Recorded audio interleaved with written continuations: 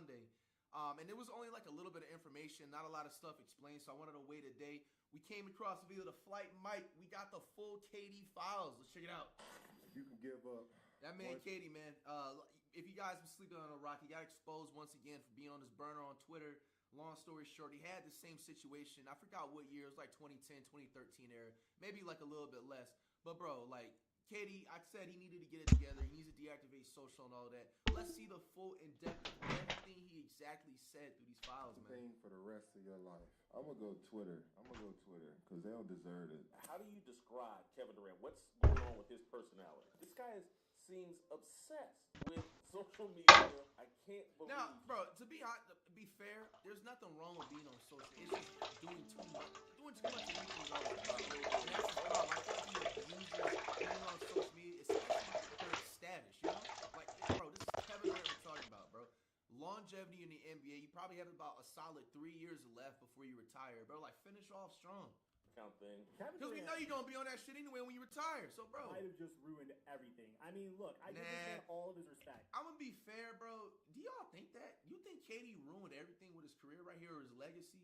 I think, bro, let's be fair. I'm going to be 1,000 about this. If KD comes back when the NBA season resumes, which is by the time we're reacting this tomorrow, as long as KD drops like 40, 50-point games, do that a couple times, niggas don't forget about the shit. They don't joke about it, but they don't forget about it. Now, KD is going 2 of 27. They're going to be on your head, especially Rockets fans. He's a 15-time All-Star, a 2-time NBA champion, a 2-time Finals MVP. I ain't going to lie. We might need to get the Rockets in the rotation for the next month or two because I want to see how, right, because he talks shit about shampoo, Jabari Parker, if I'm not mistaken. I need to see this. I ain't going to lie. Effortless jump shots in the history of basketball. At 37 years old, he's still averaging 25.8 points per game on the Houston Rockets. From the field. He ranks third in the entire NBA in minutes per game. And no one's really talking about this because LeBron James is also defying father time. Yo, why are they giving this picture of LeBron, bro? What he's currently doing is amazing. During All-Star Weekend, like while every other star in the league was Star Wars having a character. good time at the festivities in LA, Kevin Durant was caught on camera, and the look on his face tells you everything you got to know. He was glued to his phone, pacing around the court, looking stressed, and the reason why? The internet was in the middle of exposing what they believe is Kevin Durant's latest burner Wasn't a account. good day for him. Him defending his legacy against some fan. The messages here are really, really bad. I'm talking about leaked group chat messages where this account is allegedly trashing his own teammates, calling his franchise player out by name. Wait, he said something about Kai? Oh, no, he's talking about... No, he's talking about Kyrie. His own teammates, calling his franchise player out by name, saying he can't trust guys to make a shot, comparing his former teammates to literal dictators, and even saying he'd be better off on the Charlotte Hornets than the Houston Rockets. Bro, Kevin Durant just got on the Houston Rockets, and he's already how old? to a different team. Now, What? here's the thing. Nothing has been confirmed. I don't know. He hasn't said a word about this, but the evidence that fans have put together is Bro, wild. my thing is just, he talked about group chats as being leaked. Bro, how are you a superstar NBA player and think that, you know what I'm saying, random niggas you talking on the net that are not even smelling the pros, besides the fact, you know what I'm saying, they don't even have, like, the audacity to just hold water. You think they're not going to leak that out, bro? We're about to break all of this down, because this isn't even the first time Kevin Durant has been caught up in a burner situation. This is like his third time, and that history is exactly Wait, he had two? I thought it was one. So believable to so many people.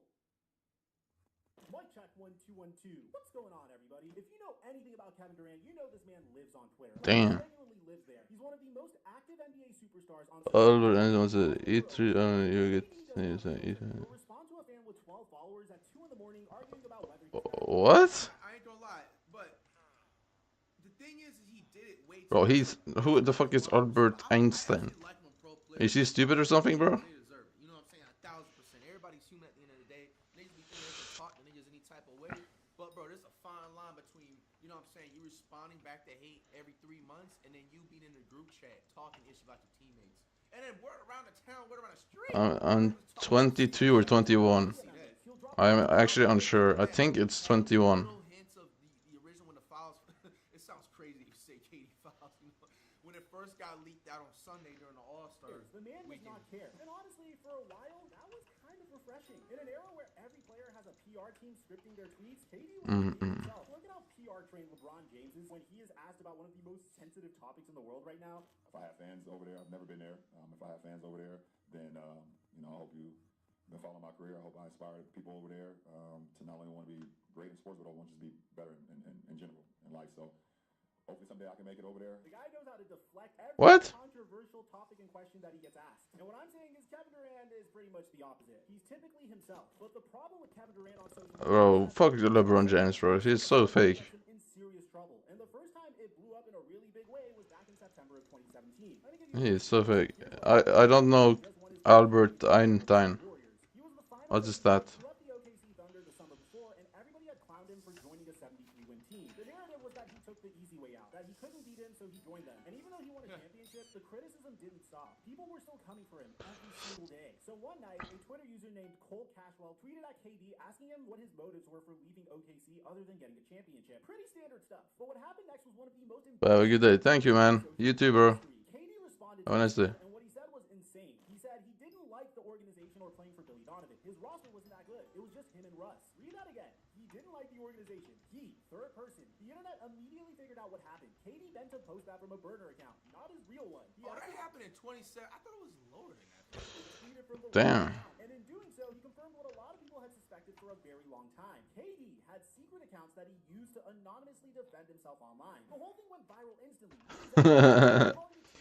Sports outlets were running segments on it. It became one of the most defining NBA moments that had absolutely nothing to do with basketball. Here's another guy who finally won an NBA championship, who was the Finals MVP, and he's spending his free time creating fake accounts to argue with strangers on the internet about his own legacy. KD eventually arrested at the 2017 TechCrunch Disrupt event. He said he took it too far. I do have another Instagram account, but that's just for my friends and family.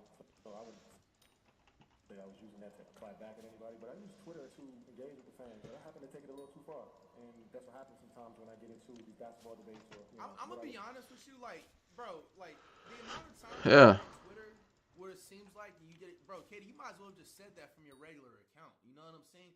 And like, if you think about Yeah, it, exactly. you're most of the argument. Shouldn't be hiding. You were talking about basketball is, I mean, I hope you know there was like a little 5%. You was talking about some old other wild ish. You can't defend that whatsoever. But like for the most part, you kept it basketball. I don't even know why you even made a burner. You should just kept it on the record because you was responding to niggas I would see on your actual Twitter page. Yep. Certain things like I don't understand why. Like play basketball. think they were gonna find it out. I don't regret clapping back at anybody or talking to my fans on Twitter. I do regret mentioning my former coach's name and the former organization that I played for. That was childish. That was all those things. And I apologize to him for doing that. He said he doesn't regret clapping back at fans, but admitted he went overboard defending his OKC exit. He later told GQ that he'd woken up from a nap and forgot to log out of his main account. Most people would have been embarrassed. They would have deleted their burners. They would have never done something like this again, and they would have moved on with their life. Not KD. In 2019, he went on ESPN's The Boardroom and straight up admitted that he used burner accounts. I wanted a place where I could talk to my friends without anybody just butting in my conversations or taking everything out of context because I enjoyed that place. How'd you come up with that idea though? You're like, yo, I'm just gonna create this account and start going. Yeah, I mean, I had an Instagram account that I just used for my friends and family, and it just turned over to Twitter as well. It's a cool place for me to just be me instead of worrying about Bleacher Report or Barstool mixing up anything I want to say to CJ or my friends from back home. You know, I guess I see that. Is that Ronnie? For my friends and family, and it just turned over to Twitter. Is that Ronnie? Like, it's a cool Yeah, place for me fuck Ronnie, bro. Why the fuck you in a conversation with KD, man? to be me instead of worrying about anything else. Bro, that is Ronnie, bro. Get this nigga out of here, man. I guess I try to live a normal life out in public, I guess. Then in 2020, he went on the All the Smoke podcast on Showtime and doubled down. I didn't like to use a burner phone. I would have said, I'm Kevin Durant. I'm gonna cut you out. I'm gonna speak my mind. I'm still gonna do the burner thing. I'm still gonna do it. Hey, that footage don't come back to haunt him too, man. What Shadida did. But I'm saying these folks are always. He told Alex Rodriguez on the Court podcast that same year that I still have burners that I use for sure. And honestly, at the time, people kind of let it go. They laughed about it. KD leaned into the joke. When Meta launched Threads in 2023, he literally tweeted from his verified account, on Threads with a burner, come find me. It became part of his brand. KD's a burner guy. It became a meme and he became the butt of the joke. But here's where it gets really bad. Those burners weren't just used to talk with friends. He wasn't just innocently defending his legacy. Those burners were used for something way more sinister that can alter Kevin Durant's reputation and his career for the rest of his life. Alright, so let's get into how this whole thing started. It's February 15th, 2026, All-Star Weekend in Inglewood, California. KD is about to play in his 16th All-Star game. Everything is supposed to be celebratory, but Kevin Durant, being Kevin Durant, is on Twitter. He gets into an exchange with a fan about the NBA's redesigned trophies. It's pretty harmless stuff. KD says that the trophies look fine. The fan disagrees. Standard Twitter back and forth. But then a user named Pranav Sriraman jumps in and flips the whole conversation. Instead of talking about trophies, he starts pressing KD about his investment in a drone company called Skyblock, which had reportedly sold drones to the IDF. IDF. Pranav hits KD with, they look cheap and uncreative. There, I answered your question. Will you answer my question about Skyblock, a drone company you invested in, selling to the IDF? Or will you stick to your brand of deflecting and ducking? KD doesn't respond. Crickets. But the thread keeps going. And that's when another user named BasedFrog23 enters the chat and drops what would become the BasedFrog? He replies asking if KD will address the burner account under the handle @GetHigher77, calling out how all of KD's friends appear to be in a group chat connected to the account, and how the user has been trashing his teammates in those chats. And then the screenshots stop dropping. Damn, bro. Stop. The account goes private, but the damage is already done. The internet has seen everything. Before we get into what these messages actually say, I see Steph's name in there. That this account belongs to Kevin Durant. Because even though nothing is confirmed, people have put together some pretty compelling circumstantial evidence.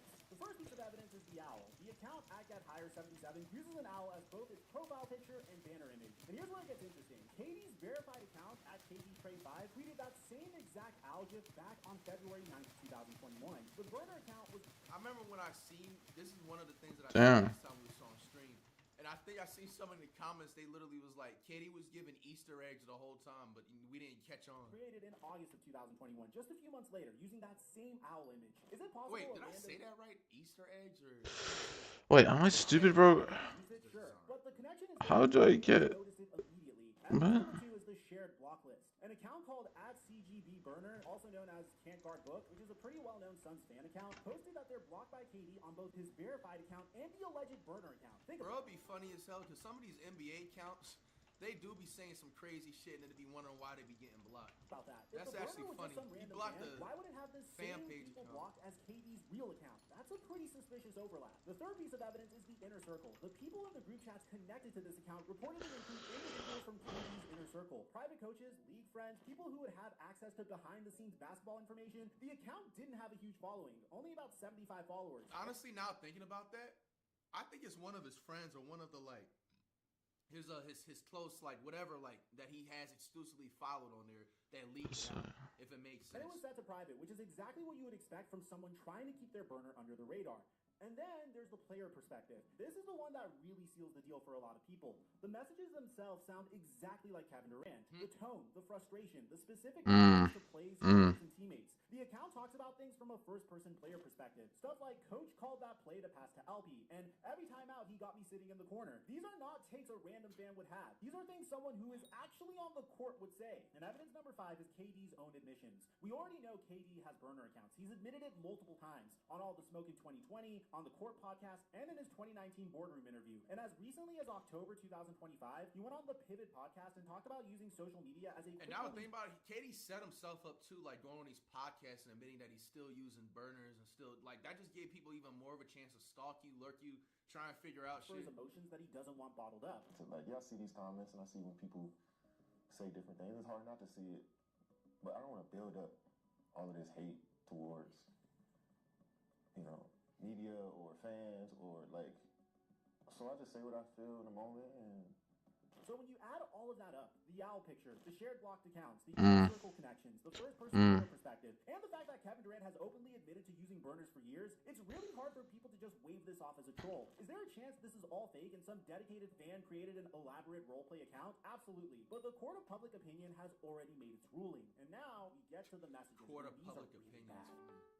I'm gonna warn you guys right now, some of this stuff is rough, because if these messages are real, Bro, what is this build, bro? Alright, here's the spicy stuff incoming. Let's start with his current Rockets teammates. The account posted about Alperen Şengün, who is Houston's franchise center, their all-star this year. The guy who Lingard's all-star game, and the supposed future of the franchise. The message said, Coach called that play to pass to Alpi. Lingard. Turn the ball over with his team. I don't care. Your franchise player can't shoot or defend. That's a way bigger issue than my turnovers. Remember, these guys are your future. Then it gets worse. About Jabari Smith Jr., the second overall pick in 2022, who Houston drafted to be a cornerstone piece, the account wrote, I can't trust Jabari to make a shot or get a stop. And then used the slur to bro, describe we don't need to see these Rockets games, man. It's going to be nice and awkward, and I love that. It's going to be awkward, these Rockets games rest of the season. The whole reason Houston brought KD in was to help develop players like Jabari Smith Jr. and Alperen Şengün and Amin Thompson. And allegedly, behind closed doors, he's in group chats calling them out like this. And it didn't stop at the Rockets. The account even said that the Hornets have better young players than Houston, and that he'd be better on Charlotte than on the Rockets. It's just so... Yo, what do you do specifically? Other side for Kevin Durant. He just got... Bro, what in the fuck? How are you? Glad to hear. What? A team that finished second in the Western Conference last year, and he's Bro, what in the fucking AI bot is this? And it gets even worse. Shit, KD on the Hornets next Walk season. you through what the account allegedly said about KD's former teammates, because nobody was safe. Let's start with Devin Booker and the Phoenix Suns. Remember, KD spent about 2 seasons in Phoenix, and apparently that experience left some scars. The account compared Booker and former Suns head coach Frank Vogel to dictators, and not just any dictators. The message said 2 dictators, Stalin and Hitler, Mussolini and Kim Jong-un. I mean, come on, that is insane. The account also said the Suns are my team when we lose and Book's team when we win, which honestly gives you a pretty clear window into the frustration, because that's something only a player would feel. When the team wins, Booker gets the credit. When they lose, it all falls on KD. I mean, KD, you also got to realize, bro, like you're all Damn. top 20 player of all-time superstar joining another all-star potential superstar. Like, you know what I'm saying, his team. Like, you're going to be overlooked sometimes. Like, that's just, if you don't want to, you need to go to the Wizards. You see, I don't understand, because, you know, he's from DC, I feel like. Not feel like, I know he is. I feel like. Bro, why haven't you just played? I feel like the only 2 KD teams should have gone to after the Warriors is literally the Wizards, bro. Like, the Wizards. Wizard of Oz. The team he played on after the Warriors. That's it. You should have just went to the Warriors, bro. I meant to say after OKC. Only the Warriors and the Wizards, bro. Like, he needs to be on a team, especially with how the dynasty of Golden State, it just didn't even work out for him. Once you've seen that, bro, you should just go on to a team like the Wizards that got literally fucking Wizards of Oz. and you just shine and ball out. And that way, whether you win or lose, all the blame gets put on KD. Then there's Kyrie Irving. KD and Kyrie were supposed to be the dynamic duo in Brooklyn. They chose to team up together, but there were times where things got a little weird. In my past life, like I said, I was you. I was you. I was you. What you are now, that's what I'm up here. Same mentality. They brought in James Damn. Harden Yo, Loki, why you look like you schooling on the right super there? team, but injuries, When did that live happen? and team dysfunction blew that whole thing up. The account said something along the lines of Kyrie being on his best behavior around the European, referring to Luka Doncic in Dallas. What do you usually, bro? Are you fucking retarded, bro? KD, man, you in some shit. Yo, this is something I ain't see all this. Like they owe him something. That's a pretty deep cut if you think about it. KD is essentially saying Kyrie was a different person around Luka than he was around him. Then we get to Russell Westbrook, and this one might be the funniest, even though it's disrespectful. The account referred to Russ as a triple-double cocaine bear. I'm not even gonna lie. Somebody. Yo, what? In context, the account was comparing how OKC Russ passed the ball more What, than bro? we're talking about currently. One Nigga. chat member pointed out that Russ averaged a triple-double that year, which is true. Russ averaged 31.6 points, 10.7 rebounds, Yo, and 10.4 bro, a assists in the triple-double cocaine bear, bro. 2016 to 17 season, the season after KD left, and the account basically dismissed it like it meant nothing. The Steph Curry and Golden State messages are interesting too. The account said, I started holding Steph accountable in film, and people looked at me like this, with a meme attached of someone looking confused. The implication being that KD tried to hold Curry accountable in film sessions, and the Warriors organization didn't take kindly to it. Another message said something about how if you don't screen and pass up shots for Steph, you're getting waived, which honestly feeds into... Yo, all right, Katie, you crossed the line, man. All right. Steph is the reason why you have rings. Alright, bro, there he goes. The reason why you low-key brought a different type of relevancy towards the league. Not saying you still wouldn't have been a Hall of Famer, but Steph definitely leveled you up once you got to the Warriors, bro. Like, how dare you? To the narrative that KD has kind of hinted at before, that the Warriors system was always Steph's system, everyone else was just there to support it. There's also a comment about Steve I seen this. I remember when I was on stream. Kerr that referenced the time Michael Jordan punched Kerr, which is a wild thing up in a group chat. Now, this is all consistent with how Kevin Durant felt about Golden State. If you remember in his podcast with Draymond Green a couple of years ago, he mentioned the reason he left Draymond Green, Gordon Green. everything about the Draymond Green and Kevin Durant situation was swept under the rug, and they never spoke about their problems openly. But the funniest part of all is what he said about Ben Simmons. Ben Simmons, of all people, got a shout-out here. The account allegedly said, I swear I miss Ben Simmons. At least that dude would give me the ball. And Ben Simmons is the guy that Yeah, of course he don't give you the ball. He don't pass up an open layup. Simmons have been his ass, bro. nostalgic about. That's what you know things Bro, are he's bad. soft as fucking. But it also like, tells you something. In Brooklyn, Simmons was widely criticized for refusing to shoot. But apparently from KD's perspective, Of course at he least didn't give he you the was willing ball. to share the ball. And about James Harden, the account described him as slightly delusional, but I understand him, which is actually one of the tamer takes in this whole league. But still not something you want to say about a former teammate. Now here's where this whole thing gets even more wild, because while these screenshots were going viral, KD was physically at the All-Star game, and cameras caught everything. Video started circulating of Kevin Durant pacing around the court before the game even started, completely locked into his phone. His expression was tight. He wasn't smiling. He wasn't engaging with other players. Uh-oh. Other All-Stars were laughing, dapping each other up, and enjoying the atmosphere. KD looked like a man who just found out his secrets were all over the internet. Because, Well, they were. There's one clip in particular that went super viral where a staff member tries to redirect KD, and you can see him force this strained smile before turning away. It's the kind of body language that screams, I know something bad is happening right now, and I'm trying to hold it together. Multiple fan accounts shared clips. I mean, that is true, but it's just funny how niggas is on KD's ass. They look at his body language throughout the entire night. He was on the bench in his warm-ups. Yeah, true though. Like, the fuck? Get off his dick.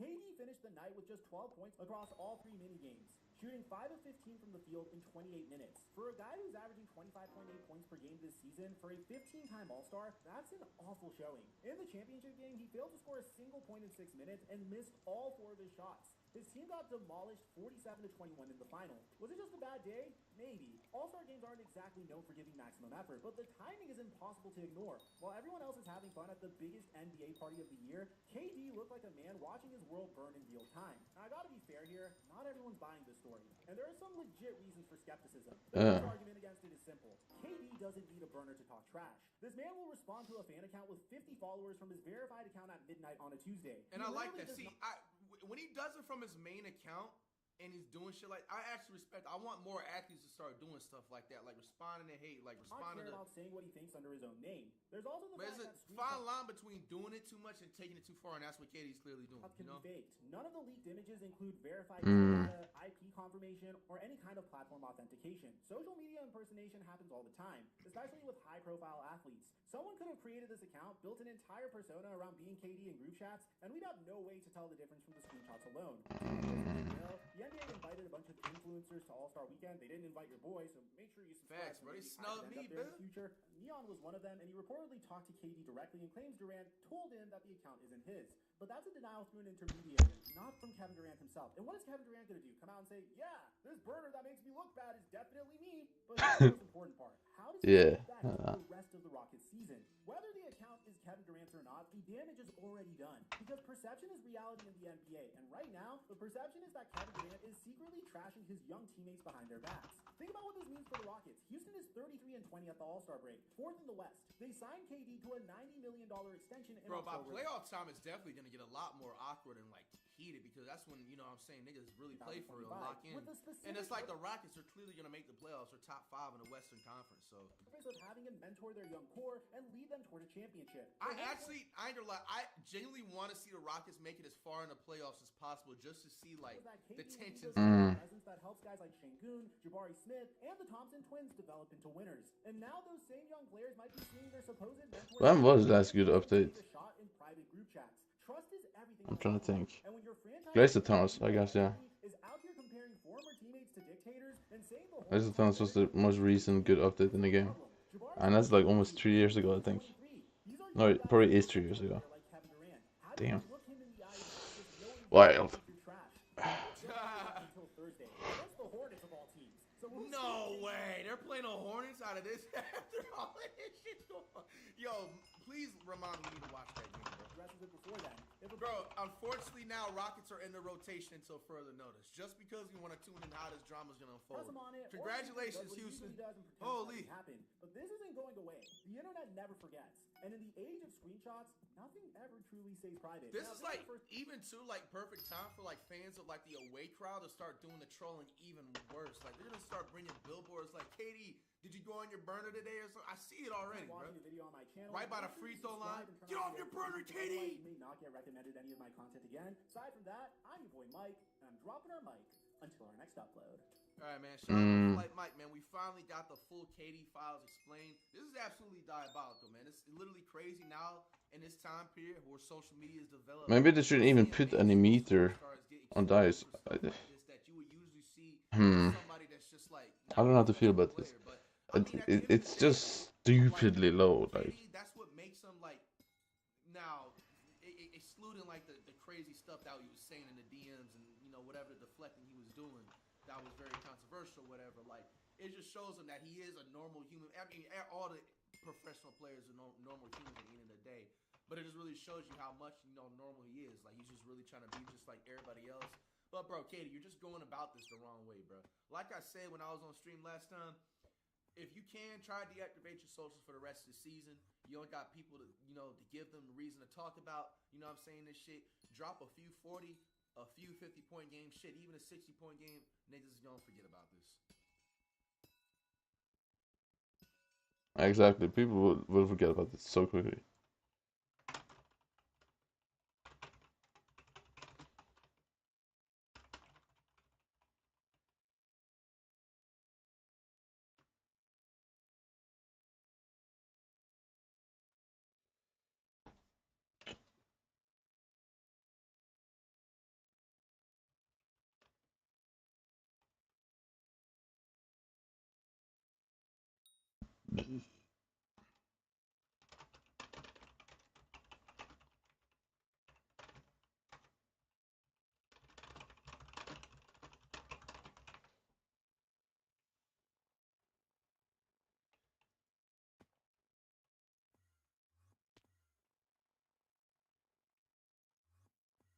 Bro,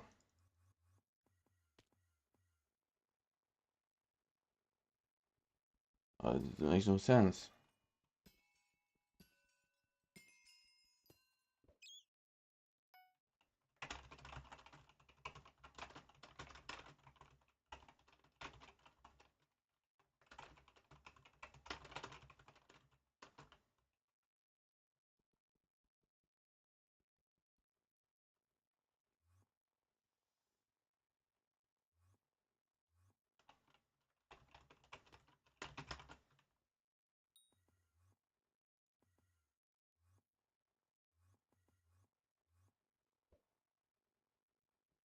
It's just a handout.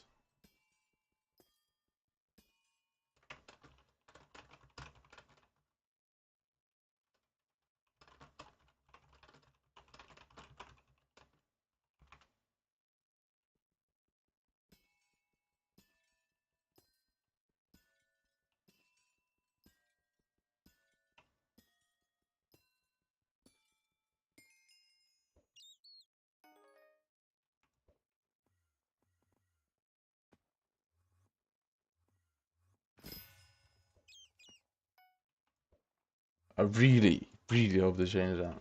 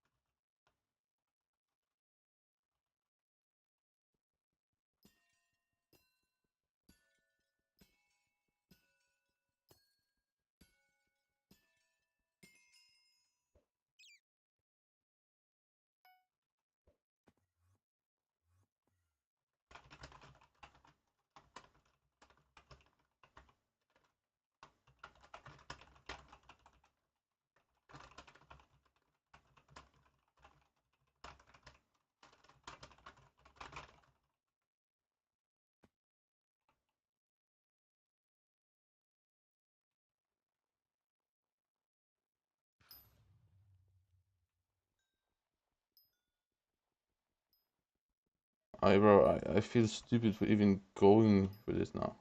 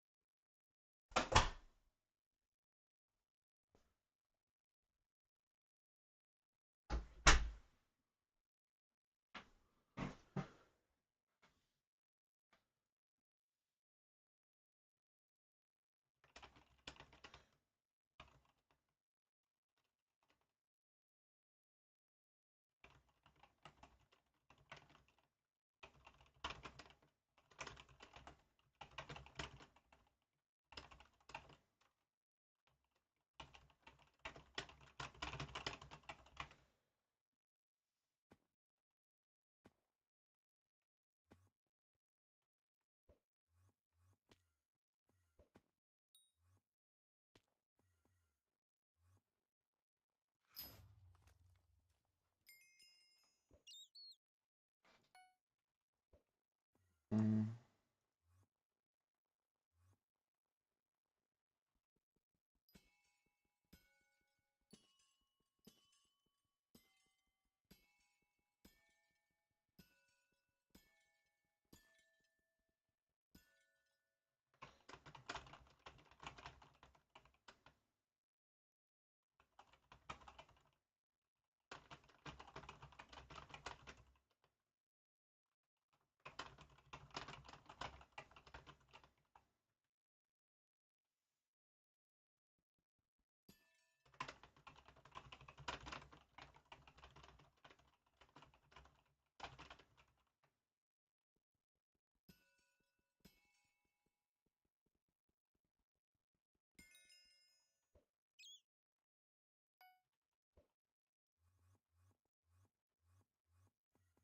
Mm, mm, mm, mm.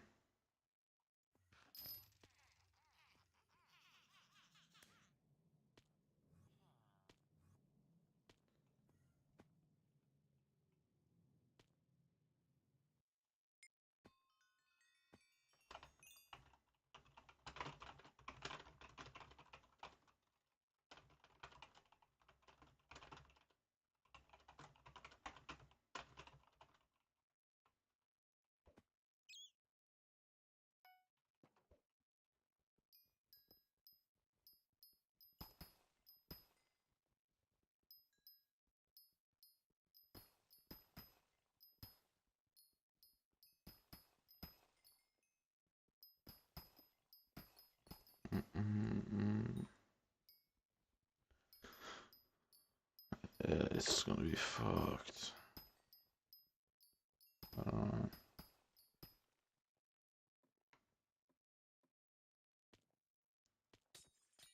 Hmm. It's admins are just rage baiting. I don't know.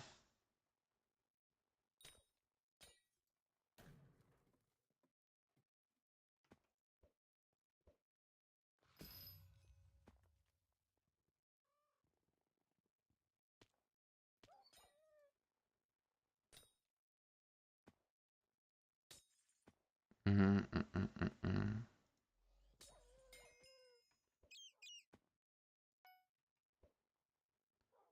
I don't know, man.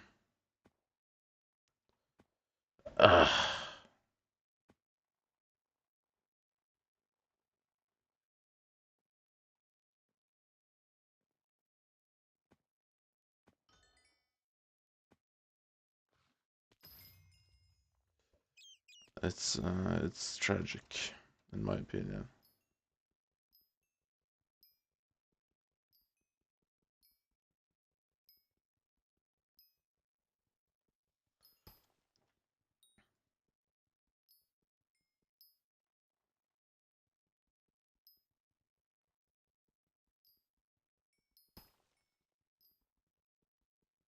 But he is making a decent point, though.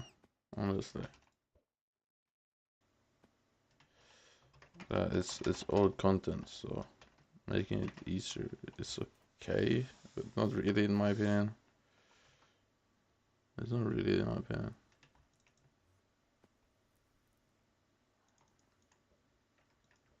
I feel like it shouldn't be changed. It doesn't need to be harder. It doesn't need to be easier.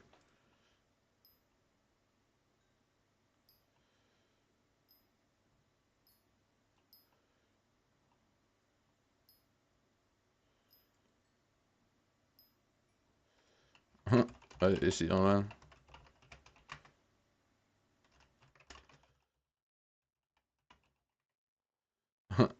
uh,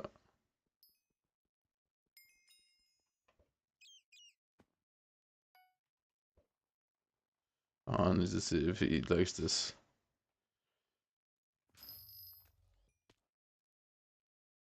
Threesome with a 16-year-old? No. The weirdo. Come on, I ain't never had it. Like a fresh out of prison. Like, go ahead, let's get the babysitter. Like, come on, whoa. I promise you. The prosecutors know that. Tell us everything that happened. We know he was behind it. And of course they gonna tell. Stop involving y'all girls in crimes because y'all gonna hate her in the long run. I promise you. If you do your dirt in the street, you come home, don't let her worship. You came in the house at 2 o'clock, you gonna let me go on? You tell her calm as hell, like, look, This didn't have nothing to do with no females. I cannot let you know what's going on. I can't. If she know you and as straightforward as you come, she gonna know what's up, bro, and she gonna sweat you about it again. Do not involve your family, your kids, and your girls in nothing that you do on these streets or nothing illegal, because they will tell. And not only they will tell, I would want them to tell them. I don't want my family to go to jail for something I did. I'm like, damn. Now they finna harass my sister, threatening to take her kids, bro. Yeah, I did it, man. I you know what I'm saying? Pay attention, man. She pled guilty to obstructing justice, unlawfully acquiring prescription drugs, and desecration of a dead body.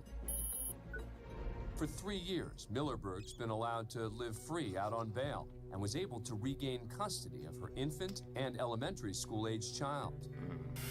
But now at sentencing, she's facing up to 15 years in prison. Only 15?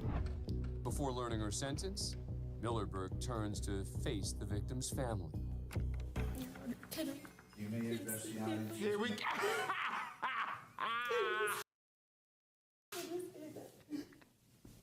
I'm appalled and disgusted. No, you not. By what I've done. Oh my God, I said this was good acting. This is the worst acting I ever seen, bro. If I was the family, I do not accept your apology. Look at this. Don't it look like she about to sing the national anthem right there? Yeah, that's because it's fake. What part is she of? And the hold on, she paused. Bayside. I've hurt your family. Yeah, we know. In a way I can't fix. Yep. You're in my prayers, and I hope Give one us day you'll be a listening. tear, please. And that God will bring you. Ooh. If somebody in the court don't call this out, they faker it. Peace. The fuck? She says something. Wiping? Your Honor. She know her life is on the line and she's doing a terrible job at acting at it. This is an F, so give her life. This is an F. I'm not gonna make excuses for what I've done. Yeah. I think it would only make things worse. Oh my God. I have no way to express the magnitude of grief that I feel for Alexis' family for what I've done. But I take responsibility. And thank you for just letting me say my piece. It's now up to Judge W. Brent West to make a decision. W. Brent West. Call this out, bro. Look at your hair. You've been there for ages, bro. But you've been there a long time. You know what I'm saying? If you don't call this out, bro, and what I mean by call it out, don't be like, those are fake tears. I want him to be like, yeah, I know that you're crying, but you know what you did. Life in prison. Please just call out her with the dramatics, bro. The bottom line is, Ms. Millerberg, and I do think that prison is the appropriate sentence in this particular situation. I realize that 3 years of allowing you to rebuild and your family and everything of that nature, and then to come in and say, okay, Judge, you're going to destroy that. But I take these cases as I find them to be. I didn't have any control that it took 3 years to bring this to trial. Judge West was asked by Millerberg's attorney to consider probation over prison. Bro, we ain't giving her probation, and I'm going to keep it 100. If they gave me 3 years on the murder, but I ain't beat that case, so did the I'm not. She didn't kill, though. She didn't kill. For real, bro, and nowhere in the U.S. or nowhere I can get extradited. I'm not even lying. But he has much to consider. I have to balance society's punishment, the need for rehabilitation, and I call due respect, Ms. Millerberg, sometimes it's not about the defendant. Oh my God. Thank you. But sometimes you do such acts that are such extreme and so heinous. This girl is burying this young girl's body and hiding it from the police. Damn. You've got to balance that, and you have to put it all in perspective. In Yep. the order and sentence of the court that you're to serve 3 indeterminate terms in the Utah State Prison of 0 to 5 years, I will recommend that they run concurrent. Hold on, what did they give her? Where my thing at? What did they just give this girl? What did they just give her? Girl's body and hiding it from the police. She didn't kill though, but she was a part of it. Give it a 15.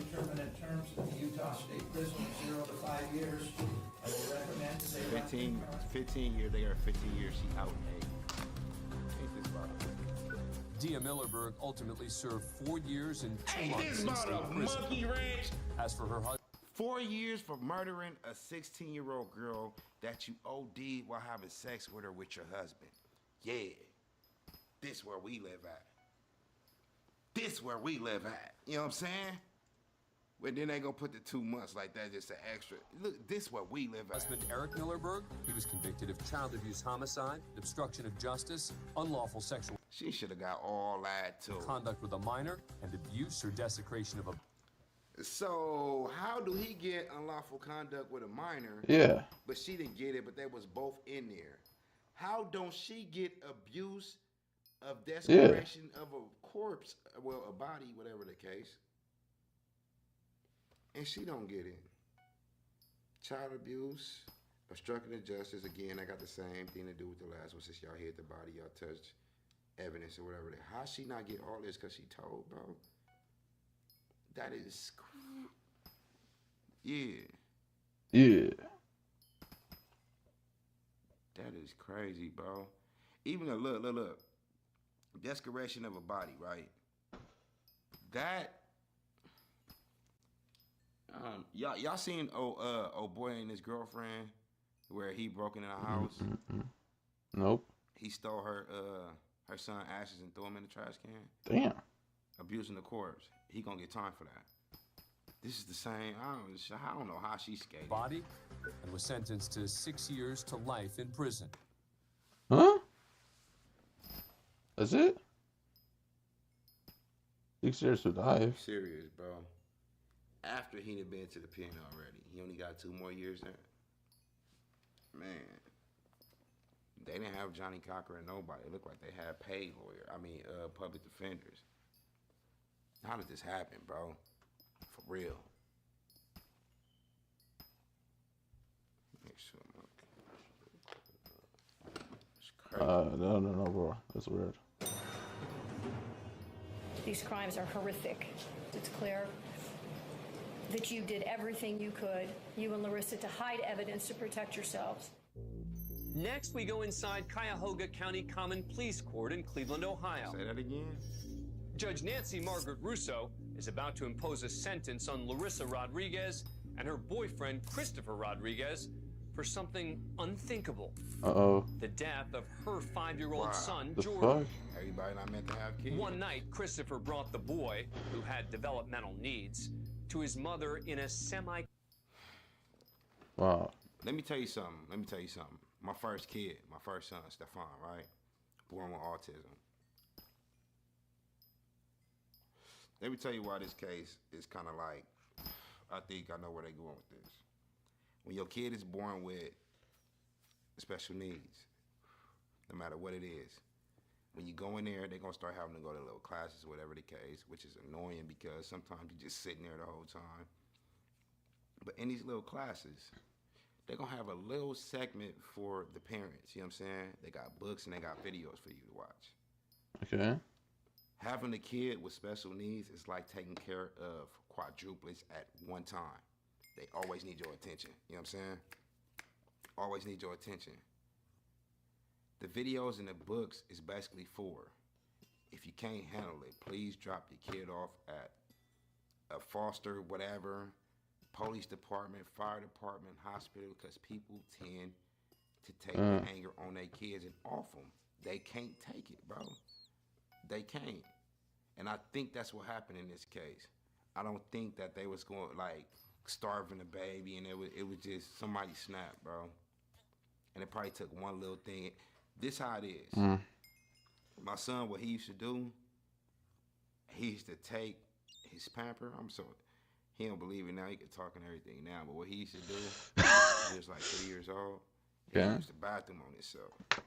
He'd go in his diaper and smear it all over the wall, all over the TV, the mirror, the front door, his hair, and all that type of shit. We clean it up. Shower, everything. Like I said, it's like taking care of a quadruplets. You always tired. You doze off for a quick minute, realize you ain't hurt your kid in like 40 minutes, bro. Damn. Like, as soon as you get up, did it again. All on the TV, all on the wall, the pictures, the couch, all on it. What? Some people can't handle that, bro. They can't. Conscious state. She gave him a cold shower and put him to bed. The next day, the child was dead. He was convicted of child abuse homicide. Judge Nancy Margaret Russo is a... One night, Christopher brought the boy, who had developmental needs, to his mother in a semi-conscious state. She gave him a cold shower and put him to bed. Why are you giving your kid a cold shower? The next day, the child was dead. But instead of calling 911, the couple covered the child in blankets and bags full of mothballs. What the fuck? And buried him in their own backyard. They're not meant to have kids. Nearly 2 months later, after a tip from Christopher Rodriguez's brother, police arrive at the home. Maybe you snitch.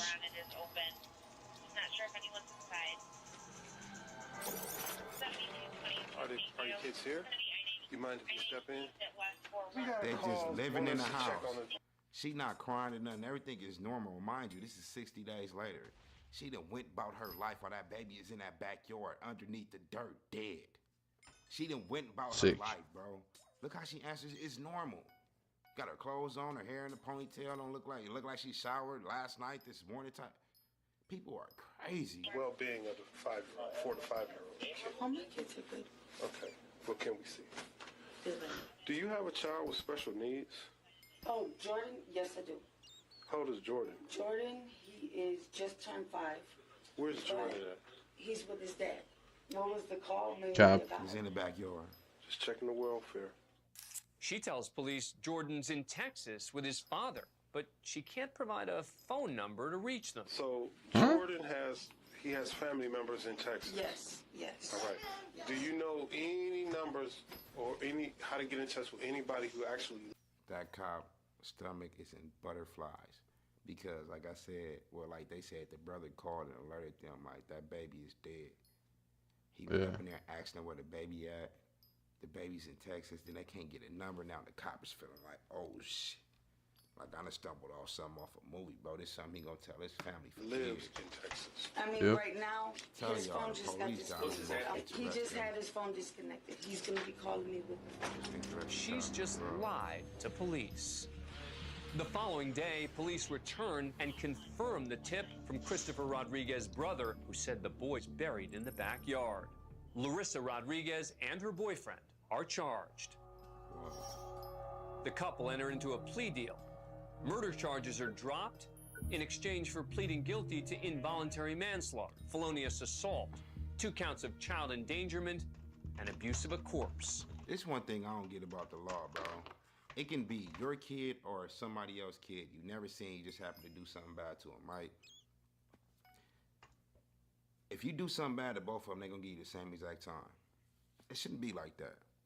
I feel like if it's your kid, bro, and you end up doing something to your own kid, your own baby, flesh and blood, bro, you should automatically get the chair. That's your kid. You know what I'm saying? Ghost for president, I wouldn't be having it. Watch. In a couple years, y'all gonna be like, dang, dun, dun, dun, dun, dun. Dun, dun, dun. Yeah, what's that movie all about the Benjamins? Judge Russo sentences Larissa Rodriguez first. The court imposes sentence as follows. Counts 1, 2, and 3 to be served consecutive to each other and concurrent to the sentence imposed in count 5 for a total sentence of 25 years. Thank you. But before sentencing Christopher Rodriguez, Judge Russo is compelled to make a statement. And I look at these photographs, and it's very hard. You got the judge crying. You finna get the book. You got the judge finna make Mr. Rodriguez, this is a horror.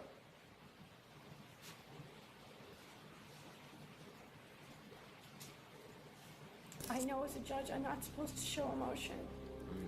And in 22 years, I never have. Y'all finna get the hammer. This is one of the worst things I've ever seen in my life. Whatever this child's life was supposed to be, you make sure it didn't happen. you and Larissa. I didn't even hear you say you were sorry. Nothing. No tears, no emotion, no nothing. I will not accept the recommendation for Mr. Rodriguez. Prosecutors and defense attorneys had agreed to a recommended sentence of 20 to 25 years. She about to give him the but whole for Judge thing with Russo, no parole. the punishment doesn't fit the crime. These crimes are horrific. You had every opportunity at so many points to make a difference, to get help, Take hers to back, too. call the police, to ask for help, to try to take him to the hospital. I have to imagine that at some point you got on the internet and said, how do I bury a body? Bro. Because this is unbelievable to me. The level of meticulousness that you went through to not be discovered. I honestly don't know how you live with yourself. Your own kid. I don't know how either one of you live with He yourself. needs to get more time. She gonna And get more with time. that, Judge Russo sentences Christopher Rodriguez. Your sentence as follows: total sentence of 28 years. It's the maximum sentence available. Judge Russo goes 3 years beyond the recommended So when you maximum go the on attorneys the- had agreed upon. Rodriguez appealed. You going to maximum and going to level up. She put her emotions in this and it worked. the ruling, but it was upheld. He and Larissa Rodriguez are currently serving their terms in separate locations in the Ohio prison system. They went to go tell the big homie. She gave him the max and they said, look, your emotions is involved. You got to give them what they agreed on. So they just gave him the 20. I'm going to get at y'all on the next reaction, though. Y'all be careful. DJ Ghost 100.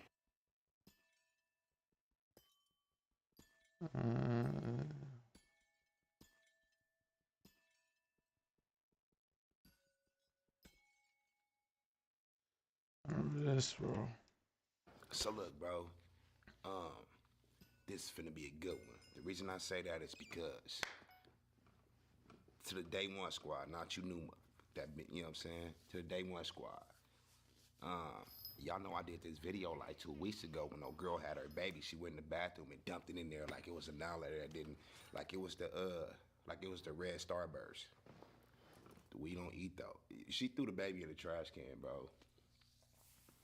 And I was just like, damn, you know what I'm saying? But anyway, this video right here. This is it's right like here. a saga to it. It's like part 2. They got a part 3 to it too. I'm gonna end up getting on that video. I might do it tonight. It's just that I'm a little... Bro, let me tell you what I did today. Everything I love. This morning, woke up at 6. Worked out. 10:30, hopped on the plane, flew to LA. My auntie, she just got out. They had a get out of jail party for her. Got out there probably like almost 12 o'clock. Party, smoke, family member, got it in. Hopped back on the plane, came to Vegas. Right now it's like 2-something in the morning. Tired, bro. Exhausted. Like, I don't even want to, you know what I'm saying? That's how tired I am. But, got to get these videos in. I'm going to like this one. I know I am. Y'all get what y'all need to chill, relax, be ghost gang until you new people. Like the video, bro. Matter of fact, I don't want no courtesy, nothing. If you like the video, then like the video. If you don't, I'm going to catch you next time, believe me. You be dropping bombs over here. I'm going to catch you next time. You're going to end up liking the video. What did he say? I'm going to catch you. I'm going to catch you slipping. But here go the video, though. That one I need. I'm not even going to lie. All right, Rosa? Yeah, that's me. Okay. The Weirdo Mom. Is this your family? Yes. Okay. Is this your family? First of all, the reason why I said Weirdo Mom, y'all got to know why.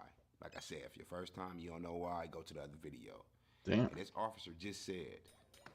Okay. Is this your family? Yes. Okay. Who else is that gonna be in the hospital when a female just had a baby, ran to the bathroom, and threw it in the trash can, bro? Who else is gonna be there with the mom? Let me Okay, bro. She's just asking a question, one bro. more It's time. nothing Let me deep. give y'all a little substance to the video if it's your first time. So it's a female. They ain't showed her yet. And she killed I the guess she baby, feel threw her in the privileged trash. or whatever the case. She's stupid. She dumb. I don't like her. Y'all not gonna like her either if y'all go see the video. She had her baby in the hospital, right? No, she was on the bed about to have her baby. She dilated. She was about to have her baby. She said, no. I need to go to the bathroom. She runs to the bathroom, have the baby on the floor by herself, bro. Well, she could have had it in the bedroom. Anyway, have the baby on the floor. Pick the baby up, put it in a trash can. Comes back and act like she don't know where the baby is at. This is the second part to that video. Sicko. I was saying, bro, it's stupid. You're gonna get caught in like 10 minutes.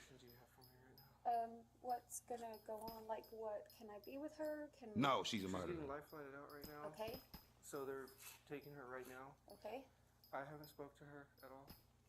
Okay. So like, what? Like, what's gonna go on? Like, She's going to jail, bro. What you mean? What's gonna happen with her? Like.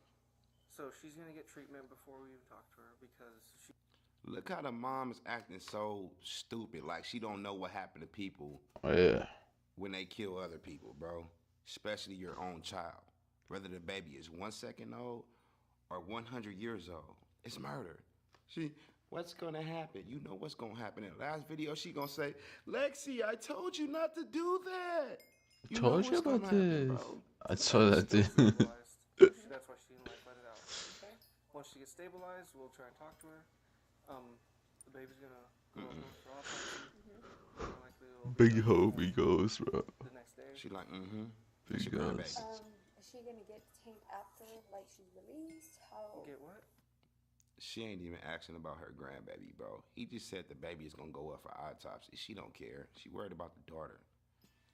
Take her to jail too. That's 4 months and 3 days. Not lying. I can make shit like that happen, bro. GFP. I don't like that mom. I don't.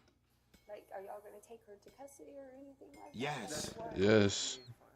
We have to wait for the autopsy to come back to see what happened. Because how? When she threw the baby in the trash can? Happened. We're gonna do an investigation, get more information from the OMI, Office of Medical Investigator up north. And with that, we present that to DA, see what the DA wants to do with charges, if any at all. Okay. If any at all. Okay. What do they mean? So they already took her out. No, she's getting life flighted. If any at all. Set up to go to the Bro, thought he was tough with that, by the way. Nobody cared, bro. Ain't nobody worried about the baby, though. Ain't no worry. That's crazy. Look at his fat ass. What about what the DA say about the charges, about the deceased, and whoop de whoop whoop? My guy, if she don't go to jail, I'm sorry to tell y'all, a lot of y'all gonna be disappointed, and I know this country is gonna go in a ruckus. Y'all gonna start rioting, but I don't care. If she don't go to jail, this is a local case, so I ain't got my hands on this. If she don't go to jail, I'm gonna resign as president. No, girls. If she don't go to jail, I'm resigning as president of the United States of America. I'm sorry. Damn. No. I'm sorry.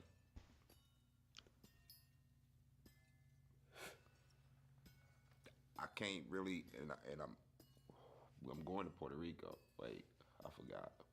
I told them they can be a part of us like 30 years ago. I go somewhere else to be the president. Ghost gang on top. We got it like that. But I'm going to resign. Not lying. Should be pretty soon. They make a decision. Because with the age of the decedent, they usually expedite autopsy reports and such. With normal people that pass naturally at home, it takes a couple months for us to get reports back. Stuff like this, we'll get it back pretty soon. Yeah, because it's in the hospital. The baby didn't pass. The baby was murdered.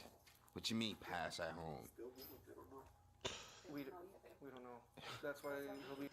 Was it a stillborn? No, the baby was perfectly healthy. The baby was okay. Was it a stillborn? No, she put it in the trash until it's a dead born. Like, I mean, it ain't born no more, so it's dead, but it's unborn, it's gone, bro. And she kept calling it. Go look at the last video. And she said, what she say? I don't know. When I took it out, it looked and it stopped breathing. So I put it in the trash. What you mean if the DA filed any charges? If the DA files, that's what he said, bro. If. Going up north. That's why the police is the police. You don't even know the law like that, bro. Been taken yet? He took my driver's license. He took her driver's license. Yeah, we got it. My phone number. Her. You got it. My phone number. Yeah. Because you an accomplice. So. How it goes? Even though she's of age, if she's not available to be contacted, the president will argue with me. For all my. Hmm. And you'd be grandmother. I'm mom. So you'd be I'm the her mom. That's the mom. Destin's grandmother. Yes. Grandmother, why you say yes?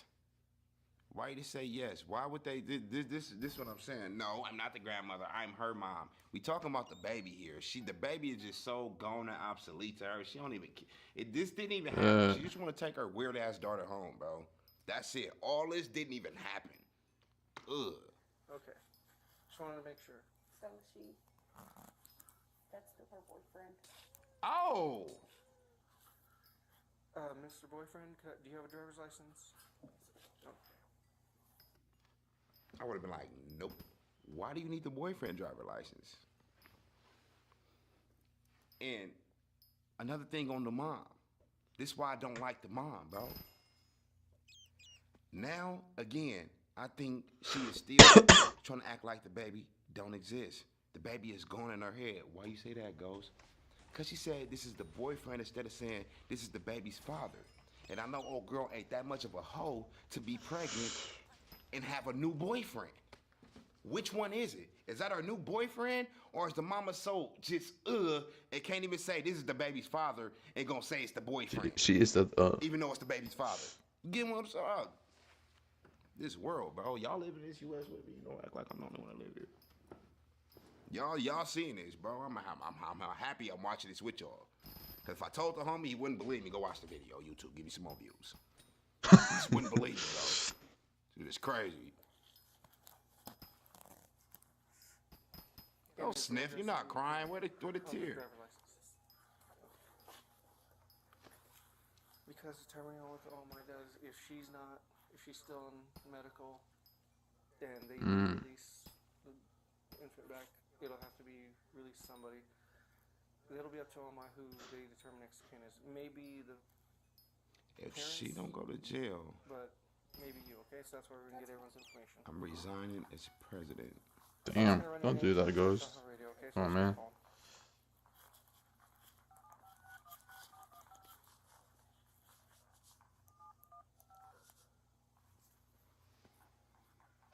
This is crazy, bro. How somebody die and it's only one officer up there? Or two.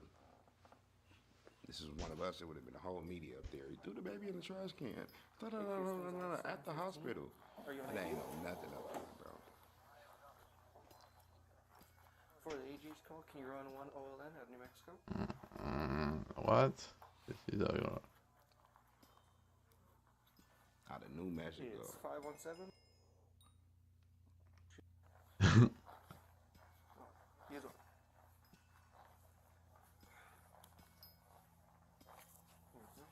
Thank you. As soon as they're done with her, like if everything's okay, will I be able to bring her home with me? No! What? Yes. Okay. I don't know where she'll be going. With me. No. With me. Your daughter is finna go to jail for murder, and I hope they train her in there, and y'all know what I mean. All she worried about, she gonna be able to go home. She gonna be able to go home. Go home. If my daughter to kill my grandbaby, I wouldn't care that much. Not even lying, bro. She came home. But she didn't. But I'm not finna be up in there parading for her to come home. She gotta do this. I don't care if she 1 second old. That was my grandbaby, bro. And you offed her because you wasn't ready to be a mom. Man, the mama getting 4 months. I mean, like, when she gets like that, I don't know which one. They told me Loveless Regional. Yeah. Loveless Regional? Yeah. Ghost for politics is kind of valid, bro. Okay. So if she stays at Loveless and then she gets released, she can go back to y'all. Okay. And I'll be in touch with you to try to set up an interview with her. So hold on, are they gonna release her to her, investigate, file charges, and then pick her up? Yeah, probably. It's kind of cold because they know for sure she put the baby in the trash can, so therefore she should get booked that night. I'm not getting this. I'm not liking this. Okay. Would y'all mind talking to me later when y'all are okay? Yeah, I was with her I know she talked to him for a while on the phone, and then she came to me, so I've been with her the rest of the time. Today? Mm-hmm. Okay. Thanks, So Dan. what did she come here for that she told you? She told me she had back pain. That's it? That's it. But you knew she was pregnant. Having back pain before? Yeah, she's pain for her and her hips is no. I mean, she was born with like her. She was born with it, back pain and all this. So please tell me the mama's finna sit right here and say she did not know her daughter was pregnant for 9 months. Yep. Let me hear it. Let me hear it. Please tell me she not finna say that, bro. I don't know. It's like crooked. Her spine? Okay, because my ex-husband, he hit me. He beat me whenever I was. Okay. Shut That's up. a little bit. Shut up. We don't care about the sympathy. You should have got socked. I don't care. Should have got socked. Oh well. Like I always had to take her to kind Oh, I don't like her. because she couldn't use it. Like she was always getting constipated. Like she had to get lined up, whatever. So I mean, I've been taking her to chiropractor because I always thought, well, this time. What? So you take her there and you still don't know she's pregnant? I didn't know. Wow. What? I just thought. Wow. You didn't know your daughter was pregnant for 9 months. You mean to tell me your daughter lived with you at home and you know she was pregnant for 9 months? It's possible to hide it for 2. Possible to hide it for 3. Possible to hide it for 4 maybe. 9 months, bro? You see the cap in this lady? If y'all like her, please unsubscribe. Please. If y'all on her side, I'm not even lying, bro.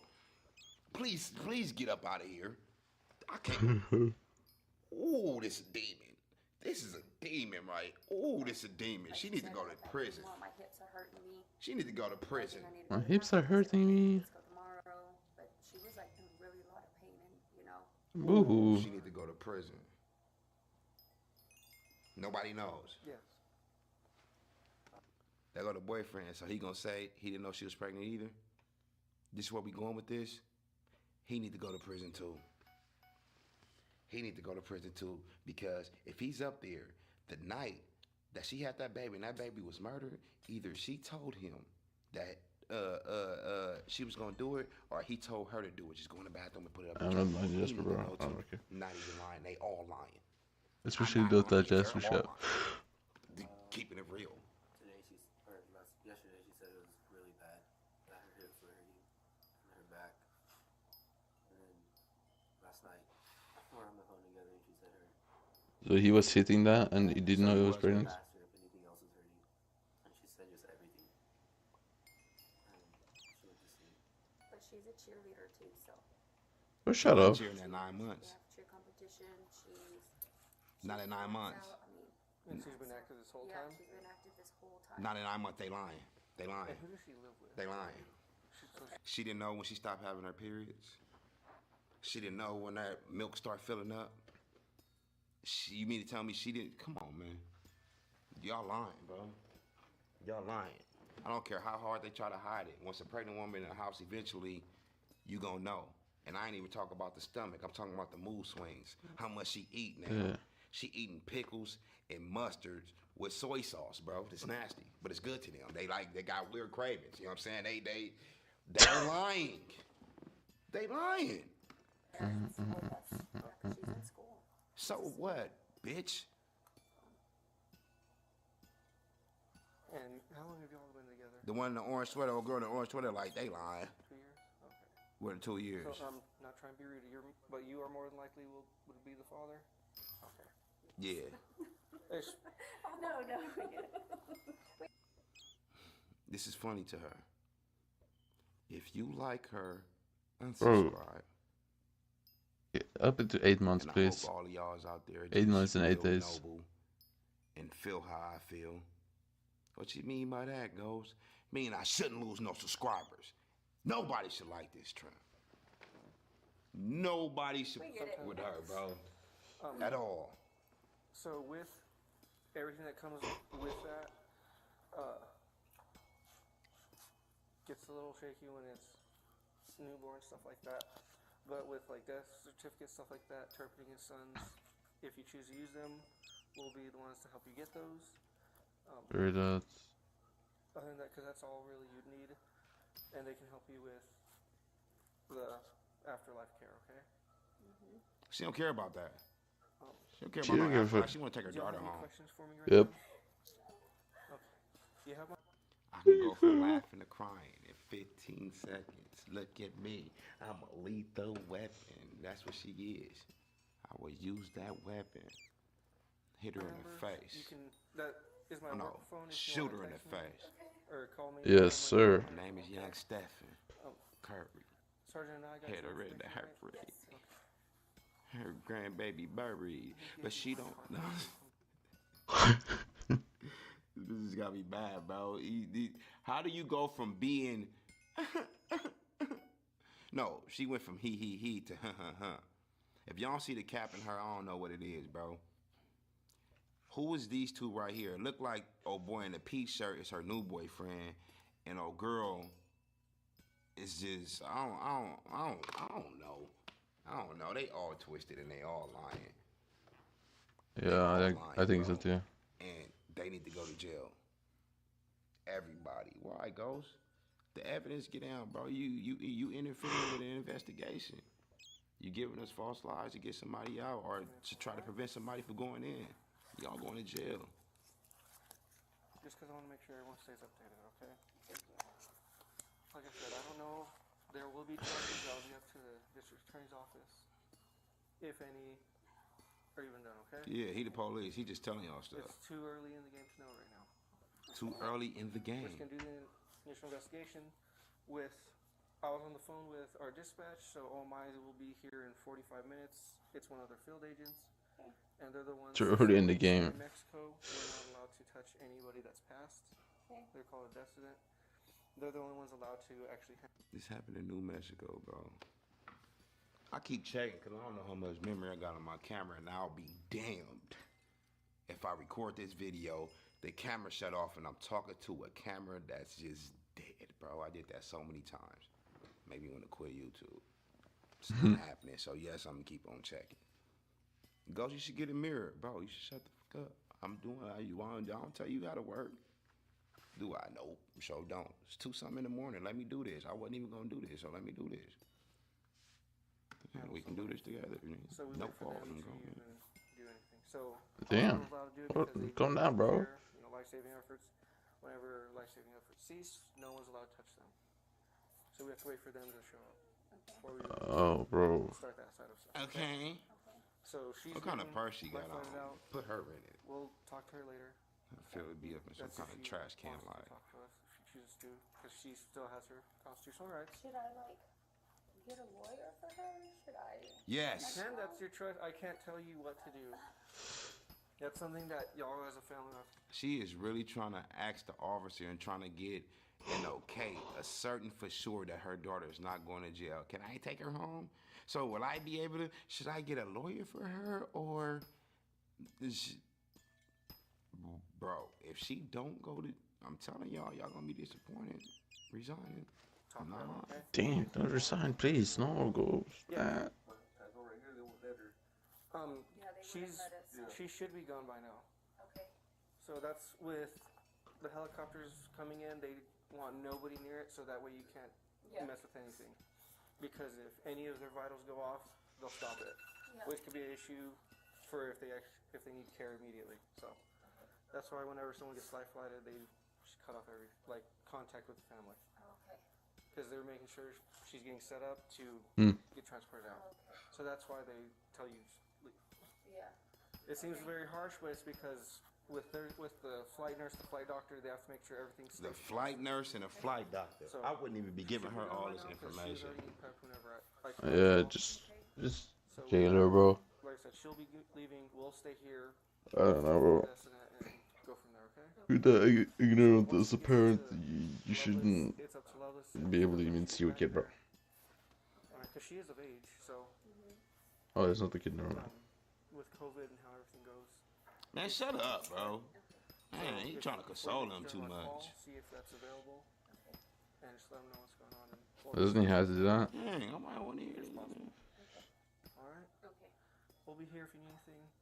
Well, I'll be over there, and I'll just be waiting. All right. Okay. Thank you so much. All right.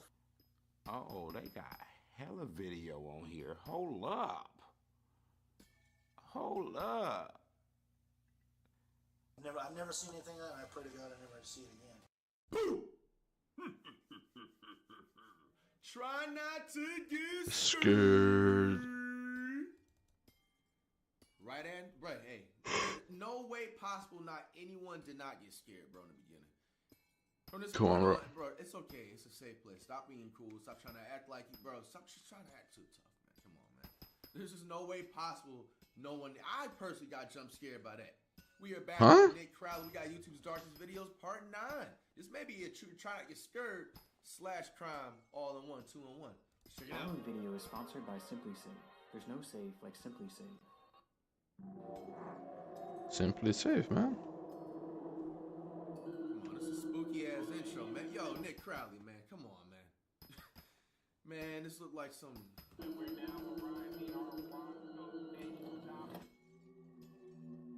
On the morning of March 22nd, 2024, the Kern County Sheriff's Office was flooded with calls about an incident that had taken place near the Wasco Amtrak station in Wasco, California. The incident involved a pedestrian who was reportedly walking dangerously close to an active train track before being struck by an oncoming locomotive, a situation that authorities knew was likely unsurvivable. Police arrived at the scene shortly after 8 a.m. and were met with the bloody aftermath of the accident, as they found 48-year-old Horacio Ayala Penoza deceased on the tracks, with the force of the impact being so strong that his body was torn apart and scattered all throughout the area. At first, it was believed to have been a clear-cut suicide, but after interviewing some of the witnesses, police learned that the man had never stepped in front of the train, and rather, he had actually been sucked underneath as a result of walking too closely, painting a clearer picture that this was all a tragic accident. Really? I didn't even know that was a possible thing. So, like, the You got train, sucked. they didn't teach us this in school, at least me. So, if you're walking too close to the train track while the train is oncoming, You can the get sucked. powerful winds, I guess, can just suck you underneath, or is there something else to the story?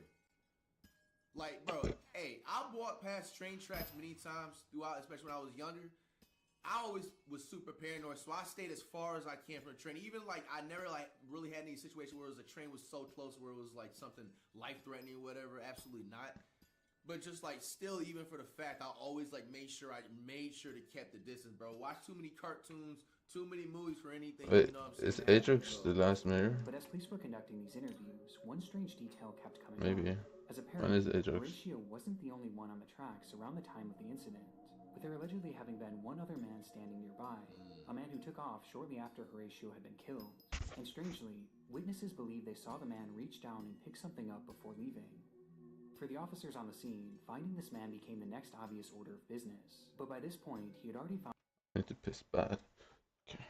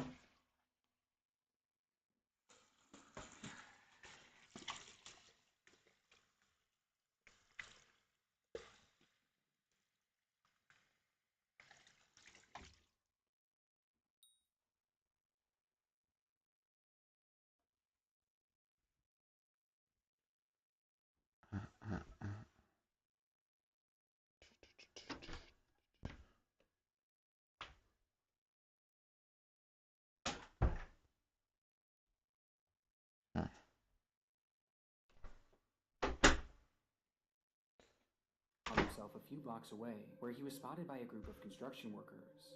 The group watched as the man walked towards them, appearing to hold some sort of large item in one of his hands, the same item that had been taken from the train tracks.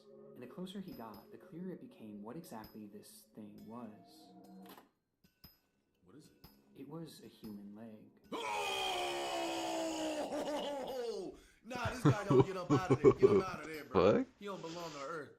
What the fuck? Yo, fam. It gets creepier by the damn, like, more of these scary videos and these types of, like, stuff that you discover throughout the world, bro. You really find out that this is actually a strange place, man. Bro, Oh, we've been on that. Just like on a just casual day, you just trying to, you know what I'm saying, make a living for your family. You know what I'm saying, working hard in construction. Jasper Shaft? And all of a sudden What you do you see some lunatic walking with the human leg like it's some like zombie mode off of Call of Duty or something. Like, bro, fam. Bro, did you see, bro, the stupid change the frostbitten die, bro? It's so stupid. Oh no, okay, they blurred it out. Oh hell no. Nah, no. I think this is his own tier. Give me CS case. What? What happened? Like threat ever. This What do you guy's mean? in his own world. You just see it right off the bat. He just looks like a lunatic. Yeah, anytime people are just like having that tweak out, it looks like he doesn't even have eyes. This dude is on that, bro. What drug is it? This gotta be Caden. Maybe heroin. I don't even know. Bath salts? I don't even think they would even do that, man. Wait, what? See it. For some inexplicable Wait. reason, when the train Oh no, I forgot to remove this. this man had run over Oh, and no. picked up his leg, That is and he was now waving that leg on the sidewalk of a nearby road, with the construction crew claiming that he had been banging it against the fence as he walked towards them, and at one point had even struck the leg against one of their machines. Upon the realization, a wave of fear washed over the group, as they were unsure what this man had done to get this leg, or what he would do next, though that was something that even the wildest of You them... know what's like the cold part and the saddest and this disgusting creepy Hey. part about it? That's definitely like not whoever this dude is. That's not No. meaning that like he did some other ways, whether if it was the same way possible or did it with Wait. somebody else. Like, you know what I'm saying, just has a thing for just like body parts and he just was walking around. He just happened to get caught by the construction workers. Like, imaginations could have never predicted. it was just his first time getting caught. He's eating it? Oh my goodness! Nah, bro, bath sauce 2.0. Holy shit, bro, what is he on? Oh my gosh. They're too chill for to be, you know, they're low-key way too chill for The this. man looked down at the leg and began eating it. Oh my as the workers gosh. watched on in horror. What the Wait. hell?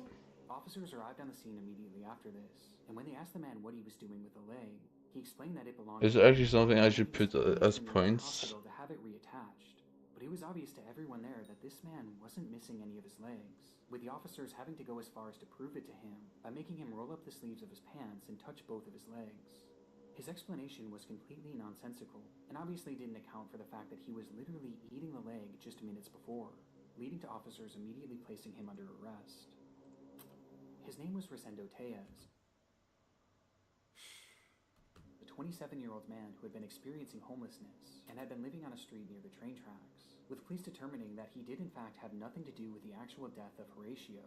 He just so happened to be near the tracks at the time, where he would first witness the accident, and then, for some unknown reason, take Horatio's leg and start eating it.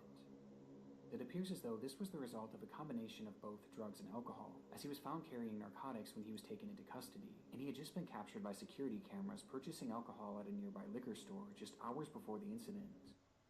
Bro, like, think about this sequence. The cashier doesn't even know what was about it. He's purchasing liquor from your store, and then he gets Because I guess you could call it like the my liquor back is munchies. I hurting. think that's low key a thing if it makes I was sense. doing something at my work and I You know hurt what my I'm saying, back. outside of tree munchies, but like liquor munchies, bro. Like knowing that he's probably gonna get hungry later, and his choice is another leg, Gift bro, circle. a human leg. And like I said, that's definitely not his first time doing that, bro. Like, if he can afford for liquor, like imagine that, like you turn down actual food. Because you can't sit up here and say, like, even though still he's homeless, he obviously doesn't, you know, he's less fortunate. We get it. And he can't, you know what I'm saying, afford for food. But he definitely can afford for food. He chose down a decent meal to get liquor and more drugs. And we also forgot about that. They said he caught him with the car. So he's, you know what I'm saying, a drug, he's a head junkie, whatever you want to call it. Only was dedicated to the liquor and the drugs, bro. And then chose, that's what I'm going to only spend my money on. And fuck it. I'm going to just settle for just human meat. Pause. Like, but what's so interesting about this footage is just how normal Rosendo seems. In fact, the people working there knew him quite well, as he stopped in almost daily, where he was described as being polite and ordinary, including on the day of that incident. Wow. In fact, it said that at first, the shop owners didn't believe that Rosendo could have possibly done this. But it seems that whatever substances the fact that they're saying that, like, which is sad, he still shouldn't have been using it anyway. He probably got, like, a bad supply of, like, drugs, whatever. Ban in-game action mining, bro. Like, what? Like, I'm leaning over to maybe possibly on a 50. You know what I'm saying? Like, or something. Like, he just got a bad batch. Because they're still up there saying that, like, oh, he's not normally polite. And damn, bro. Hadn't changed him. The fuck?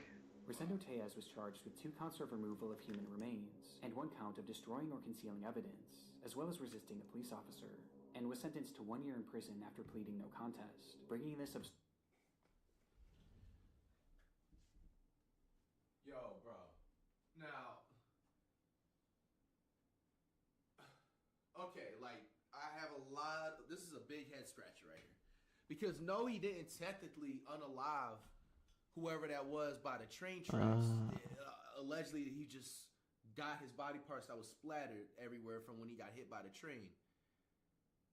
How do y'all feel about this? Because it's like, I'm trying to figure out, like, did the justice system do right, or are they wrong in this situation? Like, this is honestly, usually I always have a really transparent, you guys know me, man, I'm very transparent, and like, just be like, oh, like, they definitely sold with the justice system or this and that.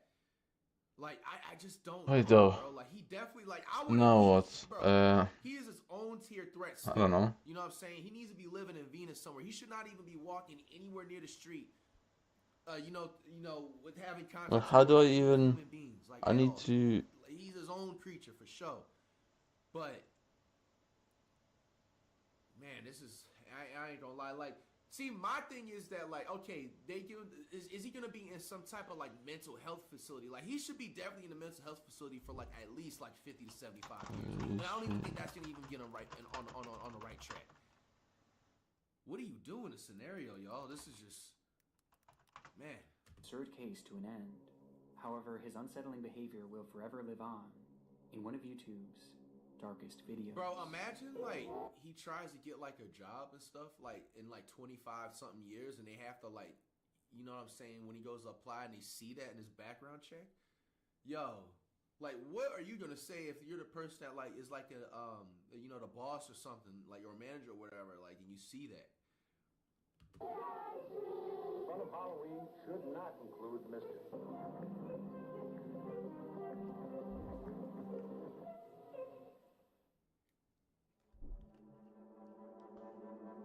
Hey.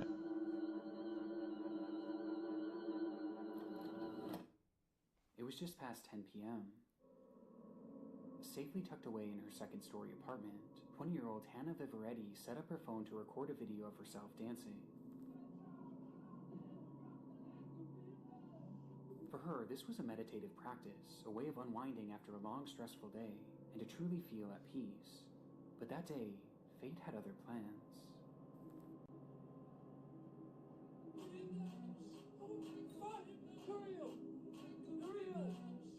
What the hell? As Hannah was dancing, something off camera caused her to stop dead in her tracks and yell, "Who are you?"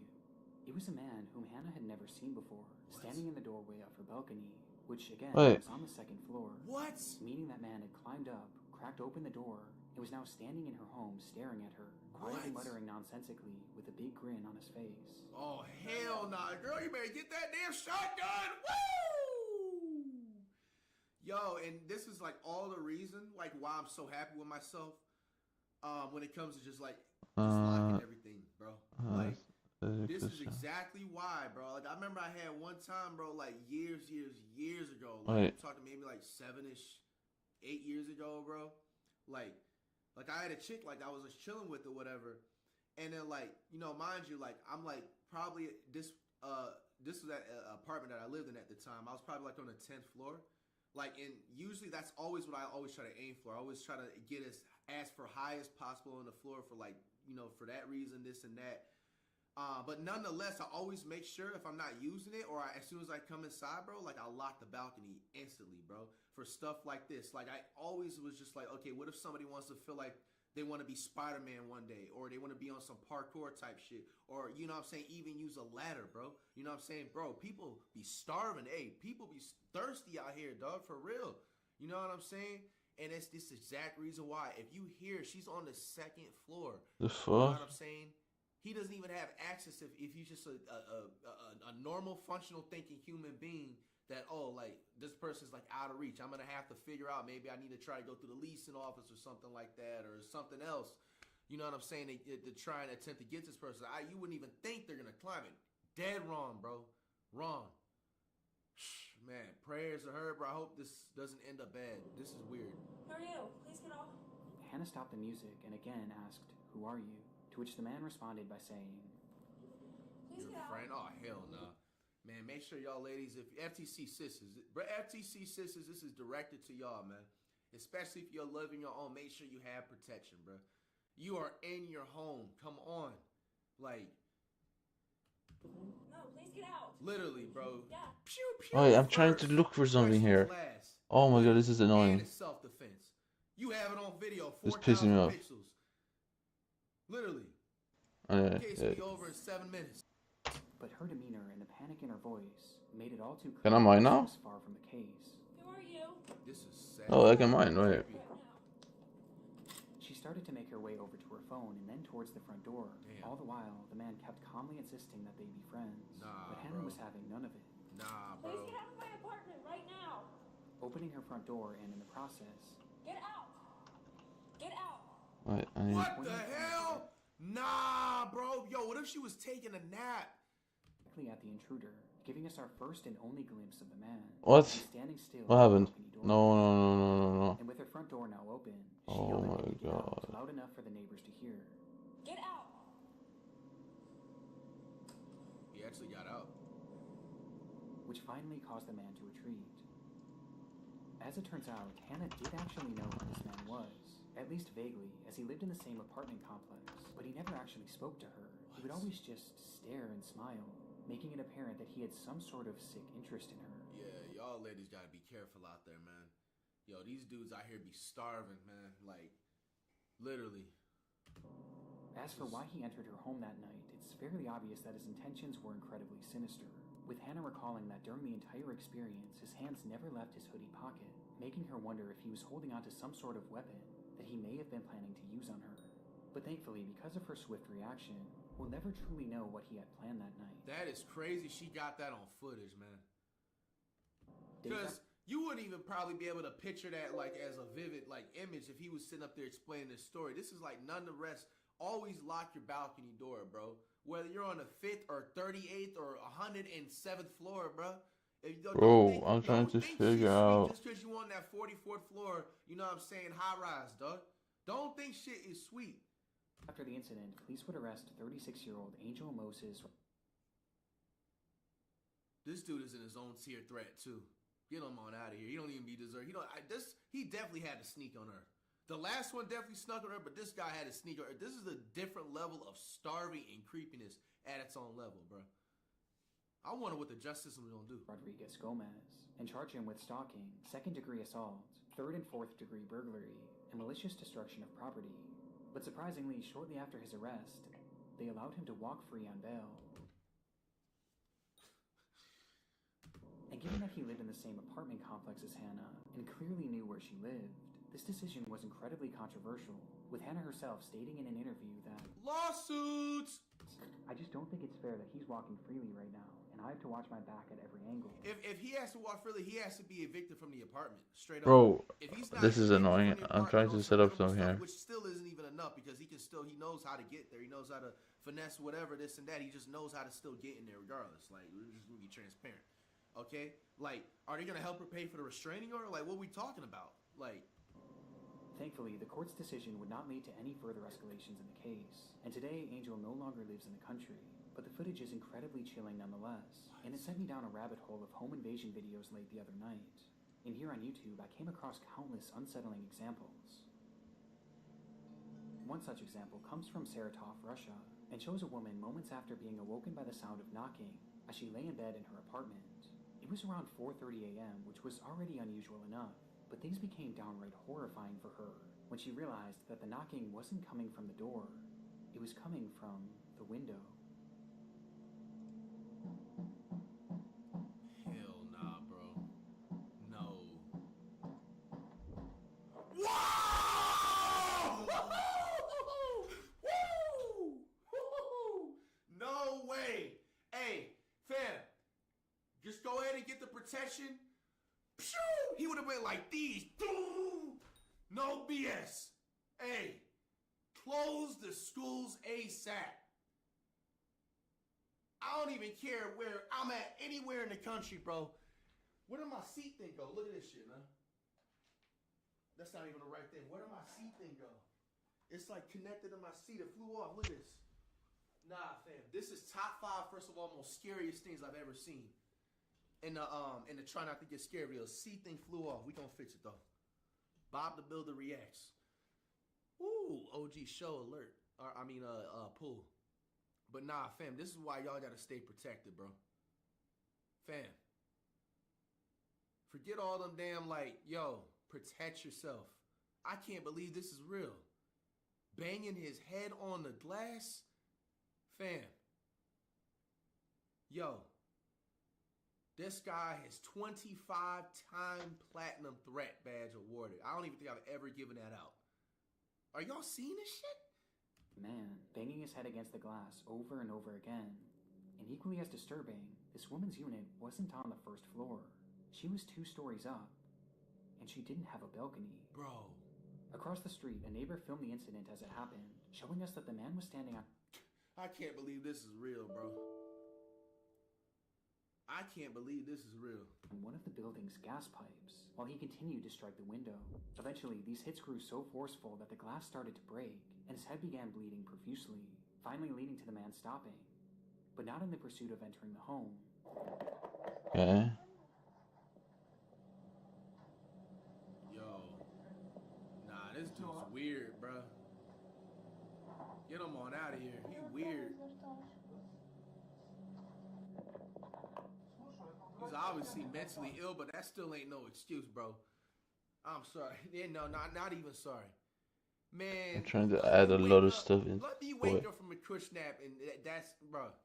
Nah. Let's play the video, fam. As he instead climbed to a different window where he attempted to peel it open with his fingers. But by this point, police had already arrived on the scene, and eventually the man would be forced down and placed under arrest. When looking for an explanation as to why this man was doing this, it appears that he was under the influence of bath salts during the ordeal. Bath salts done me a comeback! Woo! Bro, it's so funny. Like, I literally said it as an ongoing joke. Like, if you really be peeping the vids and stuff for like a minute. Nah, they done made bath salts come back in 2026, fam. This is unbelievable, bro. History always repeats itself. But aside from this, I couldn't find any other information about them. Literally all does this work? The influence, bro. Don't do nothing outside of liquor and tree, and don't even do any of that if you can avoid to. Like, real talk, you know what I'm saying? You better than that, you know? Like, it's just not worth it. Man's identity, or whatever became of him. But I was able to find that this clip doesn't... You know, it's like, you think about stuff like this too. The sad thing is, brother that's doing that weirdo stuff at that girl's window off the bath salts, like, bro, that was like somebody's like son.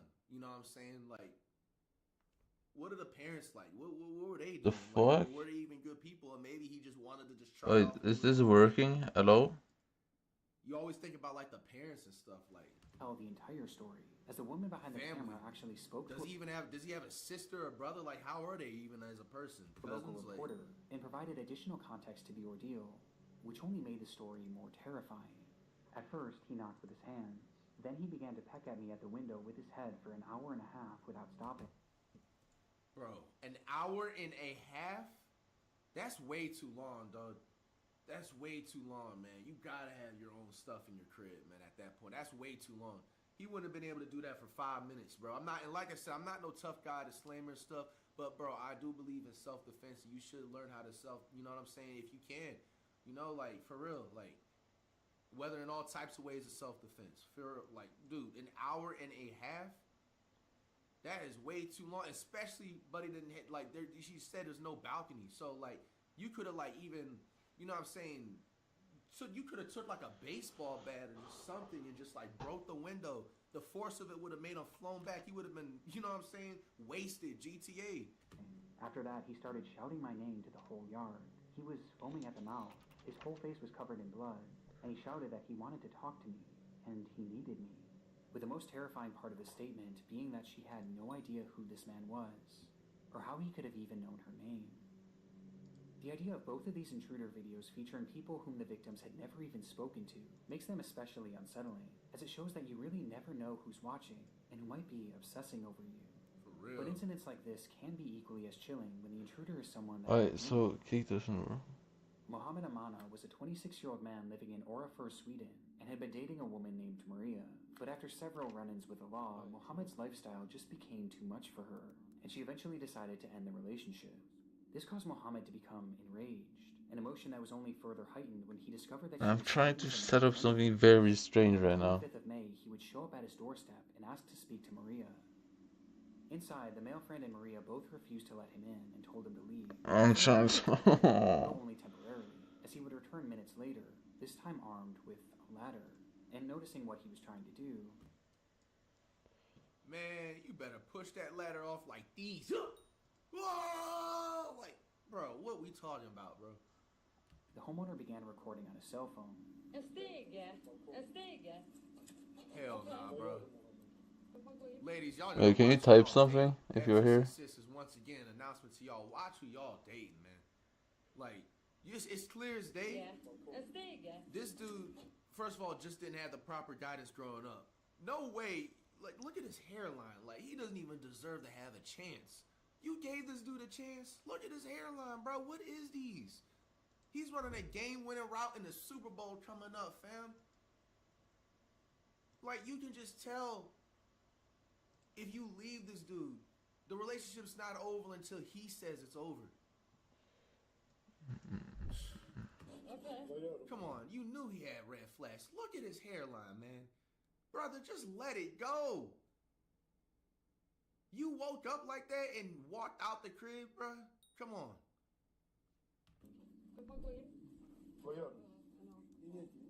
The man behind the camera asks, "What are you doing? Are you going to fight me?" To which Mohammed said no, he just wanted to speak to Maria. Forget, do y'all want the captions on? As he said this, his demeanor was unsettlingly calm as he continues making his way up the ladder. Hell nah, boy. Man, you better, bro. You could just go like these. He's flying back. There you go. There you go. There we go. There we go. Being so calm that the cameraman couldn't tell if Mohammed was a threat or not, though it wouldn't take long for him to get his answer. Oh, hell nah, bro. Nah, bro. In an instant, Mohammed struck the cameraman, causing him to retreat into his room, closing Does the this sliding work now? door just in time for Mohammed to step on the balcony and brandish a large kitchen knife. Yo, close the screw. Yo, everybody's getting the threat badges in this one. This is toxic. Nah. Bro, buddy, my mans. Yo, how good was it? How good was it, bro? Was it worth your freedom? Yo, we gotta start disciplining, and I guarantee you he has a few homeboys that he's done, like, similar situations to other girls and stuff of his past, like, dating life and stuff like that. Bro, as men, I'm not gonna lie, I'm not even just trying to make something to where it's like, you know how dudes be just trying to, oh, she's, like, trying to fuck you or not gonna fuck you type stuff, bro, like, engagement type stuff. I'm not even trying to do that, like, oh, this is the one for the ladies types. Like, no, this is, like, even for the homies, too. Like, bro, as men in 2026, bro, if you see your homie doing some just absolute like Yes! weirdo stuff. You know what I'm saying? It's working. To, like try to get his girl back or to try and get revenge from a girl. We gotta start calling that out, bro. We gotta start whooping his ass or something, dog. Because Okay, it's working. It's working. It's working. It's working. you're gonna throw away your whole bro. Think about this, man. Because you can't move on. Can I mine now? It's just that good to you. You went and got a Okay, I'm gonna mine now. Finally. Like I get it. Like you're enraged. You're upset, bro. Like you gotta let it go. She's done with you. It was just your turn anyway. Think about it like that. Now, there's book. There's so much more fish in the sea. You possibly could have found somebody, you know, no offense to her, because this is not even like that type of what we're trying to do. I'm just trying to give better, you know what I'm saying, guidance, bro, to just the wrongfully guided men out there, man. Like, you could have probably found her, like, upgrade. She could have probably been, like, 2 times better looking, this and that. But instead, you can't move on. You don't have, like, you're just emotionally weak. That's what I was also looking for as well. Let's backtrack. Because you were emotionally weak, you got a ladder. Climb that ladder to the 2nd story of somebody's crib, of your ex-girlfriend. Not also, on top of that, her family's there, too. Climb the ladder, climb on the balcony, have a damn kitchen knife, machete, wannabe, Walmart lookalike, whatever you want to call it. Throw a rock after they escape the balcony, and you're going to break the glass door. Are you not backtracking and thinking, though? Are you that mentally ill that you lost her?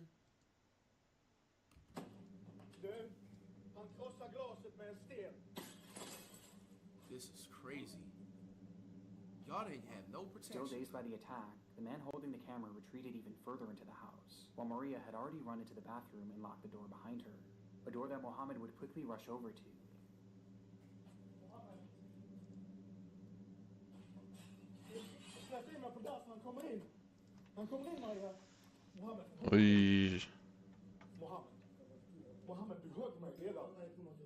And desperately tried to open, even trying to use his knife to turn the lock, as that lock was the only thing standing in the way of what he was there to do.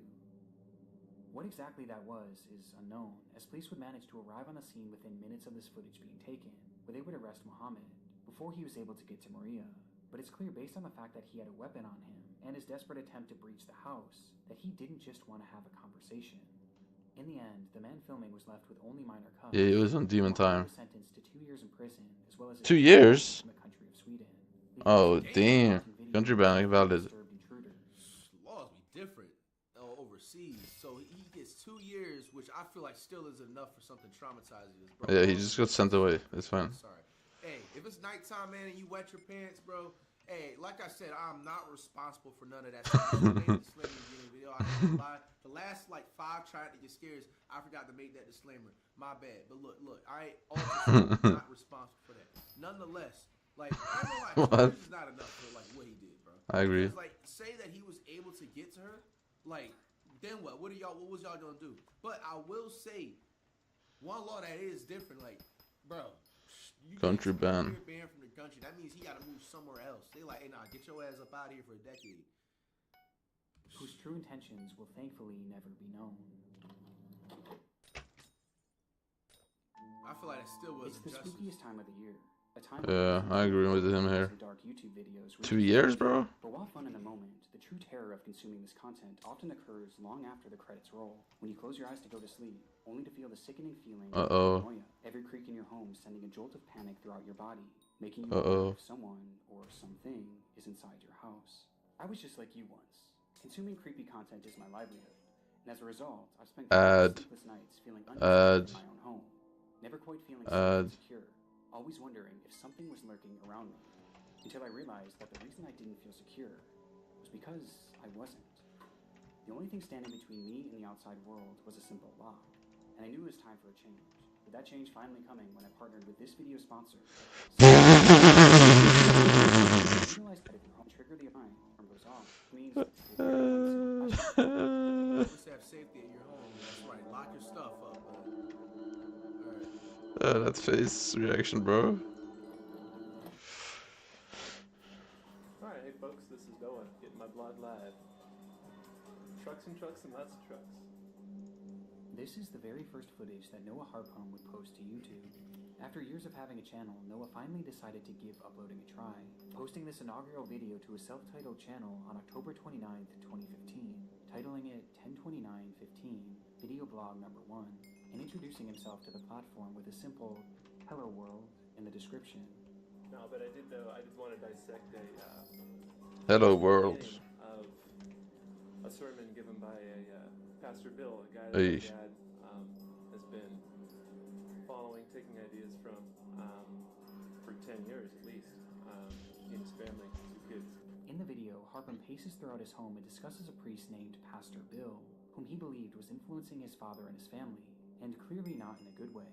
I've been ignorant of it for a long time, so I wanted to look at it, and I challenged him just to look at 15 minutes of this sermon. Though he gives no context as to who this pastor is, only mentioning that he had been ignorant of the situation for a while, and that this video was his response after trying to expose the truth to his father. Been waiting, Yeah, right, bro. Been waiting, and haven't heard anything. You are insane. So I was gonna just post my reply, and I guess that's how I'll start my blog. Again, what this truth is unclear, as the lack of information makes this video a confusing watch, and ultimately it tells us very little about who Noah was, let alone the other people he was discussing. But he did end the clip by making it clear that this was only the beginning of what would be a reoccurring vlog series that would showcase his thoughts and his camera. The blog is just gonna be me with a video camera, and that'll be it. We'll see what happens.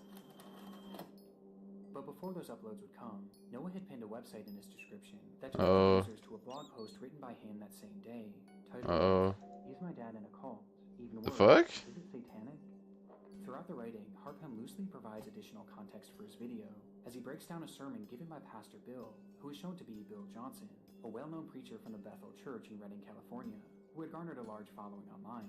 And despite the sermon being over an hour long, Harpham goes through it point by point, critiquing everything he said. And the more he typed, the more angry he got. And the more angry he got, the He's more out of it, bro. his words became. Psych ward for this guy. That shows the leader of this prestigious institution, along with a select group of rulers, But it's just a pastor. techniques to poison and confuse legions of useful idiots. That's Oh. to keep the institution It's just a normal ass pastor, bro. Pastor Bill Johnson, Chill out. the ruling caste are using mind control to keep people imbalanced and ignorant, in a state of perpetual waiting for the material world to be defied, while they themselves are profiting immensely in this material world. He's out of it, bro. The blog gives us a peek behind the curtain of the man shown in this video, a man who seems to be clearly mentally unwell, paranoid, and very angry, with the post making it clear that the purpose of Noah's content was to bring this pastor down, and video blog number 1 was supposed to be just the start.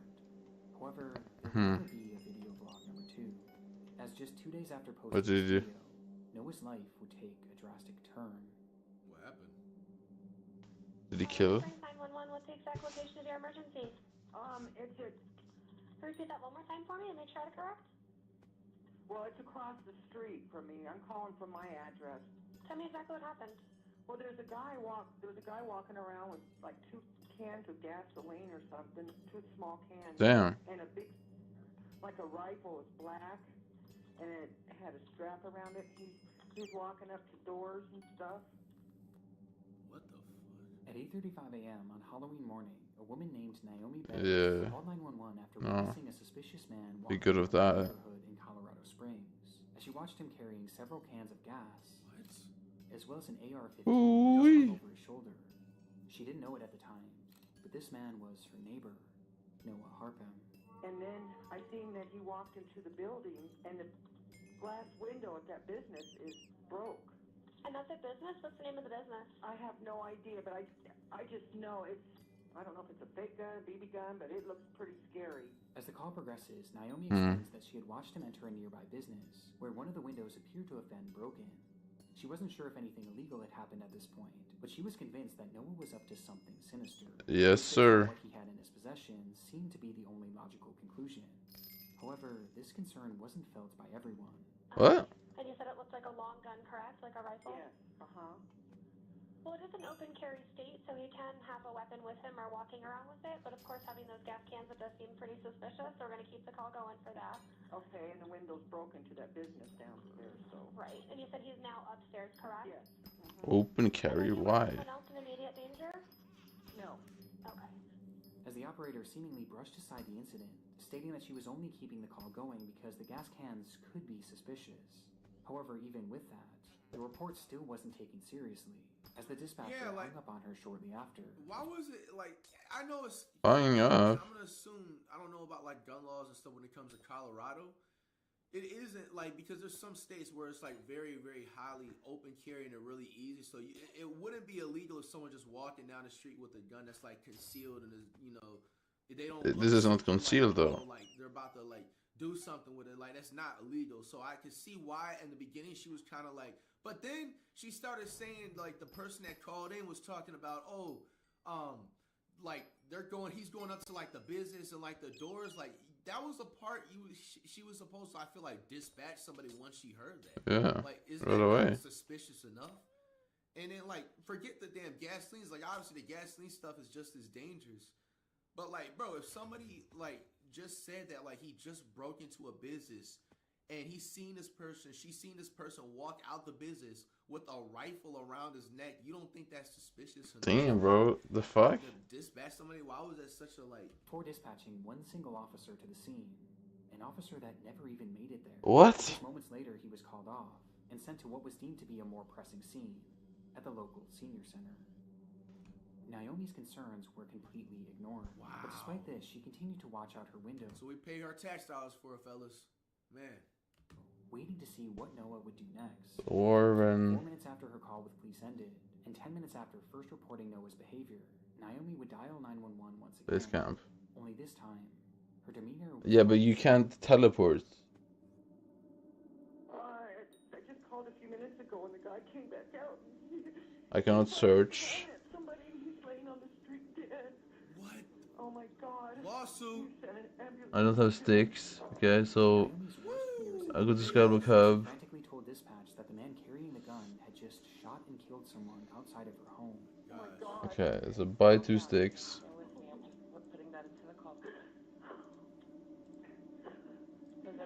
Yes. Yo, Get out of there. It's immediate danger, bro. This woman needs to be fired from the dispatch. Whoever this calling dispatcher, she better not have a job in this ever. Get some help. This is her second time calling. Okay, I need to restart my game. What do you mean immediate danger? Do you not know what fucking context? Alright, bro. I need to restart my game. How am I outdoing you educationally? Get some help. You fucked me there, bro. I can't tell out. I need to restart my game and let's see if it works. And then, like, on top of that, you hear Naomi, the one that's calling in, is clearly, like, not okay. Like, it's obvious she's in immediate danger, bro. Like, I'm just convinced, like, some of these people that be, like, having these types of jobs, bro, the owners and managers and stuff just be smashing them or something on the side and just hook them up, bro. That's clear as day what it sounds like, bro. Because she don't know what she's doing. She's not reading the room or anything. Obviously, she's not in the room, but the figure of speech, you know what I'm trying to say? What the hell? Platte Avenue, which was known to be a busier Wait, what? I'm trying to open. Wait, my thing just crashed. Wait. This is bad. Oh my gosh, bro. Yo, fam. This can't be real. This can't be. That was me? No, I don't. Okay, is he white, black, Hispanic, Asian? He's white, and he's got long curly hair coming out of his cap. She desperately tried to relay that more people were likely in harm's way, only to be immediately proven right just seconds later. Gosh. I think, there's people outside that might be in danger up on Platte. Oh, I just... Wait, I'm using my keyboard now. Wait. Oh my god. But I'm not in game. Gunshots, prompting the operator to once again ask. Yeah, they need to call an ambulance or something. I'm trying to get my chat back because my chat just shut down. Gosh, bro. Yo, this isn't even Right. funny, dude. Like, there's no way this is a real 911 operator at this point. Only people up on Platte, maybe. All right, I am putting the paramedics to help you now. Stay on the line, and I'll tell you exactly what to do next. Okay? It was only then that the operator would tell Naomi What that the police fuck and is medical happening? personnel were finally being dispatched to the scene. But by this point, it was far too late. In the moments after Naomi had made her first 911 call, Noah Harpham would first attempt to light his house on fire using the 2 cans of gasoline. Though this, however, failed and caused him to quickly shift his focus. Noah instead stepped outside and brandished his rifle, immediately pointing it directly at Andrew Mayers, who had been riding his bike in the neighborhood. And after seeing the gun, the man stopped and begged him not to shoot, to which Noah responded by pulling the trigger multiple times, killing him instantly. Where the fuck is the thing, bro? Why is it not opening? From there, Noah began walking up the street where he would eventually see two women sitting on the porch of a sobriety center, where local women went to get help with their drug and alcohol addictions. And upon noticing them, he immediately started shooting. What? Killing both Huh? and No. What? Noah walked for over a mile after this before the police finally caught up with him. And when they called out for him to stop walking, Noah turned and immediately opened fire, leading to a massive... Wait, I will redo the challenge. Wait though. So I need to fix something here. I don't know what just happened. Bro, this is crazy. Imagine driving by. The only one struck had been Noah, who was lying dead on the pavement, marking the end of his killing spree. The investigation that followed revealed that Noah had never even met any of the three people he killed that day. They were all total strangers, leaving the question, why had he done it? Weirdo. Well, even today, there's still no clear motive, with this appearing to be a completely random and senseless act. But looking at his final and only posts online, Noah was clearly very angry and seemed to be mentally unwell, which was corroborated by testimony from his parents, as they later claimed that he had anger issues and suffered from drug addiction and bipolar disorder. But what's so unusual about this to me was that this video was published just 2 days before the killings, and it was clearly not meant to be a one-off post. It was something that he seemed genuinely excited to continue, yet not even 48 hours later, he resorted to this. What happened in that time frame may never be known, but the effects of it will last forever. And I can't help but wonder how differently this all could have gone if that initial 911 operator had just taken Naomi's report seriously. None of it probably would have happened. The spree didn't start for a full 10 minutes after she started that call, Sure. which would have been more than enough time for police to intervene. But instead, Noah was given all the time he needed to end 3 innocent lives. Sad, man. Prayers to the families, man.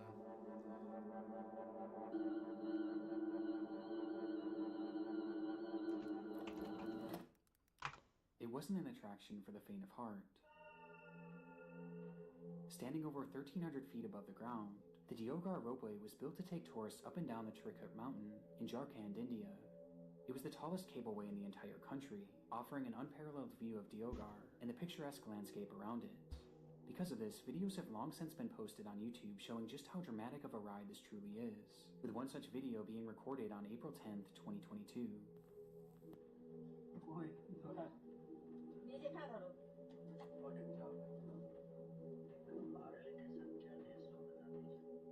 That day, a woman and her family had been filming their adventure to the Trikut mountain, and were now filming a first-person view of the descent back down.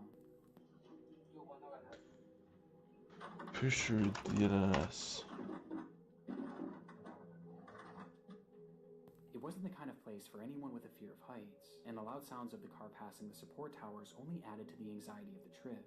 But the group filming this all remained relatively calm, quietly conversing to themselves, seemingly unfazed by the spectacular height.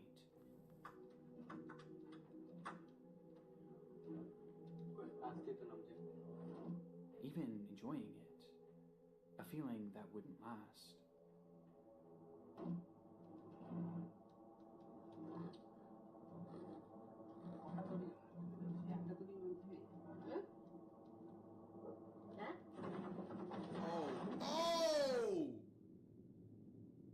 Without any warning, the car was met with a massive force, sending the occupants and the camera to the floor, causing the footage to go dark. In that moment, one of the ropeway's axles had dislodged, causing a failure on the pulley system, which resulted in 2 carts crashing into each other, and the rest coming to a sudden and violent halt.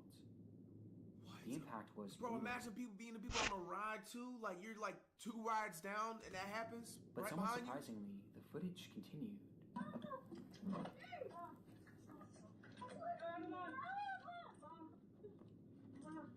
Yeah. Showing just enough to reveal that the ropeway and the cabin these people were in were both still intact before the recording came to an end. This group had survived the impact.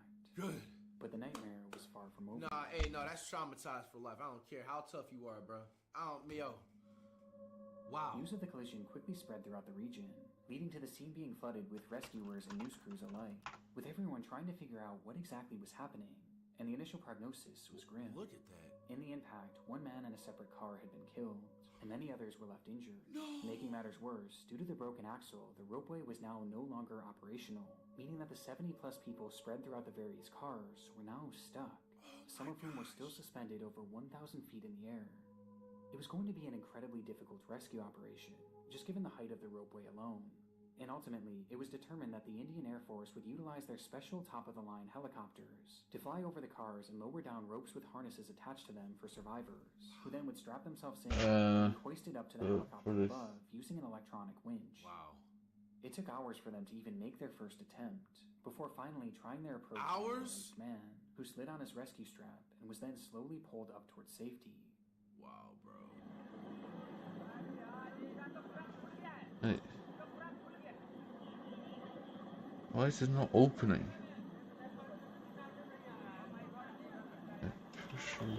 The footage of this is horrifying. These people were already over 1,000 feet in the air when their cars got stuck, and now they were being lifted even higher, tethered only by a single rope and a safety harness. Worst of all, it was a particularly windy day, which was made worse by the swirling of the helicopter blades. Wow. A combination that caused the man to start swinging wildly from side to side as he hung onto the rope for dear life. Yo. Bro.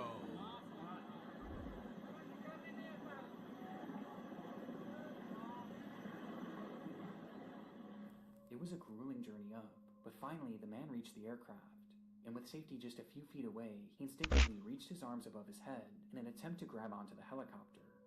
A decision that would have disastrous effects. No! He didn't...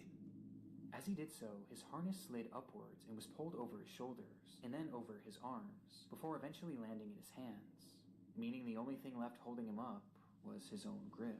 What? As he clung to the now useless harness.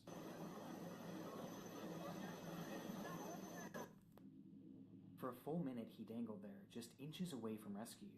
Meanwhile, the rescue crew searched the craft for something they could use to safely hoist him in, but before they got the chance...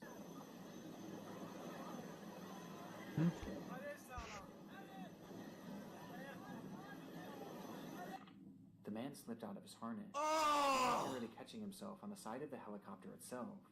But by this point, his strength was gone. Seconds later, his grip would fail for good. Wait, causing him to plummet approximately 2,000 feet to the ground below, killing him instantly. Damn! For those waiting to be rescued, the sight was especially horrific, as they watched the man who they thought had made it to safety fall to the ground right in front of them. The fear they must have felt knowing that soon it would be their turn is unimaginable. After this, the rescue crews began making tweaks to their operation, which started to lead to a few attempts going off without a hitch.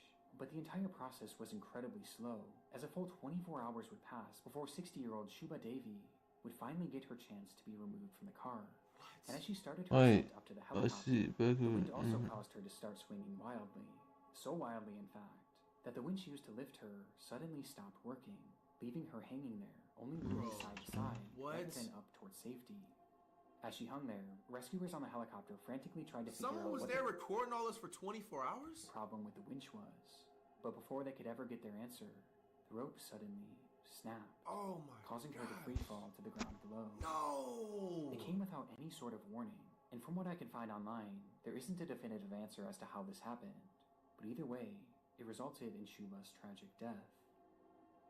It took a total of 48 hours for the last of the survivors to be rescued and finally brought to safety. An unimaginable amount of time in an unimaginable position. Okay, so with survivors having to watch two people fall to their deaths before them, unsure if they too Action were going to stab. meet the same fate.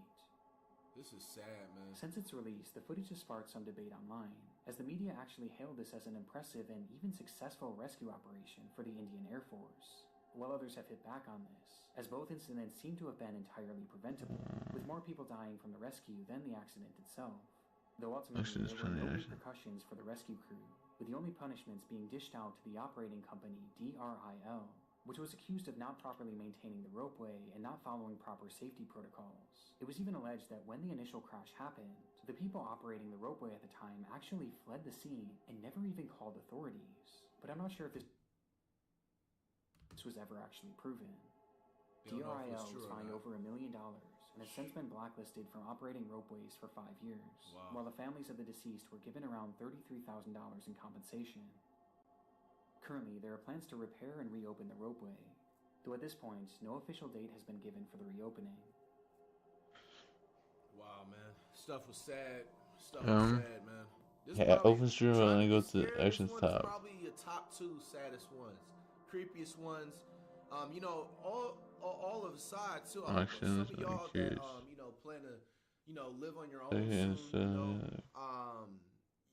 You know, you take life lessons from this, man. Like, don't ever think you're too comfortable. As soon as you start getting comfortable, that's when stuff starts happening every time.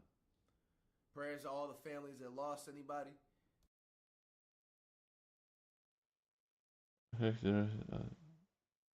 can understand, honestly.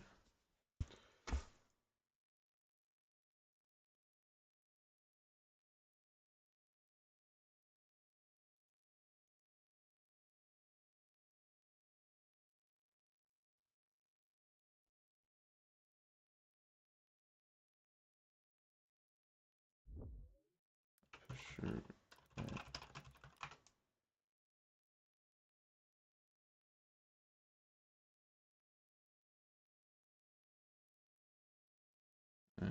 Streamer.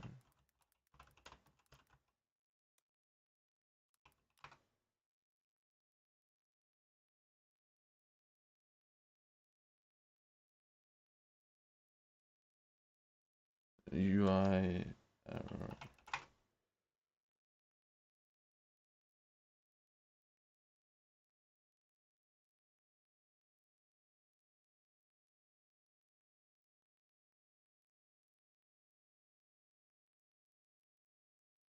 The OBS, which is just the very first initial setup process.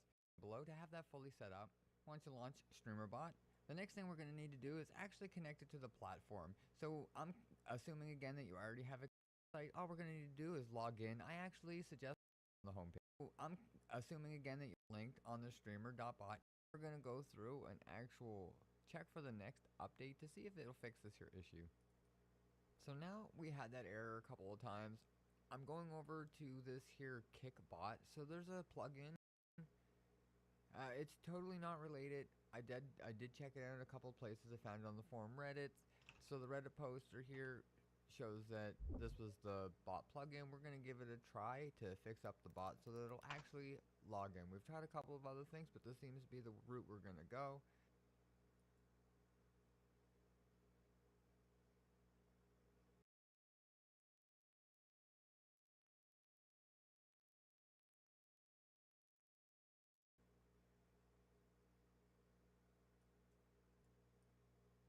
So from here, we did download the latest Kickbot. It's a plugin. I'll leave a link to this in the description below. And we opened up the bot itself, the streamer.bot, on our desktop. We just have it extracted here on our desktop. And now we're going to itself, the streamer.bot.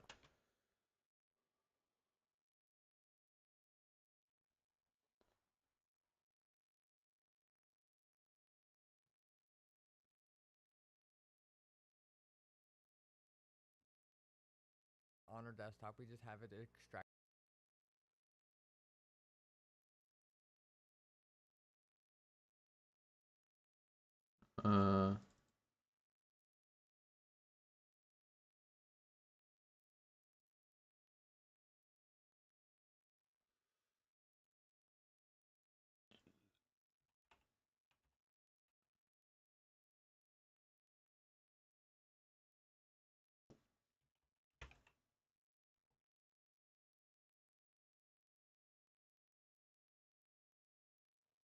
Hey.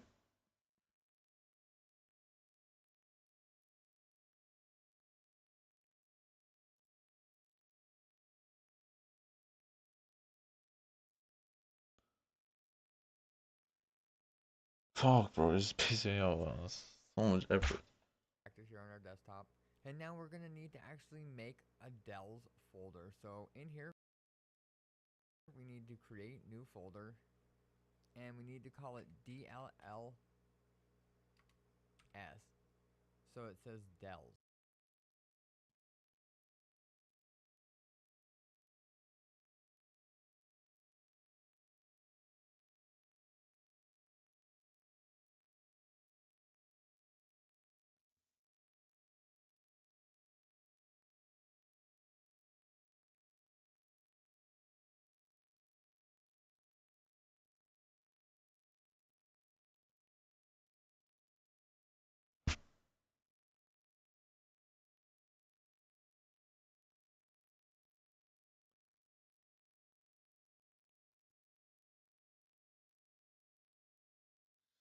S.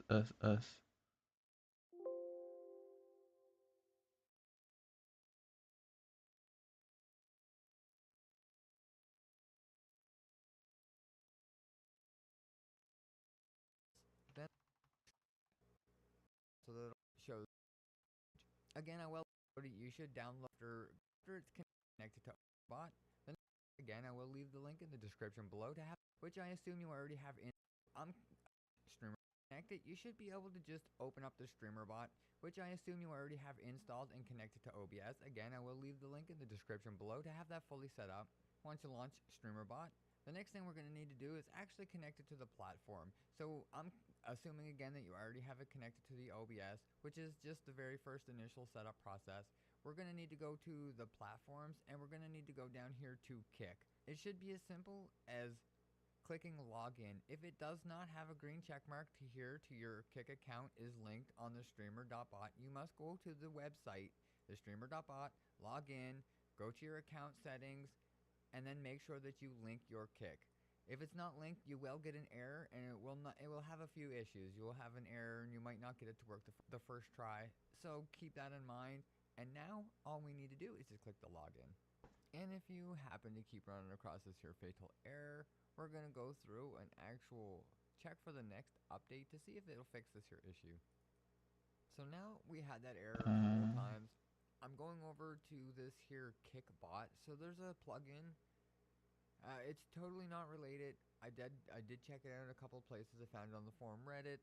So the Reddit poster here shows that this was the bot plugin. We're going to give it a try to fix up the bot so that it'll actually log in. We've tried a couple of other things, but this seems to be the route we're going to go.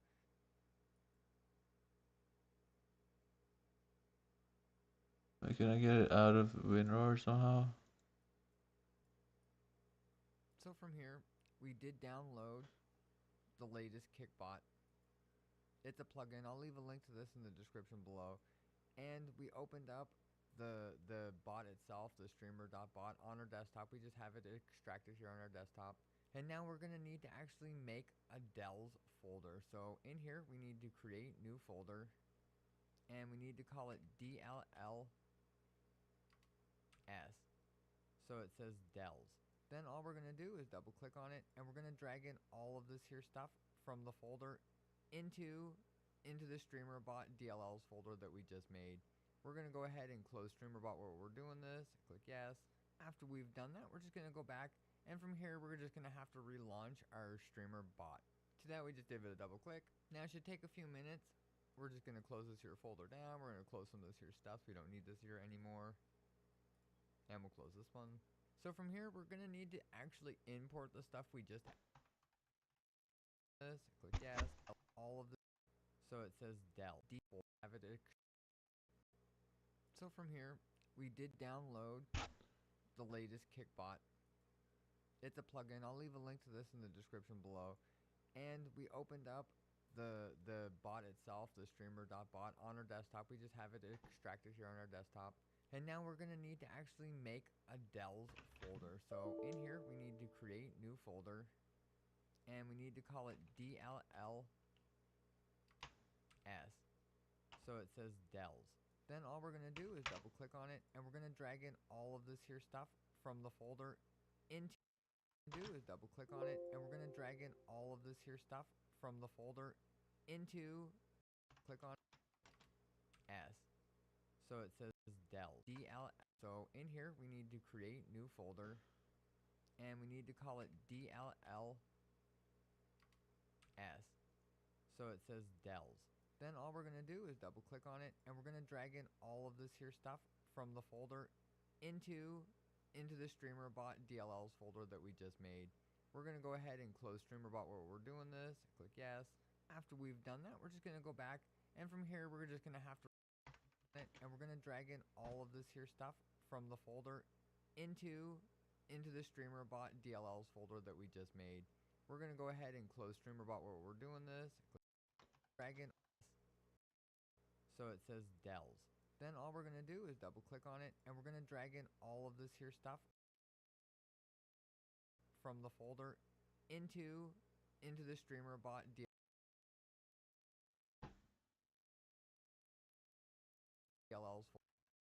So it says Dells. Then all we're going to do is double click on it, and we're going to drag in all make a Dells folder. So in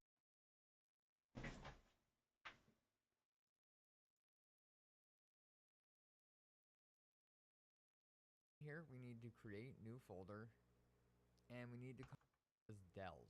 Then all we're going to do is double click on it.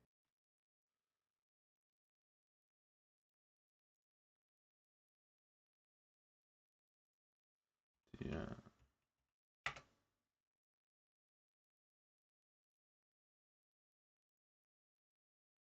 Holy shit, this is so much work. Okay.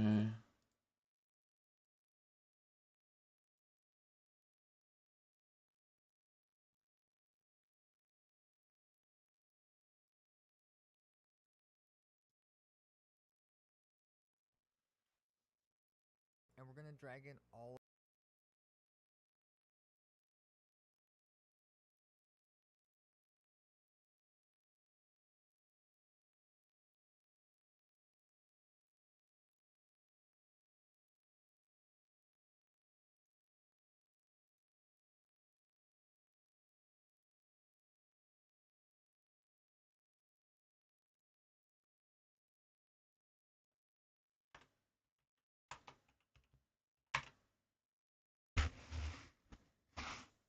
of this here stuff.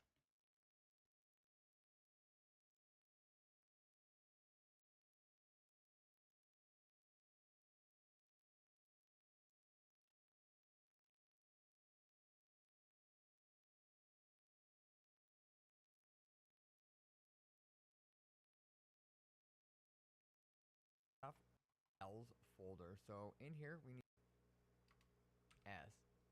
So it says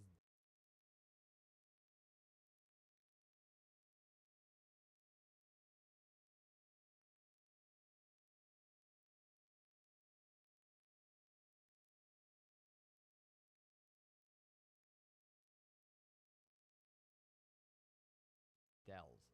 We're into the StreamerBot DLLs folder that we just made. We're going to go ahead and close StreamerBot while we're doing this. Click yes. After we've done that, we're just going to go back, and from here we're just going to have to relaunch our StreamerBot. To that, we just give it a double click. Now it should take a few minutes. We're just going to close this here folder down. We're going to close some of this here stuff. We don't need this here anymore.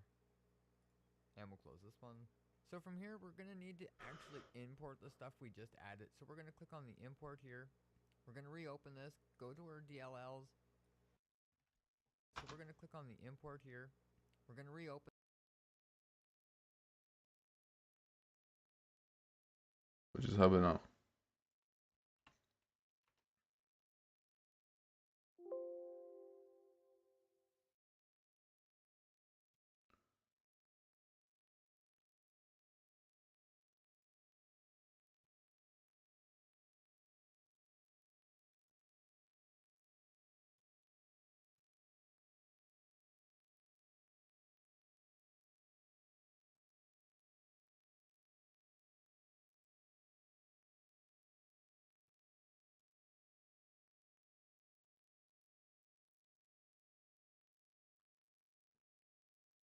This here. So the import string is this here. We're just going to have to drag that. And these are just the files that we just barely added, the DLLs, and it's the actions. We just drag it in here. It's going to show us. So the import string is this here. We're just going to have to drag that. And these are just the files that we just barely added, the DLLs, and it's the actions. We just drag it in here. It's going to show us what. Okay.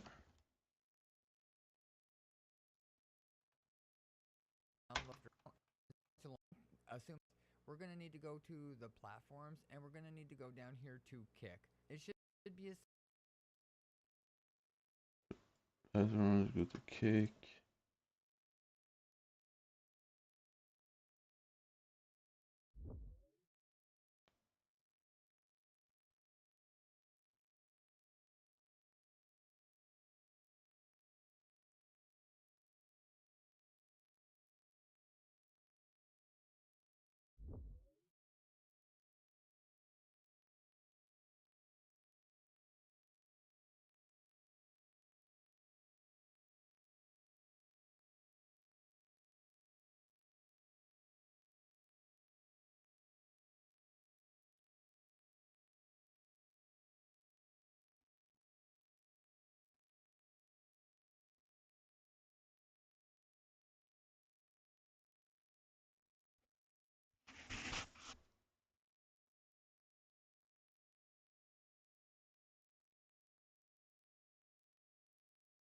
Did you not save him or anything?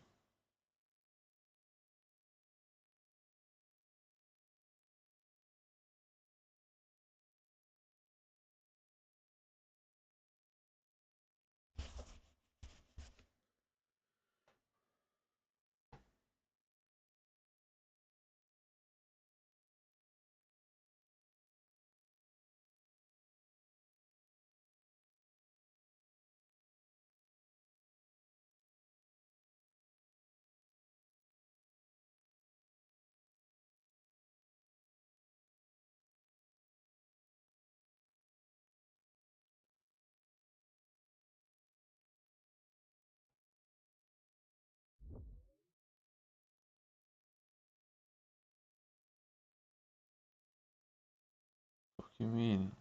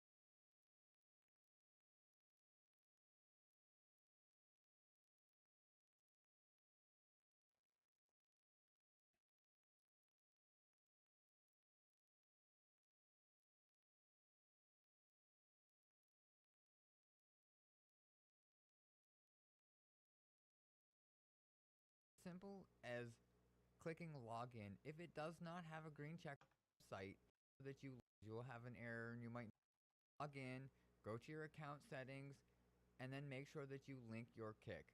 If it's not linked, you will get an error, and it will have a few issues. You will have an error, and you might not get it to work the first try. So keep that in mind. And now,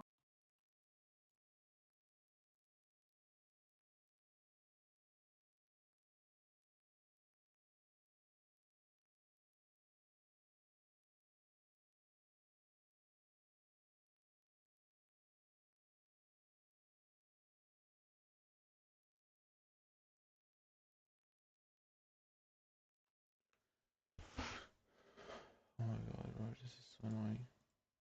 all we need to do is just click the login. And if you check for the next update to see if it'll going over really not supposed to fix up go. The double what we're doing. We're just gonna and we'll close this one. Import here. So from here we're gonna need to actually import the stuff we just added. So we're gonna click on the import here. Import. We're gonna reopen this, go to our DLLs, and there's an actions text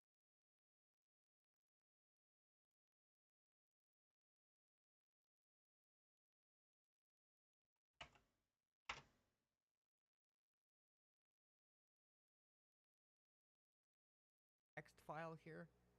So the import string is this here. We're just gonna have to drag that, and these are just the files that we just barely added, the DLLs, and it's the actions. We just drag it in here.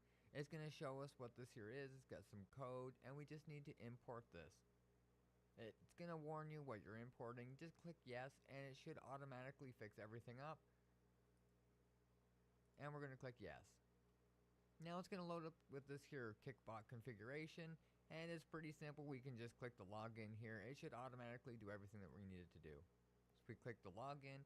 Now we're going to have to use our username and password to log in here. Okay, so once you're here, there is one problem. So if you've logged in using, let's say, a service like Google, there's no login with Google here. What I had to do actually was go and change my password. So I just had to go and do a password reset, which actually wasn't too hard. I just had to go to the login, use the email, exactly, no capitals or capitals where they're supposed to be. And then it took me quite a while actually to get that, but that is just something to know. If you happen to log in use the a service, there is one problem. Automatically do everything that configuration, and we're going to click yes.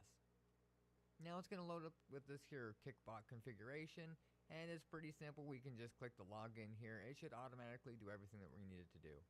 So we click the login. Now we're going to have to use our username and password to log in here. Okay, so once you're here, there is one problem. So that did not show up for me. That is something wrong, bro. Fuck me, man. I think I did something wrong.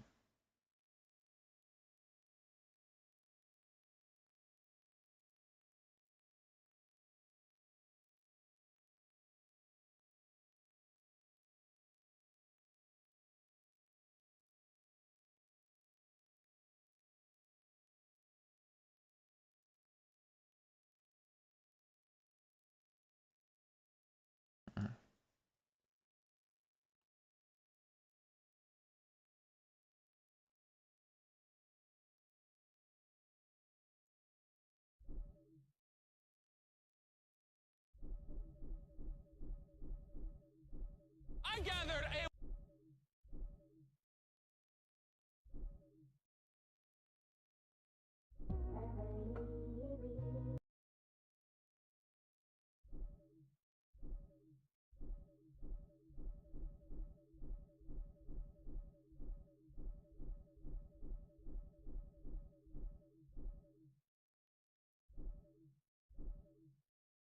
Alright, boys.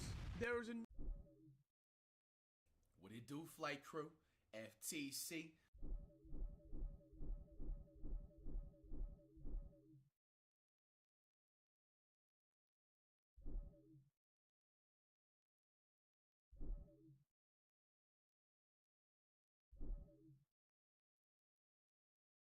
Six days ago.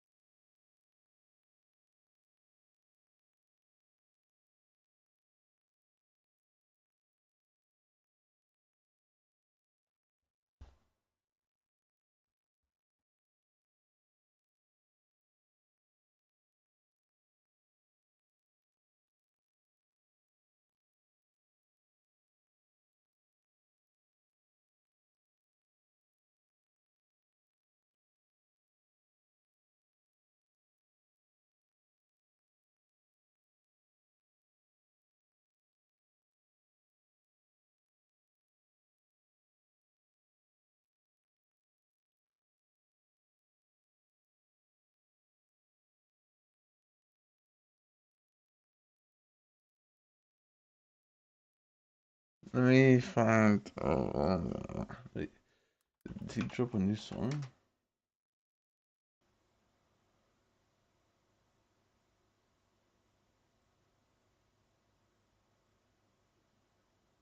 No, he didn't.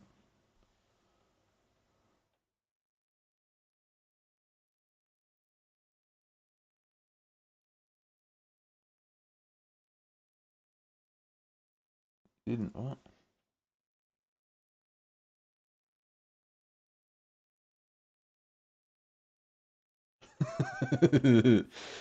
Let's go. Flight team stand. It's February. FTC stay legendary. Hope y'all have been taking care of yourselves, man, since after this NBA All-Star weekend. What a long ass break the NBA got, right? We got some so fresh and clean educationalists. So I want to watch this, but let me get some. Alright, finally, I think I'm ready now to play.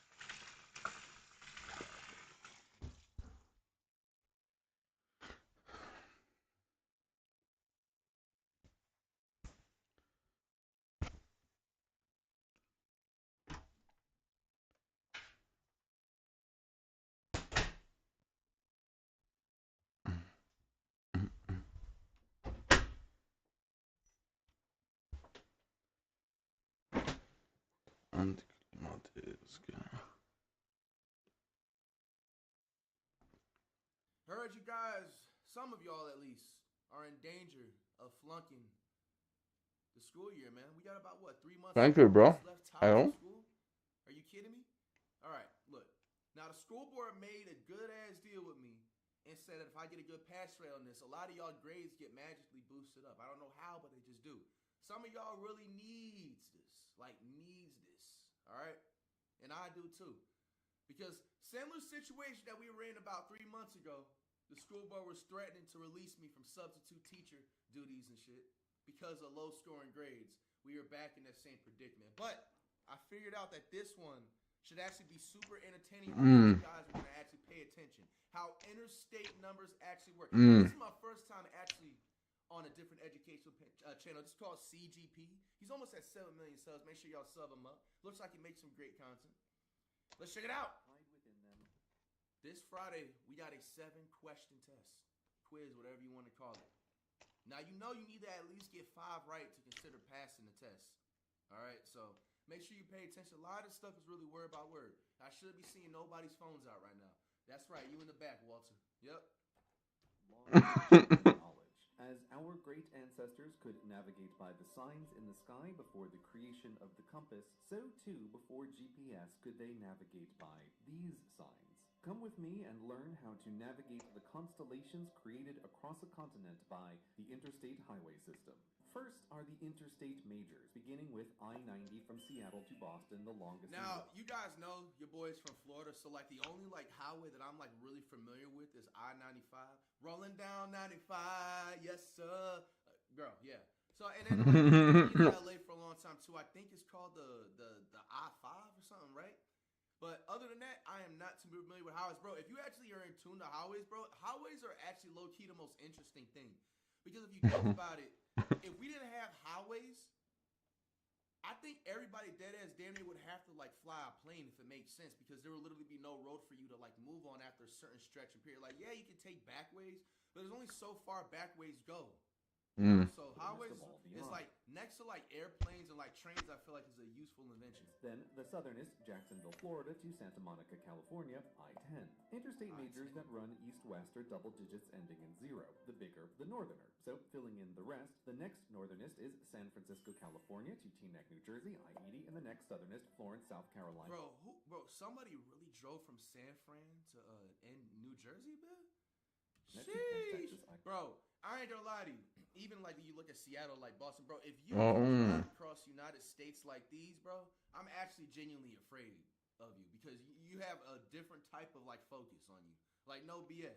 You know what I'm saying? That's why, even for like, for example, like truck drivers and stuff like that, you low-key gotta give them credit. You know, I see why, like, if you be really into that truck driving business and stuff, like why they be making money like that for real off there. Because, bro, these drives is lunch, especially, bro, in the winter. Bro, have you seen these winter storms? Bro, you don't have to give me a bag to go that far, boy. Like, sheesh. 20. Then Cove Fort, Utah to Baltimore, Maryland, I-70, and Little Rock, Arkansas to Fort Worth, Texas, I-30. Okay, so that one is the most minor of the majors, and it doesn't quite fit as well with the rest, with its diagonality. But I'm confident it's the lone exception and not foreshadowing. Next, Barstow, California to Wilmington, North Carolina, I-40, then I-50 and I-60, which don't exist. See, there are older highways than the interstate system, slower highways not built to the interstate's book of exalted construction codes. These are called U.S. highways or U.S. routes, the most famous of which is Route 66, and these use the United States numbered highway system, which put the old U.S. Route 50 and 60 right in the middle. The Department of Transportation knew that only the most devout roadway anoraks would be attuned to the difference between interstates and routes, and normals would simply look at the number. To simplify everyone's life, DOT skipped interstates 50 and 60 to avoid minds getting muddled in the middle of America. That's the east-west interstate majors coverage. Now on to north-south, the longest of which is Maine to Bro, Miami. and another thing too, you gotta think about it, like these highways have been around for years, which means that like phones haven't been around for years on years. Bro, like I'm at, cause bro, I even remember when I would go on like road trips with my fam, like back in the day before like phones really got like more high tech with the GPS. Bro, niggas had to like print out the directions on the computer, bro. And like besides the fact when people, I mean, printers have always been around since like the 50s, right? Even if you wasn't, let's say, printing it 50s? out, you had to just go off directions off. I don't think so, man. At a corner store, gas station, like somewhere in Missouri or something, and you just have to go off of, oh, you just take this highway down here. Oh, actually, maybe. Minutes, and then when you see I-37, then you just go ahead and bust a left, bro. That is a different type. Florida, you know what I'm saying? Trust. which, like all majors, no exception surely, are I-95. double digits, but ending in 5 now to indicate verticality. On the opposite coast, San Diego, California to Blaine, Washington. So they call it I-95 because it's vertical. It literally goes straight up. You look. Is I-5. Okay, so already that's not double digits, but maybe officially it has a leading 0, but just not on the sign, right, Department of Transportation? No? Okay, well, then I-5 has a leading 0 in our hearts. The rest of the north-south interstate majors are Petersburg, Virginia to Montgomery, Alabama, I-85, a bit of a sister route to I-30, San Diego, California to Sweetgrass, Montana, I-15, Sault Ste. Marie, Michigan to Hialeah, Florida, I-75, Las Cruces, New Mexico to Buffalo, Wyoming, I-25, then I-45 from Houston, Texas. Yo, that's interesting. I don't know why I just realized this.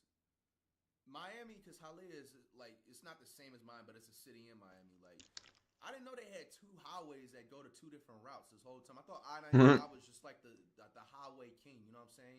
You get your good old sun pass, toll pass, whatever you call it, you feel me? And then, hey, do your thing. But this is my first time like recognizing that's insane, all right? To Dallas, Texas.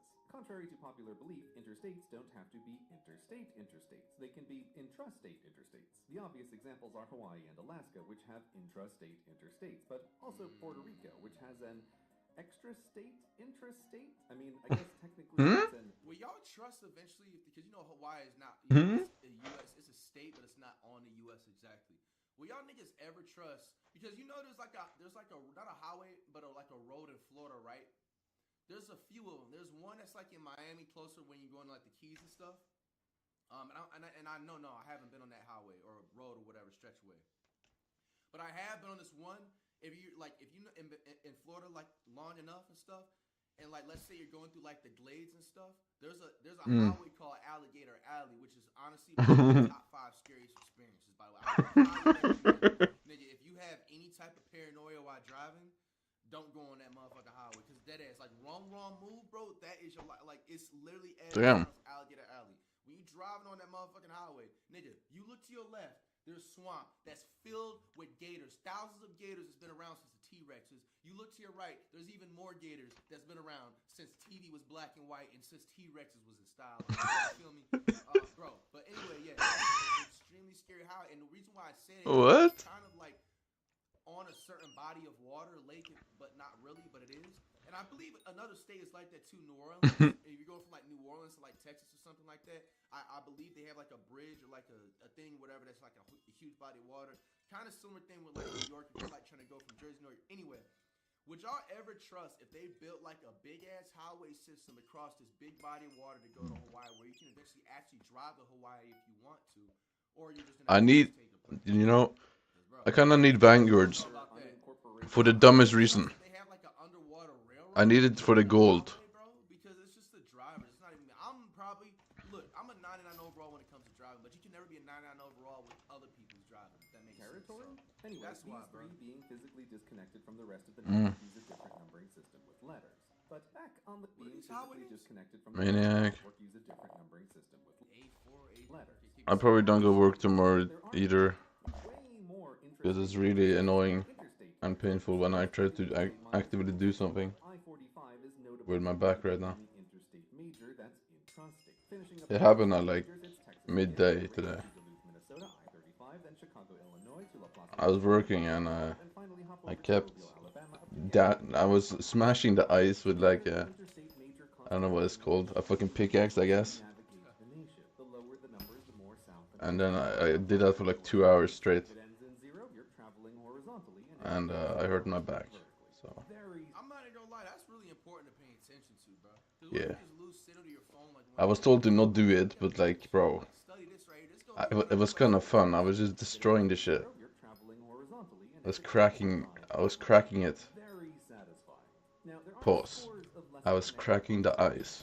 These are interstate miners and use 3 digits to communicate their navigational secrets. Interstate miners diverge from a major and have their last 2 digits match the major from whence they came. Then, if the first digit is even, that means the interstate miner will eventually connect back to 620? For example, as I-70 crosses the nation, I-670 diverts in Kansas City, Missouri, but eventually circles back to connect to I-70 in Kansas City, Kansas. Even-numbered miners are often called bypasses when they bypass something, or beltways when they encircle something. An interstate miner that starts with an odd number warns that it will not connect back to its parent. This is called a spur. Example, as I-90 Wow. Buffalo, I-190 diverges. Wait, is that how they came up with the San Antonio Spurs? Spur. Example, as I-90 Buffalo, There's no way. diverges, and the odd digit lets you know you won't be coming back, instead plunging one way into the windings of I refuse to believe that.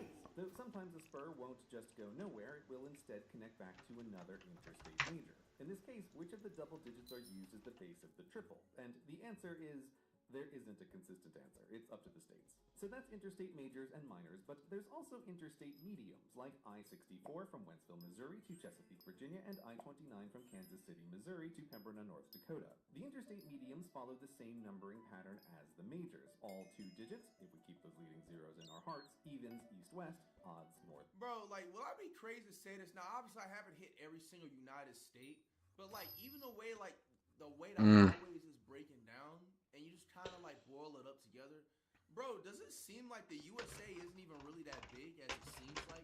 You know, obviously, when you look at it on a map, it's gonna be a lot more like exaggerated, so it can make sure you can get the cities and states like that. But bro, if you really think about it, I'm not saying obviously not every state is not the same. Everybody got their different culture, their different like their swag, their politics and shit like that. We all know that. But besides the fact, like, I really think that we have like a different assumption of how big the world is, especially the United States. Like, I really feel like if you wanted to, if somebody like locks in enough, and I honestly like, I kind of like studied that a little bit. From shout out to my man Speed when he went on the USA tour. Yes, I should Speed. Yeah, that shit was crazy. I was watching that too. 3 straight months and do like an actual state tour, like just going across like all major cities, maybe like a few small cities in some of these states. Bro, I really feel like you can literally go and explore every single state, know their culture, know their swag, know their food, and all that type of stuff within 3 months. And if you think about it, yes, that's a long time, but the way the map makes it look like, you would think that it would take like a few years for you to even get and explore. Maybe if there's like hidden gems and like, because every state sometimes has, like hidden Easter eggs about it, or like a rare spot that not a lot of people would know about because it just isn't really tapped into social media like that. But bro, I really think 3 months is all you need to like get through the entire United States. Because when you hear the stuff in history and how they're like, oh, they was going from like point A to point B, and this is before I fully believe that. Yeah, obviously. because they had to walk or ride horses back then, it seemed like it was so long for them to find out certain things. But You even road trip. bro, you can get through all these states in about 3 months. Now, I don't know how long it would Is take train that good? all the United States and then all the countries around the world. That's low-key a different topic for another day because, that's different. That's like 20 years probably. Which is so annoying. DOT, why did you do this? What? Congress specifically picked 99 out of order for this highway, so Congress is the only one who can fix it? Ugh. Well, let's just try to ignore that and move on. The interstate majors are all uniquely numbered, but not so with the mediums. There's an I-76 from Big Springs, Nebraska to Denver, Colorado, and another I-76 from Belmar, New Jersey to Akron, Ohio. Sandwiched between the majors I-90 and I-80 are duplicate medium I-84s, I-86s, I-87s, and Damn, he's talking quick. Hello, bro, chill out. The duplicates are far enough away to avoid muddling minds. It's fine. There are also loads of duplicate interstate minors, which there have to be if you think about it. Take I-95, which crosses 15 densely populated states. To only have 9 options for spurs and bypasses would be rather limited. In fact, just Maryland alone has an I-195, 295, 395, 495, 595, 695, 795, 895, and... so close. DOT, you've got to build an I-995 in Maryland just to complete the set for me, please. So that's the system, but as we've already seen with The fuck? anything built over decades is going to acquire exceptions. And taking a little detour to my home state, I-495, aka the Long Island Expressway, aka the LIE, don't dare call it the lie or locals will laugh at you. This is the spinal line, never connecting back to its parent I-95, Long Island, an island.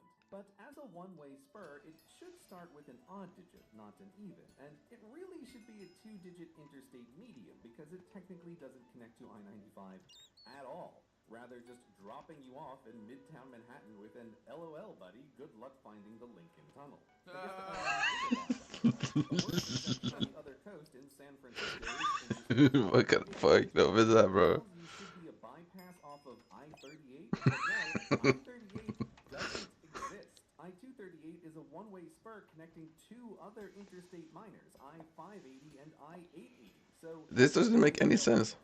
there's also some weirdly one-off numbering, such as I-35, which splits into I-35 East and I-35 West to reach Fort Worth and Dallas before rejoining and pulls the same trick up north, dividing in twain east-west branches again to hit the Twin Cities. Why wasn't just one of the branches on each end picked to be the bypass so that the system could be consistent? Was it because the cities didn't want to be the one considered bypass? That's totally the reason, isn't it? The weirdest one-off is the nice I-69, which splits into I-69 East, I-69 West, and Yeah. I-69 Americans, man. Okay, you do you, I-69. At least you have a sign, unlike back in New York with America's smallest interstate, 878, at just under a mile, which apparently doesn't deserve a sign, so the interstate anoraks can never complete their Damn. Okay, that's enough exceptions. I could do this all day. I already cut so many from the script you wouldn't believe it. Back to the big, beautiful, constructed constellation and its lost wayfinding ways, now revealed so that as your ancestors before you navigated by the sky, you too can go on an American road trip. I need ascension ropes. How do I get that? Alright, man. I mean, y'all got literally like word by word answers from this entire thing for After you your memorize test. all the exceptions. But no, like shout out to CGP, very informative, very entertaining, educational video. I mean, there's no reason for y'all to fail this test coming up on Friday, man. Yeah.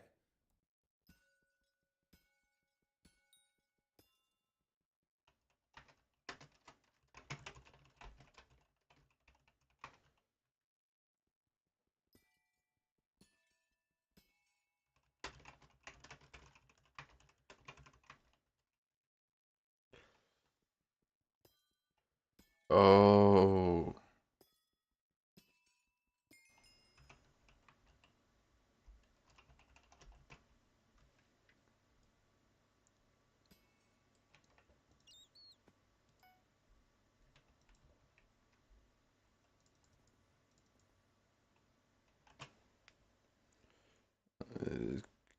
food just because he's right. What do you do, flight crew? FTC. Flight team stand up. It's FTC, legendary. Got Crime Reacts back at it again. Man gouges cop eyes because he's white. That's what the title says. I ain't make it up. Y'all stop doing that dirt out there, man. Shake it out. Did you pull your wiener out? Sorry, man. I'm sorry. I couldn't get here any faster. Get this mother out of here.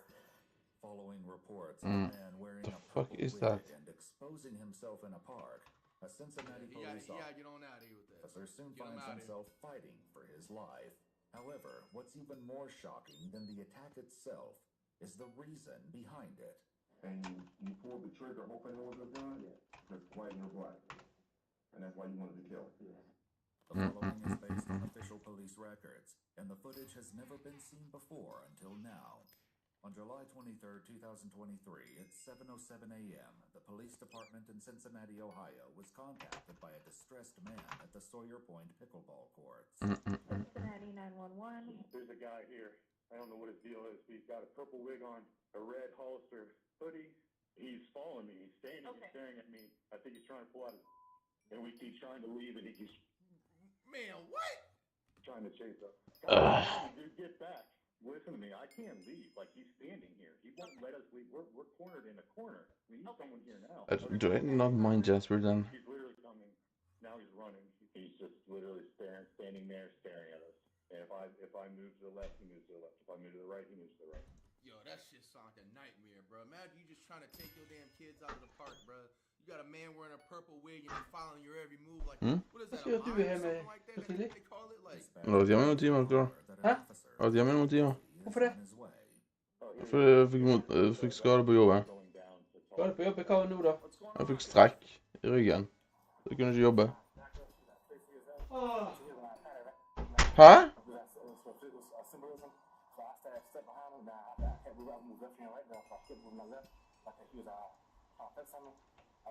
The fuck? Stay above the influence, kids. Yes, I do that to him. Okay. With me, I angled him out, so when I go shoot that pattern, see that pattern, did anything about it? The 911 caller can be seen in the background, finally making an escape now that an officer has arrived. However, while things are currently cordial, they're about to take a devastating turn.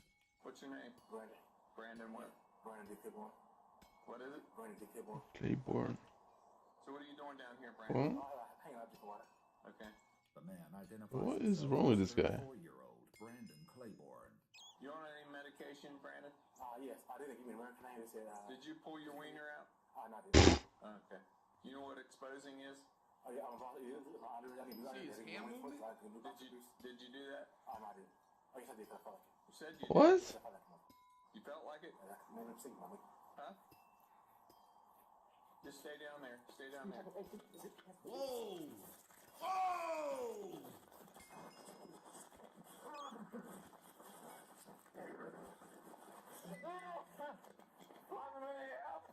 Though Officer McGuffey doesn't know it, his desperate plea for help goes unheard as he's unable to reach his radio. My thing is, why did he show up there by himself?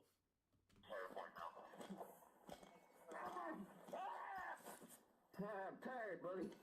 During the chaos, Brandon managed to get a hold of Officer McGuffey's taser and is now using it to strike him. Damn!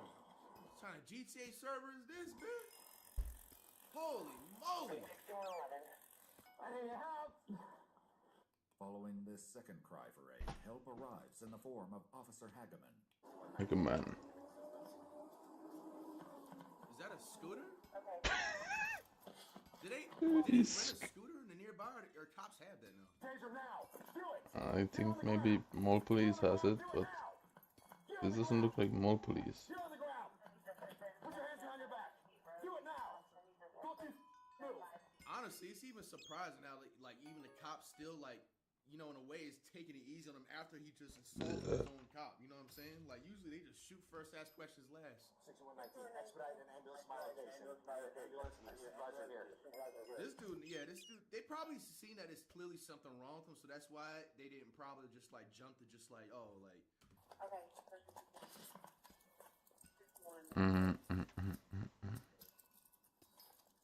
somebody wearing a wig like that in a park with ripped jeans, man, you gotta know something's wrong, bro. Like, honestly, though. Thought you move.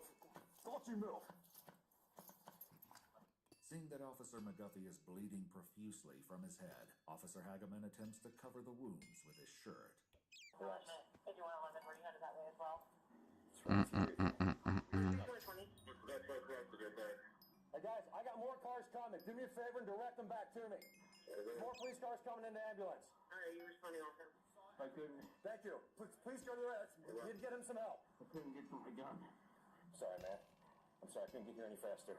I tried to reach for my gun, he would take me. He tried to tear my eyes out. Damn.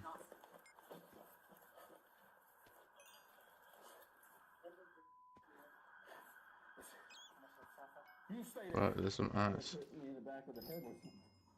Give him time, buddy. Where did he hit him with? Take me numerous times. Take him numerous times. He tried to get away from me. Warren Perry. I couldn't. My tongue was all swollen. Though Officer McGuffey is conscious and responding, his injuries don't look good. Damn. He's still bleeding from wounds to the back of his head. Damn. And both of his eyes are swollen shut. Oh my gosh. He hit him with a. Where's that stick at? Oh, he used that stick to gouge his eyes? We just need that ambulance. Get this mother out of here. Get up. While Brandon is once again searched, paramedics have finally arrived at the scene. What? Get in the car. Breathe. We got some magic. We got this on here. Remember. Let's see what we got. Let's take a look. All right. So you swivel a bit. Down to the corner. Stop hitting me. Okay. You conscious? You know who you are, where you are, and all that kind of stuff, right? Yes, sir. Okay, good. He's been talking to me the whole time. All right, good. Someone grab the middle. Down the way. Gun. Time. Flashlight. This is the guy from last night. Like Warren Perry's Citrine. Fuck? Yes. Didn't get to this guy in time. He said he was on top of him. See, the guy started hitting him in the head, gouge his eyes, tased him several times, and was hit with his baton. As Officer McGuffey is transported to the hospital, Brandon Claiborne is taken in for questioning. Man, pull his pants up, man. Don't really want to see his... Take a seat in the chair.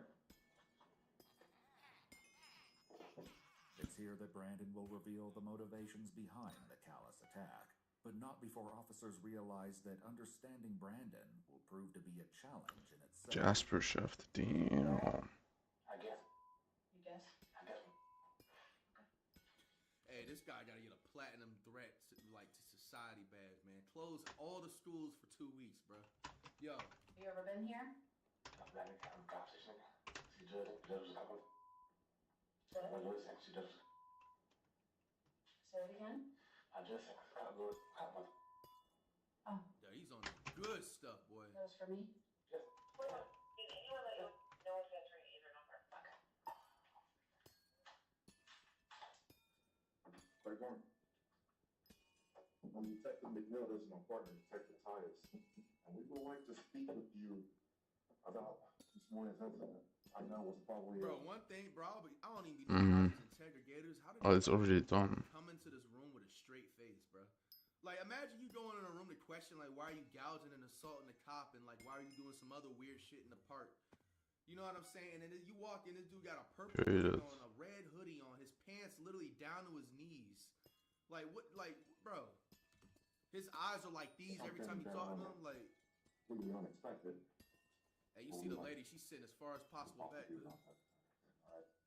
has read his rights and agrees to speak. Brandon begins by explaining that while at Sawyer Point, he got into a fight and was chasing someone.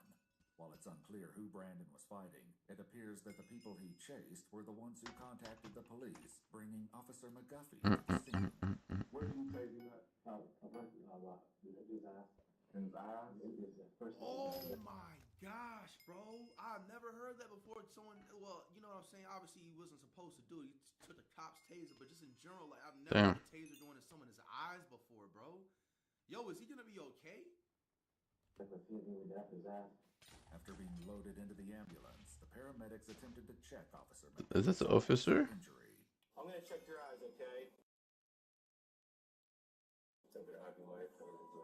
Yeah, are you able to open your eyes?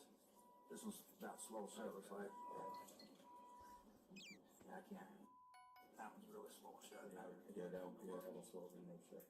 So you took his taser, but you thought it was his gun. Yeah. And you pulled the trigger hoping it was his gun? Yeah. What? The guy was on top of him. Brandon now reveals the reason he attacked him. Why did you hope that? I don't want to kill him.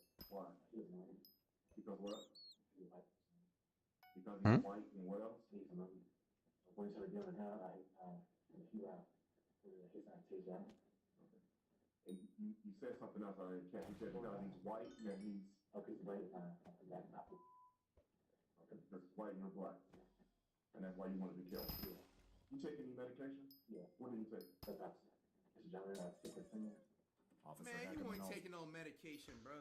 That man. So speaks with investigators, revealing there's that no he way. was supposed to They probably gave him a bad batch of that medication or something, bro. At the scene at the same time as Officer McGuffey. However, because he was on a Segway, he couldn't get there in time.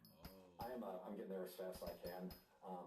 When I started getting that butterfly feeling in my stomach, I saw the suspect standing over the top of Terry, who was bleeding profusely, kind of down in a fetal position. And if I remember correctly, he still had a taser in his hand. As his interview takes place the same day as the incident, Officer Hageman is able to provide an update about Officer McGuffey's condition. Terry's he's doing all right. Everything as badly as he was beaten, he only ended up having a broken nose, which is good. I mean, the guy tried gouging his eye out, tased him multiple times, beat him, or that was his time. So he's in good spirits, and he's doing all right. Yeah. I think his CAT scan was negative too. So after he recovered from his injuries, Officer McGuffey was also able to speak with investigators and recalled the moment everything went wrong. Oh, the next thing I recall was I was on the ground with his fingers in my eyes. Damn. You know, I knew I had to get his hand out of my eye, and I finally did. At some point, he started tasing me and hitting me in the back of the head. But I also knew, in my mind, I knew I couldn't take many more of those hits.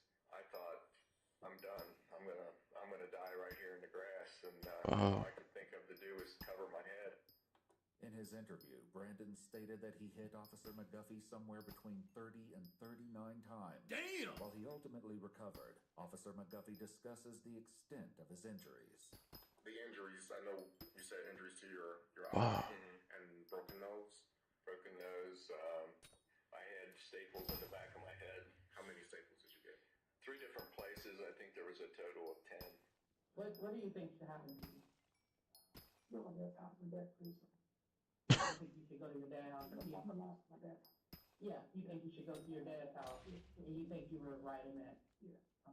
Despite his insistence that being sent to his dad's house was an appropriate punishment for his actions, Brandon... What? The sad part is I predict he's gonna get some type of like mental insanity plea or some shit. Claiborne was indicted for 2 counts of aggravated what the fuck? Hell nah, I see why he had a wig. Man, bro, yo, we gotta start judging people. What the fuck is that? 26. Man, if this dude didn't even have even with him having a wig on, instantly, like, you know what I'm saying, like something had to be going on. But bro, let's just say he didn't even have his wig on, and you see somebody's hair. Bro, come on, bro. Look, what the fuck haircut is this, my nigga? Bro, what type of meatball haircut is this, man? Bro, he has 3 strands of hair, and then he just has nothing but a fro in the back of his head. He has a beard that ain't been lined up. He got like that 5 o'clock shadow that looked like he been sleeping in the bed. You know cartoons where they sleep in the bed and they wake up in the morning and get that 5 o'clock shadow? Bro, this dude looks like a damn milk dud that was dropped on the floor and had a whole bunch of like hair and lint and you try to pick it up, bro. Oh my gosh, dog. Yo, I see this dude walking, bro. Yo, fam, come on, bro. You know something's off with him. 1 count of attempted murder and 2 counts of felonious assault. He was found guilty and sentenced to 22 to 27 and a half years in prison and was classified as a violent offender. Damn. Now, how do y'all feel about the justice system on that? Like, this dude literally beat the living dog-ish out the damn, you know what I'm saying, cop. And, I mean, that's still a long time, but, bro, I've seen different cases where people Damn, don't have nothing violent. Is dead. Like, you know what I'm saying? First time, like, drug dealer offenders, like, get more time than that. Like, so it's like, I don't know, the consistency is kind of weird. Okay, like, this is 2x. He's probably not going to serve the full thing. You know, I don't know Ohio's thing is. I don't know if you got to serve 70%. Hello, Usama. Every state's different. What about the other? If he has like a decent lawyer or somebody like he could probably please some like, oh, like I was a mixed well during this time, my meds wasn't working, and he could probably get his stuff even reduced, and he'll be out doing the same thing. And the thing is, obviously, not even necessarily with a cop, but people that get caught with doing some weird stuff like that, like he was doing in the park, clearly it's not his first time. This is his first time getting caught. So I think Paradox is still good. If you'd like to see select new videos early and help us keep uncovering case files that rarely come to light, you'll find extra footage and unseen details. 235. Yeah, man, that dude. What's the party for? Man. Racism is never cool.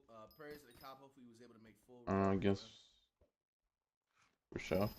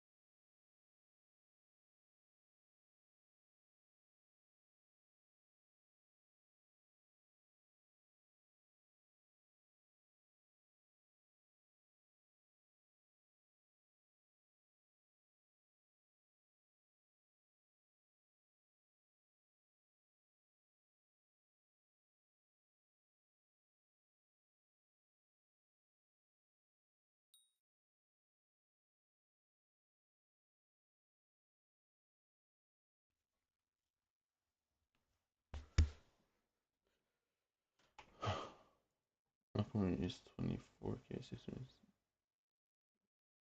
Oh.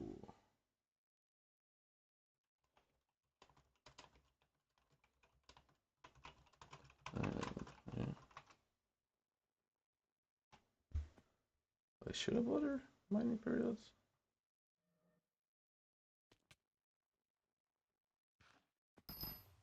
But is that even worth it then?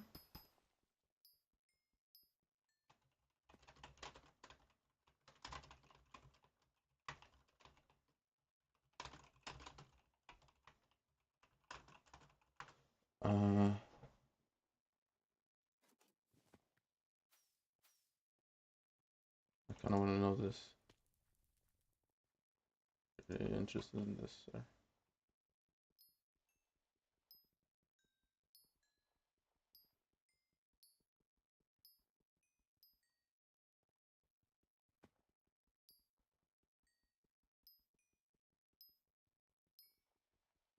Upper Prairie 37K. Okay, so yeah, that's still good. That's still good. Yeah.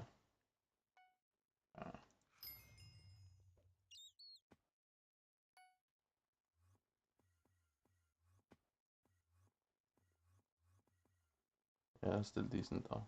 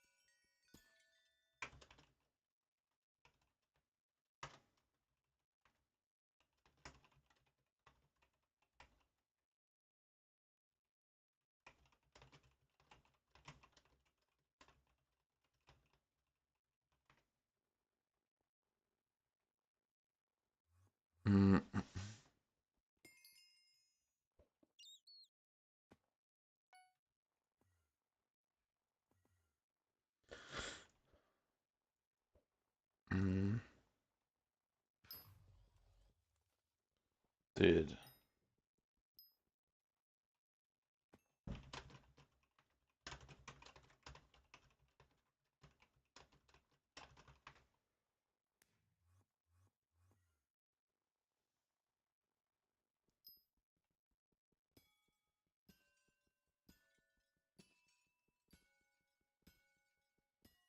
Damn, that's late as shit. What the fuck?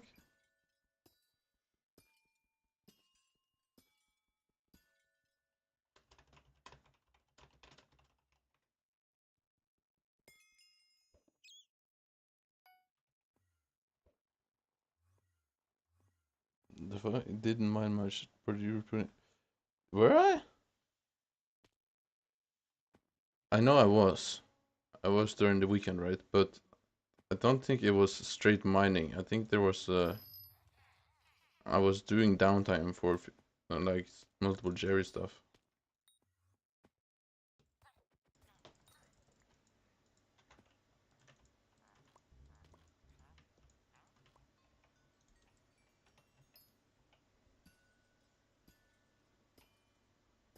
I only do commissions and then mine Peridot and Jasper shafts.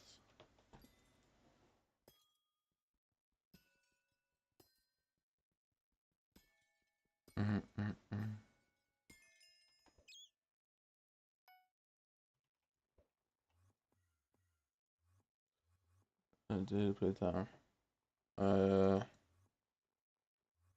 Well, the weekends change it all, so.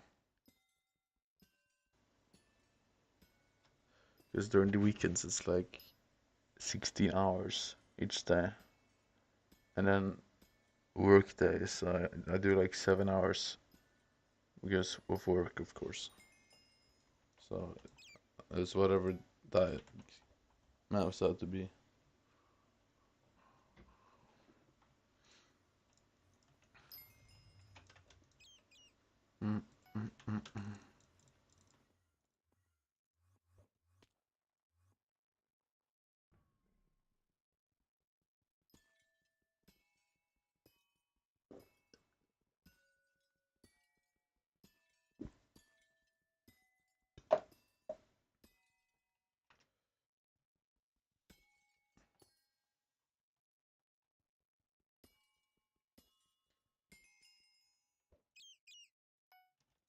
Surely I'm gonna get.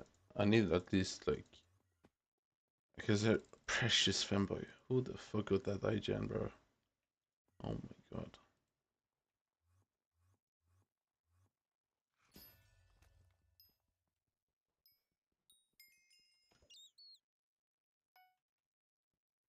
Onyx.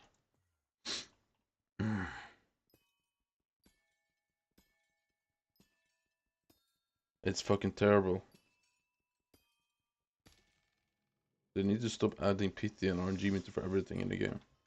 I mean, like, please stop. I miss when we could actually get something that would be exciting. We're like, yo, I didn't expect that drop. Woo! And now it's like, yes, I had that on our RNG meter. I got it for free. Yeah. Yeah. Like, all the excitement has been removed from every single drop in this game at this point. Apart from dice, but for some reason they're also changing dice. So, for actually no reason though, because dice is affordable to buy if you want to buy it for armor sets, and it's in a place where it's good that it's rare.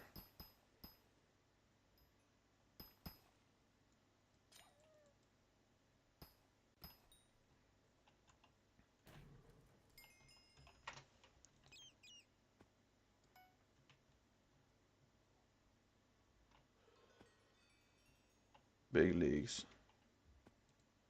Wrong.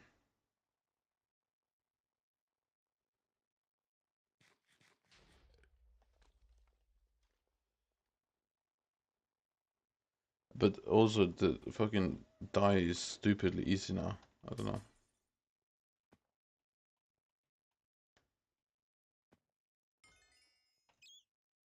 Like 200 vanguards only? Are we serious? 200 vanguards for first spin and die. RNG meter. What it do, Flight Crew?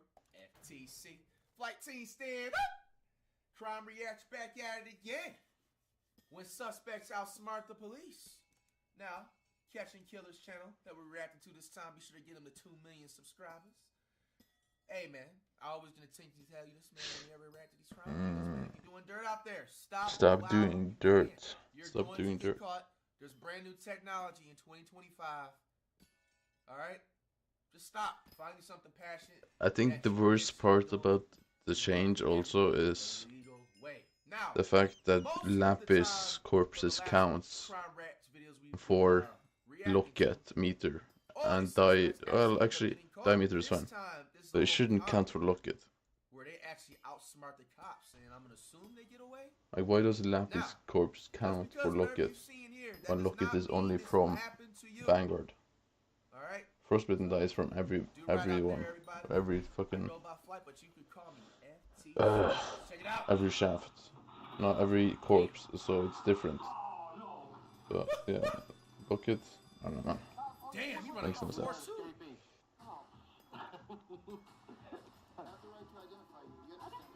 And you can search up my face, and you can search up my record. Prison here? Yeah.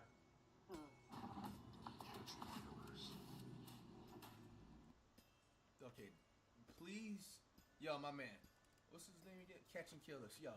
Shout out to you, bro. But bro, did you have to do this scary intro like this, bro? Can you imagine? I feel bad for the ones that's gonna catch this video at like nighttime, bro.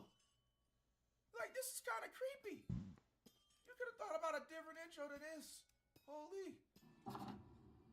It's the afternoon, so I ain't getting jump scared. I don't Cops know are about skilled professionals trained to sense trouble. But what happens when these law enforcement experts find Mm. themselves outsmarted right before their eyes?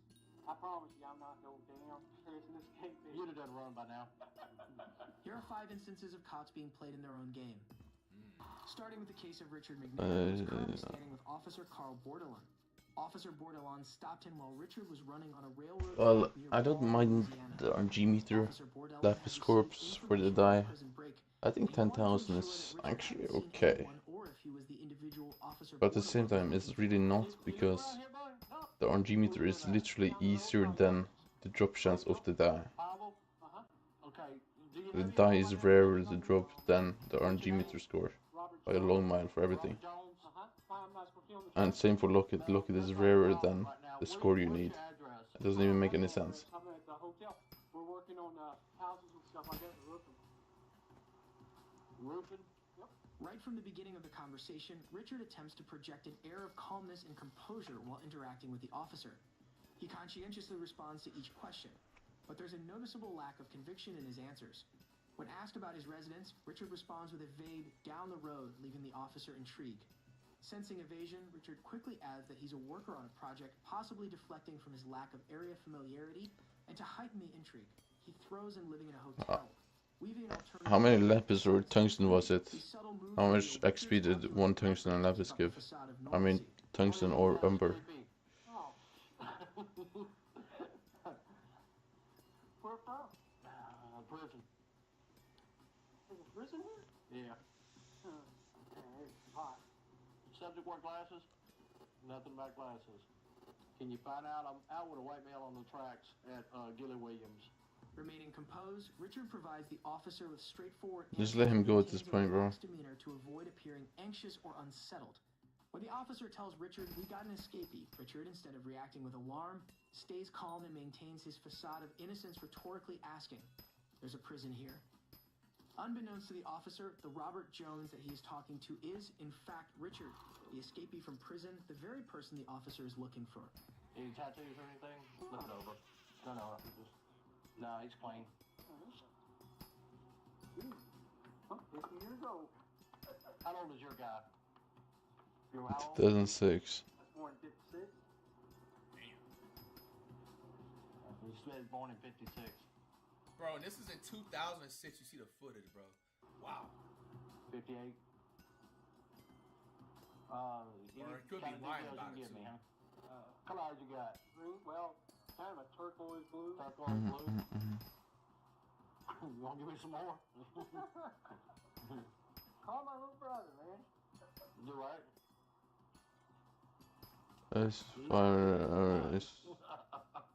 Wait, why is umber and tungsten so little?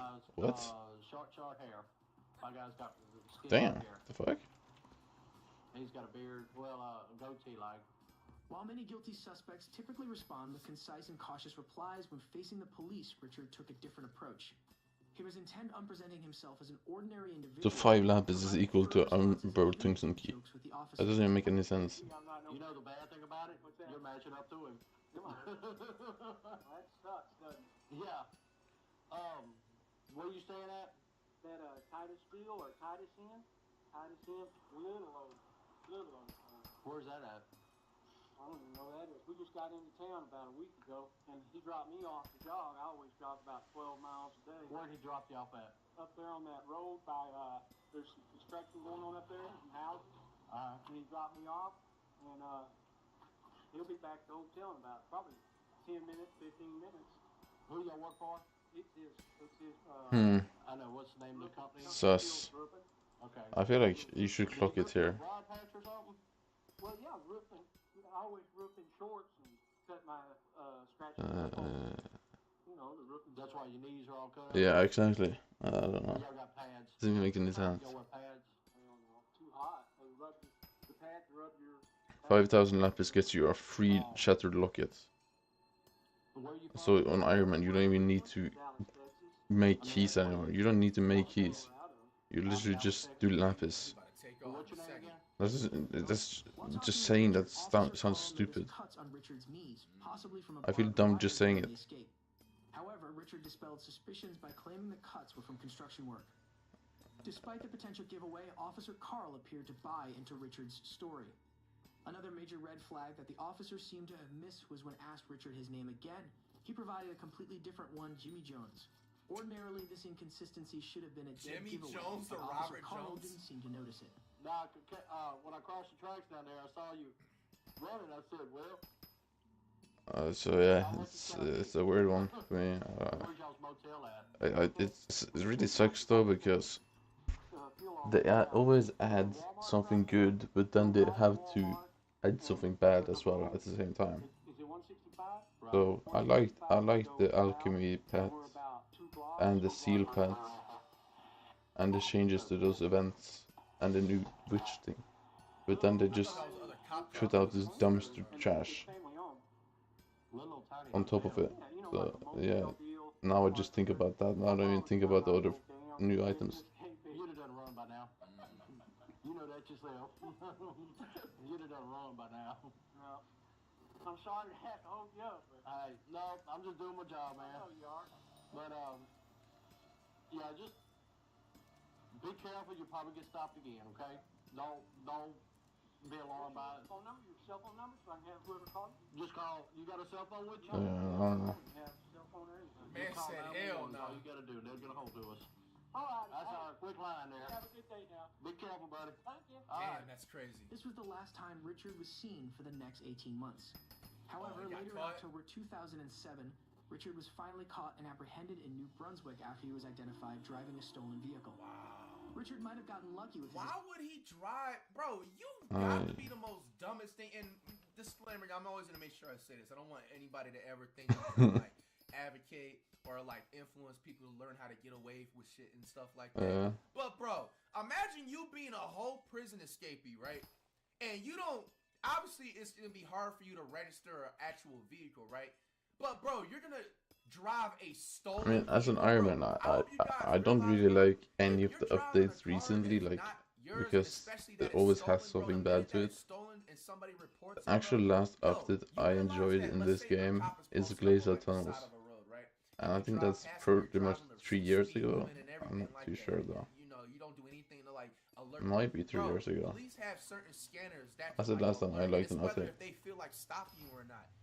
Where they alert, like let's say 30 cars drive past a car and one of those cars. Wait, no, maybe Vincent actually. Bro, Vincent update, yeah. Bro, that I think that's after, right? Exact make, model, VIN number, and everything is gonna come up on that. Vincent, so that's like 2 years ago. This vehicle is stolen, or this vehicle is theirs, but the tags Check are your meter expired and and everything. not registered. I mean, it's stuff probably like nothing. that. Like, bro, and then if the cop feels like, hey, shit, this person's vehicle, it looks like it's stolen. Let me go check this out. Bro, he can put the lights on, bro, and you're cooked, my nigga. Why would you be driving a stolen vehicle when you're a whole prison escapee? Bro, your entire way of transportation should have strictly been through a bus, a train, like, or have a friend drive for you or something. Like, why would you drive a stolen vehicle? Bro, I just got kicked from the Jasper shaft, and he got another one. Smart enough. The fact that he was even able to outsmart the cop like this and get away from Bro. 18 months, bro, that's actually diabolical. What the fuck? You already got another one. That's On the intro, October huh? 18, 2019, Street Lapis as well. Hold on. Quantrell was arrested from his classroom at Orfordville Parkview High on suspicion of strangulation in an August 1st assault. Yeah. Close the schools. Put them away, bro. Bro, I was in school. I heard it's only giving you 10% or something, right? Yeah. Is that right? Yeah. He was brought in for questioning in the Rock County Sheriff's Office and placed in the interview room. However, as soon as the teenager entered the room, it became clear that he had Bro, no look like a intention of grown staying. ass man. He don't even look like a teen. Oh nah, this man had a plan already. This man different. No, this man different. Oh my goodness. Oh my goodness. As soon as the detective leaves him, Quantrell scans the room and finds a window. Without thinking twice, he opens the blinds and Damn, bro, what the fuck? 3.8 mil profit. Oh, even he wants to mine. Yo, hey, that's 4.2 speed. Bro should have been playing on a football team or track team instead of being a weirdo, bro. Despite having several CCTV cameras around the sheriff's office, no one noticed the absence of the suspect for at least the next 14 minutes. You can mine in here as well. Yeah, oh yeah, nah, he's gone. He's gone. Yo, he's gone. 14 minutes, y'all didn't notice him? As the detective enters the room for interrogation, he takes a second to process what happened before he can react. I don't think he understands that. Sheesh. I know when he walked in that room, bro. I don't think that's gonna work. Oh, nah, I know that. I know once he heard the wind hit the blinds, it struck to realization. Damn. Police frantically started looking for Quantrell, and it was only 3 hours before he would be found again. 10% restrictive, damn. That's like nothing, but I'm also happy it's nothing because if it was more, look, it would just die instantly. It will die, but not day one. On March 7th, 2022, Joel Sanchez Delgado, a 41-year-old facing drug trafficking charges, was escorted to a courtroom in Little Rock for a routine appearance. He was seen wearing a neck brace and using a wheelchair, supposedly due to injuries he supposedly sustained during his arrest. However, as you see, Joel wasn't after hinted that he was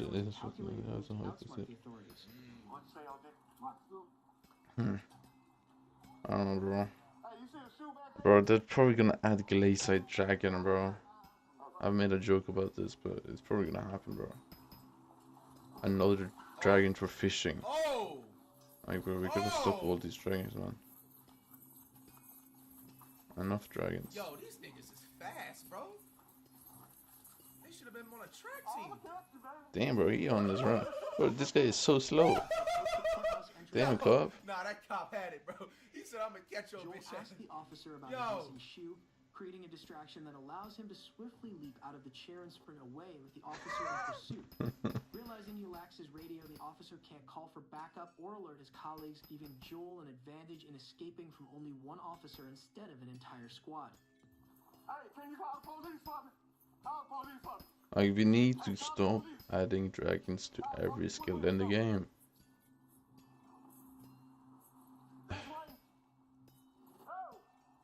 Like, if you had the pet rework to make all pets useful, right?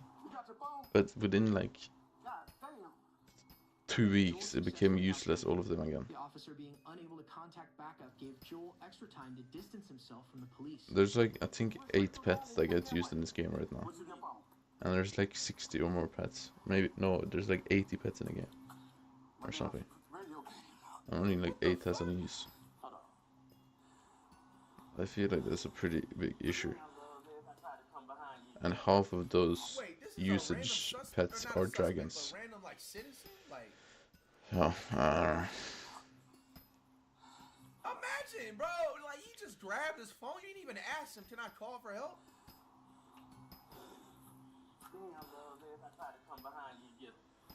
And then we're gonna get RNG meter for Diana, RNG meter for what else? Hell nah, bro. I'm not even gonna lie to you, bro. Like, I'm not even trying to be that one asshole. Visitors RNG meter. Bro, I'm not giving this nigga my phone, bro. What else are we gonna get? We got the RNG meters. Bro said, give me your Dragon phone. RNG meter. Why are you saying it's so demanding, bro? He's not supposed to help you do your job, bro.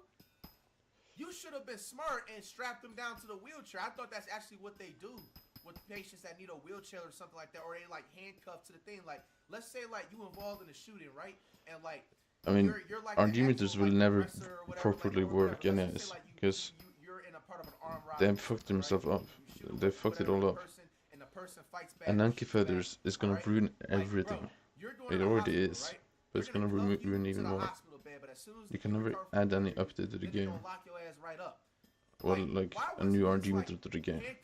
If they do, it's just ruined by our Nanky Feathers. Be so comfortable just kind of being free and not handcuffed, all because you said that they thought he broke his neck because of the arrest or whatever. That was crazy. Yeah, I don't know about 50 mil. Anybody that's I think 1k Vanguards is fine. Was that cop what he just did right there? Just for the meter. It's one thing But 200 is diabolical, bro. That's disturbing. But bro, you asked him for his phone. And that's a bad sign for the future of DICE. He's doing your job for you at that point, bro. You might as well. I hope this officer at least gave him his next well, officer, actually, bro, because, I have good news for you. It doesn't give that much. It gives very little, actually. Which doesn't make any sense. How you not know that dude has to go back to work? It gives like 37,000, I think. One feather. Which is very little. Which is fine. I don't mind.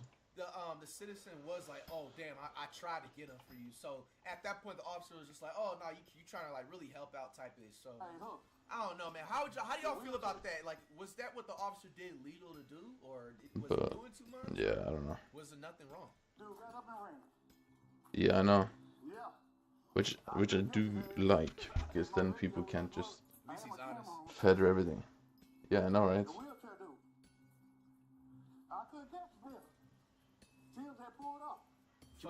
Funny thing is, he said, "I'm gonna catch your." I guess admins based it off the key prices. But I don't think admins understand that when you open a Vanguard, you get other stuff than just a locket, right? In return, so or a dime. You get like materials refunded, and flawless and blue eggs and stuff.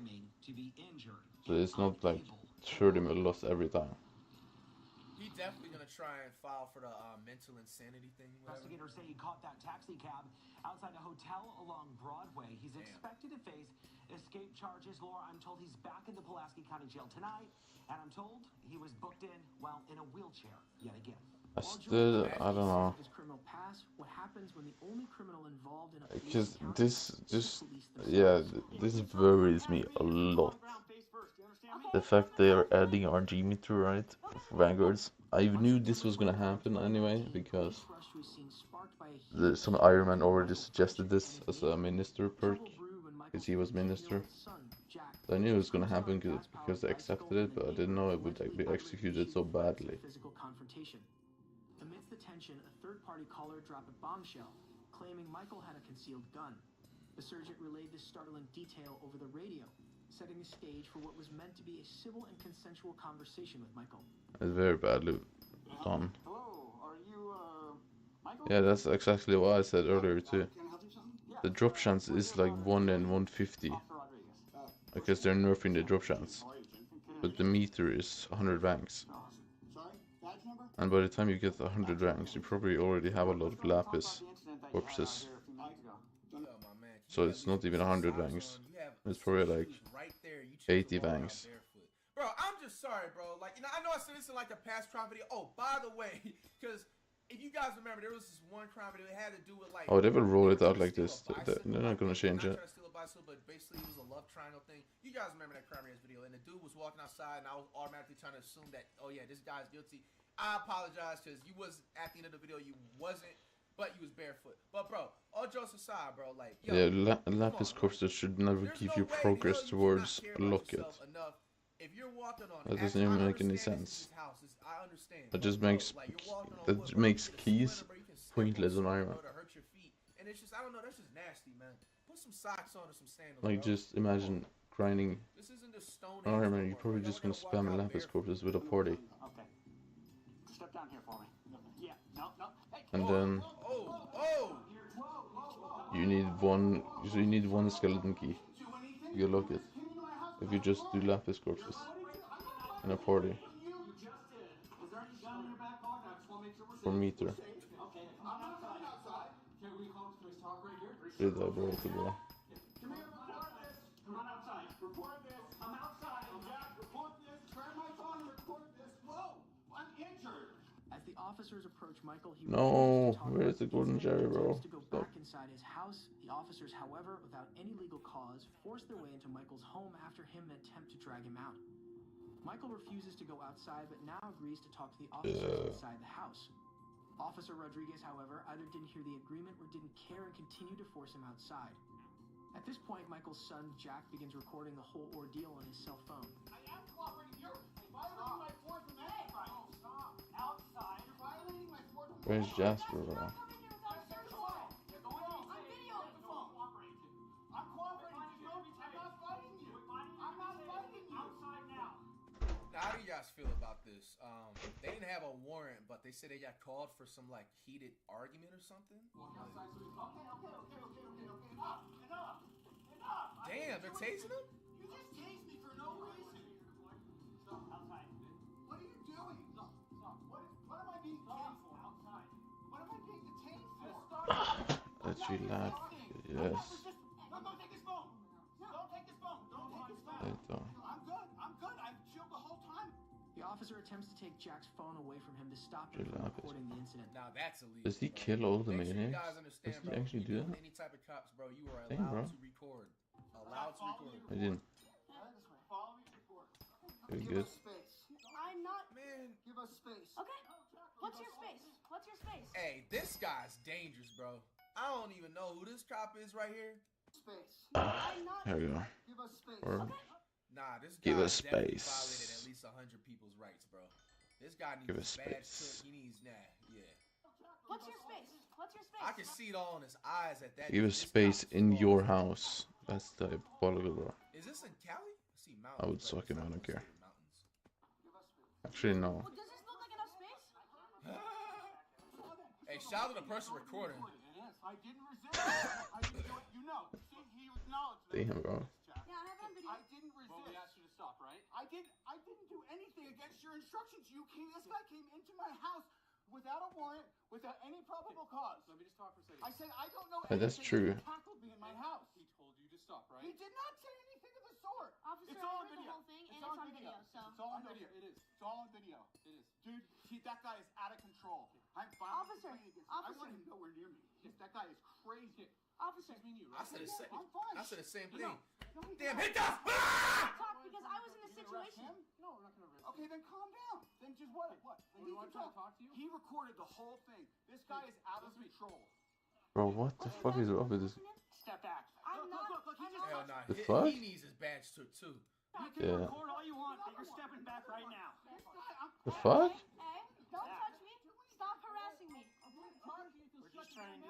I'm videoing this. Please get out of my personal space. No. Yes. You're not gonna Get out interfere of my with what we're personal doing. space. This is my property. Please. You're not gonna interfere with an arrest.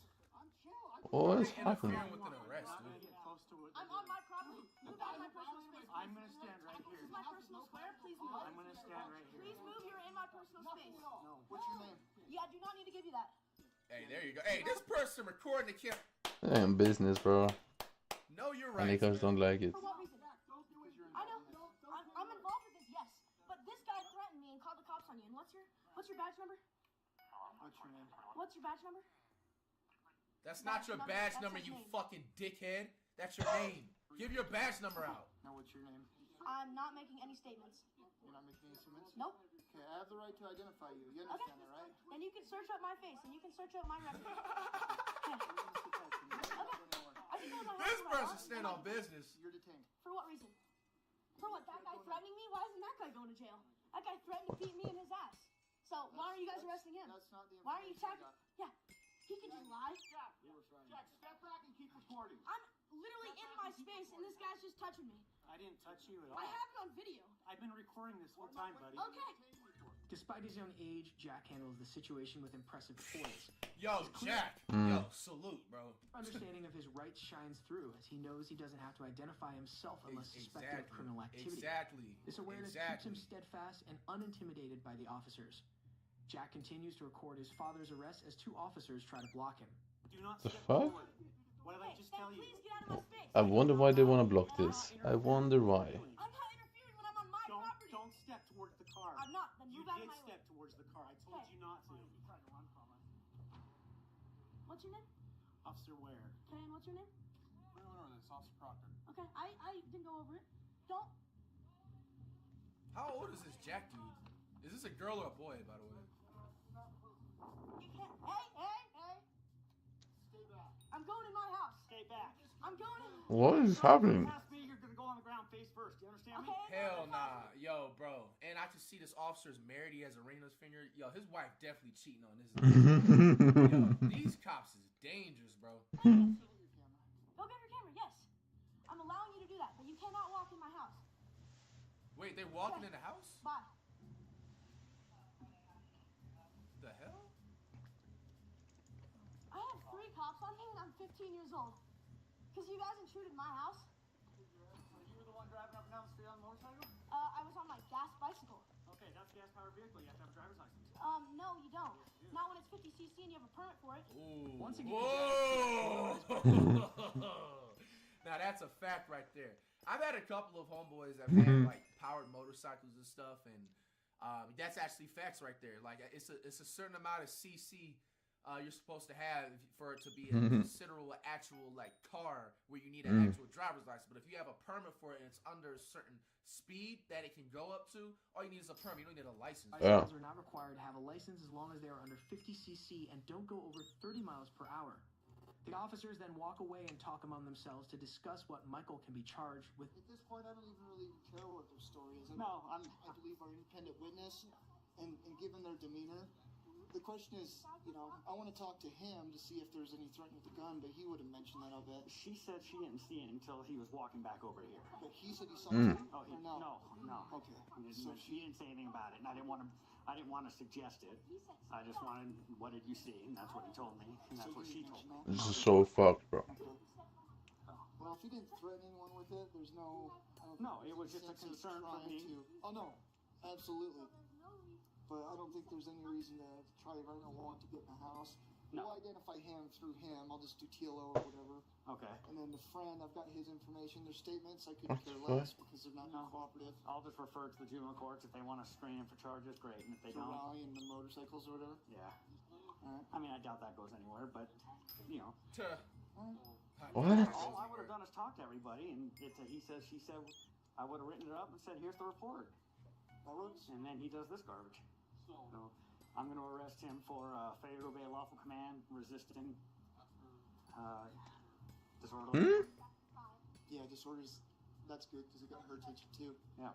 The sergeant dismisses Michael and Jack's side of the story, citing their demeanor.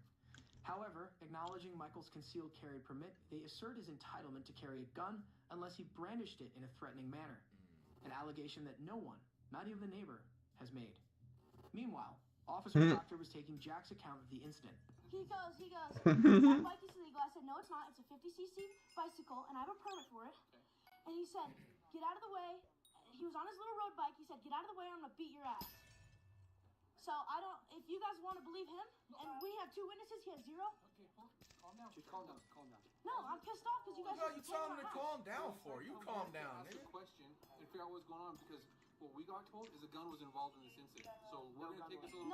No gun was involved, not at all. I don't know why you have to beat my ass. And I rode my bicycle back here. He ran back with me. I closed the garage and I told my dad. Okay. My dad was like, who is this?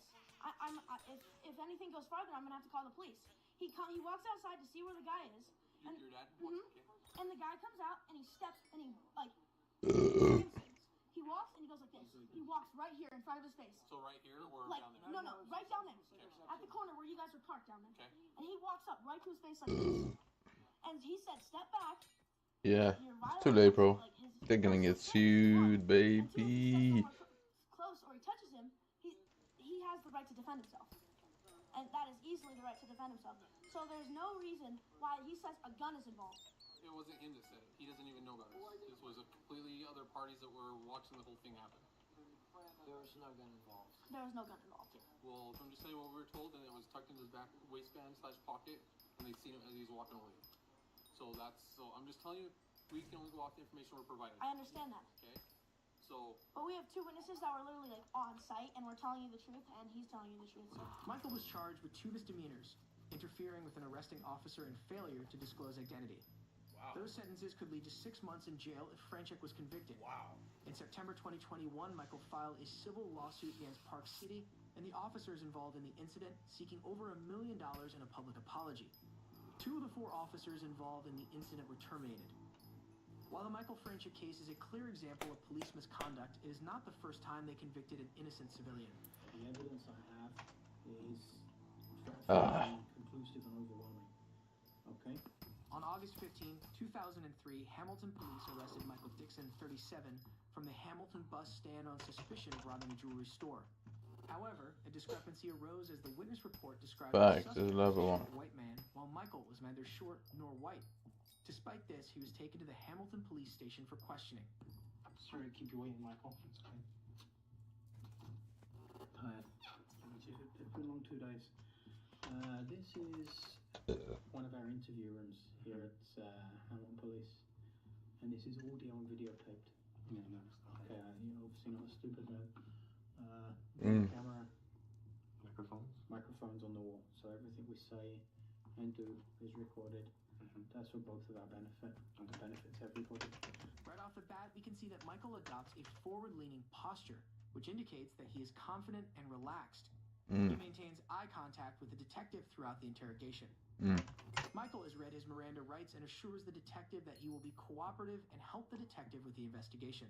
You are not obliged to say anything unless you wish to do so. Obliged? Do Bro, I thought it was a bleed the whole time. Given in evidence. Well, that's fine, because what I have to say is plead my innocence, so I don't mind that. Okay? But I'm just curious to know, like, how it got this far, because, as I said to you earlier in the other room, the police officers that stopped me on the street said that they had witnesses that I... Well, you wanted to talk to me about the events in the other room, and I told you that that wasn't the right time and place to discuss it, remember? Yeah.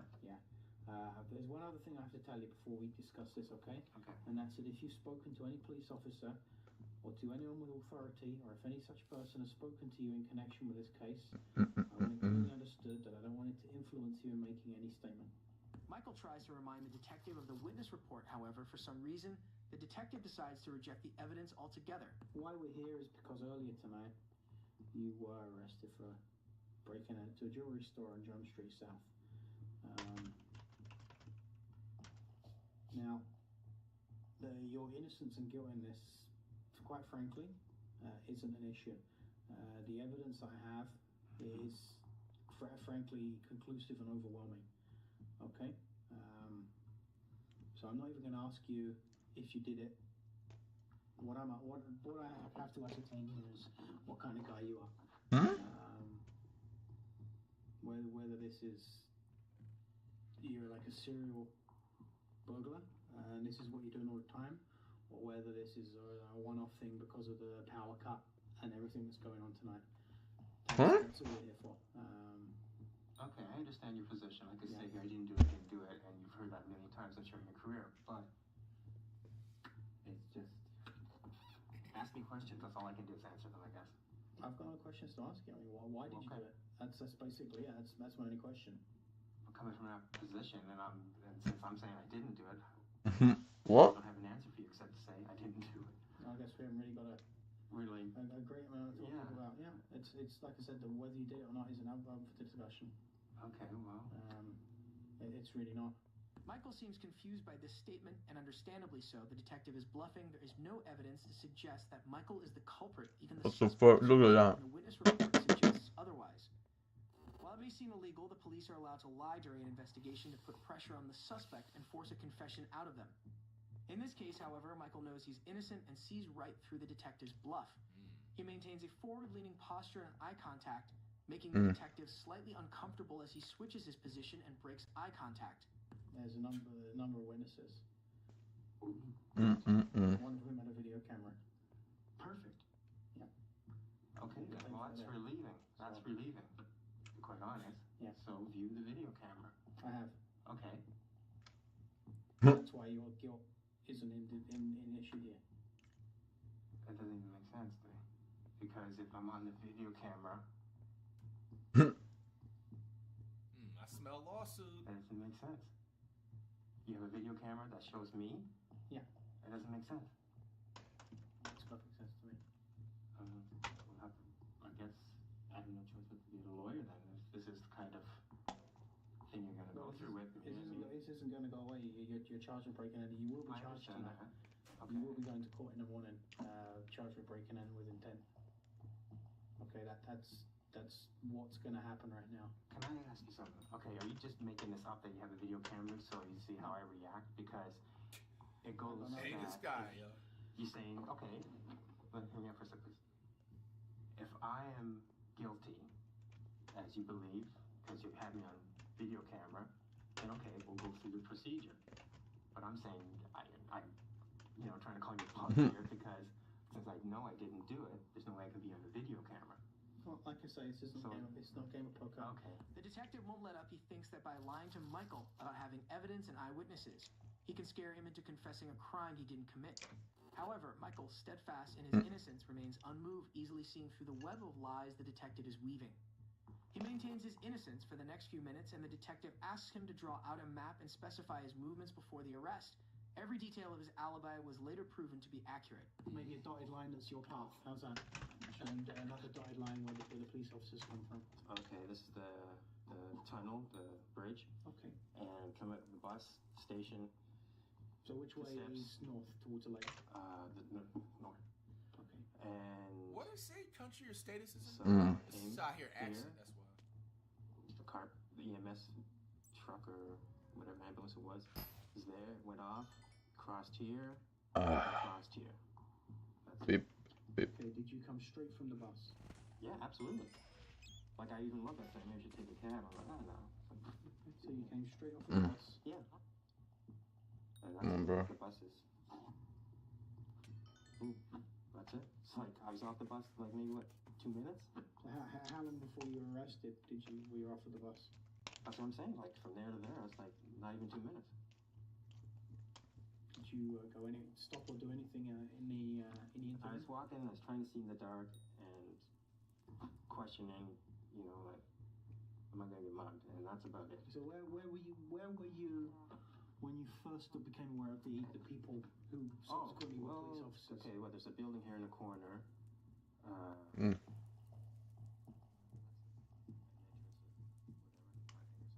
another building here. There might have been some, I was walking.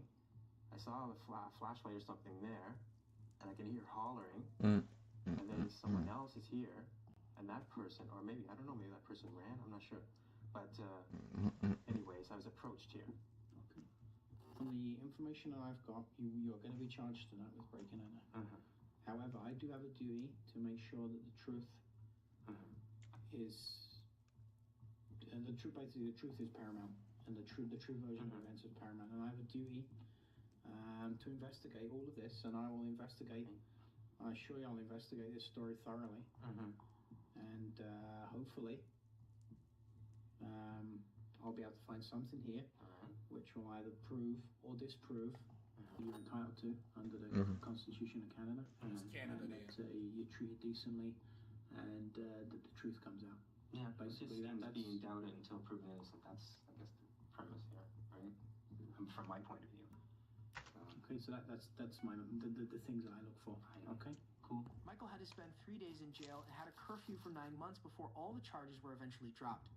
Michael sued the county police and received over $100,000 in damages. What? That's it? Nah, bro, they need to run him at least $1 million, bro. Yeah. How many months was he in? 3 days in jail and had a curfew for 9 months before all the charges were eventually Okay, I heard it wrong at first. It was 3 days.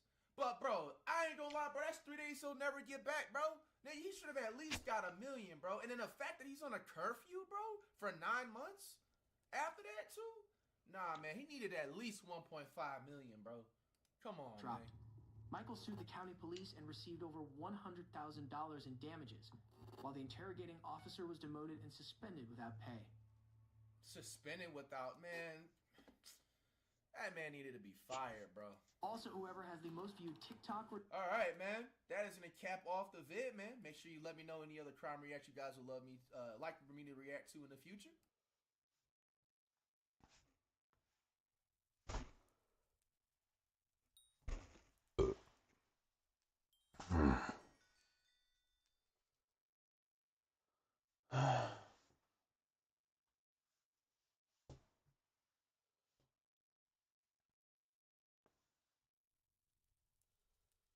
Damn, bro.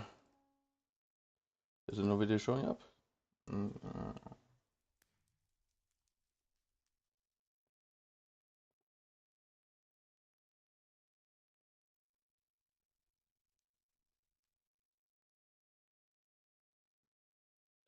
up, Sauce Gang, and welcome back to the channel. Hot Sauce Beats here with a surprise reaction for you. That's right, because today we are finally checking out Lamedy for the very first time, and we're reacting to Lamedy's brand new video, disturbing footage on a Minecraft Kids channel. Now, what I do know is Lamedy has done some ARG. I think he has like an ARG trilogy, which we definitely need to check out. Damn. I think this is a new-ish video because it doesn't.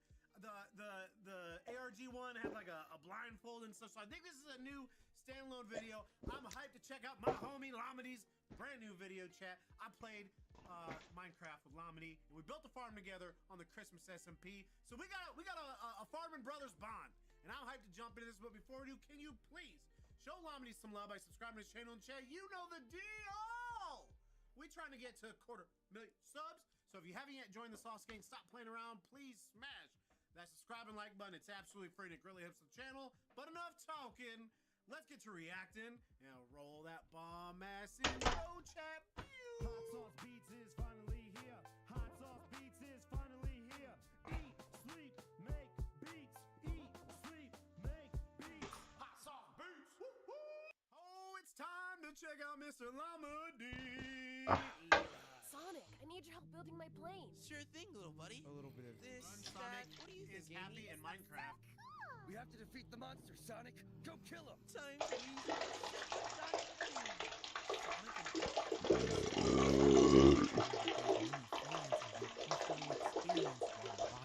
Could you take a look? Thank you. I don't know why I was sent this, but it sounded concerning. So, to understand what the email was talking about, I clicked on the first video. Steal a brain rod in Minecraft. I love ARG videos, homie. We're gonna be I know it's an ARG. I love Steal a brain rod. stuff. And with me, I got Amy, Tails, Stuff that makes you Knuckles, think. and Eggman. Oh, look at this guy. So stinky. Ow, Oh. you quit. Ow, what the heckadoodles, dude? Alright, you know what, guys? After clicking the link in the email, I was sent to a Minecraft Kids channel with a few videos on it. With the first video introducing us to the cast of the YouTube channel, Run Sonic. Tails, what brain rod do you have? I don't have any brain rods. 25,000. So far, I have not seen anything that makes this Kids channel uncomfortable. I mean, sure, there was some weird things here and there. Ow. What? Tails, what was that for? What? I didn't do anything. Okay, bro. But at the time, I couldn't see why it felt weird. Well, it's because I was only looking at it on the surface. To understand what I mean, I need you to look at this scene. What are you even talking about for real? And then, why are you in my own base? Get out of here. Because I'm stealing your brain rods. Tails, help me out. What the? To anyone else, this will play out as a regular Kids channel video. I'm on it, Sonic. That's right. Keep him distracted. As you can see, Sonic will place TNT at Eggman's base to blow it up. But when it does, this happens. Alright. Yo, Mr. Eggman. Guess, what goes boom? Sonic boom. Sonic boom. Hilarious. Wait, what are you talking about? Hey, you're blowing up my base. What's the meaning of this? Guys, stop. 2, 1. Okay, guys, what the actual hackerdoodles of that? Like, the map just exploded and the server went out and... Let's just redo it. What the heckadoodles? No, we can't. And we see the real people behind the Sonic characters. Now, I'm not sure what's stressing them out, but we see something from the YouTuber himself.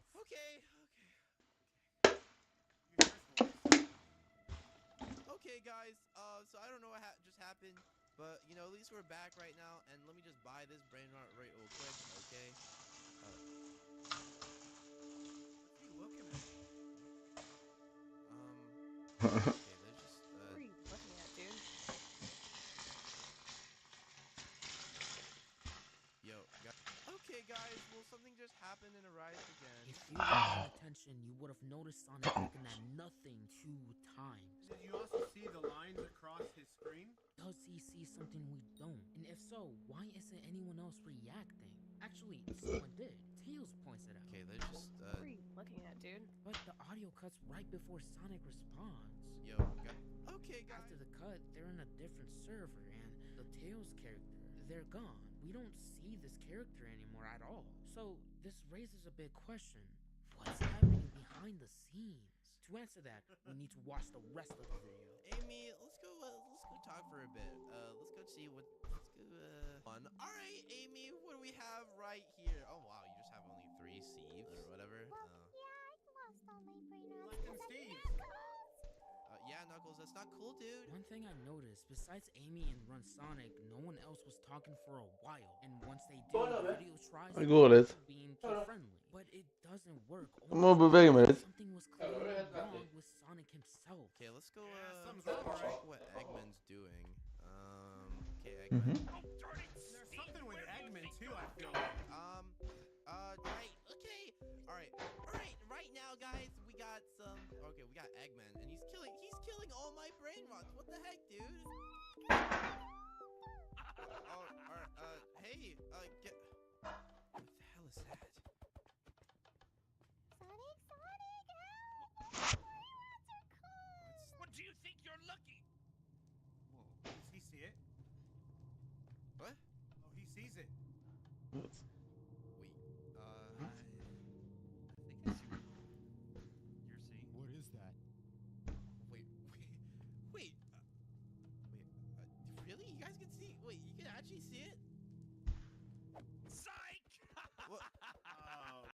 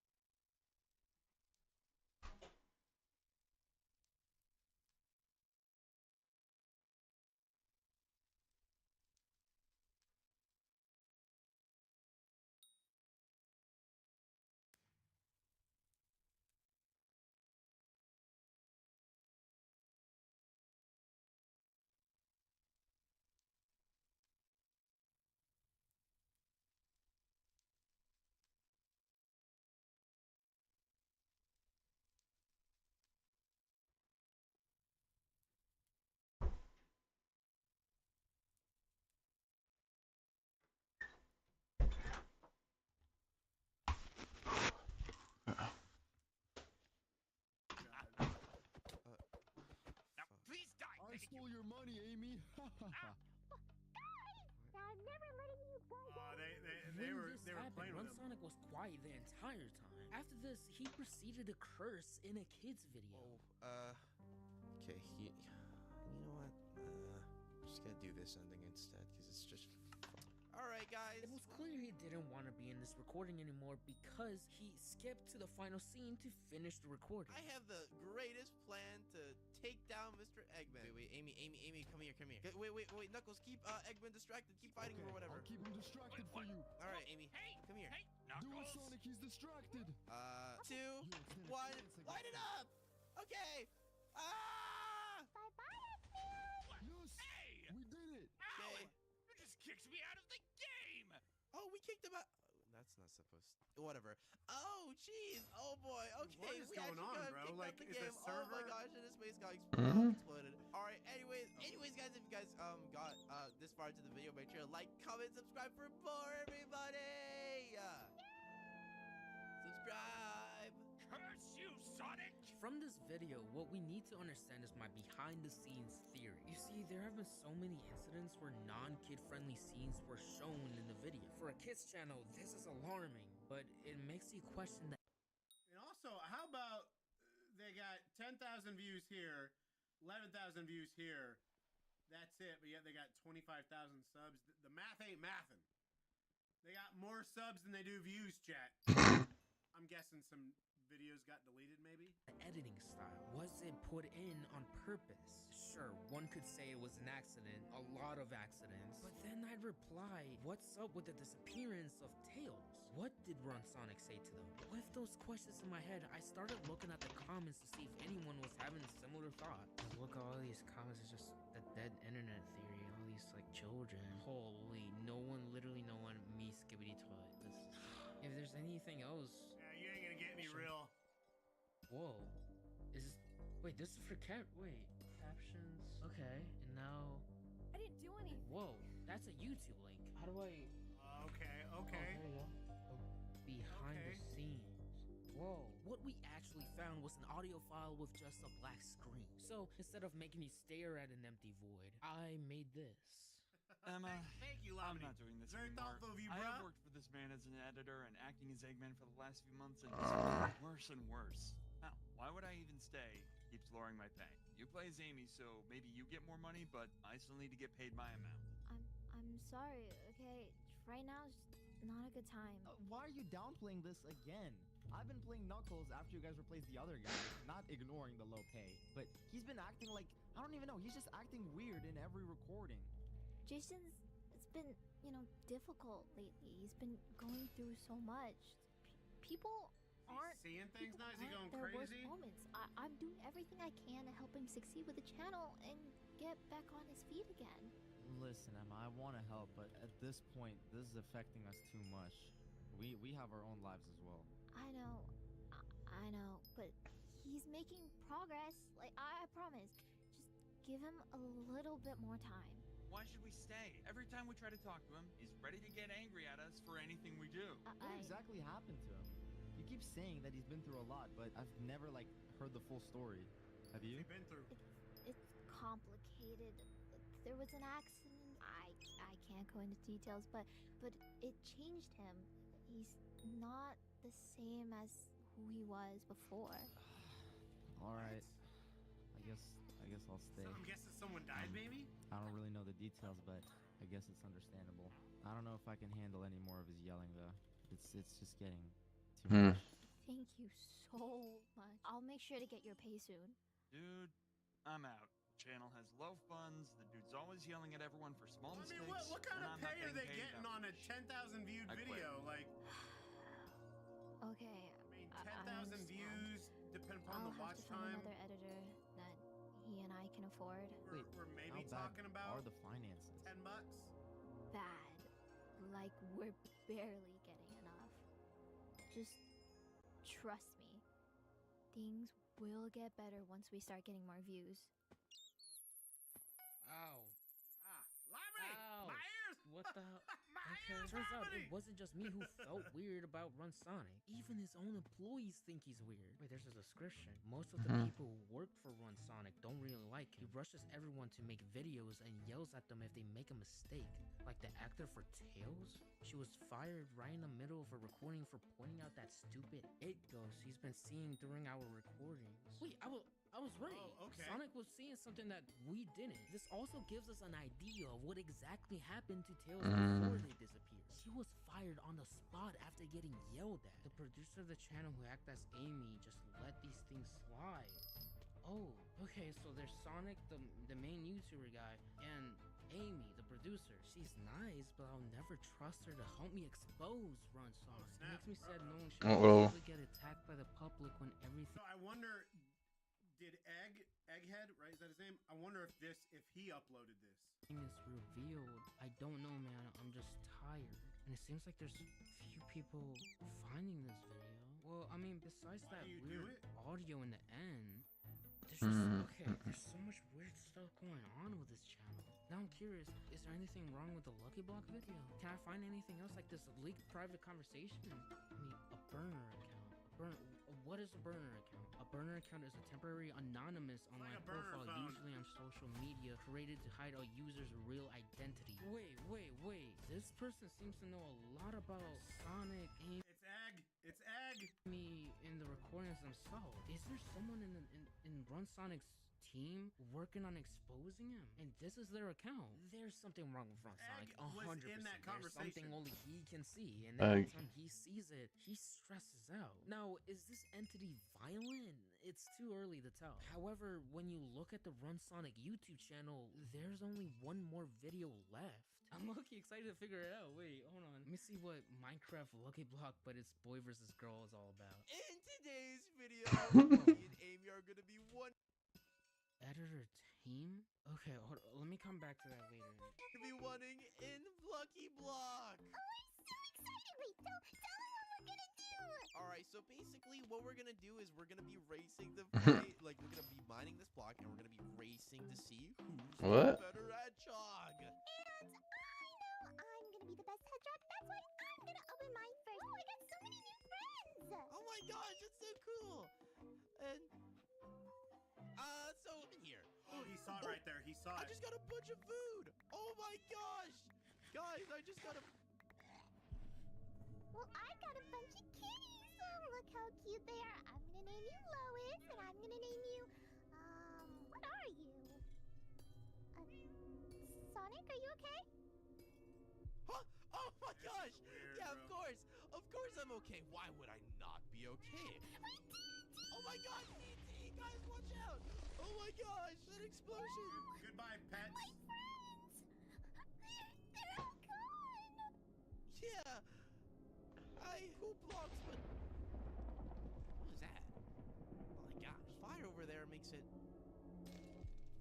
Whoa, wait, hold on. Did you see? She's in prison now. Makes it... There's the Lucky Blocks. Hey guys, watch out! Oh my gosh, that explosion! My friends!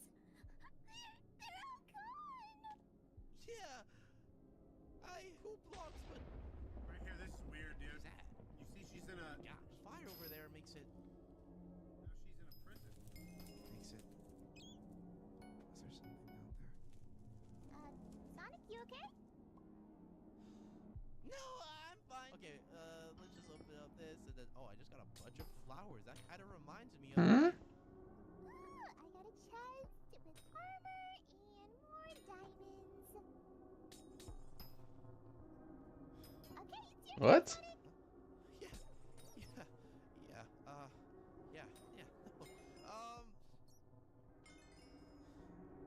Let's just... Okay. Yep. Get off the edge.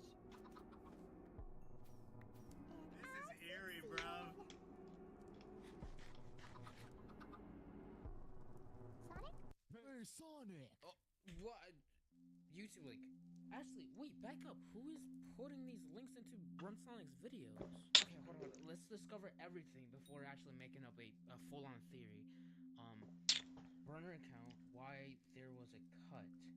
That's right, there was a cut, wasn't it? Yeah, when all of a sudden the tower appeared. Sonic? Hey, Sonic! That was a cut. Or there's a Okay, cut. wait, Sorry. Yep. Get off the edge.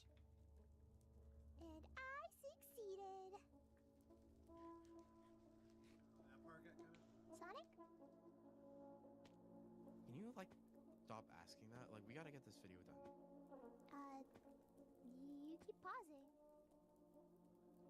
But I. Is everything good? Shut up. Okay, just keep going. All right. So where are we gonna get this lucky block here? Oh, I can't even. Okay, well, I can't even do this one. All right. Well, I mean, I think I can see what I can get with my inventory because I make so much with this. I got an ender pearl. I got every.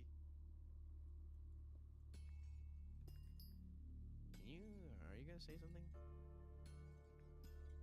Yeah. I got some enchanted books. What? You look like you need to say something. What do you mean? Emma, just say it.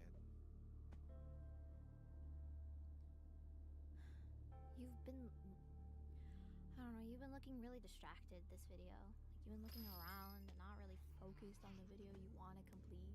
Like, are you okay? I mean, About to crash out. yeah. I just recently I've been seeing this thing around it. What? I thought it was just something. But when I go to sleep, and sometimes when I drive, I see it everywhere. And now I'm seeing it here in game too. That's weird, bro. Because I thought we agreed you would get help. I can't. Well, I've been trying. It's just like, you know how it works, right? I'm assuming you do because you suggested it in the first place. So, like, there's a wait list, and then there's like this, and that, and I'm not a priority. So. And this would be a great spot for what is it? Get better, right? The online. Better help. Help now. Get better. Get help. Help better. Get help. I think get better. Sonic, you just need to talk to someone, dude. Just talk to someone. Why should I even bother? Right? Better I help. tell you that earlier. Either way, I don't know.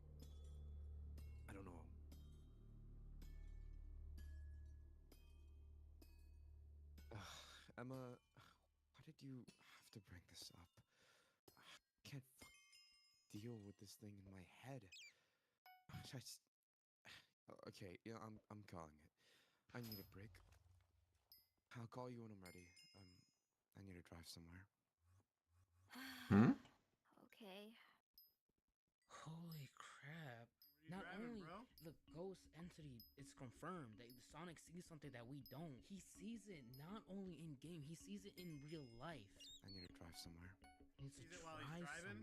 Where? By looking at everything so far, I have the theory that Amy and Run Sonic are close in real life. The main reason is that Amy knows a lot about Run Sonic, so much that she's trying to help him to get out of this situation. And to add on to that, do you remember that behind the scenes audio? The one where Amy says that something happened in his past that messed him up? My question is, does this entity connect with Run Sonic's past? In order to answer that, I had to look for more leads. I remember him mentioning this thing in our recordings a lot. The actor Amy would make sure he stayed on track, but I could tell it was affecting him the way he talked to the team. Maybe it's the reason he's a jerk all the time, but even if I don't like him, I know something happened to him. I hope he gets help and gets better soon. With this leaked footage done, I had no leads. Period. Considering there was only 2 videos on this channel, I had to investigate anything to learn more about Run Sonic. Oh, the editor Tame, remember? I've heard from Dr. Eggman that you two are trying to take my Master Emerald. Well, if you really want it, you're gonna have to fight me. No way! Amy, we have to fight this However, after the cut, it only acts like a kids channel video. There's nothing but grown people acting like kids mascots. Oh my gosh, it's teleporting us!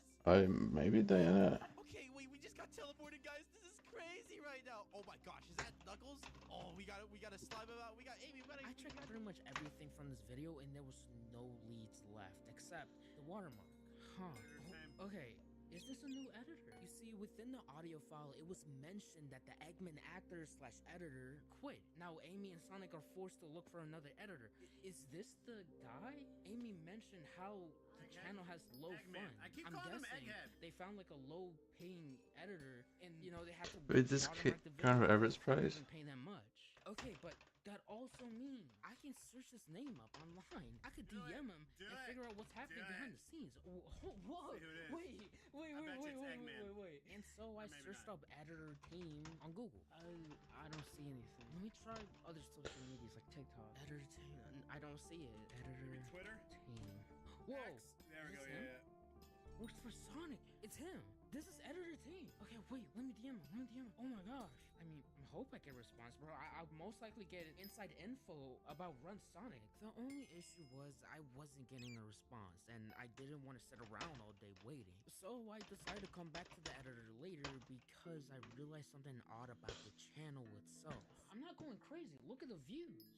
If we add the total view count of both of these videos, it does not equal to the subscriber count. So either Run Sonic got a shout out, or there are videos that isn't public. Yeah. The only issue was I wasn't sure how to find them. I was completely lost, but I still didn't want to lose hope. You know what? I'm calling the one person that probably knows more about this type of stuff than me. Where you at, Weefies? Yo, Weefies! Weefies? Hey, bro. Yo. Who's excited? The person I'm explaining everything to is named Weefies, and just by looking at his channel, he has a lot of experiences with cases like this. So I knew he could help me find me more clues, leads, whatever. I just need something. I mean, someone definitely wanted you to find that. They wouldn't just leave a video link for no reason. Oh, 100%, dude. I think this guy just wants whatever is happening behind the scenes public. You know what I mean? That's what I think. I mean, what do you think? Well, look, I'm a little skeptical that he saw some sort of ghost, but you're right. It looks like something weird is going on, and the YouTube link and how they're acting, they want you to find something. The issue is it's not like a Minecraft server where you can just like log on and use F3 to find a hidden chest, right? Like they must have left some clue for you to find. Like, do you have anything else? Any other, I don't know, clips, bits of footage? Did you like look through all the videos? Maybe there was some strange sound. Wait, the end of the video. Sound. Hold on, let me pull it up. Better once we start End of this video, yeah. Uh-oh. You know, you ever tried putting that through some sort of spectrogram? What's a spectrogram? Well, it's just a graph that lets you analyzer? see the different frequencies in a sound. But when you hear a lot of like high frequency beeps, like that noise, odds are that someone might be encoding a message. Probably another Just website. record that audio. Do whatever you gotta do. Alright, don't say anything. Guarantee it's Better another once we website. start getting more views. This is the one I use. It's been pretty good. Okay, and do I just press play? Yeah, press play. Alright, don't say anything.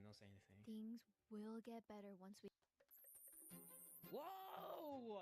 Looks like something. Whoa! Website. Wait. I mean, another YouTube video, YouTube channel. Playlist. You got a lead. They definitely want you to find something. Oh, okay. Thank you, bro. Thank you. Okay. I'm gonna start into work, bro. Thank you. With this new lead, I started writing down what it showed me and pasted it into YouTube. Yeah. Okay. Oh my home. There's so many videos. Hey, what does the bio say? Hopefully he's dumb enough not to check his captions. I still had permissions over the channel for a bit to show the truth to whoever seeks it. With the burner account able to do this, it's clear that someone or multiple people on the run side is trying to expose him by leaving clues for viewing. And thanks to Weefies, we found a playlist that contains old videos of Damn, hold on. videos that happened before the Steal a Brain Rot video and the Lucky Block video. Using this playlist, I'm gonna figure it out. I'm gonna figure out everything about this channel. Okay. I guess we start with Minecraft, but it's one realistic block. What's up, guys? In this video, we're gonna be playing a one block. We have AB, we have Shadow, we have Eggman, and we have, I guess we have Tails. I know what you're thinking. Eggman quit and Tails got fired. So why are they here? And who's this new guy? Well, the description mentions that this is the first video of the kids channel. However, while reading the comments, something happened within the video. Why was he freaking out? What? Wait, hold on. Hey, Sonic. Oh my gosh, Tails, what are you doing? The sign says poop. That's funny because it's supposed to say something useful. Instead, it just says no nonsense. After some childish humor, Eggman excuses himself to build something. I'm going to build a, some something over here. Don't look over this way. Okay. Sonic, do you really think we should be leaving him alone? Man, he ain't gonna do anything serious, man. Man, come on, man. Okay, dude. Are you sure? On the side of the screen, you can see Eggman building something. And once he finished, he wanted to show something to run Sonic, which once he does, it triggers something in him. See, Knuckles? Hey, Sonic. Do you see that? See what? What is that? I see. What? Got a dog? What? It's a fox. Obviously, like. What? Sonic, is everything okay? Kill it. What? Kill it? It's. Really? Why would I kill him? It's a fox. What? Why would I? I said kill it now. Now, please. Please kill it now. If you kill it now! Okay, jeez. Sorry about this. Sonic, are you okay? Yeah, dude, what's wrong? Why is it here? Sonic? Why is it here? Why won't it leave me alone? Seriously, It's weird, bro.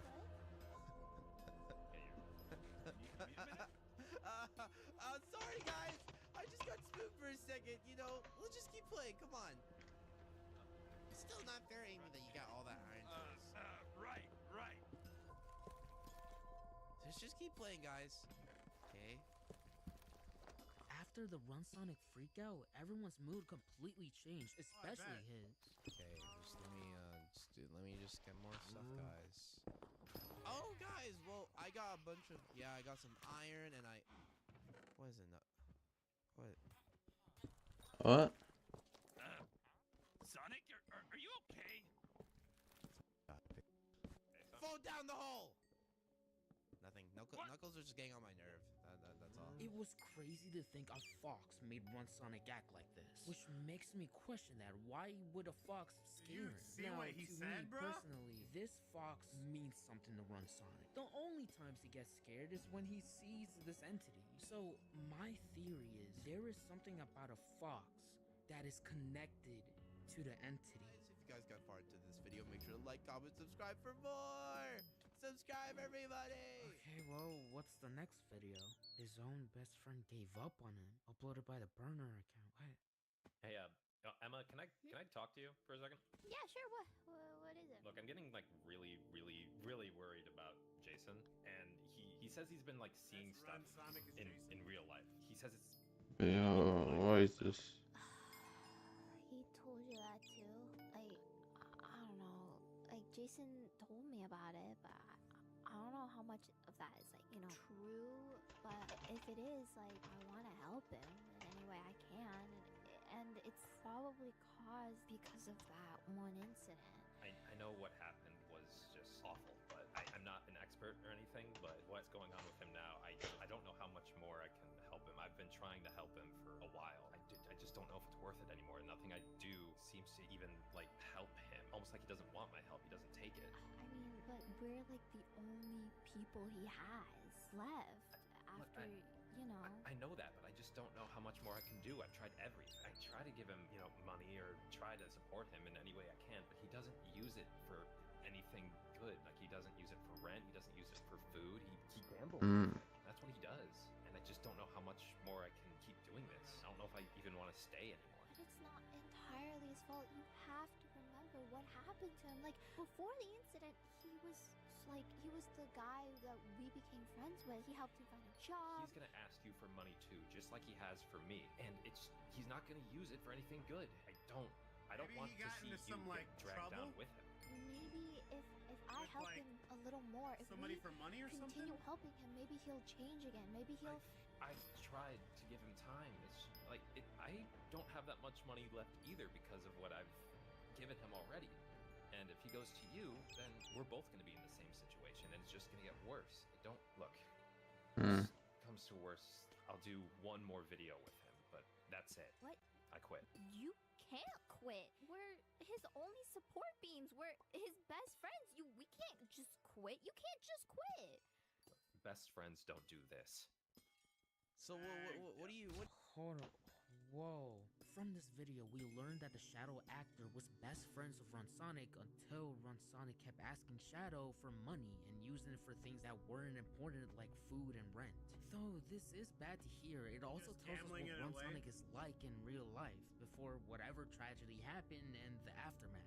Ultimately, his own best friend gave up on him, leaving Amy the only one who cares about him. But dang, he's like ruining his friendships, dude. I still couldn't believe the actor for Shadow gave me this audio. It's unfortunate what he and the actor who plays Amy had to go through. It's crazy that even his best friend gave up on him. I suppose the abuse and manipulation were that bad. With Shadow saying he would be in one more recording, I clicked the next video on the playlist. Try Not to Laugh Run Sonic Edition, which actually showed Shadow there. Today, Sonic has made a funny moments compilation of the funniest clips from the channel. Quick note, I didn't realize there were mistakes left behind by the editor, and now it's public. So, if you want something done right, do it yourself. If there's anything that explains the relationship between Run Sonic and the entity, it would be in this video.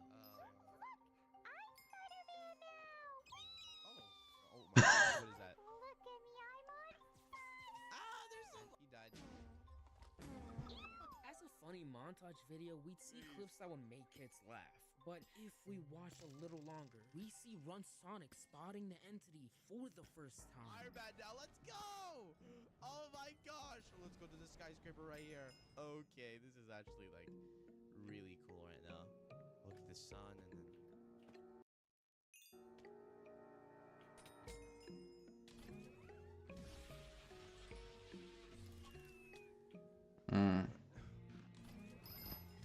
I love Spider-Man. Spider-Man is so fun to use, don't you think, Sonic? Sonic? As we've seen before, you would see this entity around him. But after these encounters, he would become aggressive toward his own best friend. Shadow. Stop throwing the things. Hold on, I'll try a different one. Hey man, no, hey, what are you doing? Okay, Sonic,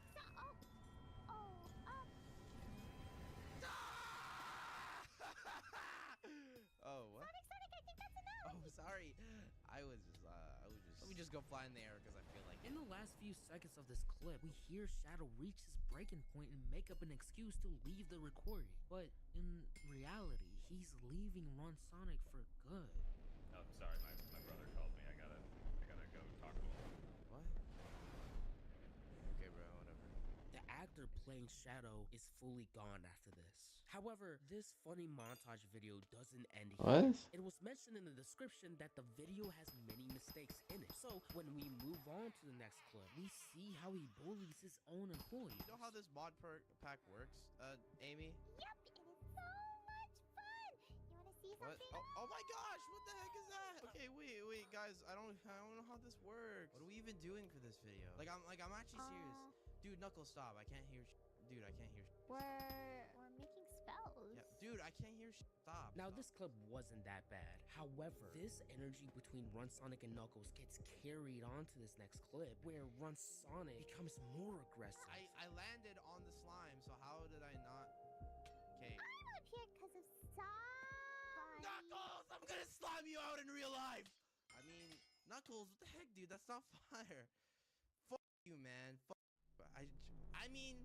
That's not cool at all, dude. The way I see it, this funny montage video shows how the entity is progressively affecting him. This is where I introduce my made not born theory. We know something happened to Run Sonic in the past, but ever since this entity appeared out of nowhere in his head, these timelines seem deeply connected, too much of a coincidence to ignore. But what exactly happened to him? Well, I have a feeling this next clip gives us information about that. Okay, guys. All right, Amy and Knuckles are hiding from me as Spider-Man. My goal is trying to find them as Iron Man. But right now, they're hiding right now, so we gotta, like, you know. You're gonna find me, Sonic. Oh, I'm gonna find you anytime soon. As you can see, nothing happens while they're playing hide and seek. But then this happens out of nowhere. There's nothing over here, guys. What the heck? Oh, is that someone? Hey! Is that you, Amy, or Knuckles? Sonic, you can't find me. Hey, come back! Oh, they're gone already. already? Oh man, Amy's actually really good at hiding for some reason, and all of a sudden, it's just that. Oh. What was that? That was.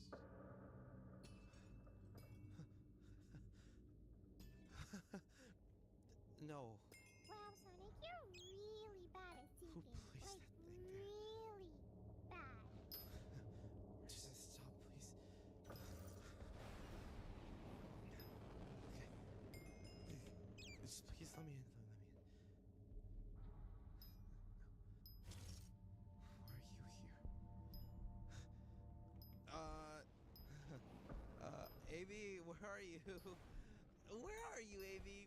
I don't know where you are at right now. That car explosion had to symbolize something that made him freak out. What could it be? Who made the car His brother die or something? I couldn't find an answer. In a car crash and it was no his fault? information, I'm forced to move on to the next video. What's this though? All because of you? It was uploaded by Run Sonic. Why would a Kiss channel upload a title like that?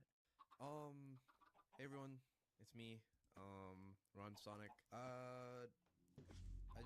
I made this video, talking about stuff, and, you know, I think I'll cut to the chase and address why you clicked on this video. Yes, I'm going to be addressing it today. I have been seeing people on Twitter and old employees accuse me of... Whoa! Accused of what? Hold on. Like I said, guys, sorry this happened. I'm trying to do better. Now my videos still come out like usual, just with fewer people. Please from now on stop talking about this drama and let's move on together. What? The comments are disabled. Okay, well how do I check the drama? Do I check Twitter? Hold on. Run Sonic? Oh, this really needs to be talked about. This document about Run Sonic. Oh, back up.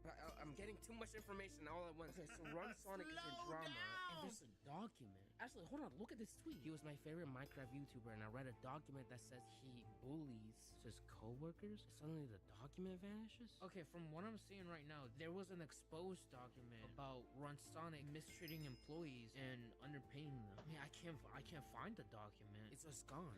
Actually, every tweet that I've read so far mention how the document is gone. Not only that, but there's some tweets talking about Amy apologizing on behalf of Sonic. Did Sonic not apologize? No, this has to be the apology video. He's addressing how he treats his employees. But my question is why is this title all because of you? And why is no one reacting to that? To be fair, it's unlisted, but I mean, the only possible answer for this is just he changed the title, but why all because of you? Why he chose that as a title? This is a full-on guess, but I feel like he's talking to the person who exposed them. That's honestly a theory. I can't lie. Interesting. I mean, is there anything else I can find? Wait, hold on. Look at the date. This apology video was uploaded after the Steal a Brain Rot video, right? What's up, guys? It is. The video was uploaded after the Steal a Brain Rot video. Now, something caught my eye. After the apology video, we saw a glimpse of a weird atmosphere that belonged to a video called He Sent Me This. Let's see. Bro, I'm on the edge of my seat, man. This is pretty eerie. I have no clue what's going on. I'm not great at like ARG. You know what I mean? Like I got some theories and stuff. I don't know. I think someone died. Potentially feels like it was his fault. Caused him to start seeing stuff. I don't know what he's seeing though.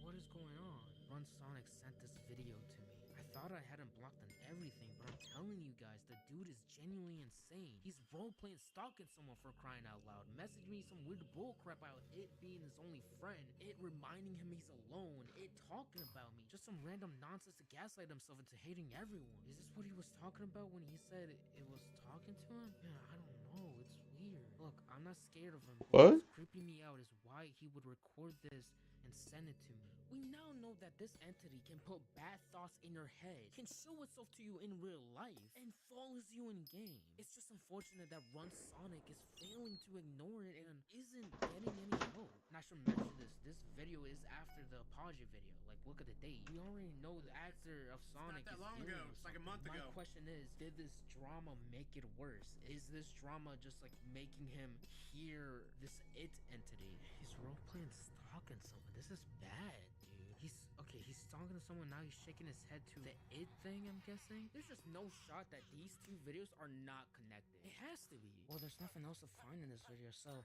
what is this video? Uploaded by Run Sonic. Today, I couldn't really sleep that much, so we're gonna be doing a secret 3 a.m. challenge in Minecraft. Damn. 3 a.m. challenge, bro. Be that ass, bro. Yeah, oh my gosh, I'm so excited. Are you excited too, Knuckles? Knuckles? With the video being Do Not Explore Minecraft Mansion at 3 a.m. and Run Sonic mentioning they're recording at 3 a.m., I just don't think he's faking it here. Because minutes later, you can clearly tell who's tired. It's actually like 3 a.m. right now as we speak right now. Oh my gosh, I'm super hyped. I couldn't really sleep last night, guys, so you know, I'm like just super energized right now. I ate like 2 chili dogs and like possibly a unhealthy amount of like energy drinks, and it's so crazy, guys. Oh my gosh. Knuckles, come on. Hey, Knuckles. Knuckles. Oh yeah, I'm coming. Yeah. Oh my gosh, is that? Oh my gosh, wait, this must be like strawberry jam or something like that. What do you think? This is actually really scary right now. Yeah, I don't know what's... Is that a book and quill over there? Oh yeah, it is a book and quill. Okay, book and quill. Collect my pages if you want to escape. Oh my For a gosh. video posted after the apology, nothing seems unusual, which makes me wonder why. You know, since his career is obviously going downhill because of the public backlash. Although, seconds later, we see something growing between Knuckles and Run Sonic. It's like strawberry jam.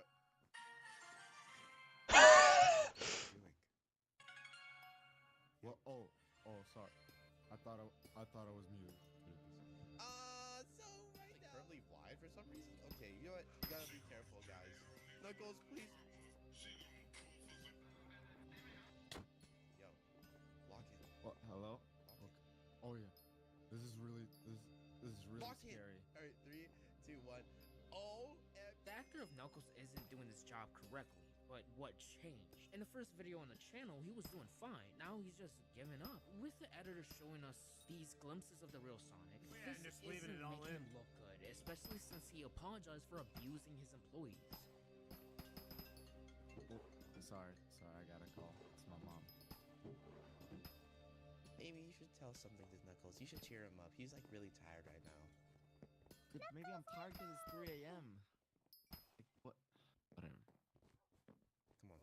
Oh, there's another page. Okay, we got 5 out of 8. We got 5 out of 8. Knuckles, what are we thinking? We're almost escaped, but this wasn't even scary. Oh my gosh. Can you say something other else than this was not even scary? Please, like you gotta have something else. Bro, you woke me up at 3 a.m. Like, oh my gosh! These two would clash again later in the video, but Run Sonic would see something that had to symbolize something I found one of the last pages, guys. Oh my gosh. Okay. Wait, where? Ooh. So wait, guys, we have 1, 2, 3, 4, 5, 6, 7, and then maybe I'm not really sure. Wait, hold on. Let me go check in this room. Hopefully we can find something. And then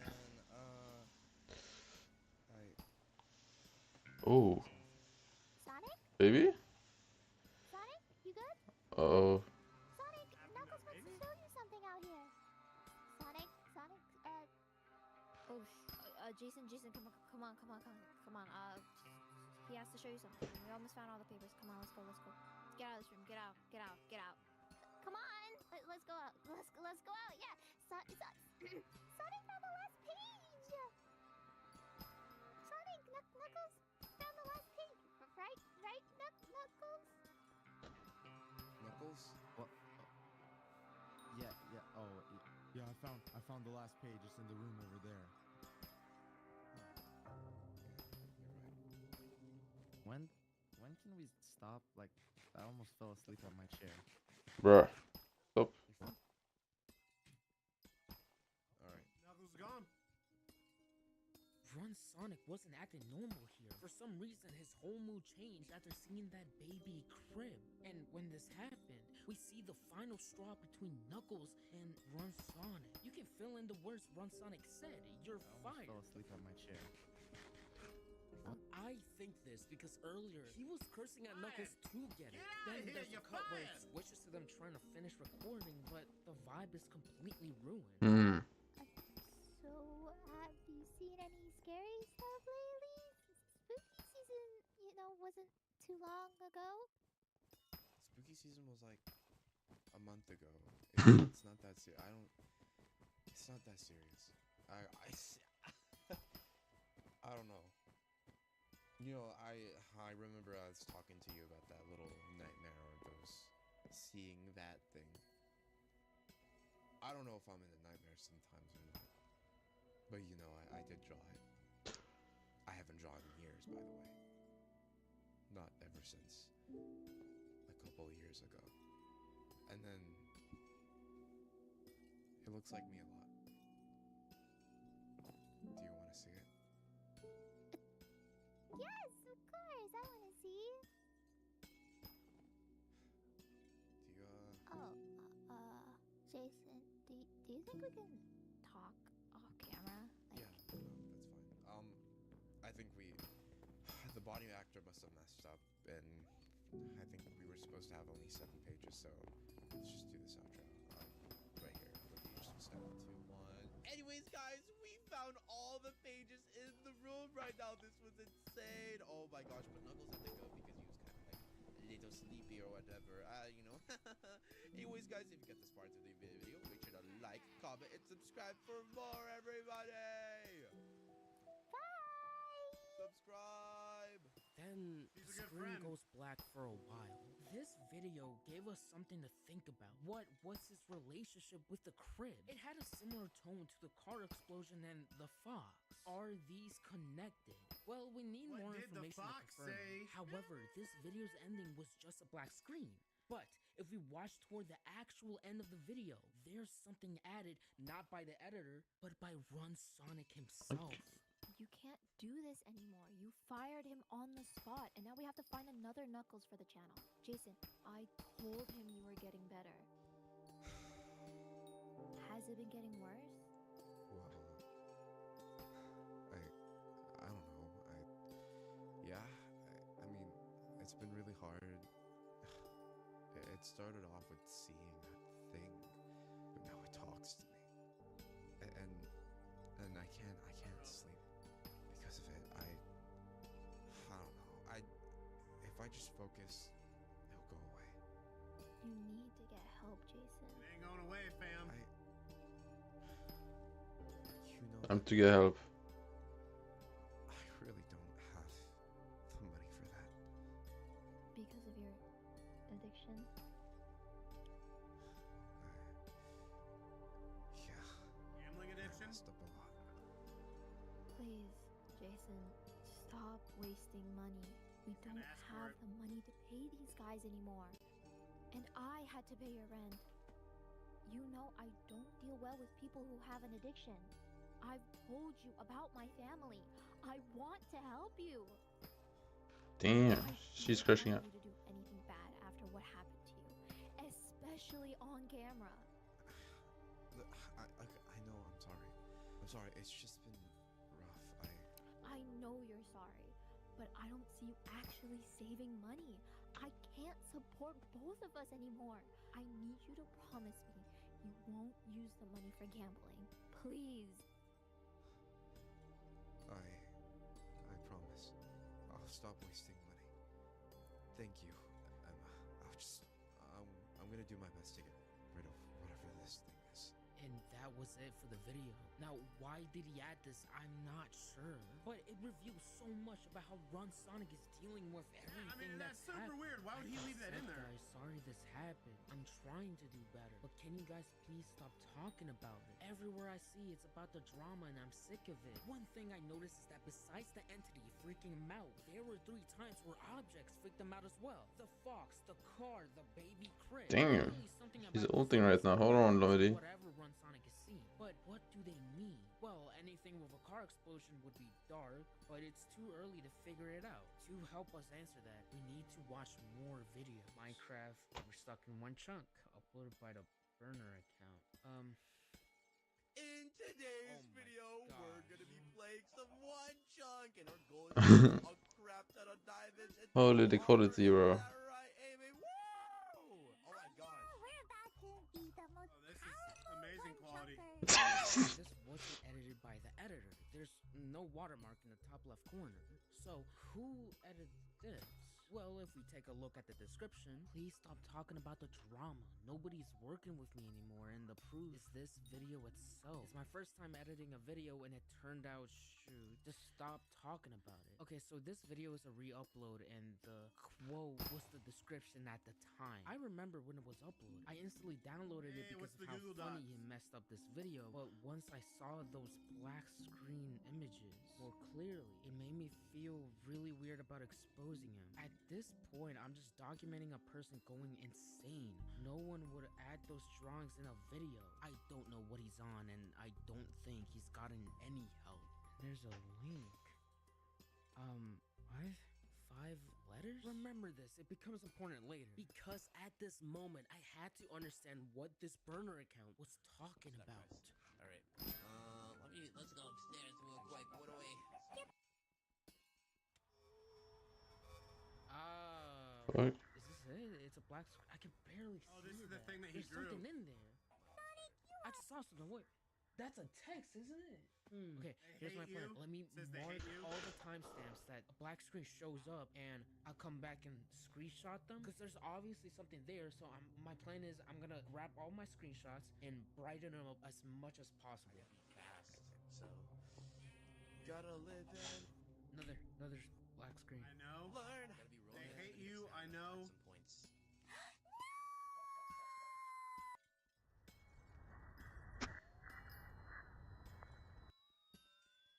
You'll never be loved. I know. No way, that's insane. Oh, that's weird, bro. I don't like seeing that. Wait, what is that thing right there? I don't like seeing that. That's weird. Oh, let's dig all the way down.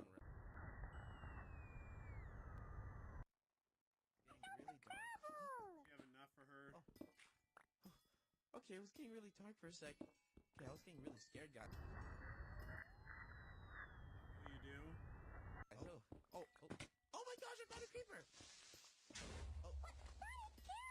Be careful, you're gonna die!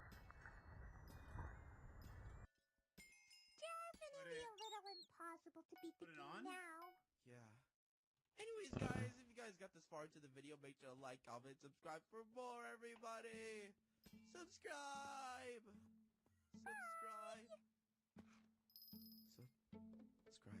Remember, this video was edited by Run Sonic himself. Why is he putting so much weird stuff in these black screens? Well, this isn't the first time he's done something strange. In fact, we've been watching him progressively become worse the more we see of him. Okay, so these timestamps, only things I've seen from the black screens thing. So if you look closely at these dark images, there's something moving. Because there was something moving, I downloaded the video and used editing software to brighten it. So let me go to one of the timestamps. This one, yes, okay, an exposure. Okay, look, wow, I don't know what I'm looking at, but, they hate you. What? I'm just so lost. What is this image? What's this? I know, they hate you. Like he's having a I know. conversation. Why would Run Sonic add this into his video? What is this? You'll never be loved? I know. I hate you. I know you'll never be loved. I know. Where's the music when this type of text pops up? But when this text pops up, there's music and there's an image behind it. Yo, I might be thinking of something crazy. Is this a conversation? What's the other timestamp? It's definitely this a conversation. Oh. Is that a fox? Why try? That said, why try? It kind of looked like a creepy fox. I don't know. This is a conversation. Do you have enough for her? Love? No. What will you do? Put it on red. Yo, what? Okay, so I was stuck. I was trying to come up with anything that could explain. Yo, hello.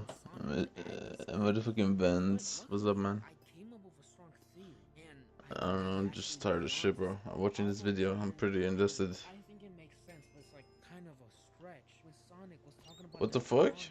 About the entity, he wanted to show it to Amy, right? Is this what the entity looks like? And what proves that this is the entity that is haunting Run Sonic. It's been mentioned so many times that this entity can only be seen by Sonic and can only talk to Sonic. My guess, this it entity is this is it talking to him. I'm guessing that while editing, Ron Sonic added this in for some reason. I don't know. He's not really, thinking straight. I don't know why he would add this. Maybe he wants to show everybody what he's been Damn, through. bro. I don't know. But Don't say that word. I know. The parts where it shows You are racist that's the entity towards talking. whites. I hate you. I know. And don't forget, what was it? The video. He sent me this where for some reason Run Sonic is role-playing stalking someone. He's role-playing stalking someone for crying out loud. Messaging me some weird bull crap about it being his only friend. It reminding him he's alone. It talking about me. Just some random nonsense to gaslight himself into hating everyone. So, they hate you. I know. You'll never be loved. I know. Why try? I don't know. Ron Sonic, this is a conversation between Ron Sonic and the thing that is haunting him. But here's another thing I'm a little confused about. Do you have enough for her? No. I don't know what this means. Does it mean Amy? I think it Is means a money issue? I mean, that was mentioned. The channel has low funds. What will you do? Put it on red.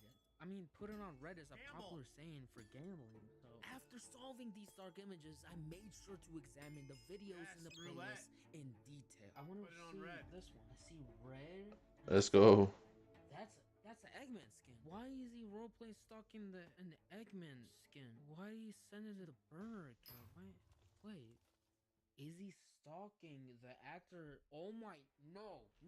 I can't believe this guy was role-playing as a stalker, following the original editor / actor Eggman since the day Run Sonic got exposed. He sent this video to the burner account. But here's the question. Is this a threat? Why go through all this trouble and send it to someone you supposedly hate? What is this? Analysis versus most secure Minecraft base, Ryoko Part 1. Hey guys, it's me, it's Sonic and Amy, and today we're gonna be trying to build a cool base to defend all the mobs and stuff. Isn't that right, Amy?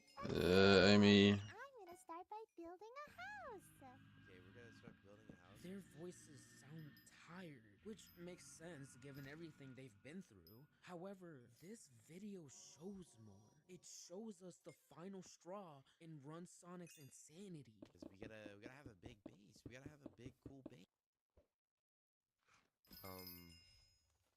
Hey, you wanted to talk to me in the middle of recording? Did you already forgot what you promised me?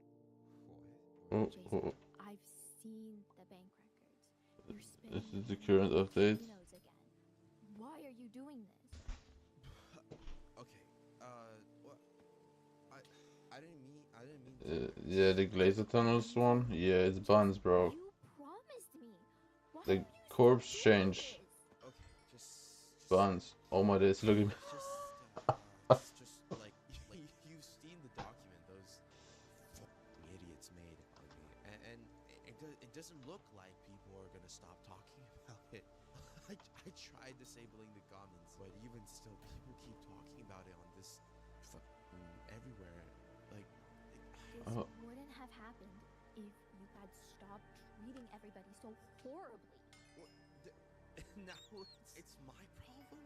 My problem. Look, you know me. You know me so well. Look, Bro, they're gonna make frostbitten die way too easy to get. Literally just ruining dice at this point for no reason. Like you truly owe me. I helped you, Emma. I helped you get a job. I helped you with so much financial whatever, and you're doing this to me now. No. What am I thinking? You're making me think it's my fault? Yes. It's not. It's not. It's not my fault. It's not. You hired them. Then this happened. If anything, it's your fault. My fault? My fault? How is it my fault that you've been feeding your gambling addiction? You're not supporting the channel at all. You're using my money for everything. My money has been feeding into your addiction at this point. Way to push away your last friend, bruh. This thing you've been seeing is changing you ever since that incident happened. Your guilt is eating you up alive. You gotta listen, just for once. Like, you understand that after that document, the stress was unbearable. Like, listen. Like, I did so much, almost since high school. And, like, you know what happened during that time. You know what I went through, what I lost. And somebody had to have died, bro. I helped you so Maybe his much, right? brother? That's why Because he you're mentioned his here brother. right now. My brother's Not calling, I because gotta you're go. helping me. I'm okay? Like, it's just that, like, it's all your fault right now. Listen, you hire those assholes. You hire those dimwits. All right, if you weren't, like, if you just would have listened, then all of this would have been okay. You owe me. I really hoped that I could help you through all of this. That my efforts would make you realize to not gamble anymore. But maybe Hayden was right. What? Best friends don't do this to each other. What the fuck are you talking about? I just need time. I think it's time. I think I need to go. I just need time to myself. Wait. I just can't. No. Wait. No, say. I can pay you extra for this. I can't. I'll transfer you right now. Wait, just say I'm scared. Bro, who cares about the money, bro? Please. No, wait. No. All because I hired you, you ruined everything. You ruined my image. How dare you? Once on like original video description. When this video was taken down, I could only find 2 parts of it, and holy, he's losing his mind.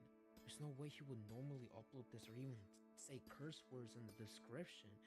Honestly, I think he's talking about me since I was the mean one who exposed him. His only friend has left him, and if you watch the second video, it just gets worse. Hey guys, welcome in this video. In today's video, we're gonna be building a crazy base so we can defend ourselves against some mobs, guys. And don't mind the rain because I don't know how to turn that off. Usually I'll have something. He was alone now. Nobody left to call. Nobody What? to even yell at. He was alone. And as you would soon see, he would slowly become insane. I already had to build. Yeah, I built that one, guys. In the rain. What? F the rain. I hate the rain. What the hell, man? If only she would have told me. Okay, well. Bob's ready. Damn. It's okay, guys. It's okay. It's all okay. Oh wait, I didn't place any lights. Wait, I need a torch real quick because what? No! Wait. Oh no, guys! Don't. Gonna lose it.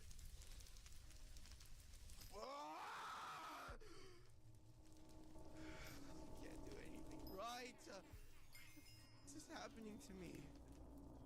Boo-hoo. It's all your fault, buddy. And then the next option was to become a dumb, like, kids content YouTuber. And then, I mean, fire. Yeah, it's fine. I won't eat it. I lost everything. Your own fault, buddy. You know, just one you out of after another. This is what I have to experience. Boo-hoo. It's your fault, buddy. Boo-hoo. Dude, I don't know what's going on, bro. Maybe. Whoa, hold on. Did you see that? Did you see that, chat? Hold on.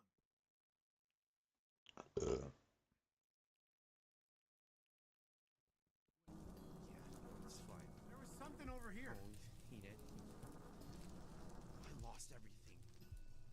And this is how I get, you know, just one you out of after another.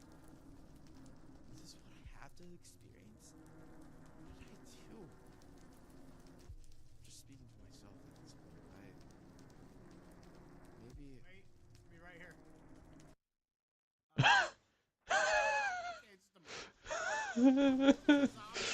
Maybe she's.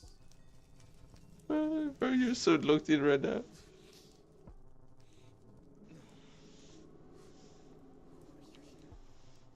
Why are you here? Stop, please. Stop talking to me. Please. Thank you. No, please stop. Get away. Get away. I'm sorry. I'm sorry. I'm sorry. I'm scared. I'm sorry. Please.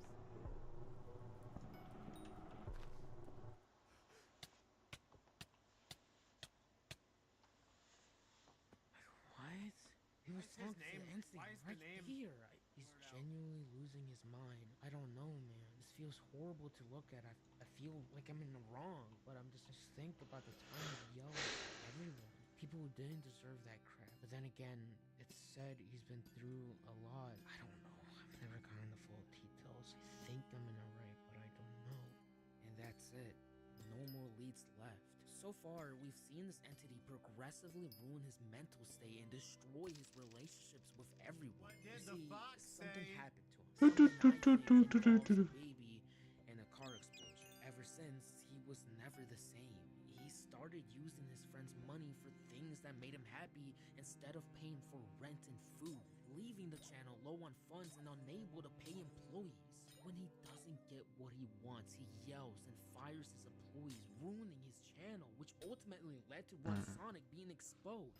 This sent him down a dark path, finally breaking him.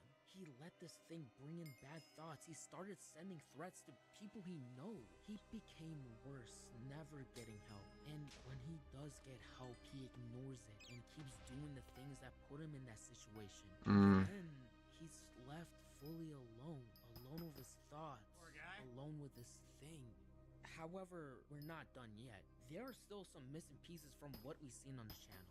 Who is the burner account? What happened to the document and the account that exposed Run Sonic? What was the true meaning of the forest clip that was sent to the burner account? What happened after Run Sonic fell into the void? I was pretty stumped on these because I didn't get many leads on those topics. Looking back at everything, I went to the Google form that I hadn't solved yet. Okay, I'm assuming that there's a question after this one. Since there's a next button, do I need the right answer to see the next page?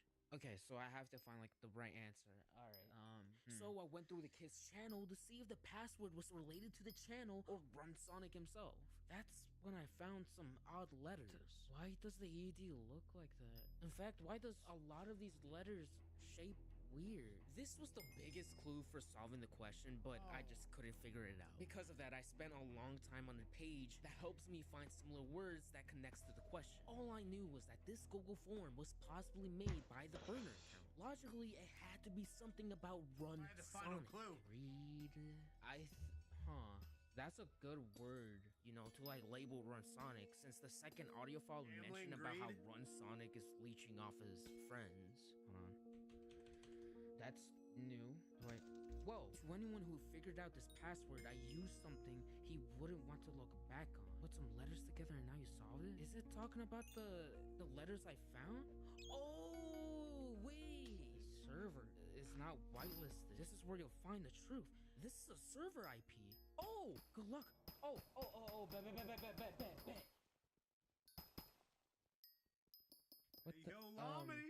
Whoa, this is still a brain rot video. It is. Wait, what am I supposed to find? Like, it has to be something that made someone make a Google form on the server. I didn't know what to do after finding nothing, and I was considering calling someone for help. But then I remember something. The issue is it's not like a Minecraft server where you can just like log on and use F3 to find a hidden chest, right? Hidden chest. F3. Wait, how do I do that? It took me a while to understand how to do it, but when I did, it became so useful. Okay, the pie chart is telling me it's somewhere in this direction. This is fucking cool. Don't worry, we can talk like this without him noticing. Dude, I can't even like like talk properly without getting yelled at. I know, I feel really bad for Jada. I could tell she doesn't like working with him while acting as Tails. She only started working here for the money, lol. The only good thing about working in this, 100%. Oh wait, why did you ask us but Emma to put our recordings in a private folder? Don't say anything to anybody, but I'm making an exposed document on him with the footage I gathered from all of us. This is a burner account. No, wait, it isn't. What? We know that Emma is Amy, Jason is Run Sonic. Who is this other person the burner account is talking to? Because obviously in this book, it's a conversation between two people. Hold on. Is there any other chests? Ooh. If you've gotten this far, good. That means the clues I've said can help someone realize who he truly is. But if you run Sonic, okay. Anyway, to make sure that idiot won't find more of what I said behind, you'll have to do more to find what I left behind. My POV, steal a brain rot video. Rolling. We don't have to sync Whoa. for audios. This is Eggman's POV. I knew it! This guy is the burner account? What? Tails, what was that for? What? You're up again. Eggman. I didn't do anything. Okay, bro. Whoa. What the? Wait. Whoa. He was talking to Knuckles. The burner account, or Eggman, was secretly doing everything he could behind the scenes to expose Run Sonic. Wait, hold on. Since this is an uncut footage of Eggman's POV, could we see what exactly happened to the Tails actor? Okay, let's just, What were you looking at, dude? Yo, guys, everyone cut off real quick. What? Jada, you're fired, bro. What? Whoa. You're just... I'm not looking at I didn't... anything. What? Yo, guys, I think we have to relax. Like, what? Yo! I think we're all just trying to, like, act Yo, along. Knuckles. Yeah, I wasn't even doing We had a mob already spawned in here, okay? And then you're acting like in character. Why the you know this? What? Yeah, okay, get the out right now. Don't say that. Whatever. Seeing that firsthand, I don't know. That was really weird to see. I ain't super weird. gonna lie. After looking through the server more, it turns out that Steal a Brain Rot said wasn't the only one out there. Oh my god. What I found odd though, it seemed like I was the only one that found the server. I was finding sets that I haven't seen in videos and old sets as well. Oh, this is the 3 a.m. challenge video. Lucky Block video. Oh. Look at that. Oh, this is the arena that they fought in towards the end of the video. Oh, and this is where the apology thing happened, you know? With all these sets found, I started my journey on finding more book and quills for more uncut footage. Oh, I managed to get my friend to work for them as an editor. Thanks to him, I'm going to get so much behind the scenes footage. The exposed He really like wanted to burn the world. Block uncut footage. Wait, they're friends with an editor. Don't tell me the burner account. Wait, Editor Tame. Is the burner account friends with Editor Tame? Yep. Okay. Yep. Bro's genuinely a mastermind. What? I got a lucky chicken. Wow, it's so cute. You're supposed to be sounding so cute. What do you mean? It's a lucky chicken. It's so... Alright. When Sonic was so stupid for firing Knuckles, he was the only one out of the rest of the team who was still willing to help besides Amy. When can you stop? Like, I almost fell asleep on my chair. What? You keep, I don't pay you for a reason, do I? When Emma was like interviewing you were begging at that. Chill. I saw your Yeah, I needed the like, job. Listen, I'll work, but I'm just tired. Like, I didn't even sleep last night. You think I was lying in that? yeah, but this isn't my only job. Like, I do other stuff like That's like pretty sad that this is your only job. Well, I need this. I could get way.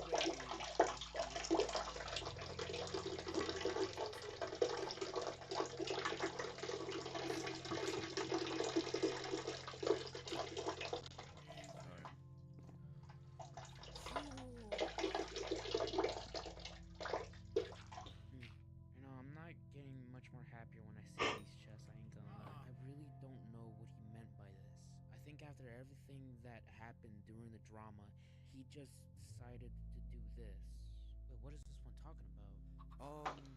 Hey everyone. Oh, here we go.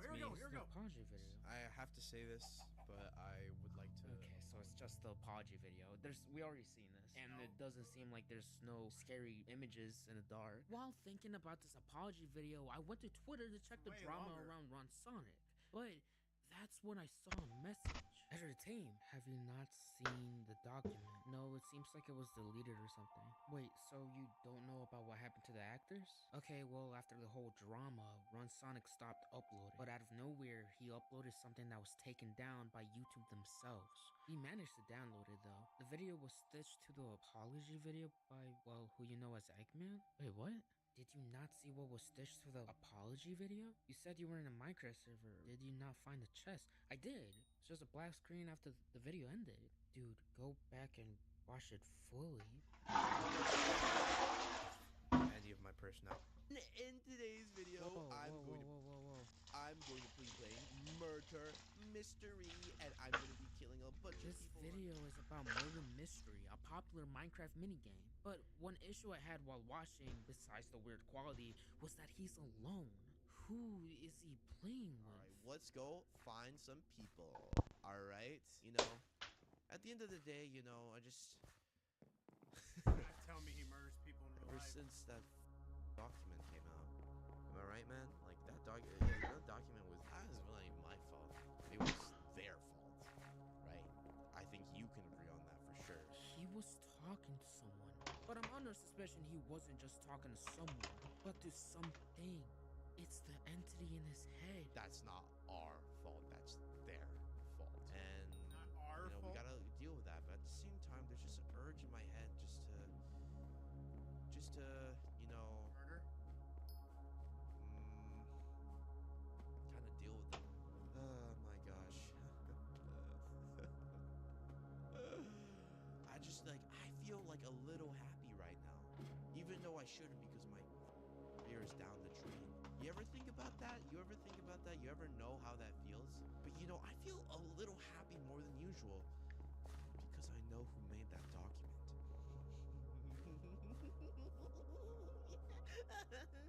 I know who made it, right? That's amazing news, man. I know who made that document, right? Oh my gosh. You know, for a second, I had doubts in my mind. I was like, I mean, at the same time, I could tell it would probably be him.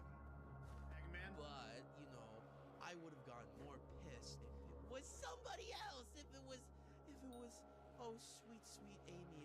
If it was her, you know, that would really be bad, guys, wouldn't it? You know, ever since I had this little friend of mine inside of me, like, I thought he was just a little bad person. I was just like, oh no, this isn't that. You know, everybody was telling me to get help. And you know what Sonic says? Sonic dudes, 6'7", guys. This little friend of mine is really fun to have. You know, if anything, he's better than those. He's better than those people who think I'm crazy. You know, I was wondering back then, why was these things not going well? Dude, this is creepy, well, bro. I wasn't listening. Oh, well, now I am listening to you. Come on, bro. I'm listening to you, like, me and you against the world, dude. That's all we gotta do, you know? So where do you think everyone is? Where do you think... Oh, that's interesting.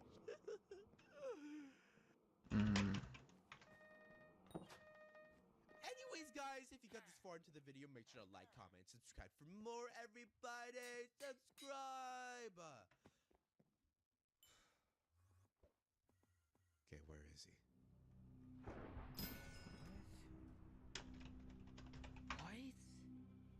What did I mean? Hold on, let me respond to Editor Team. What does this mean? What happened? What did he mean by where is he? Okay, you saw it. Look, after the video, all of the ex-employees of Ron Sonic, besides Amy, got into a call talking about this. He went completely insane and thought he was a danger to everyone and himself. We called the police to check up on him, but he was nowhere to be seen. A few days later, a video was sent anonymously to the actor of Amy. She got alarmed and messaged us, then got us to a call and showed us this YouTube link.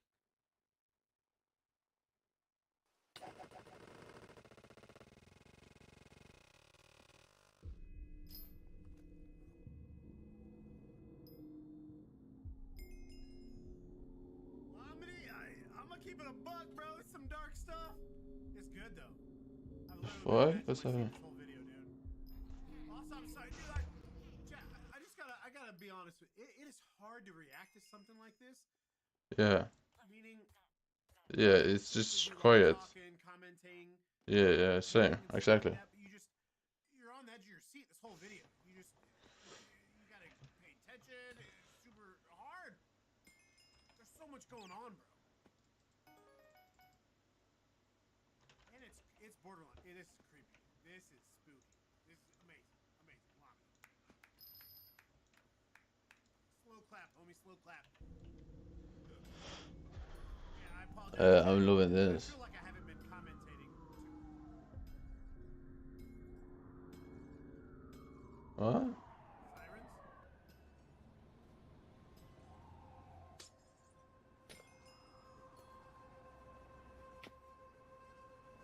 What?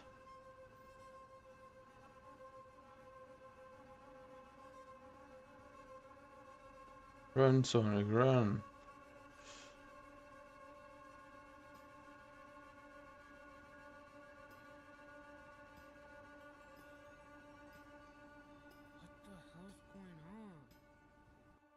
Wait, first of all, those windows seem familiar.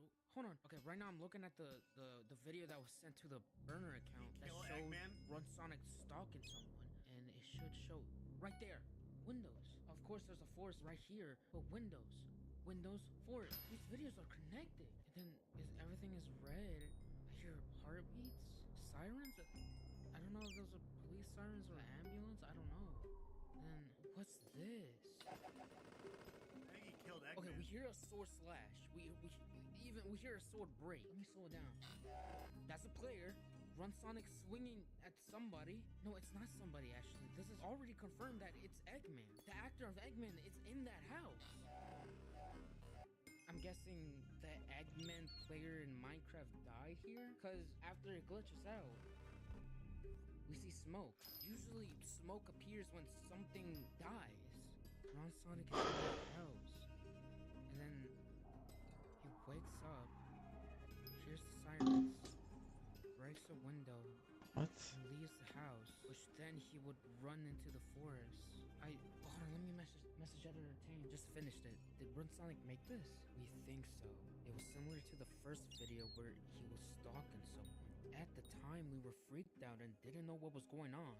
I made sure everyone was okay for a while in case Run Sonic tried something, but it didn't stop what was coming. My friend, may he rest in peace, put everything together to expose Run Sonic. He was murdered by the YouTube. I knew it! Oh my, I knew it! Everyone got scared and left the internet for their safety, which was understandable.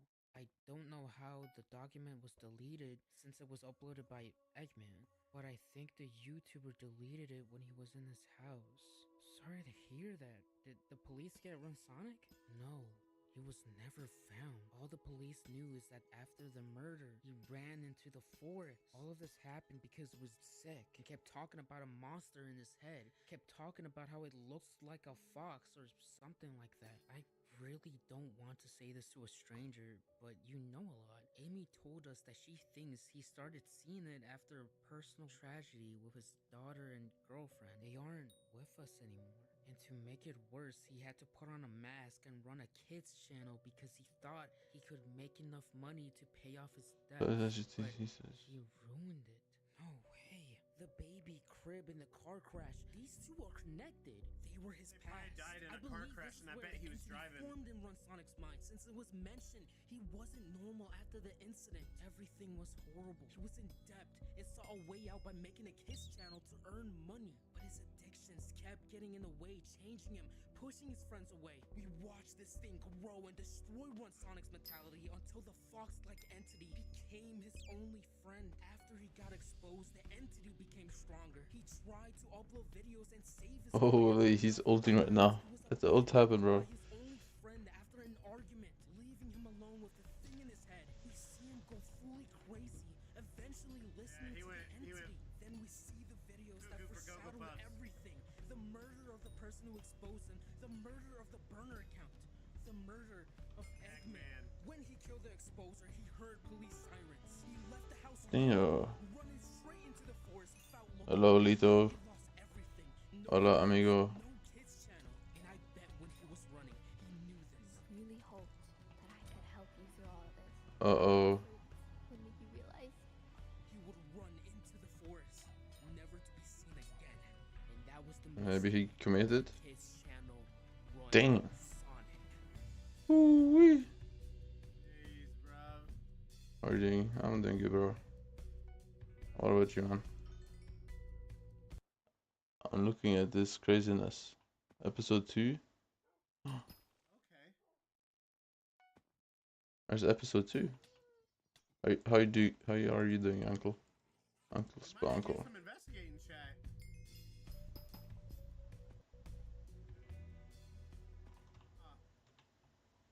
Sonic, I need your. Bro. What? Are you a grinder? Skyblock gamer grinder? Lamity. Dude, this was insane. This was amazing. Literally, roughly about an hour and a half. Is it Amber? Thanks, man. This whole time. I definitely want to check out what the heck. Yeah, episode 2. Like, How many hours, Uncle? what is this, bro? Let's see if you're a real gamer. I'm so curious. What the heck this could be, dude. Anyways, Okay, that's valid. That's valid. God, I mean, this is Ironman or normal? twisted. Really, really dark and twisted. I love videos like this that make you think. They keep you like entertained from start to finish. Okay, so you have above 1 IQ then, I hope. Let's go. Every Ironman ever is retarded. Trying to solve a murder or something like that, right? You keep thinking like, I think they're guilty. I think they're guilty, and that's what this was like. Lamity does such a great job. Every Ironman is retarded. Well, actually, there's maybe a couple with IQ. But... Oh, look at this one, bro. Holy shaft. Yeah, the other ARGs. This was crazy. I need to see episode 2. Let me know what you guys think. Lamity, this was a masterpiece, homie. I had a blast checking this out. Please show Lamity some love by subscribing to the channel. Chat, you know the deal. We're trying to get to subs. So if you haven't yet joined the Sauce Gang, stop playing around. Please smash that subscribe and like button. It's absolutely free. I need such a scrap. Remember, Izzy Sleeping McBeats, and he's usually coming Jasper though, so I guess I could remind all of this. Solid 20 minutes drain. There we go. Oh my god. I really want to watch that video in the middle, but I would get blocked.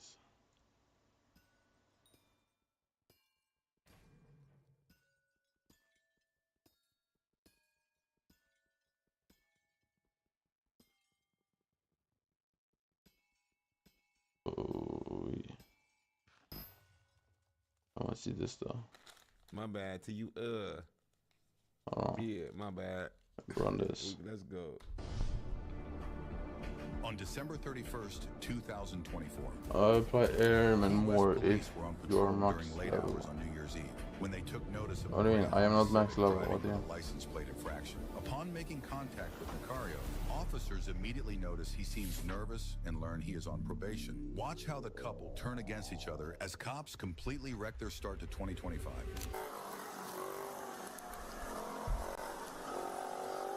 Hello, sir. QS Police, how are you guys tonight?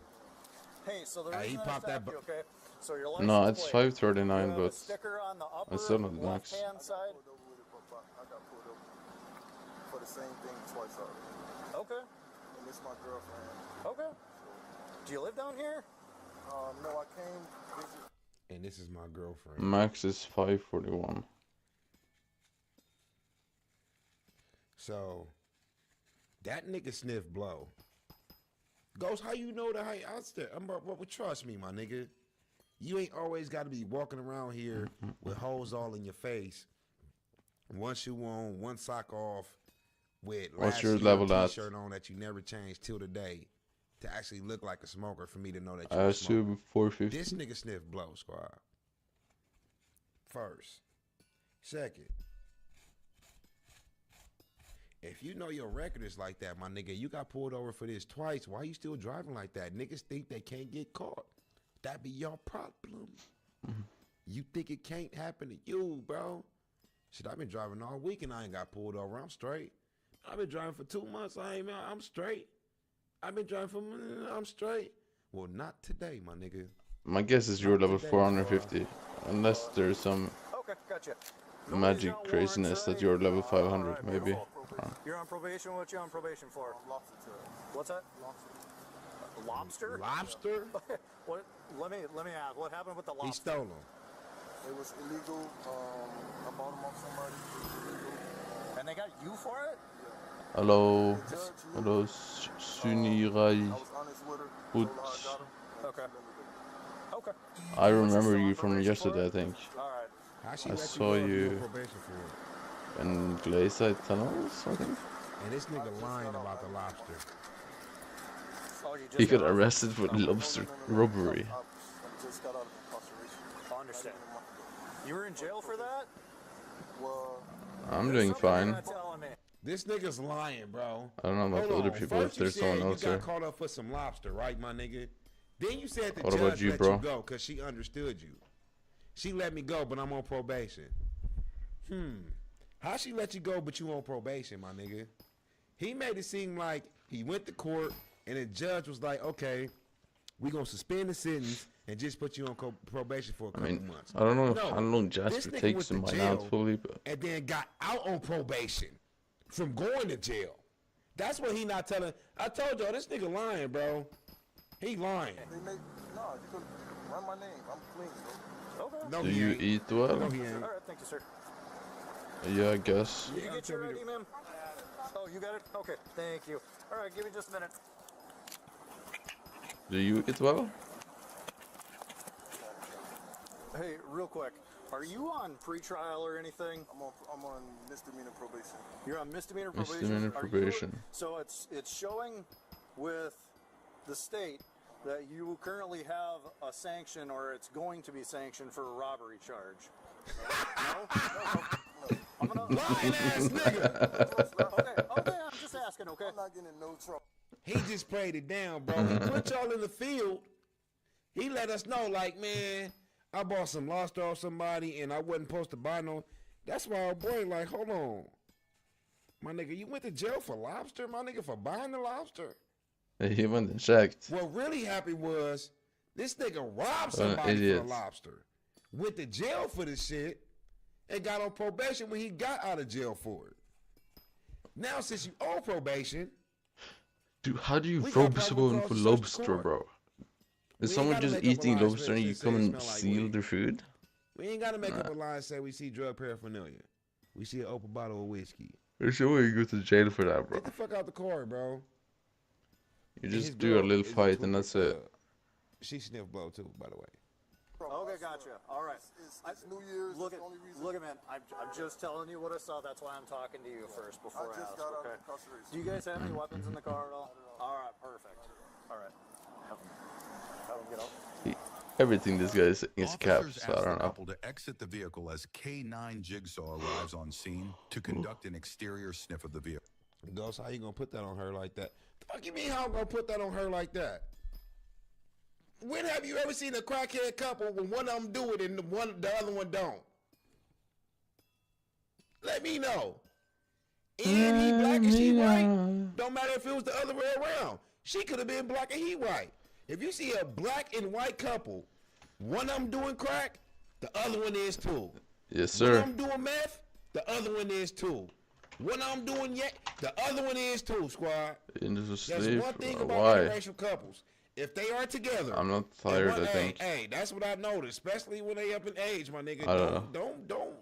Shit, I'm just telling y'all my experience. Don't judge me. Don't judge me.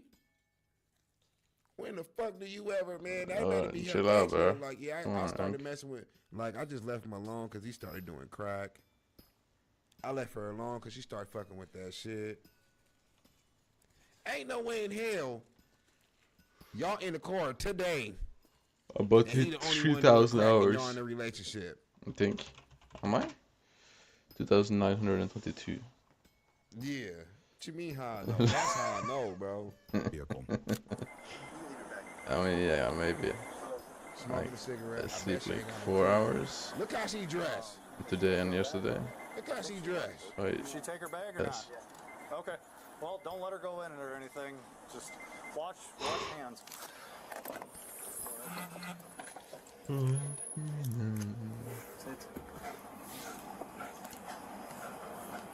But like, I can't be waiting though. I need Frostbitten die. Although they ruined Frostbitten die, they made it not so fun anymore. Man, I'm telling you, they do drugs. You can call me out, stereotype everybody if you want to. I don't give a fuck. They do drugs.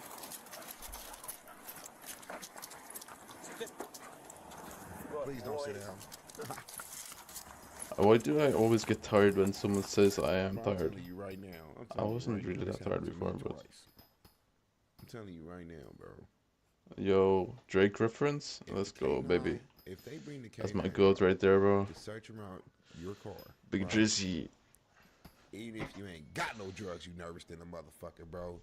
If you I'm in a rush. fact Alright, you man. ain't got Have a no nice day. drugs in your car, nigga, you never even seen crack in real life, right? My nigga, when the K9 come out and search your car, you think they gonna find some crack. I'm telling y'all niggas, bro. When the officers say, okay, you're good, if you ain't never been in a position, shut the fuck up. I'm telling you now. If you get pulled over, Shut the fuck and they up. bring the K9 out to search your damn car, bro, you gonna be sweating bullets like they finna find some crack in your shit. And you never seen crack in your life. You never did crack in your life. You don't know nobody that know what crack look like in their life, bro. You know, I promise, I'm not lying to y'all niggas, squad. You think you finna go to jail with Big Meech in them. No lie. I need to search up Big Meeches. I really I'm trying do. to tell you, bro. I'm trying to tell you.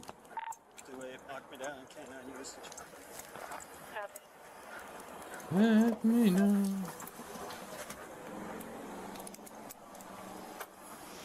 What is Big Meech? To know this. Meech. Release?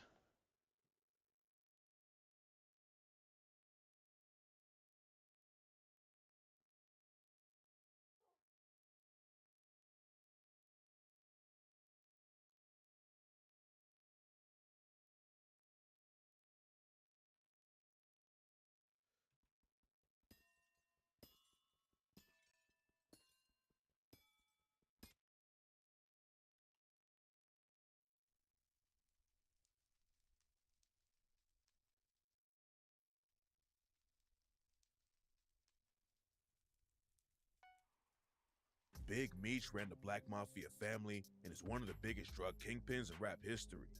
In October 2024, news broke that Big Meech got out of federal prison and was going to be serving the rest of his sentence at a halfway house. Meech got arrested back in 2005 and got hit with a 30-year sentence. But a few months before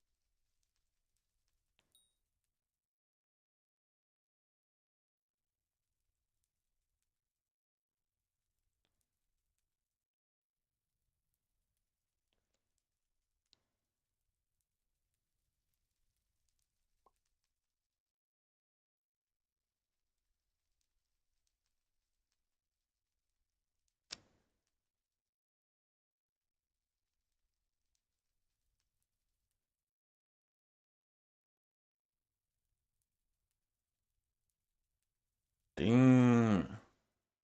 He's actually out of prison.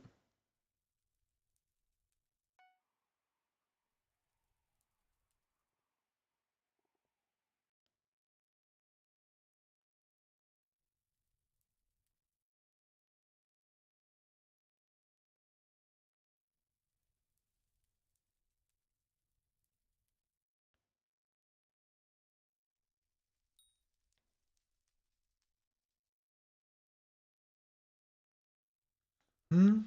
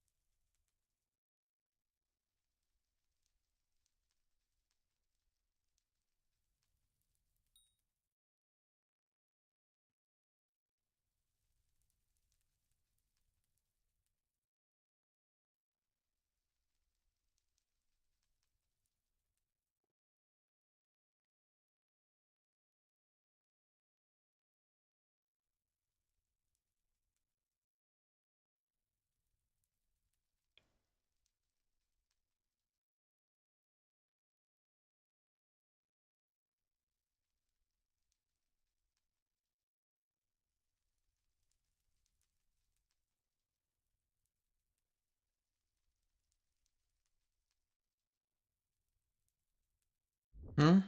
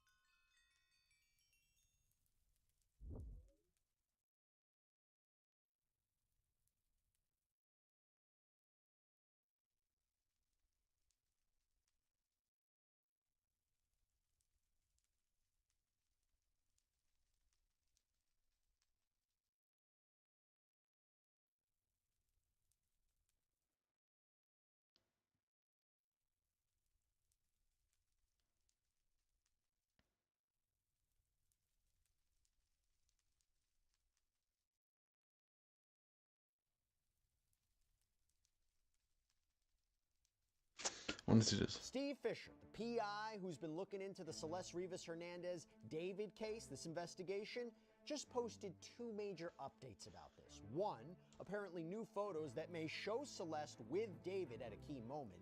And two, new legal paperwork that may prove there is in fact a criminal case against the singer and that his father may be being compelled to testify. So much to get into.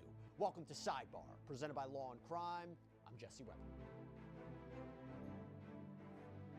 All right, before we go any further, I gotta tell you about today's sponsor, Proof Wallets. I started hearing about Proof Wallets everywhere. People are like, this is the best wallet I've ever had. I'm here to tell you, the hype is real. Why? First of all, Proof Wallets Alright, bro. is a veteran-owned company, and it's built by craftsmen who take pride in what they make. It shows. Look Yeah, how right. it's designed. But first of all, they're super secure. I just want to hear. I just want to hear me cap. I want to hear all this cap. 25 cards without feeling feeling like anything's gonna slip out and get lost. And the craftsmanship, Yeah. that's obvious. But what really Yeah. separates Proof is how they treat their customers. Because did your wallet get damaged? Did it get stolen? They will replace it for free. And you can even customize it with images and text and logos, anything you want. So go to go.carryproof.com/sidebar Yo, that's crazy. and order yours today. Use code SIDEBAR for 15% off your entire order today. That is code SIDEBAR for 15% off. All right, so this is a little bit of breaking news. This is not as polished as we do other sidebars, which I kind of like at times. This is weird, okay? This is a big development now in the David case that we have been following. Remember, this is the case where 14-year-old Celeste Rivas Hernandez was allegedly found in the trunk of a Tesla out in LA in September 8th. We believe that that Tesla was registered to singer David. Okay, there have been no arrests. There have been no charges. There have been reports that a grand jury is hearing evidence in this case. And then all of a sudden, we get these new messages, these new posts by Steve Fisher. Steve Fisher, somebody we've had on the show before. Steve is the private investigator who was hired by the owner of the property where David had apparently been staying. And this property is near where the Tesla was found, reportedly. And Steve has been all involved in this. He's been on the ground there. So he posted two things I have to talk about. One is he posted something regarding these new photos. I don't think we've ever seen them before. Allegedly of Celeste, allegedly of David, key. And then he posted these legal filings that would suggest, A, there is in fact a criminal case against David Anthony Burke, real name for David, and B, is his father being compelled to testify against him. Wow. Okay. Let's take it step by step. I'm not doing it alone. I want to bring in legendary former homicide detective, Phil Waters. Phil, thank you so much for taking the time to talk about this. As we're breaking it down kind of in real time, I have to first start with this post by Steve. I'm going to read it verbatim. We'll talk about it. On December 31st, 2024, at around 10 p.m., several people were at David's house. Although Celeste Rivas Hernandez is not clearly visible in any of the photos from that evening, we believe she was present. The iPhone she had previously been pictured with appears to match the phone and case seen on the table, along with a Hello Kitty mug. Another photo, which appears to have been taken by David, shows what are likely Celeste's fingers on a bottle. The phone that is likely Celeste appears to be on the Wi-Fi settings screen and connected to the Wi-Fi Likely network. doesn't really work though. Even though iPhones use a private Wi-Fi address Yeah, function, that's true. the address remains fixed for a specific network, meaning it stays the same each time that device reconnects to that router. Hopefully, law enforcement investigators have reviewed the router logs to determine exactly when Celeste's phone and everyone else's phones were connected to the home's Wi-Fi network and compared that information against the statements each person provided about when they were at the house and who else was there, including Celeste. For example, if individuals in the photos, including these photos and many others, claim they did not see Celeste or were not at the house, yet the router logs show their phone was connected to the Wi-Fi, that would raise serious questions. We cannot forget about Celeste or the justice she deserves. It has now been more than 5 months and no charges have been filed. The last photo of Celeste is not from that night, it's from another time and meant to show her phone to compare with the phone on the table.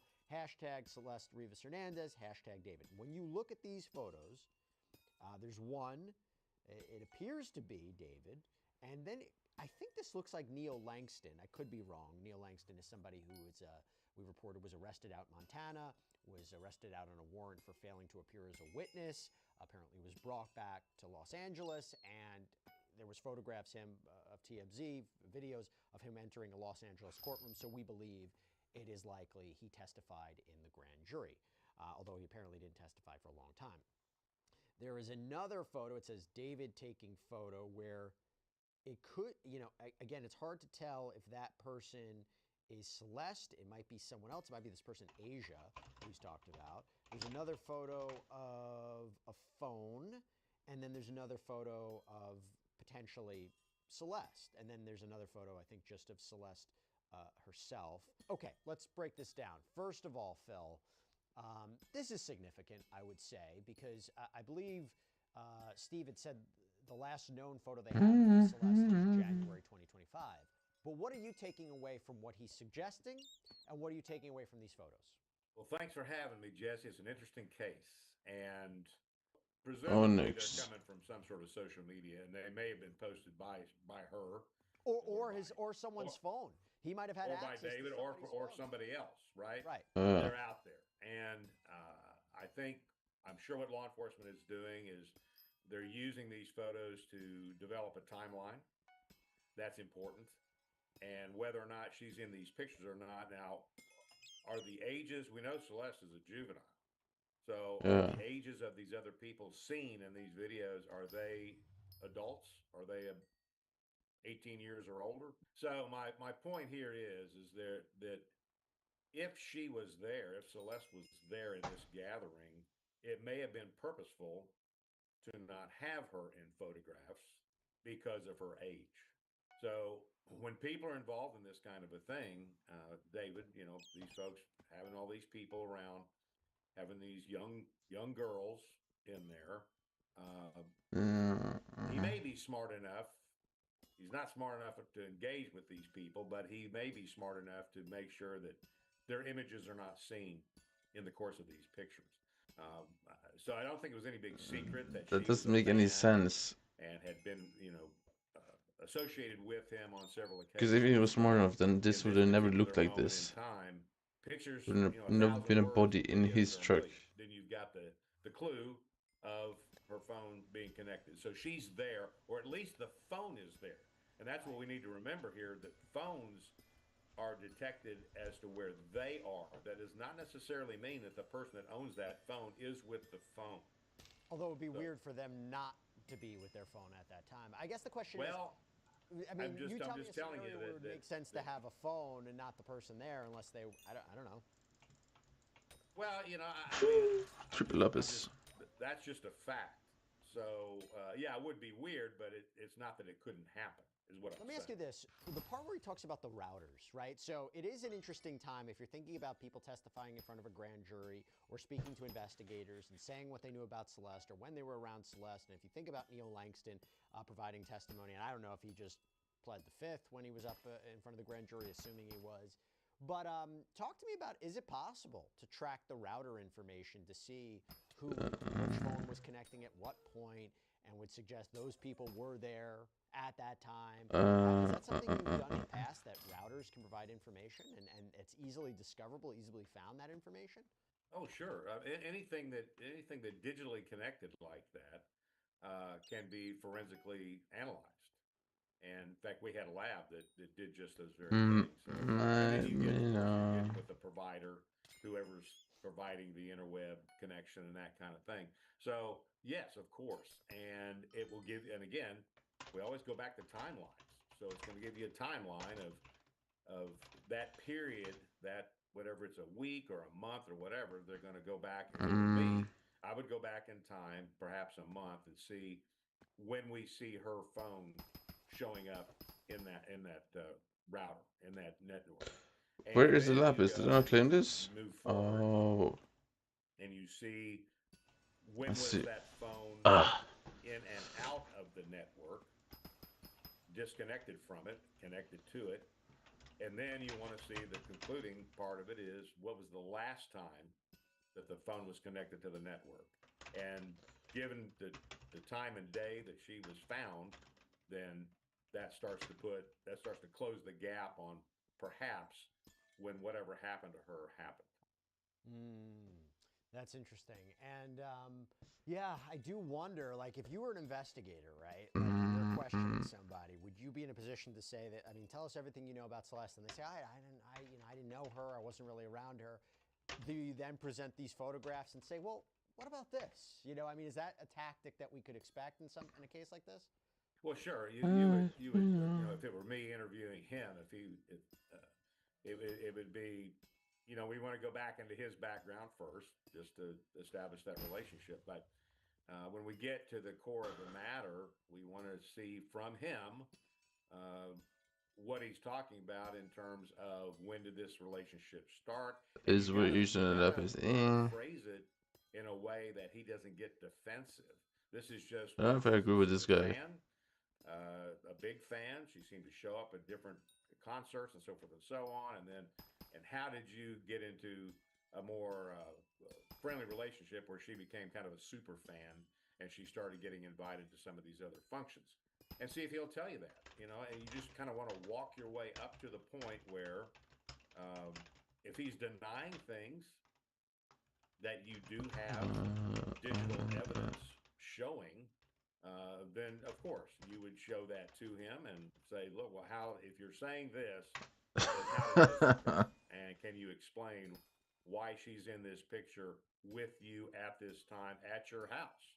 You know, whatever those pictures might reveal. So sure, it would be a series of questions to get him to relax and of course be able to share those things.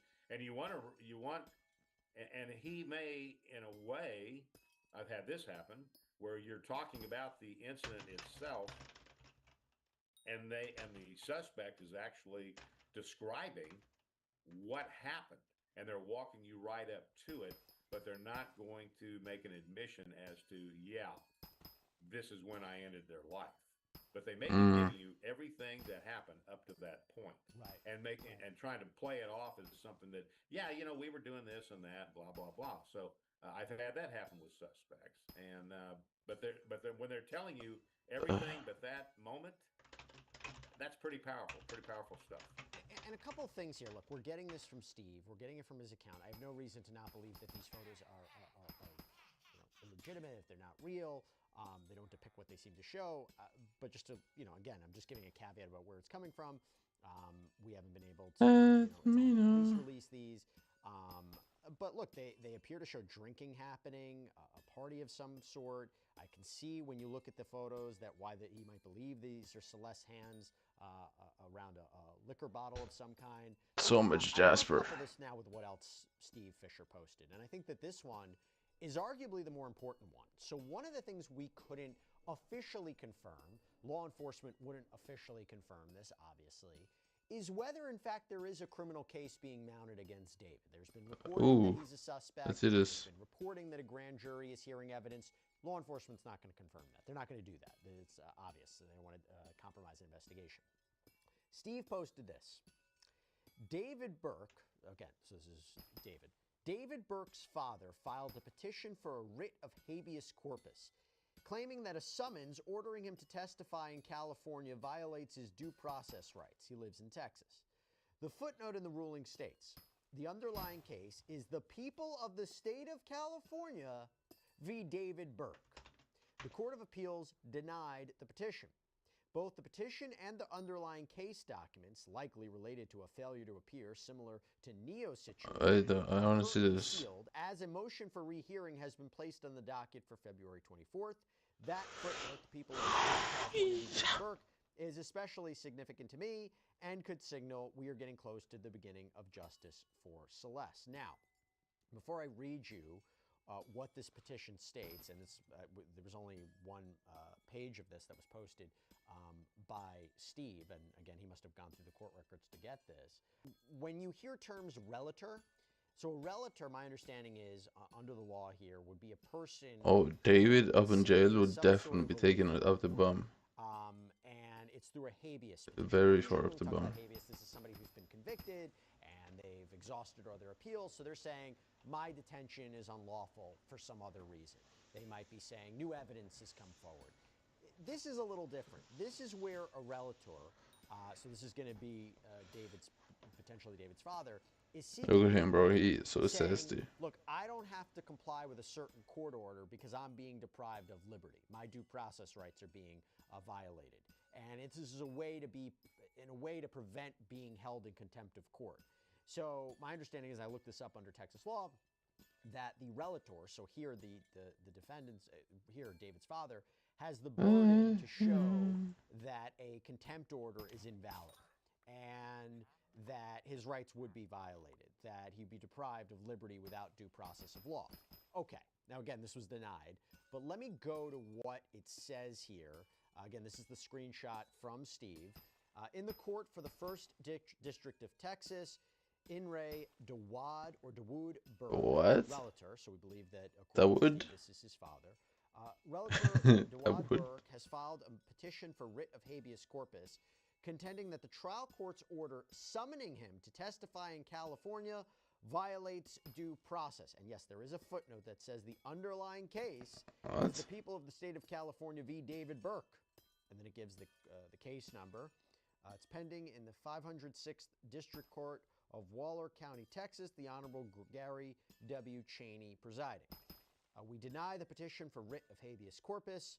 We dismiss any pending motions as moot. Okay. Now, what?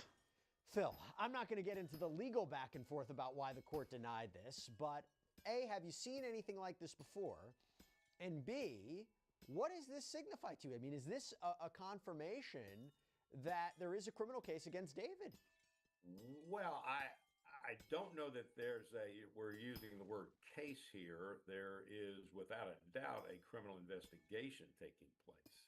Yeah. And I know in Texas, you have to. Those grand jury subpoenas and serve them, and the person was reluctant to come in on their own power and just responding to the summons itself, the subpoena itself, and I have placed them in custody and brought them in essence, to the grand jury, put them in jail, and then they appeared before the grand jury. So and then I have reworked capital murder cases where a writ of habeas corpus was filed by the convicted party. Hey, this guy's kind of which is incredible, huh? Corpus, see the body, and that was a person who was convicted, just as you stated. Now this is a very odd way of trying to fight the grand jury subpoena and claiming that there's no due process. Well, if he's not part of the investigation, I don't understand his due process reasoning here. I don't know who's advising him about that.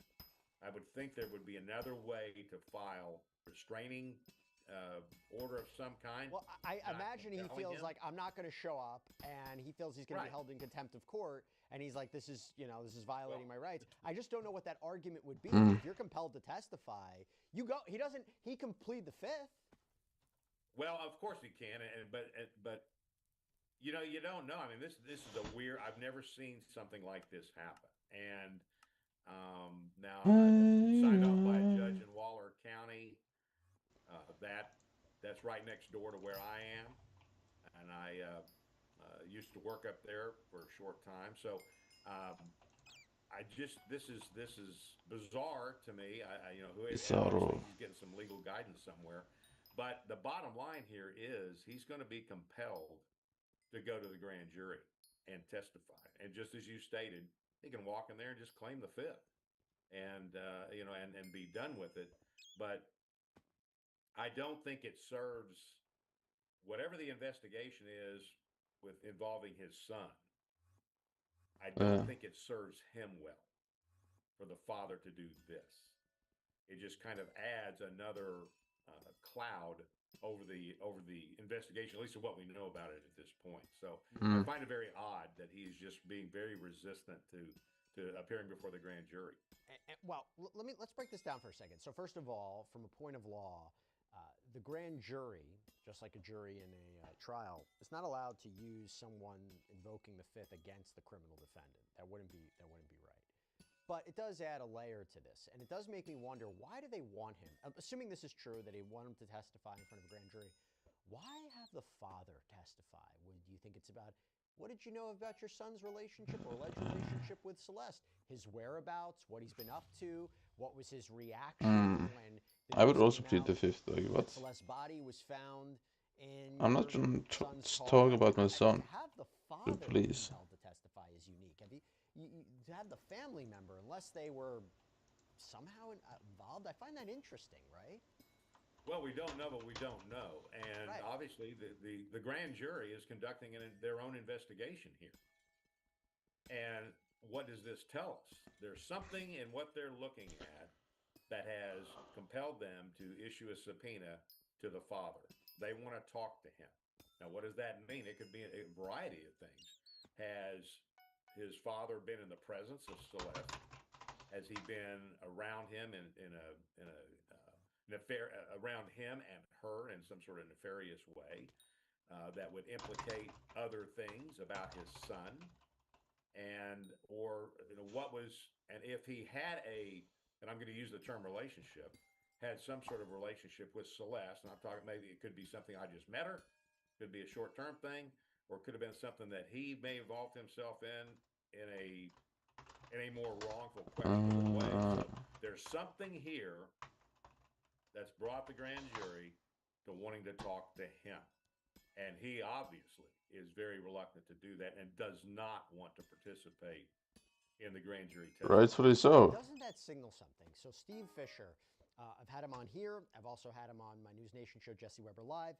And he basically said, when it came to respect to Neil Langston, this guy that was arrested and brought back to LA, maybe he invoked the fifth, seemed to not want to testify.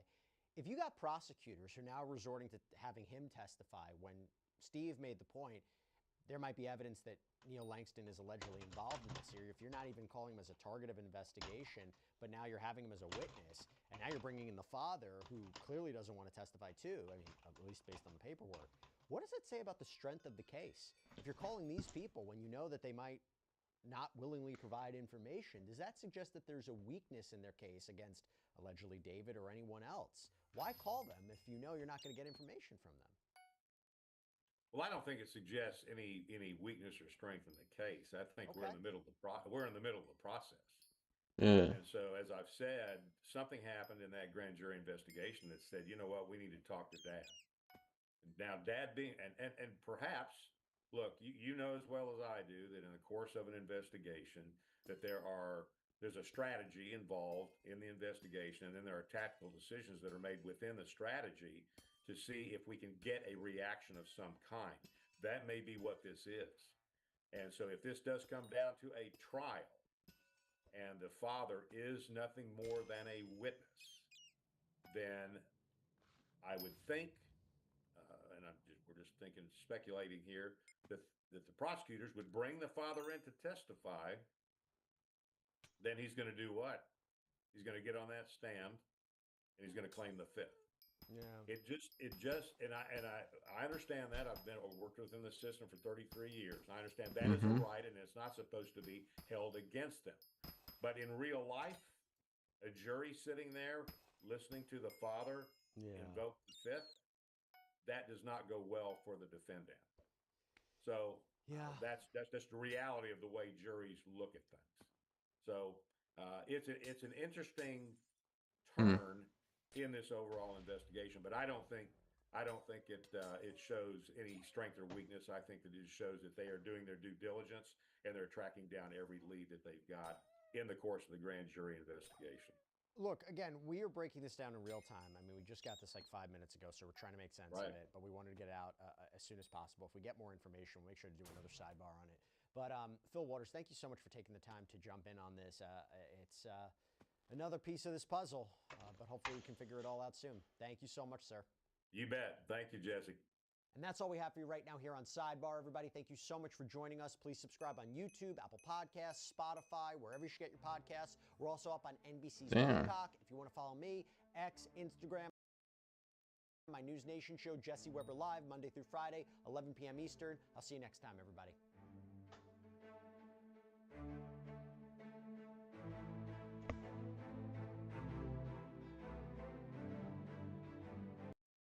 Breaking news, bombshell, State versus D4VD, aka David Anthony Burke, as it relates to the death of a little teen girl, Celeste Rivas, found in the trunk of D4VD, David Anthony Burke's Tesla.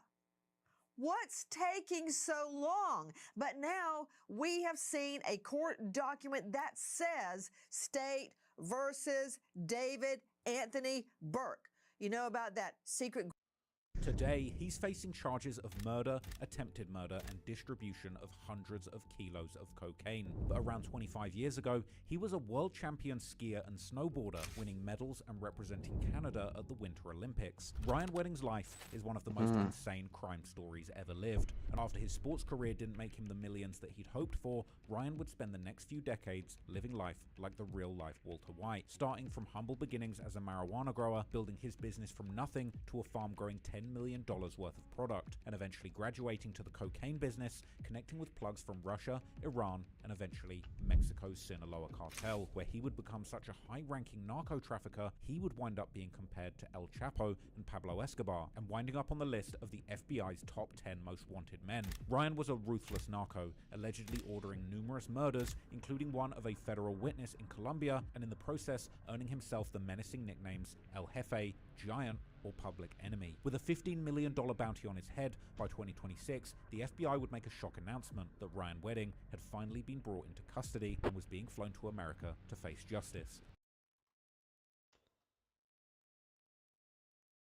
Ryan Wedding had finally been brought into custody and was being flown to America to face justice. But bizarrely around this time, a suspicious social media account would emerge, proclaiming his innocence and suggesting that Ryan had never really been captured. In fact, it would claim that he had walked into the American embassy all by himself and surrendered willingly. This is the shocking true story of how Ryan Wedding went from mountains of snow to mountains of blow, having numerous people killed to protect his empire, and how he just might get away with it all.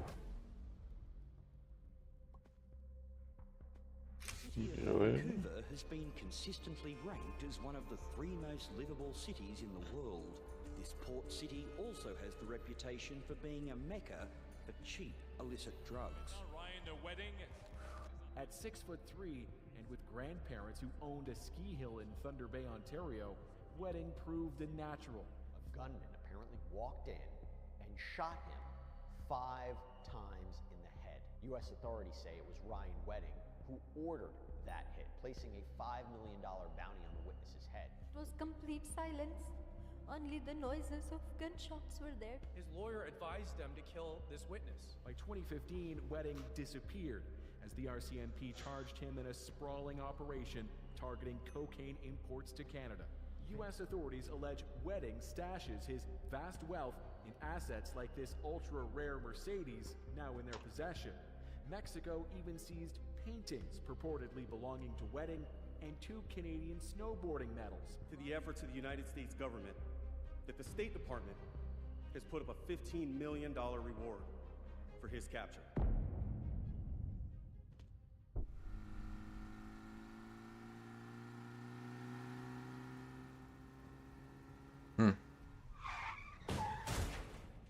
If you get hit by a truck, who you calling? If you get bit by a dog, who you calling? Only one law firm I trust, and it's Morgan & Morgan. Remember that name when you're falling. If you get hit by a truck, who you calling? If you get bit by a dog, who you calling? Only one law firm I trust.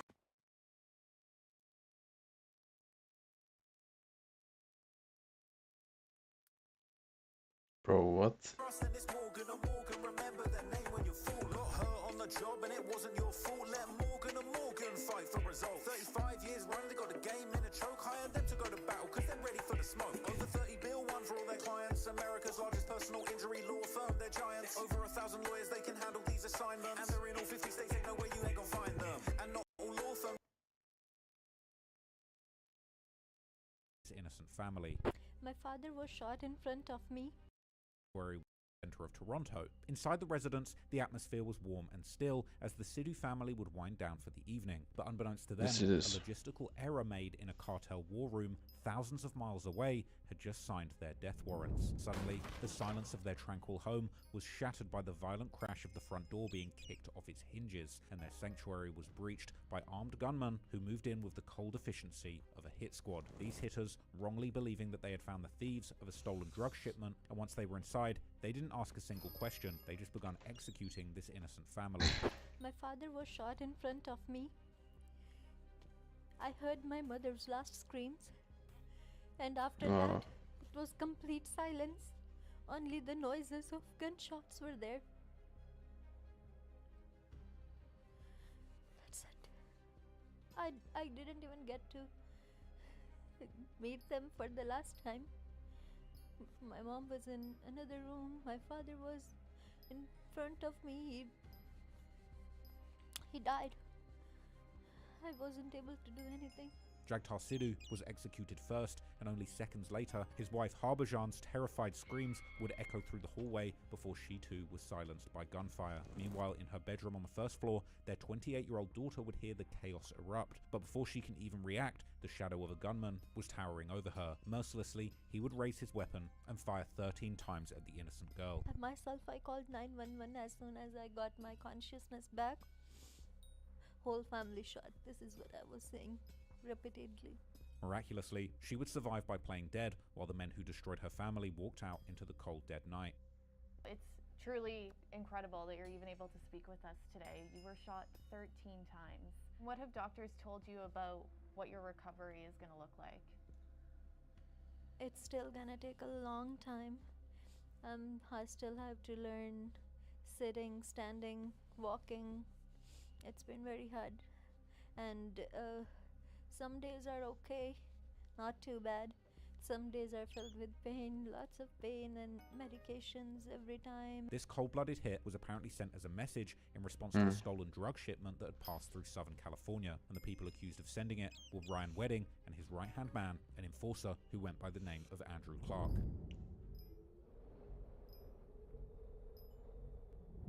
Ryan James Wedding's story begins in the biting cold of the Canadian North. Born on September the 14th, 1981 in Thunder Bay, Ontario, he was born into a world defined by its rugged landscapes and punishing winters. From the very beginning, his path was carved by a family dynasty deeply embedded in the culture of winter sports. Specifically, his maternal grandparents Lauren and Marilyn Speece were local legends who had owned and operated the Mount Baldy Ski Club since the 1960s. Moreover, his father was a trained engineer and former competitive skier, and his uncle Craig, a Northwestern Ontario Sports Hall of Fame inductee. Accordingly, the trajectory towards elite competition seemed set almost from birth, and in 1993, a pivotal shift would occur when the Wedding family moved west to Coquitlam, British Columbia, when Ryan was just 12 years old. This relocation was life-changing, as it placed the young athlete directly in the heart of Canada's exploding snowboarding revolution.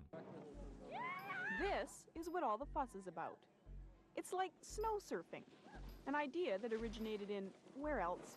California. It's been around for almost a decade in the United States, and now it's becoming the trendy thing to do on our local ski slopes. Almost immediately, a young Ryan would adapt to the new discipline, and by the age of just 15, he had already secured a coveted spot on the Canadian national ski team. Throughout his rapid ascent, he was supported by his family every step of the way.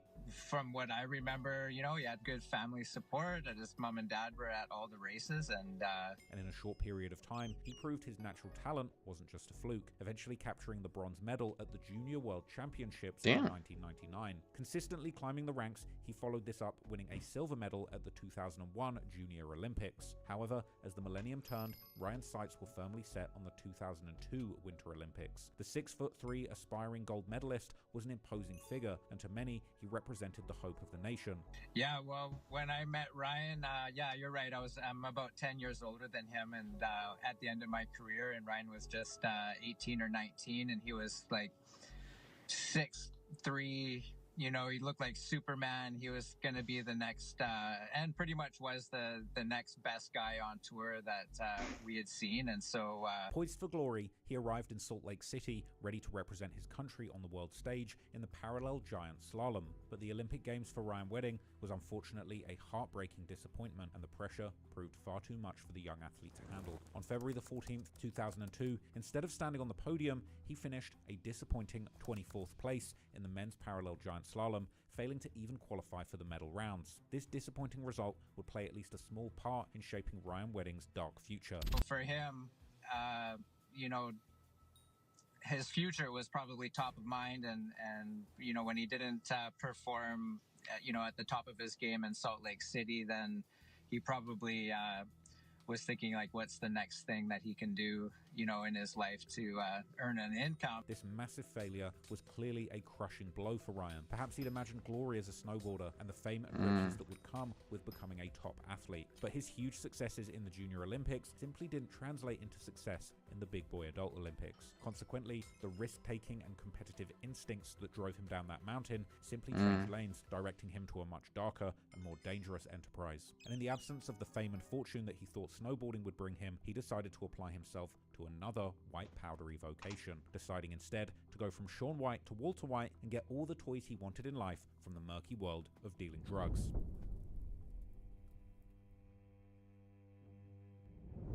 Following the crushing Olympic disappointment in Salt Lake City, Wedding retreated to Vancouver instead of returning to the World Cup circuit to fight for redemption. At the time, he told his father he was interested in becoming a stockbroker or joining his dad's engineering firm with the goal of settling down in the suburbs with a wife and kids. Clearly, he wanted a career that would earn him the big bucks and the shiny toys, but it also appeared he was in a rush for glory. To earn extra money immediately, he would begin working as a bouncer, a job that placed him directly at the velvet-roped intersection of Vancouver's high society and its gritty criminal underworld. In the mid-2000s, Vancouver's nightlife was the playground for a new breed of gangster, with biker gangs like the Hells Angels having an iron grip on lucrative parts of Vancouver's drug markets during this time. The city of Vancouver has been consistently ranked as one of the 3 most livable cities in the world. This city also has the reputation for being a mecca for cheap, illicit drugs. And with a boom in sales, there's been a major change in who controls the multi-billion-dollar business.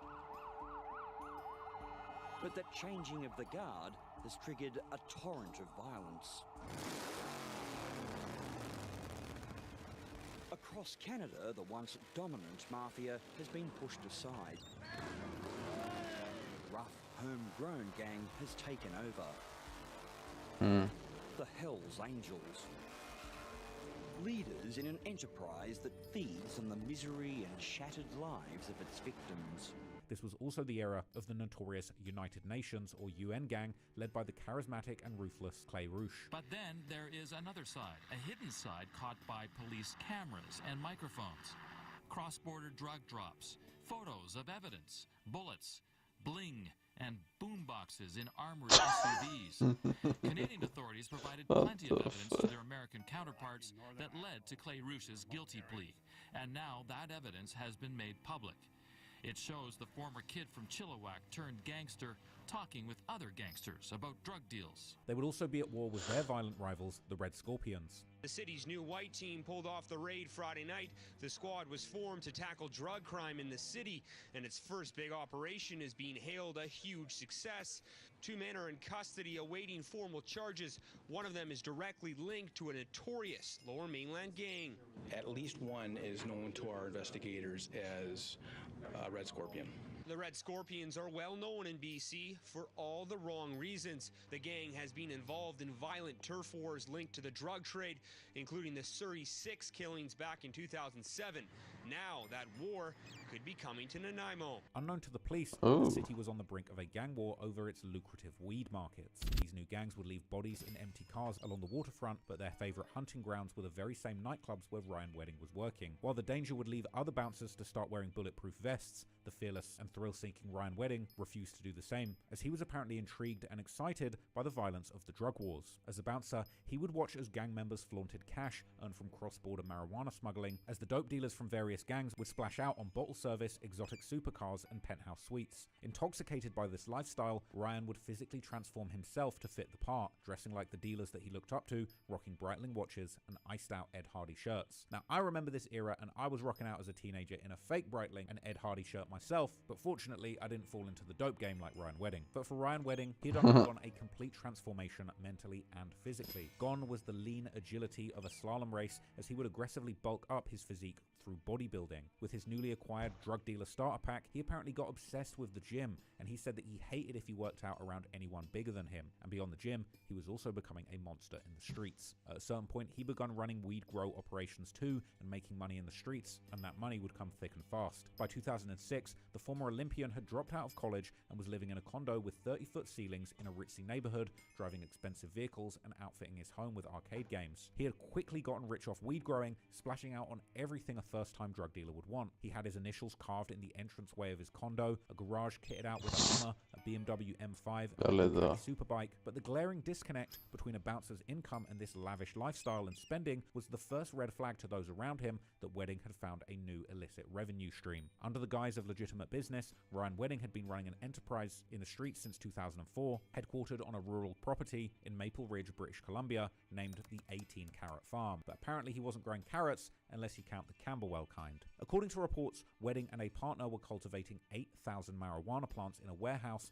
harvesting every 2 weeks and selling them to a broker that pulled them in hundreds of thousands of dollars every year. But eventually, the authorities were tipped off when records revealed the simple warehouse was consuming enough electricity to power a medium-sized farm consistent with electrical use needed for high-intensity discharge lamps used in industrial-scale cannabis cultivation. Essentially, Ryan's operation was gobbling up way more power than it needed, and that gave the game away. On September the 22nd, 2006, the Royal Canadian Mounted Police would take action, breaching the warehouse with tactical units and seizing a whopping $10 million worth of marijuana. This came in the form of 68 plants and 86 pounds of dried flower, alongside a safe that was apparently stuffed with loaded guns. This grow was described as the largest marijuana bust in the history of Maple Ridge. But incredibly, with nothing but a confidential informant linking Wedding to the property, the police never actually pressed charges against him. And ironically, after essentially running it up millions of dollars off the drug game, getting caught, and facing no real consequences other than a financial loss, Ryan Wedding was unperturbed, and he vowed to build back better, and soon he decided to graduate to dealing harder drugs. Ooh-wee.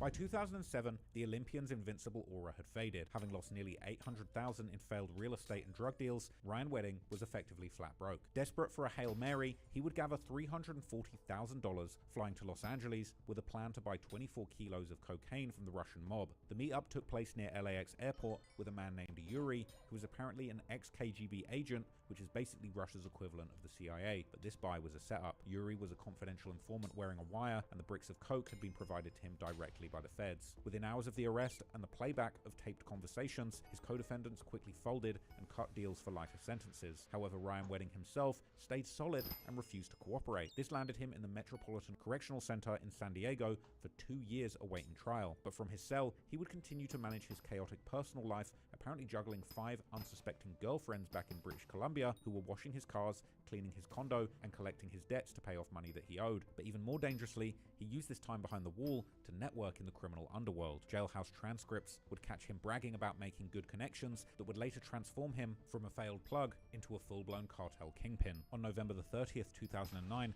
a jury would find Ryan Wedding guilty of conspiracy to distribute cocaine. At his sentencing, Wedding played the fallen hero to perfection, pleading that it was a personal mission of his to rebuild his reputation, and apparently believing his remorse and that he was just a failed drug amateur, the judge would take pity and sentence Wedding to a remarkably light 4 years in prison, just half of what was standard for similar crimes. When he was deported back to Canada on December the 7th, 2011, he would return with serious connections and a contact list that would eventually allow him to bypass local suppliers and deal directly with the cartels.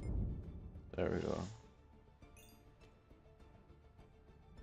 Upon his return to Canada in 2011, Ryan Wedding would leverage his American prison contacts to burrow deeper into the criminal underworld. Very little is known about exactly what he was up to or how he was running his operation during this period, but what is clear is that behind the scenes he was moving serious weight and becoming a full-blown drug lord. He would leverage his contacts from Mexico to North America, specifically Canada, to run up millions in the streets. And as the years went on, small pieces of information would begin to come out, linking him to that criminal underworld. By April 2015, the RCMP, or Royal Canadian Mounted Police, had caught up with Operation Harrington, a massive crackdown on drug smuggling routes from Mexico and Colombia to the United States of America and Canada that revealed that Wedding had infiltrated the Canadian government itself.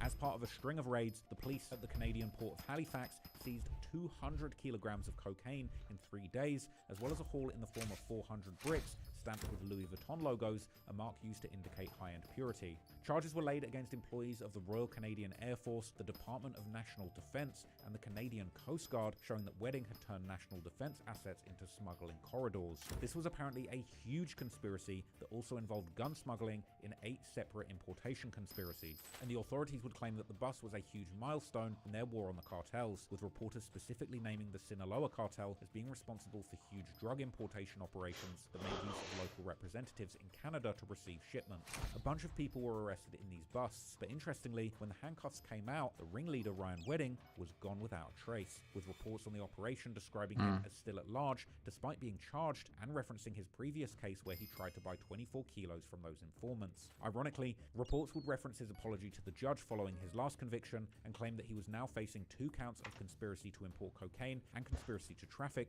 as well as 1 count of cocaine trafficking. Wedding would apparently ghost, fleeing to Mexico and beginning a decade-long reign as a fugitive. And it was during these ghost years between 2015 and 2024 that the so-called Wedding criminal enterprise would truly take shape. He would operate as the leader, nicknamed El Jefe, or Giant, and apparently he secured the ultimate protection through a direct alliance with the Sinaloa cartel themselves. From there, the Wedding criminal enterprise utilized a sophisticated network of long-haul semi-trucks for their dope to cross the border from Mexico into Southern California. Once in Los Angeles, the drugs were stored in stash houses before being loaded into trucks being driven by Canadian operatives utilizing hidden compartments. And to clean the estimated $1 billion in revenue, Ryan Wedding moved to the digital age, laundering millions of dollars through cryptocurrency through a transatlantic money washing network. But nothing symbolized his insane wealth at this point more than his acquisition of one particular, very rare and specific car. The FBI's investigation would eventually lead them to the seizure of a 2002 Mercedes-Benz CLK GTR Roadster, one of only 6 ever made, a car that was apparently initially ordered by Drake and carried an estimated value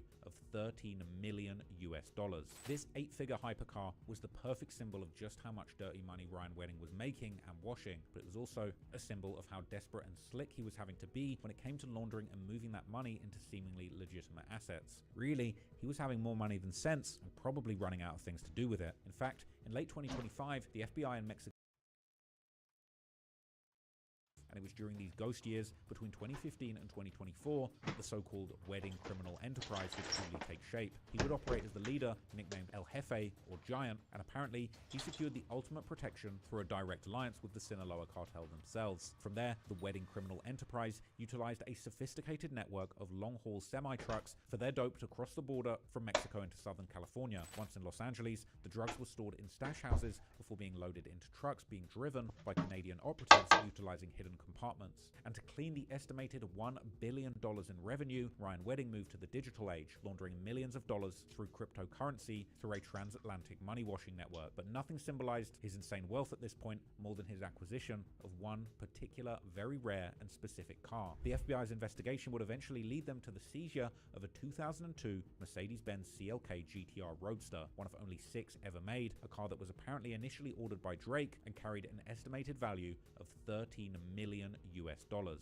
This 8-figure hypercar was the perfect symbol of just how much dirty money Ryan Wedding was making and washing, but it was also a symbol of how desperate and slick he was having to be when it came to laundering and moving that money into seemingly legitimate assets. Really, he was having more money than sense and probably running out of things to do with it. In fact, in late 2025, the FBI and Mexican authorities would raid an entire warehouse in Mexico City, uncovering a $40 million motorcycle collection belonging to Wedding himself. Valentino Rossi goes into the lead. From the top tier of blazing fast road racing to a dark warehouse in Mexico. Motorcycles packed in rows said to be worth $40 million US, all seized from Canadian fugitive Ryan Wedding, and all seemingly purchased as a way to launder his drug money. All in all, just an absolutely amazing collection of machines that Wedding has somehow been able to amass from we don't know where. Rossi goes through as they dip down into a Rabiata. The FBI now confirming some were used in professional racing. All of them discovered by Mexican authorities amid raids targeting Wedding. So he was racking up tens of millions of dollars in his personal net worth, getting all of the toys he possibly dreamed of when he was trying to become a professional snowboarder. And so, through this complex web, the failed snowboarder from Thunder Bay had transformed into the CEO of a multinational corporation built on white powder and blood money. But, as is often the case, the mountain of money was one thing, but it would be the trail of blood and violence that would truly put the authorities on his tail. Yeah. Following the slaughter of the innocent Sidhu family in 2023, in Caledon, the violence would continue, transforming a singular, horrific error into a systemic campaign of murder and elimination. Ryan Wedding, now insulated in Mexico, allegedly authorized a series of cleanup operations to settle debts and silence loose ends. The first target was 29-year-old Randy Fader. Unlike the Sidhus, Fader was not a case of mistaken identity, but an existential threat to the business that apparently needed solving. He was allegedly a big-time dope pusher in the area, and he had been investigated for 3 years, beginning in 2017 and culminating in a 2020 raid where 4.3 kilos of weed was seized, along with an undisclosed amount of fentanyl, 196 grams of cocaine, cash, guns, and a pill press. But it would all come to a close for him on the afternoon of April the 1st, 2024, on a quiet street in the tourist city of Niagara Falls, Ontario, where the mundane rhythm of the neighborhood was shattered by an assassin's gunfire. Fader was apparently killed in the driveway of his home in a point-blank execution-style shooting as a result of his involvement in the Wedding drug ring. According to court documents, Fader was on the way out with a friend just before 6:20 p.m. when he turned to go back into the house to get something he'd forgotten. At this point, a white Audi would pull up and a gunman dressed in all black would hop out and shoot him in the head from just 3 feet away before fleeing the scene. And tragically, apparently his wife and young children were in the home and actually witnessed the murder from a window. Fader's taped-off home would be pictured in local news outlets, and apparently Andrew Clark, Ryan Wedding's ruthless second-in-command, who by this time was going by the chilling nickname The Dictator, was the one who had apparently orchestrated the hit. This hit on Fader was reportedly a contract killing carried out for $100,000 by a hitman nicknamed Mr. Perfect, with this apparently being an apparent response to an unpaid drug debt. Alleged leaked messages between Wedding's enforcer Clark and the hired hitman would circulate in the press, showing the chilling conversation where the hitman asked for a list of people to kill, promising to do the easiest one first, with him being told maybe the Niagara Falls Ginger, LOL, and explaining that the hit would be an easy 100k, describing it as a driveway job. Fader was found with life-ending injuries, his body a grim message to anyone in the network thinking of skimming off the top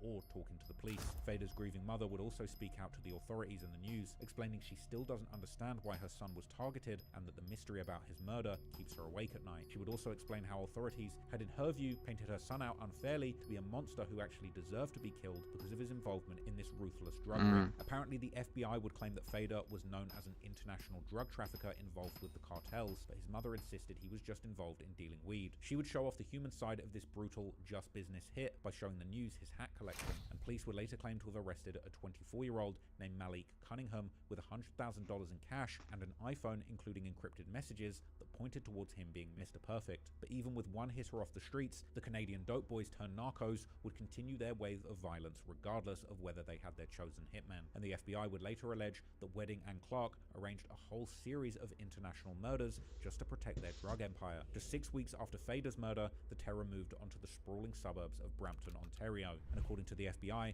Mohammed Zafar had owed a drug debt to the Wedding network, a fatal error in an economy where late fees were paid in blood. As he sat behind the wheel of his car, also in his driveway, a gunman would approach the vehicle and Zafar was shot at point-blank range, executing him in the driver's seat while the neighbors went about their weekend routines. Despite evading the authorities masterfully in Canada, the feds in America were desperate to catch Ryan Wedding and begun making their search for him more public. Wedding and Clark were publicly charged in a DEA indictment in October 2024, which accused them of orchestrating 4 murders from Mexico and running a drug cartel shipping hundreds of kilos of cocaine from Colombia through Mexico, then Southern California, with it finally ending up in Canada. A wanted poster for Wedding would be circulated online too, and a suspect chart would show 15 other defendants in the conspiracy who had been captured at this point, including Andrew Clark, as well as those still at large. Courtroom sketch of 4 of the 9 Canadians who were captured as part of the conspiracy was shared prior to their extradition, and Clark himself was arrested on October the 8th in 2024 by Mexican authorities and extradited back to the US, arriving there in February of 2025, with Clark later pleading not guilty to murder and drug charges. But despite evading capture,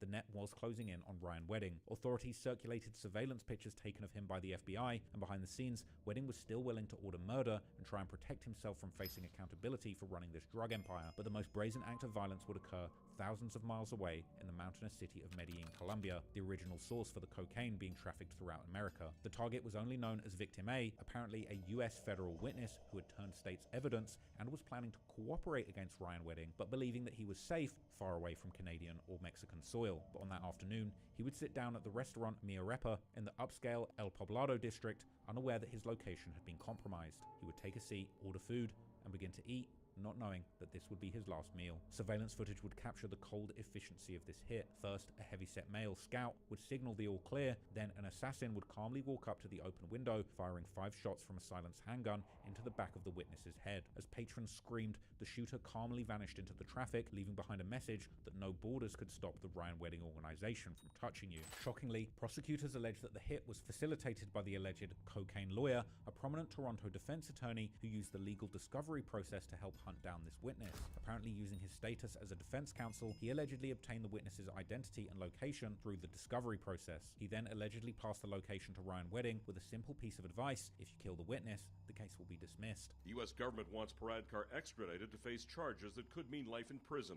Paradkar allegedly counseled fellow Canadian and Olympic snowboarder Ryan Wedding to murder an FBI witness. With this public and international execution, Ryan Wedding had proved that he was now truly the head of a transnational murder-for-hire ring, and demonstrating that for his enemies there was truly nowhere to hide, and that to protect his empire he was willing to kill literally anyone, anywhere in the world. And now, with an alleged cooperating witness killed under their watch, the FBI would be furious and embarrassed and ready to do absolutely anything to take down Ryan Wedding.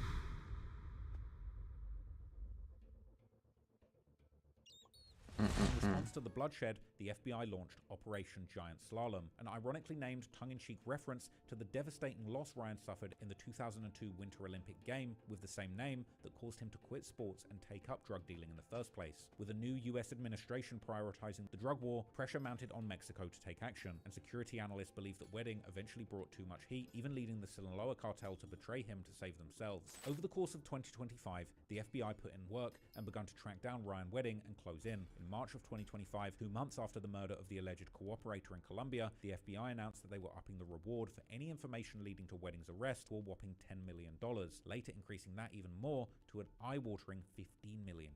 His name would hit headlines all over the world in mid-November when it was revealed that the FBI were closing in and had actually seized his Mercedes CLK GTR. This same month, 10 other people would be arrested in connection to the Wedding drug empire, including the lawyer who lined up the murder of the witness in Colombia. The news would report on the 10 arrests, as well as the still ongoing manhunt for Wedding himself, as well as new charges they were aiming towards Ryan. Welcome back. The search continues for a former Olympic snowboarder turned alleged drug kingpin. Right now, there's a massive reward out for the capture of Ryan Wedding. The DOJ announcing 10 arrests in the murder plot, but say the 44-year-old remains at large in Mexico, protected by the powerful Sinaloa cartel. Bizarrely, following the seizure of that 8-figure Mercedes, an Instagram account began posting under the handle Boss Ryan W, putting up what appeared to be images and captions that were taunting the authorities. However, these images would later be exposed as being impersonators using AI. But there was something real going on behind the scenes, and soon the FBI would be crossing a big name off their most wanted list when it was finally revealed that Ryan Wedding had actually been captured. The manhunt would end in Mexico City on January the 22nd, 2026, when Ryan Wedding allegedly surrendered voluntarily at the US Embassy. Tonight, the former Olympian turned alleged drug kingpin, who rose to the top of the FBI's most wanted list, now in U.S. custody, surrounded by top DEA and FBI officials, including Director Kash Patel. This individual and his organization and the Sinaloa cartel poured narcotics into the streets of North America. While yet another allegedly AI-generated post would circulate claiming to show Ryan outside the embassy about to turn himself in. But what wasn't AI was his perp walk, which received huge publicity as he arrived back on the US soil, with FBI Director Kash Patel taking a victory lap. This was an interesting moment that caught headlines, with Ryan going viral for his apparently expensive designer fit, proving that even when turning himself in, Ryan Wedding was still that flashy, designer-clothes-wearing demon that he had been all those years ago when he was working as a bouncer, aspiring to sell pot. Today, Ryan Wedding sits in a federal cell awaiting trial. It's currently scheduled for March 2026 after pleading not guilty, and if convicted, he'll be facing a mandatory life sentence.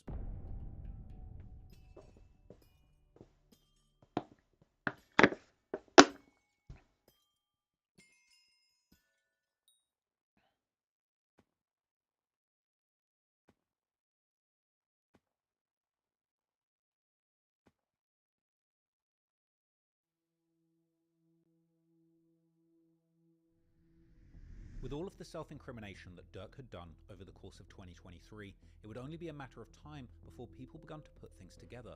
And unfortunately for Dirk, on the internet, Reddit forums, and in YouTube videos, people would continue to speculate on these quite obvious crimes. I personally released a 4-hour documentary about Quando Rondo's life and the attempts to end it in 2023 that had over 4 million views before the feds officially filed charges. But I was by no means the only one making these speculations. In his February 2024 interview with DJ Vlad, FBG Butter would ask how Dirk is still outside when everybody knows that he paid to have Quando killed and got Pab killed by mistake. Who the you know name get brought up and with actually proven facts that you done paid me some money to go kill him up. And I'd have killed the wrong motherfucker too. Butter then, seemingly with inside knowledge at this point, months before any arrest took place, would hint towards one of Pab's shooters actually telling the police that he did it for Dirk.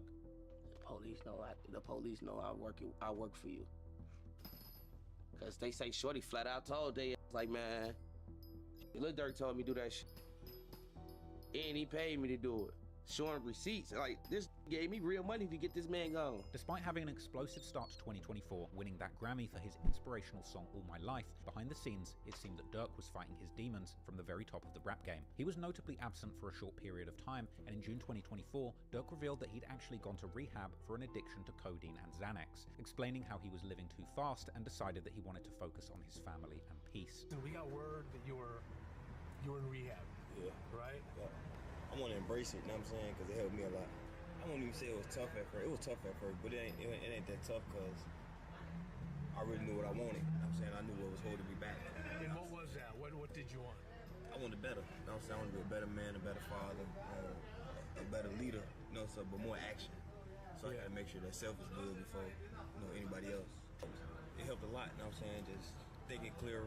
See, my main goal is peace, you know what I'm saying? Being with the family and staying out of bull, you know what I'm saying? Dirk would open up about feeling that his life was too fast before rehab. Moving fast. Moving fast. Making excuses, you know what I'm saying? Letting the drugs take over me. You know what I'm saying? Yeah, just like the codeine and everything. Is that what it was? Is codeine? Yeah, Xanax. But make me. You know? Dirk would drop a song commemorating his release from rehab, being seen in a Louis Vuitton suit and a skinnier frame. The song was called Went Hollywood for a Year, and it was a Pain song with a 3-6 Mafia-inspired bridge that sounds like Dirk is actually saying farewell to his beloved codeine cough syrup. In one line, Dirk says that he'll give $1 million to somebody who can prove he's a snitch, and another $1 million, but then appearing to stop short of rapping Find Him, as well as bragging that he has killers in his circle sharing his money and cars, and mocking someone saying that their homie's killer is still alive, but for Dirk, it's been a year since revenge. It seemed that Dirk was back, trying to put a brave face on things and attempting to get his career on track. The month before his arrest, Dirk releases a new song and music video as a teaser for his upcoming album. The song's called Turn Up a Notch, and just over a week later, he would release yet another track, this time with an interesting title. The song was called Monitoring Me, and obviously had a theme to suggest that Dirk indeed knew that the authorities were watching his every move. And it also had some very suspect lyrics where Dirk says that he can't send money to his killers in his own name, and that he doesn't know if the feds are setting him up, or if people are snitching. In another line that seemed to refer to the attempt to kill Quando that resulted in Pab's death, Dirk says that he wouldn't say his shooters missed their target because they were so close, as well as rapping more lines that he can use money to have people killed, then backtracking, saying that his killers killers will murder for his friendship, regardless of payment, as well as bragging about having seen his killers commit murder, then backtracking again, saying that he didn't see it, he just heard the shooter shout, "Get up," to the victim, and going on to say that if his enemies post their locations, his people will go there, and openly admitting that he pays for his people for more than just murders, hinting at OTF's dual role as a label and a murderous gang. Not only was the song another self-snitching anthem, but it came with a music video filmed at, you guessed it, a gas station. This was a strange time, and once again, Durk was seen to be living a double life, clearly going into promotion mode, making major moves in the industry, but unlike his recent song release, some of what he was doing was actually positive. Durk's 32nd birthday was coming up on the 19th of October, and he was planning to make this one special, announcing his first annual birthday show at Chicago's prestigious United Center, home of the Chicago Bulls, with a concert capacity of 23,500 people. The show was epic, and Durk drove from the dressing room to the stage behind a literal convoy of Hellcats and Trackhawks, then performing the song with that very name from the back of a moving pickup. It was also a star-studded affair, with Durk bringing a number of huge names in the rap game out, like Bossman D-Lo, Sexy Red, Nardo Wick, who performed Who Wants Smoke with Durk, and even Lil Baby. Another interesting move was choosing to use the event to unite with Chicago's top content creators, sharing the stage with prolific interview host DJ U and rapper turned Instagram comedian FYB J-Mane, notorious for his Whoop cereal and his pushing peace movement. With Durk's acceptance of J-Mane, who actually hails from 63rd and was very good friends with FBG Duck, as approval of his pushing peace agenda, aiming to stop the gang wars. Notably, in the name of pushing peace, at one point in the show, Durk would even put up on screen a collage of fallen gang members from both sides of the war. This was during an extended onstage speech reminiscent of Kanye's stadium shows, where he would tell the crowd that he was showing love to everyone in Chicago and telling the crowd to take a photo. My brother J-Mane one time in this motherfucker, man. So look, right? You see FBG Duck. I'm gonna do something ain't never been done one time, man, right? We gonna show love to everybody we lost in Chicago. Funny, everybody put their phone lights out one time. For everybody who we lost in Chicago, everybody, even if your face ain't on here right here, still showing them love. The show looked absolutely lit, and I really wish that I was there, because it's kind of sad to imagine both Durk and the over 20,000 fans watching that this may very well have been Durk's last show. By this point, he was at the pinnacle of his career. With a huge catalogue of bangers, he would rap hit after hit back to back on stage to the sold-out stadium. It's a huge reminder of how much he very well may have just thrown away. But then again, despite releasing a song called Monitoring Me, Durk's situation with the law seems surprisingly good at this point. Strangely, in September, he announced that his felony record had been wiped clean of all cases, with Durk saying how he believed that everybody should get second chances at life. Seemingly, now able to travel internationally, Durk would make the most of his newfound freedom with lavish trips abroad. Durk was even invited to dinner with Sheikh Mohammed bin Maktoum Bil Juma Al Maktoum, a member of Dubai's royal family, where he received an ornate cane as a gift. And Durk also made his first ever trip to my home country, London in England, with him appearing outside freestyling in front of the iconic clock tower Big Ben and in the streets of upmarket Knightsbridge, even attending an NFL game with UK legends of the rap game, current king of UK drill Central C, grime clash veteran Chip, and road rap pioneer turned podcast pioneer Young Spray.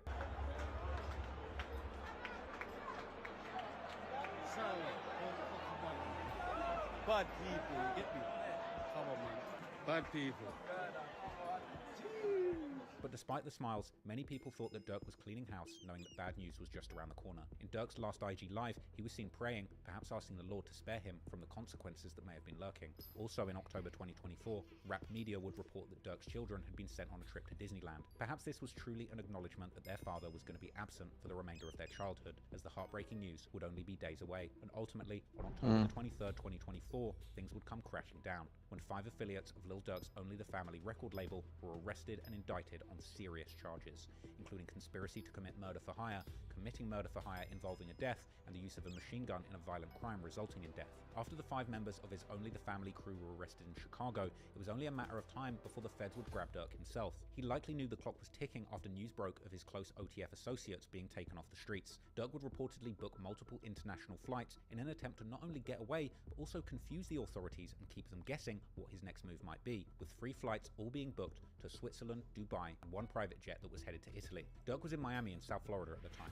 and according to an affidavit by FBI agent Sarah Corcoran, the Chicago rapper was attempting to flee to Italy before his arrest. All international flight bookings made on Dirk's behalf would raise suspicions that Dirk was planning to evade capture, and the feds would immediately swoop in, and then the music would finally stop. As 2 days after his 5 friends were arrested, before Dirk could board that private flight to Italy, federal agents would intercept him in Broward County, Florida on October the 25th. US Marshals would apprehend him, charging him with conspiracy for allegedly arranging that hit on fellow rapper Quando Rondo. The US Attorney's Office for the Central District of California would announce the arrest of Lil Durk on charges of conspiracy to use interstate facilities in a murder-for-hire plot that resulted in a fatality. I want to begin now with some breaking news. Rapper Lil Durk is charged in a murder-for-hire plot. Lil Durk's real name is Dirk Bank, and he is from Chicago. This is his mugshot from Florida, where he was arrested last night and is being held without bond. This comes only hours after 5 people associated with his music business were also accused in taking part in that murder-for-hire plot. Now, the plot targeted rapper Quando Rondo's cousin, who was killed in 2022.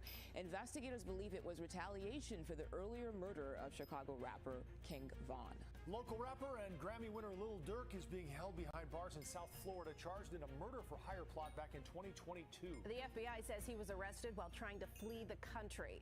Investigators believe Lil Durk put out a hit on another rapper, Quando Rondo, in retaliation for the earlier murder of Chicago rapper King Von. Rondo's cousin also died in a shooting at a Los Angeles gas station caught on camera. Several of Lil Durk's associates have also been arrested in connection with this same plot.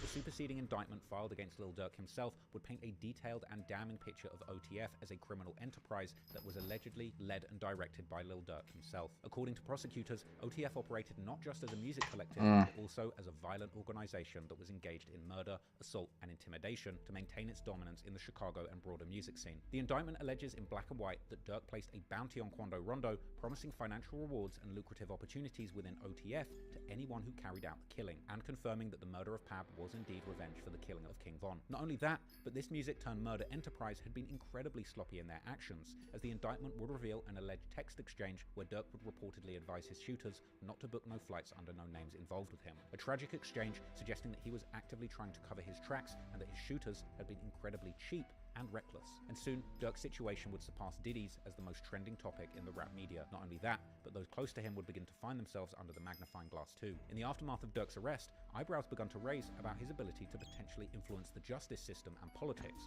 with questions being asked about whether the mayor of Chicago would be giving back a $150K donation. But most importantly, all eyes would be on those in the indictment, both named and unnamed, as people would begin to uncover the dark, violent backstories of the perpetrators, as well as intensely speculating on exactly who might have been the informant and who might have been the connection in California who told Durk and his demons to fly out and kill Quando. The first of the OTF crew in this indictment who seems to have been heavily involved in planning and executing Quando Rondo's hit was Cavon London Grant, aka OTF Vonnie. OTF Vonnie is a key figure in OTF's inner circle for years, with his loyalty and presence around Lil Durk and King Von being well documented. Vonnie is also King Von's cousin and played a significant role in Lil Durk's operations as his business manager. Back in July 2019, Vonnie would be spotted with Durk and Von at the iconic Icebox jewelry store. Can I get an OTF chain, man?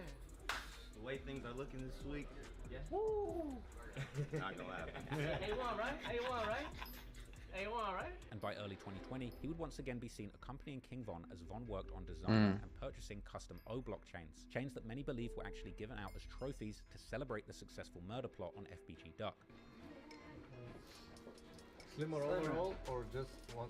Yeah, right. And I like you see how the leaves letters, I like them kind of like graffiti style. Just like, check this out. Like the O, like, I don't know, like longer instead of wider. Like, see, that's kind of wide. Right. I appreciate you guys once again. Thank you so much. Definitely. Hey, thank you, bro. Alright, definitely. Yeah, Scally, big dog. I don't big at all. Yeah. So that's the only way I would. Yeah, Rich big. Yeah, a little Rich. Me, it look like a big watch. Since you're not picking these up today, I'm gonna send you a sample image of all of them. Alright, I'm texting to you anyway. We're gonna text everything I write, so. Well, I can text this back to you. Yeah. Following King Von's death in late 2020, Vonnie's proximity to Lil Durk only grew, and by September 2021, he was back at Icebox, this time with Durk acting as a negotiator during a major jewelry purchase. In footage from the store, Vonnie can be seen haggling prices on Durk's behalf and carrying a massive stack of cash for the transactions. 3 1/4 and 2 1/4. 2.75. 2 3/4. 3 1/4, 2 3/4. That's about 15% difference. How much would it be? That's what he had before.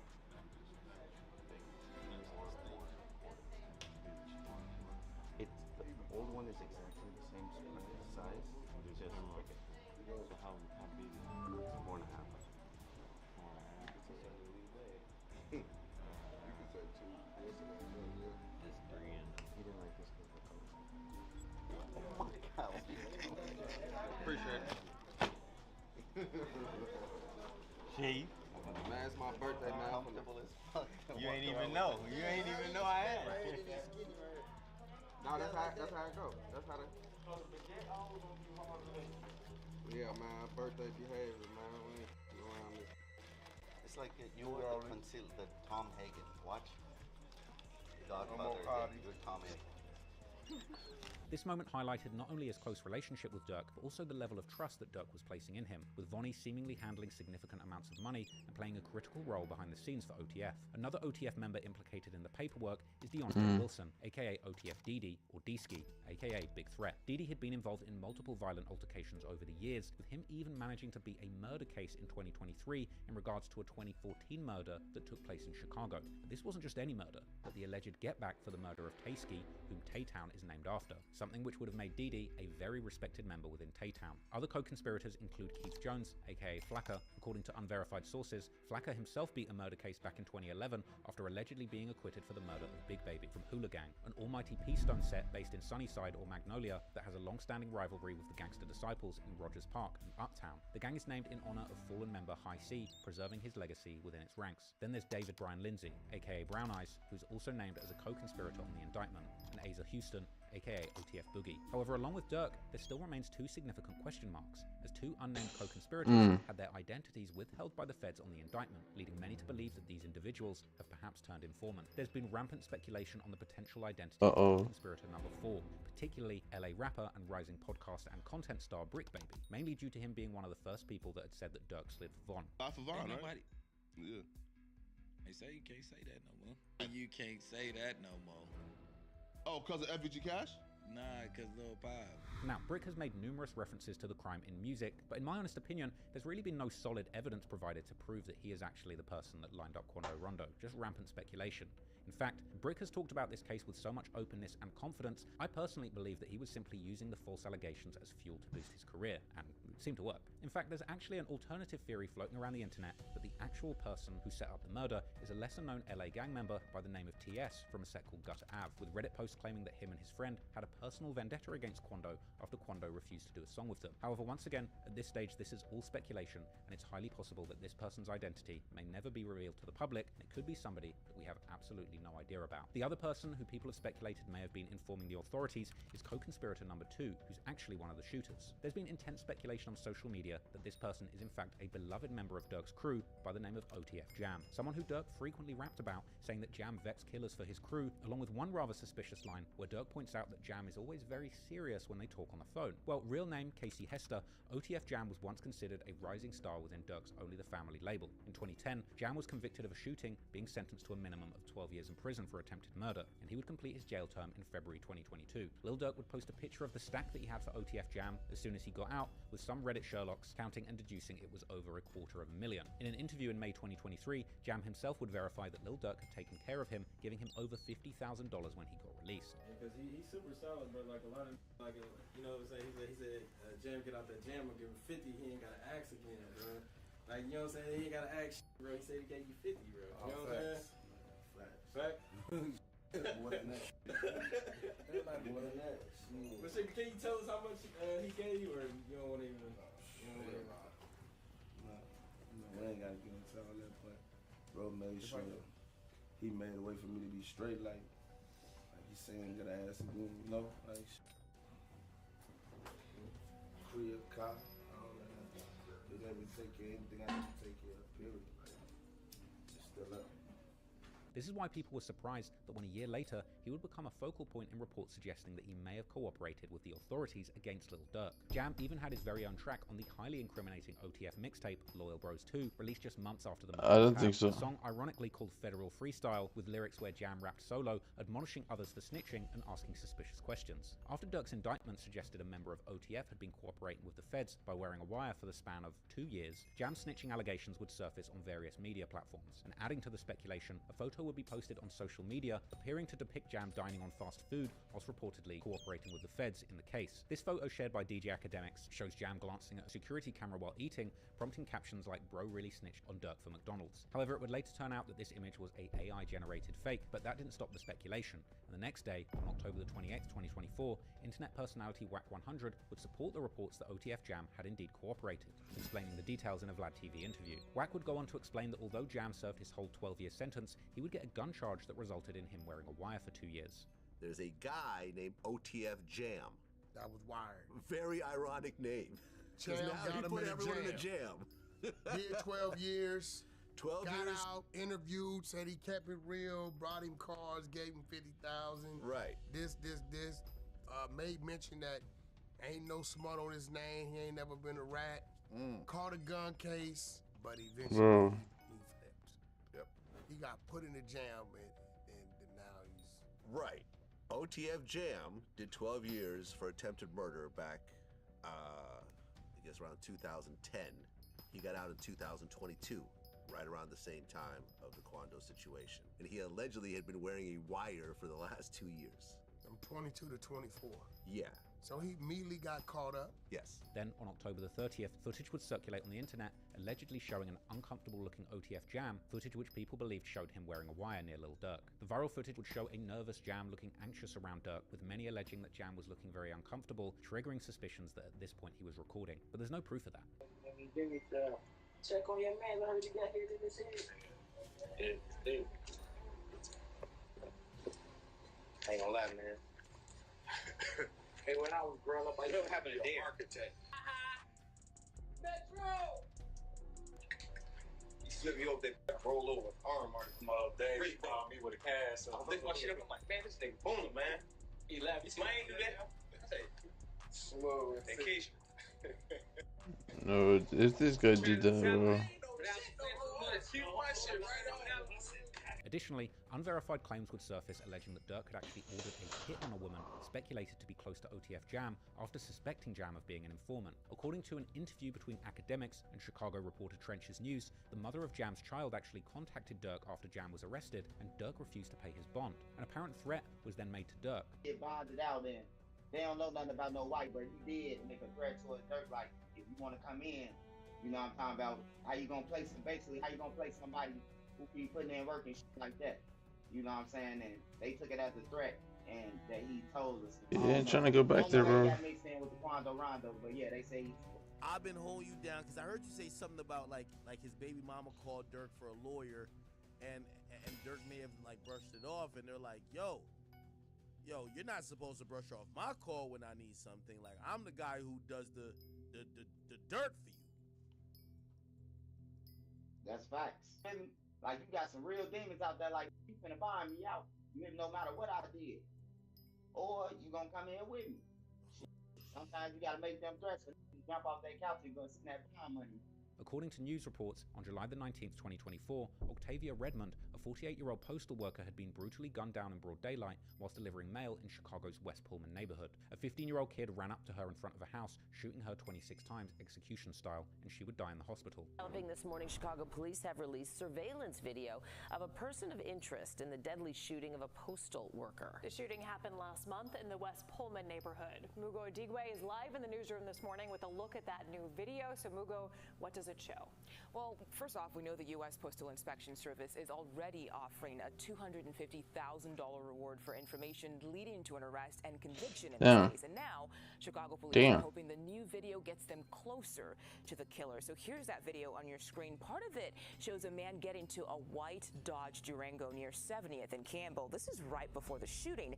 Then at some point, the same video shows a man getting out of that Durango near 121st and Harvard. He runs runs across the street and out of view. Then he runs back to the car before it drives off. Police say on that day, Friday, July 19th, around 11:40 in the morning, 48-year-old postal worker Octavia Redmond was in front of a home near 121st and Harvard when a man walked up to her and shot her. She died at the hospital. The Dodge Durango used in the shooting was later found abandoned and torched in the middle of a field on South Holland Avenue. Now, anyone with information on this shooting is asked to call Area 2 detectives, or you can leave anonymous tips at cpdtip.com.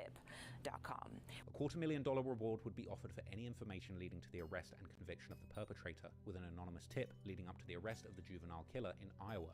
This murder had been circulated with many headlines that suggested that this was OTF Jam's baby mother. However, a user on X would debunk these claims, alleging that Redmond had absolutely no connection or affiliation to OTF. Official reports and reputable news outlets have not since established any link between Redmond and OTF Jam, hence there's no credible evidence to support the assertion that they had any personal or familial ties. Some users, however, have still ran with this speculation, suggesting that the killing was somehow a targeted attack, with the shooter intentionally approaching her and mistaking her identity as the intended target, with some going even as far as to suggest that this was another hit sent from Dirk that ended up killing an innocent bystander. I personally don't buy it. Now, it's important to note that the criminal complaint and indictment documents do not explicitly name Jam as an informant, though they do reference an unnamed individuals and key witnesses by their initials. This has even led to subreddits questioning whether or not it's really Jam who got Dirk in the jam. And while I personally believe it's likely that Jam could be the informant, at this stage there's still no proven paperwork to confirm this, and there's really no way of knowing for sure until this goes to trial. In December 2024, OTF Jam would finally break his silence with a scathing social media post denying being the snitch in the case and accusing other OTF members of disloyalty and sloppy behavior, attracting the attention of law enforcement rather than him. Right. Later paperwork would come out that there was a confidential witness. Now, this is confidential witness 1. Okay, this is information and good news for Dirk. But, okay, now we're hearing there's as many as 5 or even more confidential witnesses, all right? But apparently, confidential witness 1 was the first person to give information on multiple bounties being placed by Lil Durk, including the one that actually led to the murder of Lil Pab. But apparently this person wasn't personally involved in the hit. And there's been a lot of speculation as to whether one of the shooters was actually, you know, on the hit, whether one of the shooters was actually on the hit and then, you know, turned witness, or maybe helped orchestrate it and then told the feds. But basically, this CW1 has been kind of like a big question mark for a lot of people. So here is the breakdown. It says, good news for Dirk. They won't be using any of the evidence seized from his X account and iCloud account, but they can use other accounts as they don't belong to him. Now on to confidential witness 1, which is basically stating that they knew Lil Durk allegedly placed multiple monetary bounties on who Dirk was beefing. That includes Duke, Richo, and more, totaling up to 6 potential hits. Also, confidential witness 1 has stated that he has an account of Lil Durk's alleged involvement in Lil Pam's murder, which is significant evidence to them, so the snitch matters to their prosecution. He also was a little help in getting them probable cause to search Durk's account in the first place due to cooperation. CW1 also provided a range of information on shootings and other violent crimes committed by OTF members. To end with, CW1 also stated he had information that Lil Durk placed the bounty on Quando Rondo's life that led to the murder of Lil Pab. All of CW1 info is lined with red below CW1's name in photos. RIP Bezu will always be remembered. Free Dirk. Okay, so this basically says the government reviewed the evidence it sees from the bank's X and iCloud accounts, determined it will not seek to admit them in its case in chief any such evidence.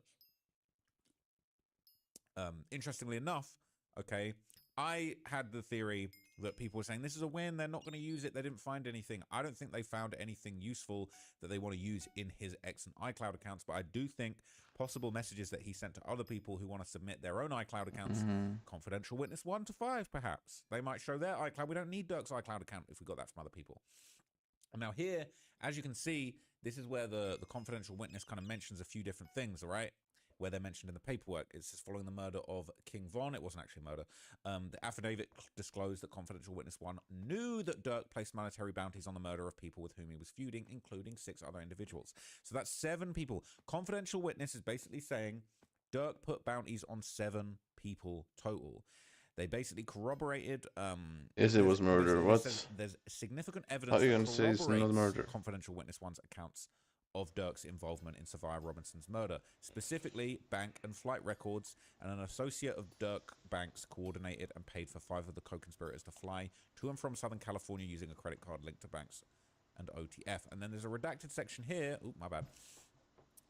I want you people to understand, when they're saying CW1, all right, is giving all of this information. They're saying there's evidence that corroborates CW1. If CW1 basically says, look, Dirk said that he was going to line us all up to go out there and do the murder, and then it's paid for on Dirk's credit card. A lot of people said, oh, him booking the credit card and him saying don't put nothing on no names related to me, that is all well and good. But when you got a witness that's basically saying, yeah, I was involved in this shit, and yeah, that's what happened, and then the credit card receipt says the exact same thing, now you got a problem. Now you got multiple bases of evidence coming at you. Now, I wonder what's redacted here. I think this is probably something very explosive.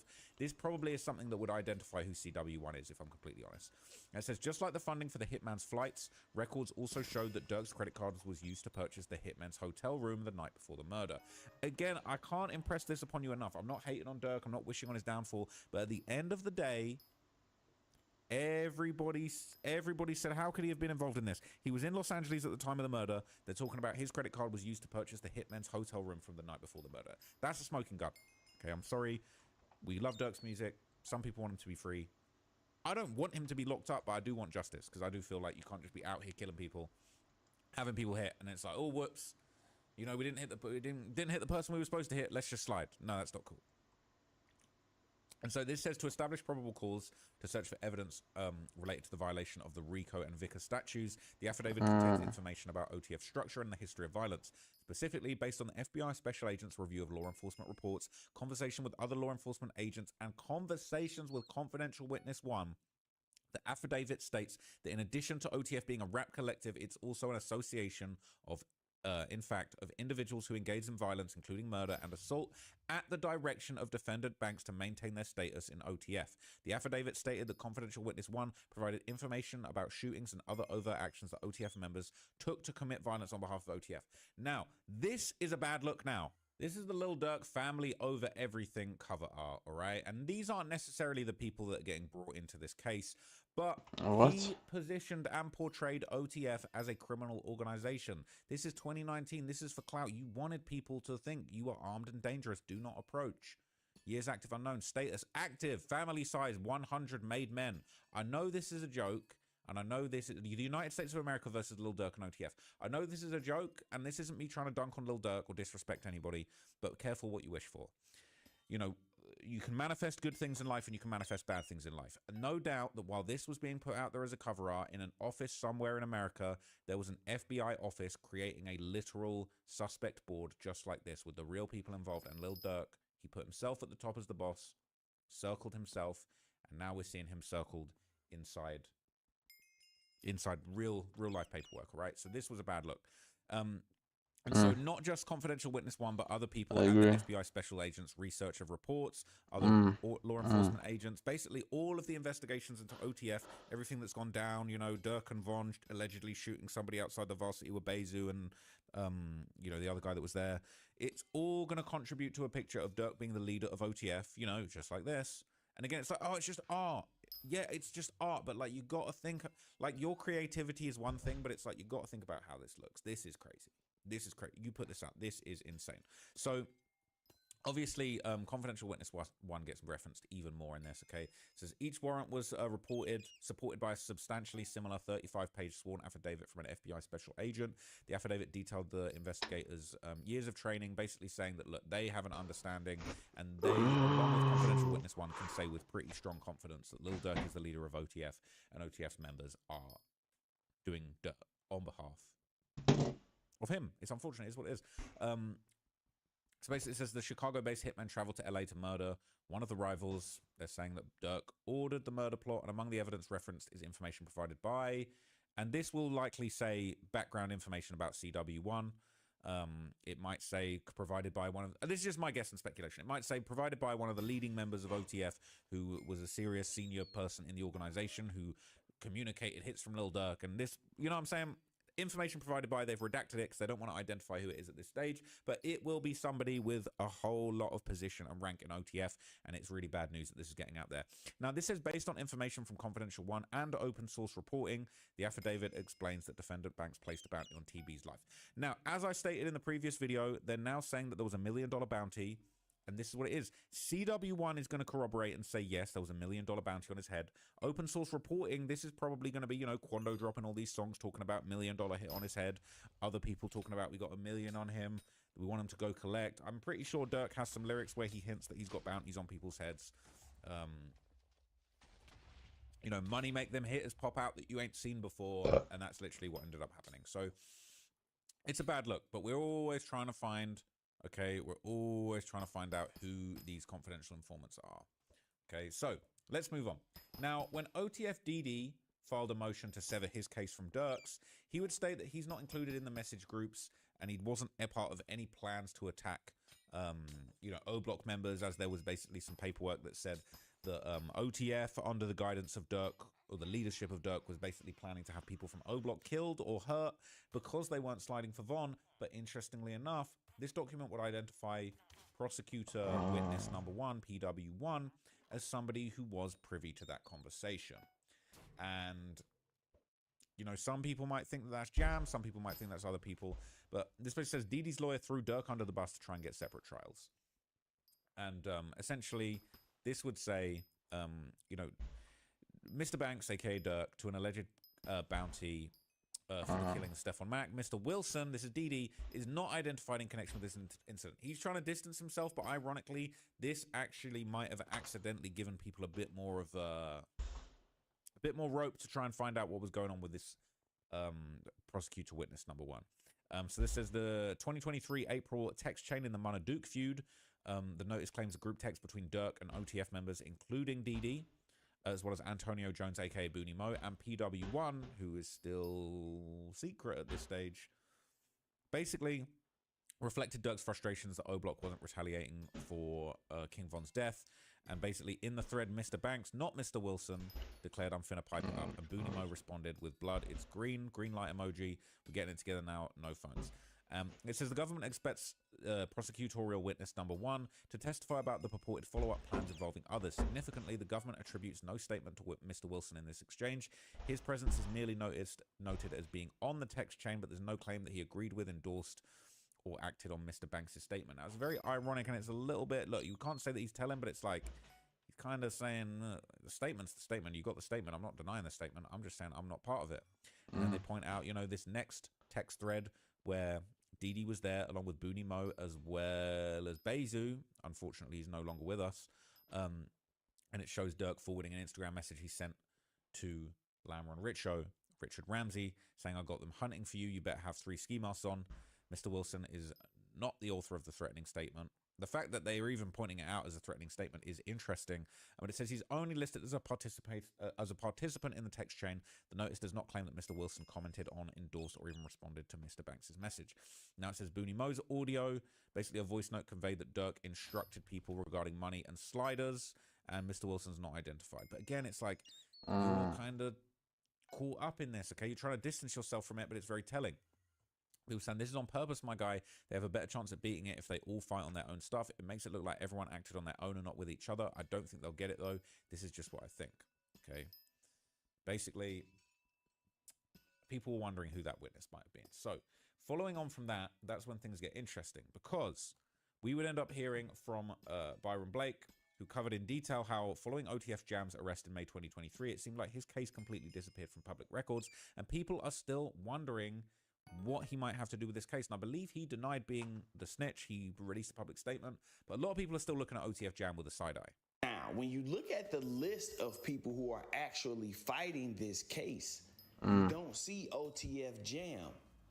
But if you look OTF Jam up, this is what you find. OTF Jam was arrested in the city of Chicago on May 3rd of 2023. If you look it up, you can actually see the records of the arrest. He was arrested for unlawful use of a weapon by a convicted felon, previous conviction, but there's no record of him in Cook County Jail at all. Not a single record. There is no record of him in the Illinois Department of Corrections at all, meaning he's not back on a parole violation and he's not sitting in Cook County Jail. I also went to the federal BOP website. There is no record of him at all being arrested in the BOP. And this is what's suspicious about that. There is no record of any disposition in the case, meaning there's no record of this case being closed. There's no record of any court dates. There's no record of any continuances. There is no record of it at all. So we don't know what happened to this case. At least they want us to not know what happened to this case. But I'm about to tell you what I believe and what I see based on reading this paperwork. in the federal system, they have the ability to file a case but keep it off of the public docket.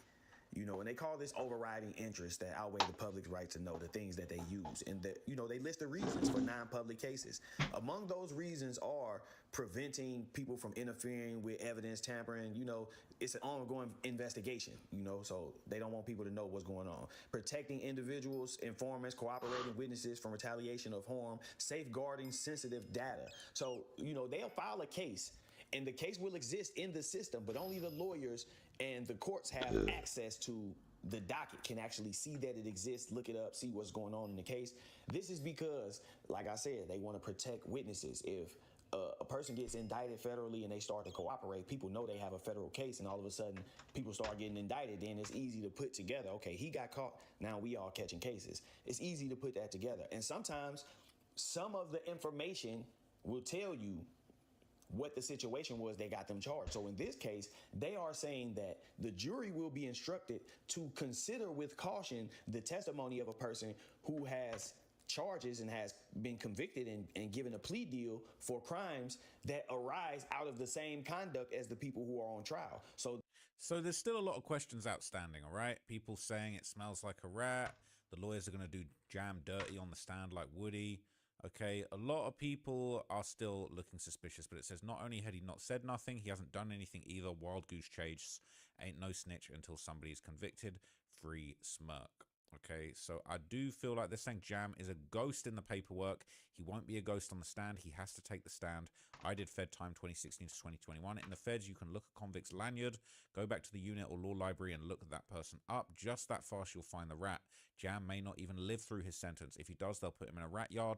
They guaranteed him safety in some way, but guess what? They can't protect him in most facilities. The inmates are also workers for the captains, lieutenants, wardens, and the crazy thing is, other inmates will get on TrueLinks and notify other inmates in other prisons and let them know the rat's on the way. You cannot avoid confrontation, and eventually it will come once sentenced, unless he is in witness protection programs. Jam and Vody are going to get airlifted from a compound they end up doing time at. So, on to Vonnie. Now, interestingly enough, okay, as in December 2022, okay, there would apparently be an incident that went down, and recently linked footage has now gone down to show that OTF Vonnie was actually arrested 3 months after the murder of Quando Rondo's cousin Lil Pab in a highly suspicious arrest that was related to his license plates, but some people think the way that his demeanor was during this arrest was kind of interesting. So did you find the registration? I'm trying to find Those plates don't come back to that bin, and this bin doesn't come back to anything. So they're saying those plates on the car don't come back to the VIN number on the car, and this VIN number doesn't come back to anything. You driving a hot car. That's what they're saying. You driving a hot car. You should be driving this whip. This ain't added up. This ain't making sense. And he feeling that pressure. So any paperwork, those plates don't belong in this car. So what car do they belong to? I don't know. I can't find the car. I can't run your VIN because it's not coming back to a state. It's not registered. So that's why I need your registration. So how did I get all of these? Like, how did you get all of these? That's plate stickers. So this does belong to the plate. The plate doesn't belong to the vehicle, is what I'm trying to tell you. You run all of them? Not all of them. Let me see if I can door open real quick.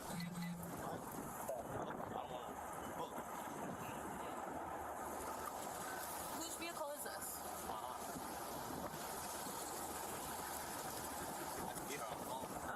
right here.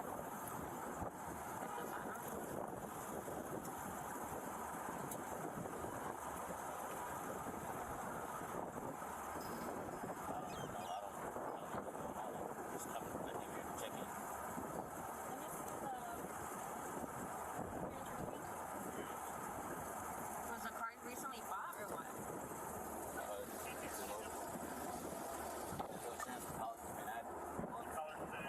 How long have you had the car for? I just got the car. The car's been in Chicago since the holiday. I just flew in today. I came here to check in. So this was a little bit interesting. Some people thought they're saying this is the day he told. Trust me, he dumb as hell. Can't tell who arresting him. They're not. Sorry, he dumb as can't tell who's arresting him. They're not local Chicago PD dumbass. Saying, wow, this is the guy in charge of Lil Durk. I wouldn't trust him to go Home Depot. It says they played him about going to the station to get some tickets. He was saying this is the craziest traffic stop ever. Any lawyers or law enforcement out there, I'd love your take. So they were so clearly following him or tracking the vehicle or both. The fact they said they need him to drive his car back to the station for him and they'll stay behind him to help his baby mum while he gets transported. Like, what? And more than 2 traffic tickets require him being cuffed and transported to the station to get an I-bond. The fact he got stopped earlier that day is another huge red flag, as this was part of a larger investigation. The first cop let him go with a warning and was probably tasked with running initial contact to see what he has going on there and what potential pretext they have for a real traffic stop on the books. My guess is the whole thing was a ruse to get Vonnie alone where he feels safe to talk, and I'm guessing the FBI behavioral analysts identified Vonnie as the most likely to cooperate. I bet the feds approached him during his time at the CPD station, and it was the first domino to set everything in motion. Says the whole video was blurred because they're passing the phone back and forth, showing each other pics of him with Dirk the whole time, stalling. They knew who he was before they approached him.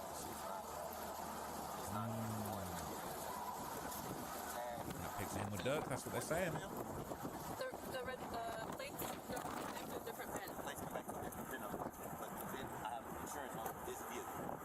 Standing there trying to see that real insurance, okay? 15 minutes in, and they didn't even search the car yet. Yep, the feds must be right across the streets. Okay, the video is blurred because he's a witness. Anytime someone is a witness, they hide their identity. This just exposed him as a rat on the Dirk Rico. So yes, something is up. Writing tickets at the police station. Never heard of that. They don't do it here where I'm at. Wow. Everyone's saying he got tricked. What exactly was he supposed to do? Say no thanks? People are saying, oh yeah, he told. A lot of the time, if you're being investigated, they have local PD finish that video. That's clearly what this is. It's all BS. And if he was smart, he should have known what was going on. It's just how they let him put the car back in drive. What the F, right?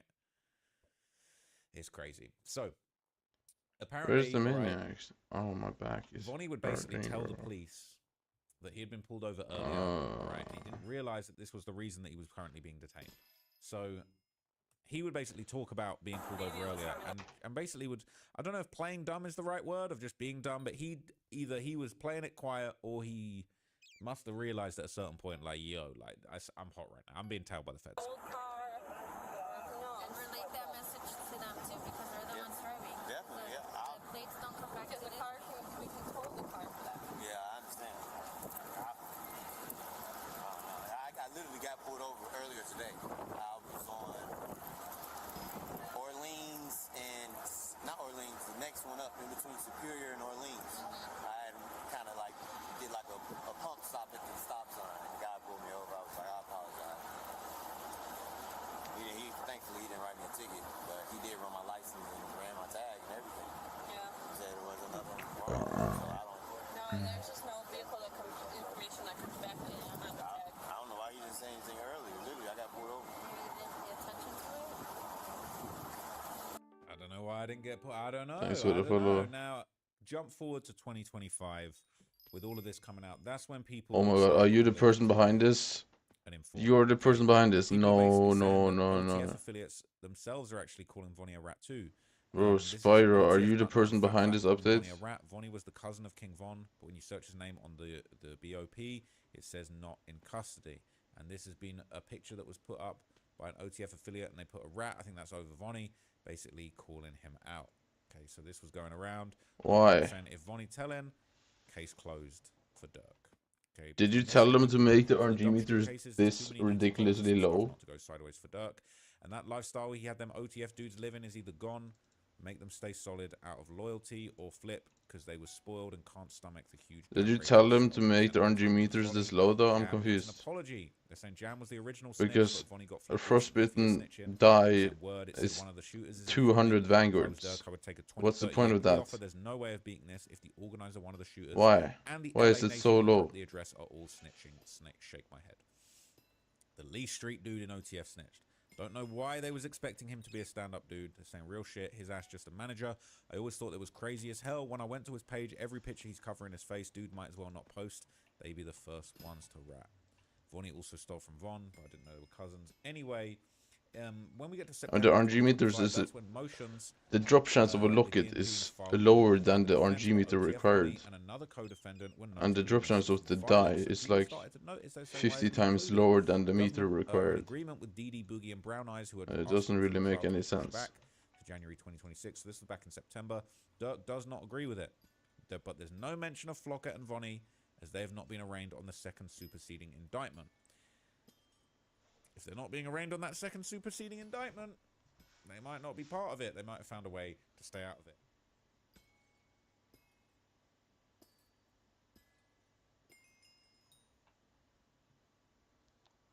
How do you get out?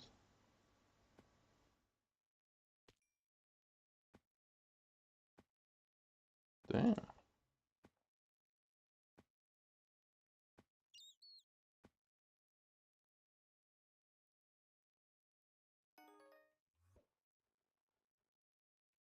GLACITE.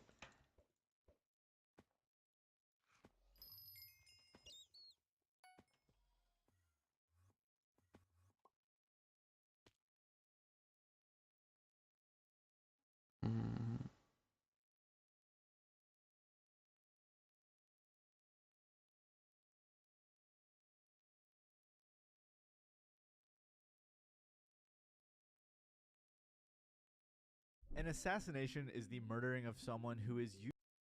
Oh, here's the number. 818-221. 818. There's no way. 221. 2222.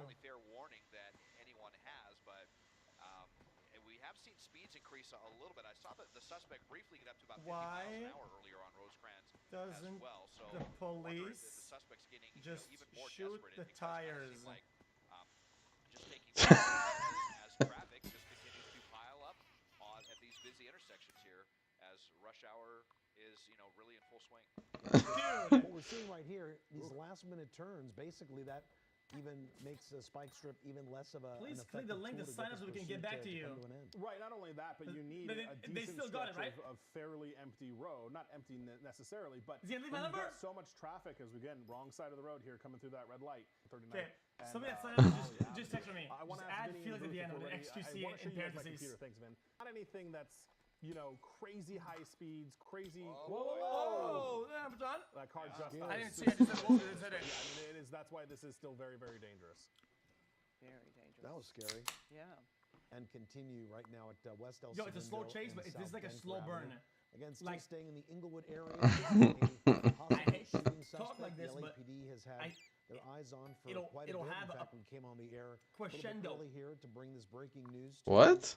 Just continuing right in this same neighborhood. Now, okay, I want to address, we've gotten a lot of questions about why aren't they using certain tactics? Why aren't they using this still text to desk? I want to show you this one. And there's a Twitch streamer that is watching us and streaming our feed right now. His name is XQC on Twitch. And one of the questions that he is telling viewers to text me and ask, which I've gotten a lot of this, why don't the police shoot the tires?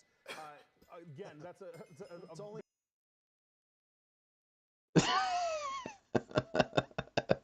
Only in movies. It's a very common thing that people ask during chases.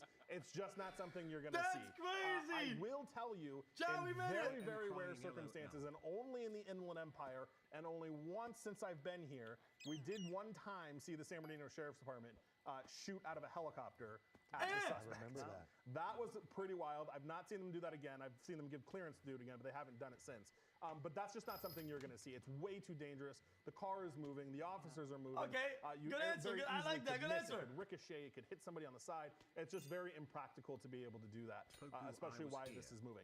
Another question somebody asked is why don't they block the streets? Why don't you put a bunch of cop cars in front of the guy? Again, that's an officer safety risk. It's a public safety risk. If that guy decides he wants to blow through the cop cars and slam into them, there's something else they're not going to do. So.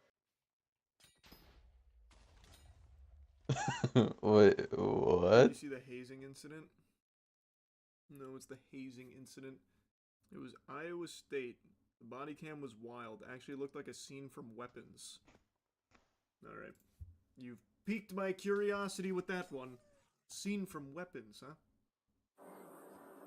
Oh, wow. What? Does anyone want to be forthcoming on what's going on?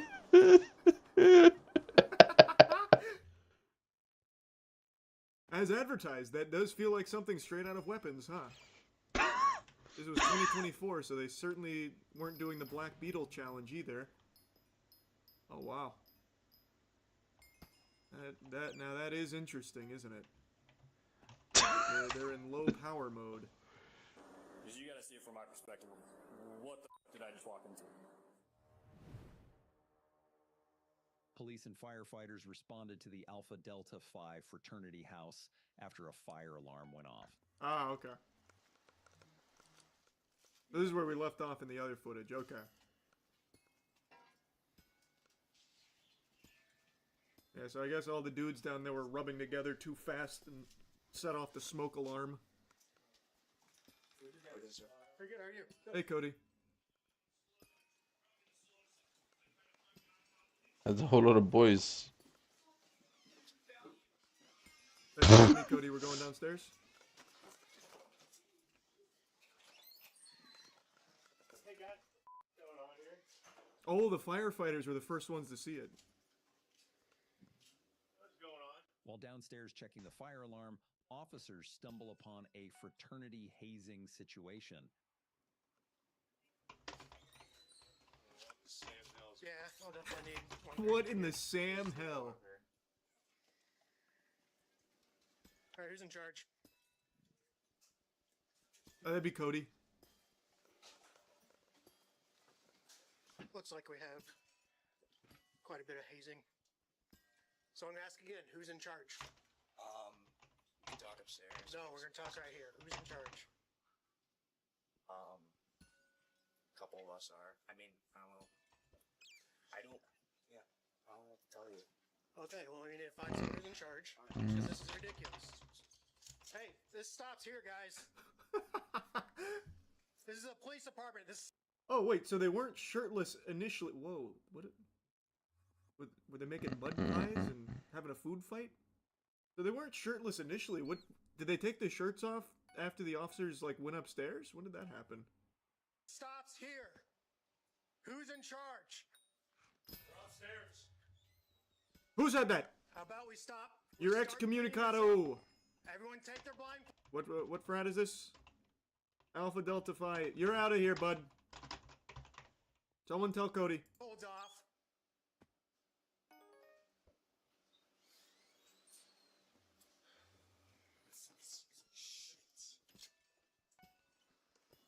I've already given multiple commands to clear the room and get out of here, but no one's moving. I will tell you something. That's commitment. Oh, why There's a would chance. I'm really reaching, but imagine. I just keep calling everyone here Cody, but imagine like whoever's in charge here said like knew that the with the fire alarm going off and everything that police would arrive, and he told all the freshmen here, there's gonna be cops coming. They're not real cops. If you break, you're out. What do you think the odds are of that? I feel like there's a good chance, right? Like they're testing you. Cosplay police. Yeah, like you know how like bachelorette parties order this stripper dressed as a police officer? Maybe it's one of those things. I say that, and I don't know if that actually happens in the real world or just in movies. I don't know how often you order a police stripper man, but it's probably possible. Apparently they're taking us pretty serious. Yes. You in charge? You said. Still haven't found out who's in charge? No one asked for house dad. Where's he at? Summit. Working at Summit. Summit. That's cool. So you have obviously, here. Lieutenant's coming. Okay, cool. Yeah. Definitely figure out why you wouldn't let me pass you initially.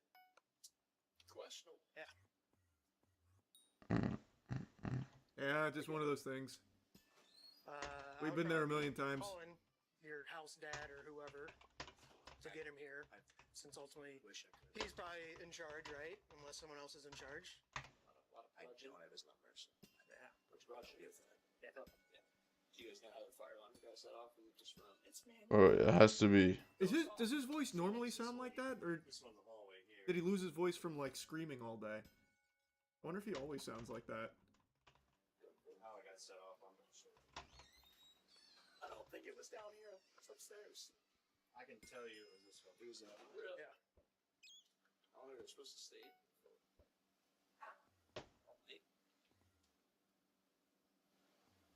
Oh my days. I don't know. I'm as confused as you guys. Why'd you cops put all these dudes in my basement? It's not that dumb. I'm getting a little frustrated that no one's telling me who's in charge of what's going on right here. I can help you out, but I'm not in charge.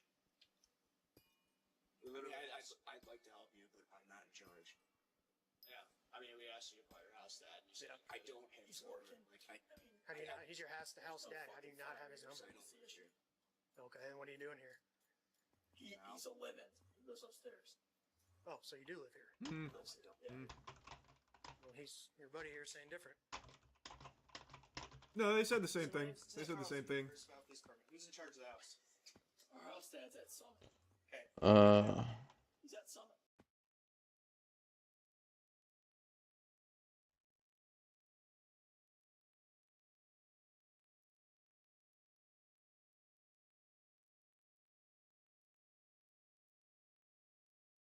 Here's what do you remember the Oklahoma City bombing? You know, they didn't solve that right away. And that was drip, drip, drip, drip, drip. And all of a sudden they went through all that rubble and found an axle with a serial number. That led them to Ryder Truck. That led them to the Terry Nichols. That led them to Timothy McVeigh. It was all just detailed work by these cops. So what's going to solve this case is, you know, the Walmart connection. There's a good start, right? But they're going to have to sift through every backpack purchase, probably ever. You know, when did you start getting these backpacks? Okay, we want to sift through all these, and they can probably, and half of them are probably women purchases, right? So get rid of all the women that are purchasing these backpacks, or at least start there anyway. And they will methodically go through the things that he was wearing, the glove, the DNA. They've got a good kind of start, you know, and it has been slow, but that's how this is going to get solved. You know, they've got thousands and thousands and thousands of tips, and they're going through them one by one. Good old-fashioned police work is how this is going to get resolved. Bruce Rivers, he's the criminal lawyer. Bruce Rivers, he's the criminal lawyer. Bruce Rivers, he's the criminal lawyer. And what he do? And it's gonna react to all the self-snitching. Hi, this is Bruce Rivers. Welcome to another episode of Criminal Lawyer Reacts. I'm Bruce Rivers, your board-certified criminal defense lawyer, coming to you with my Pearl handle pistol cufflinks, so graciously gifted to me by our former content genius that you knew and I still know as Michael Rivers. Today we're reacting to the updates on the Nancy Guthrie kidnapping. First of all, my heart goes out to Savannah Guthrie and the family, and that goes to everybody, even the person I accused last time. I didn't really accuse him, but I said there were some people talking about it. According to the sheriff's office, the family has been cleared of all wrongdoing, and that had to be kind of hurtful for the family. I mean, imagine just thinking like, oh, my brother-in-law is being accused. And, you know, us talking heads are just speculating. And I try not to go off on a tangent if I don't have the facts. So Robert wants me to do that all the time. But fuck Robert, okay? Anyway, but before we get to this episode, this is brought to you by AskALawyer.com. AskALawyer.com is a very effective way for you to get legal advice. And I think I said in my last episode, but I'm going to repeat it again. I had a woman email me, and she said it was very helpful. She had an issue with her father who was going into hospice and trying to arrange things and wanted to know what the legal aspects of what to do. So she went to AskALawyer.com. And I never even thought about, you know, estate planning and elder care and all that kind of stuff. So no matter what your issue is, go to AskALawyer.com. If you have an issue with your landlord, you have a estate planning issue, if you have a contract issue, you have a criminal issue, whatever your issue. Well, if you have a criminal issue, call me. But if you have any kind of other thing going on, you go to AskALawyer.com, and they can really help you. And if you're doing your own legal research, they have an AI component trained in all of 50 states. So go to AskALawyer.com. Same people that brought you eForm and eSign. It's kind of like a big company who has all these cadre of legal forms and legal services. So go to AskALawyer.com for $49. You can't go wrong. Okay, so remember on this they arrested or detained a driver. And let's see what this guy, you know, this has got to be tormenting the community down there in Tucson. You know, and don't think that it's not tormenting the officers, you know, and the FBI and everybody that's in the family of Savannah Guthrie. I hope they get the suspect, because I'm not it. They better do their job and find the suspect that did it so they can clear my name. I'm done. Look at what I'm putting my family through. You're on not national just them, news now. Not just them. Even my parents in Tucson. Right. Yeah. And your This is Carlos detained in Rico, Arizona for questioning in this case, and he was released. And my heart goes out to a guy like this, because I mean, imagine all of a sudden you're plastered all over the fucking national news. It's just got to be awful. You've seen the released footage, and we'll look at this footage for a second and talk about some things that they're doing with this footage. But through this footage, they can kind of estimate how tall the guy was. And I think they're saying 5'9" or thereabouts. And so you see his gait. You see his gait. He's walking up, and you look at his clothes. I guarantee you the FBI is looking at the shoes, the pants, the gloves, the top, the backpack, and anything that they can visually see, right? And I know that Walmart has been reported to have been cooperating extensively. And so one of the things that they can do is, okay, I want everybody that's bought one of these backpacks in the last 6 months, or ever for that matter. And then they, or track down the shirt and they found a glove not that far away, and they think that the glove was there. They tested the DNA in the glove, and guess what happened? Doesn't match anybody in a federal database. This is just another kind of fucking evil, isn't it? It was something that they were able to collect this ring footage, and they got it from Google. So let's just watch this for a second.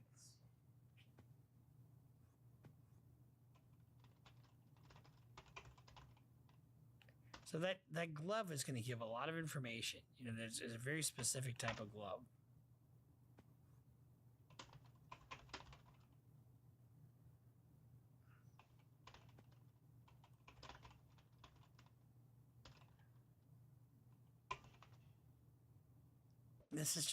It's just chilling, isn't it?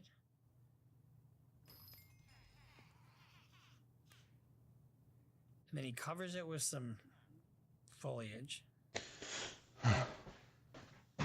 Can't believe. And I many minor facial scrap. hair under his mask.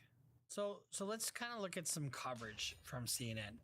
And they have a senior correspondent, Josh Campbell. He's a former FBI special agent, and seeing something through his eyes There is kind Nancy. of informs us on what we should be looking for. In an online post, Savannah Guthrie and her family request anyone with information call the tip line. The tip line is 1-800-CALL-FBI or the Sheriff's Department at 520-351-4900. And they've upped the reward to like $100,000. Now, there was somebody that there was some note or something that we know where she is, and we'll give you, if you give us $60,000. Dude, if you really know where she is, you can collect $100,000. So I mean, there's a lot of shit that they have to wade through. So let's watch some of this coverage real quick. This chilling new video released by the FBI could hold the keys to solving the case of the disappearance of 84-year-old Nancy Guthrie. That's the hope for law enforcement right now. On it, you can see an individual approaching the Guthrie home. This was just before Nancy's disappearance. The person is wearing a mask. Their hands are obscured with gloves. They also have... Now, the FBI is going to take hours and hours and hours going over every square fucking inch of this video. Clothing from head to toe and a backpack. Now, criminals are sometimes smart. We've seen this in past cases where sometimes someone doesn't want to leave behind evidence such as a fingerprint or skin or hair fibers. Authorities now are asking the public to look at this video and these images and determine if maybe you recognize who this person is. On the video, we can actually see the person walking, so-called gait analysis, how someone walks, because of the unique nature of how we all move, can sometimes be critical as well. Again, authorities wanting eyes on this video. They want the public to pick up the phone and call law enforcement if you recognize who this person is. Now, behind the scenes, law enforcement would also be working to scour every single item that that person had on him, to include the mask, to include his clothing, to include the backpack as well. So one of the things you see is some reflective strips on the straps. Huge. Not every backpack has that. So, you know, I can't tell you how many cases I have had where they identify somebody by the clothing they wear, a little line in the shoe, or a little pattern on the jacket. Seen in past cases where if authorities can identify where a particular item is purchased, they can then go and try to canvass employees at a retail store, for example, show them this imagery, try to determine, yes, we saw this person come in, and perhaps lead to financial information that could help identify who this person might be. Everything is digital now, right? So you go and you buy something at the store, you know, a lot of times they'll still have it. Like Target, for example, they keep everything. You know, you can go back forever with Target, and you go right to the date of purchase, and that gives you a video, which goes outside, which might catch a license plate. I mean, so they need to just track. Meanwhile, NBC co-host Savannah Guthrie is also appealing to the public. She says that the family believes that Nancy is still alive. They believe someone out there might know who this person is. And it's that hope, isn't it? That hope that she's still out there, that she's still alive. I mean, now it's been what, 17, 18 days, 19 days. It's just horrific, honestly. So let's watch another clip from CNN. This is the technical part of the story that I want to learn more about, that I bet many viewers want to learn more about, because this is a key part of the breakthrough. My sense is that the engineers and the technicians at Google, the company that owns Nest, deserve a lot of credit for this breakthrough. And you can read between the lines of Kash Patel's statement and get that sense. He said, working with our partners, they were able to obtain this video. Well, yeah, I misspoke earlier. I said it was a Ring camera, but it's a Nest camera. Wait, For what? viewers who aren't What's familiar with that? how Nest works, these are some of the Nest cameras. So here's one of them that's for outdoor use. Here's an indoor camera that's for indoor use. You plug these in, you're able to see whatever the camera sees. But unless you have a monthly subscription to the cloud interface, there's not a backup of the recordings. You're able to see the video live if you have it plugged in, but you're not able to see a backup. A lot of people don't bother to pay for the backup for $10 a month or whatever it is, because all you're ever going to see on your camera is it. But what does that tell you that we don't know? You know, about, you know, who's watching us? You know, I mean, tells you a little something, doesn't it? That, you know, just when you think you're not being watched, you're being watched. Well, in the Tucson desert, maybe a coyote every once in a while. But in this instance, according to the FBI, the Google engineers, these data forensics experts, were able to somehow retrieve the raw material that was coming off the camera live, that was being fed onto the servers live, even though there was not a subscription. There's going to be a lot of questions about that, and so far, we've only seen the video from what seems to be the doorbell camera, and not from any other cameras around the home, Boris. She didn't have a subscription, but they were able to get it anyway. So if you remember, she had a pacemaker. And one of the ways that they knew that roughly the time is that pacemaker separated from her iPhone, right? And so there's a signal coming from that pacemaker.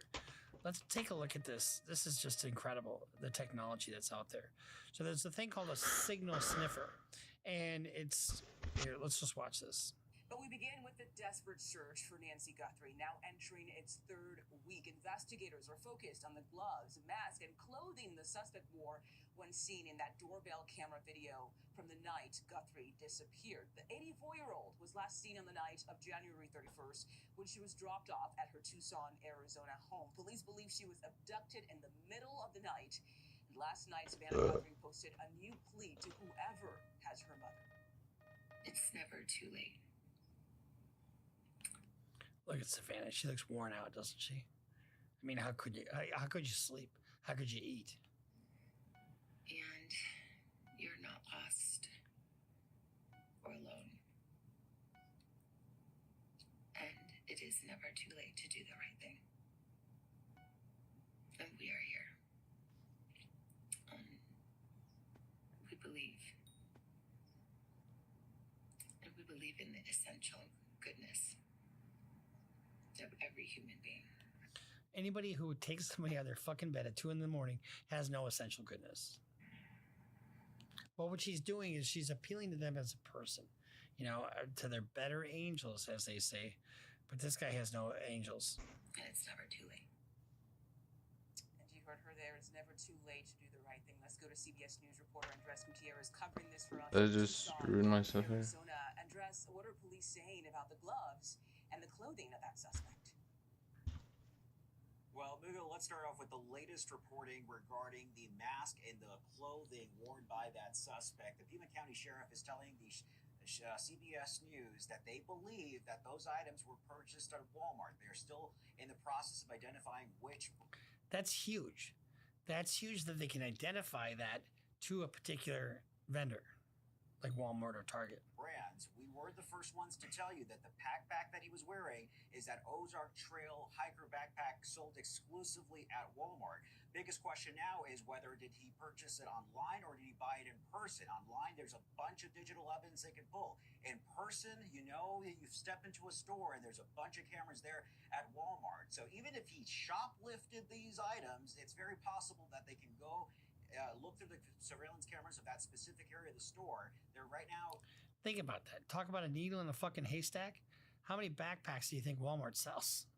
In the process of checking different Walmarts, we were at one last week, and you can see that some of the masks have actually been removed from the shelves. It's still, again, they have been spending several days. This is one of the leads that they're working. The other is the glove. It's apparently 16 have been recovered, and one of them, according to the FBI, matches the one that was seen on that security camera from Nancy's doorbell. And so they have been able to recover some DNA off of it. It belongs to a male. They're right now in the process of doing a quality control test because this was initially sent to a state lab that the county contracts out of Florida. So when you think about it, now imagine if you played just some poor innocent slob, and you wear these gloves at your construction site or whatever, mixing concrete, or you're doing this or that, you know, and now you have to explain where you were, what you were doing. I mean, and all of a sudden they like the driver that they detained for a little bit. Once they go through that test, they'll send it over to the FBI, who will run it through their national DNA database. Now we know that they've done that. This is a little bit older report. We know they've done that, and they got no hits. And if there's a hit, it could possibly lead to a possible name. But remember, the FBI national database is only based on people who have been charged or convicted of crimes. You know, it's the fingerprints that you have to do if you ever are committed a crime. So even if they get a hit, that doesn't mean that now we've got our guy. They got to link that glove up to the crime scene. They got to link that person up to the glove. You know, there's just all kinds of chain of custody things that they have to do in order for it to stick. And if they fuck up at all on constitutional issues, you know, it could blow the whole case.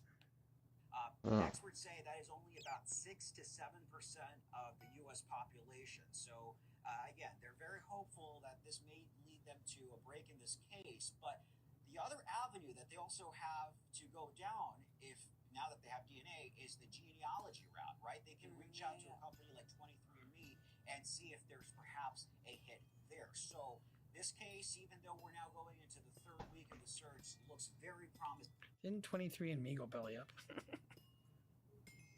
This does not look promising at all.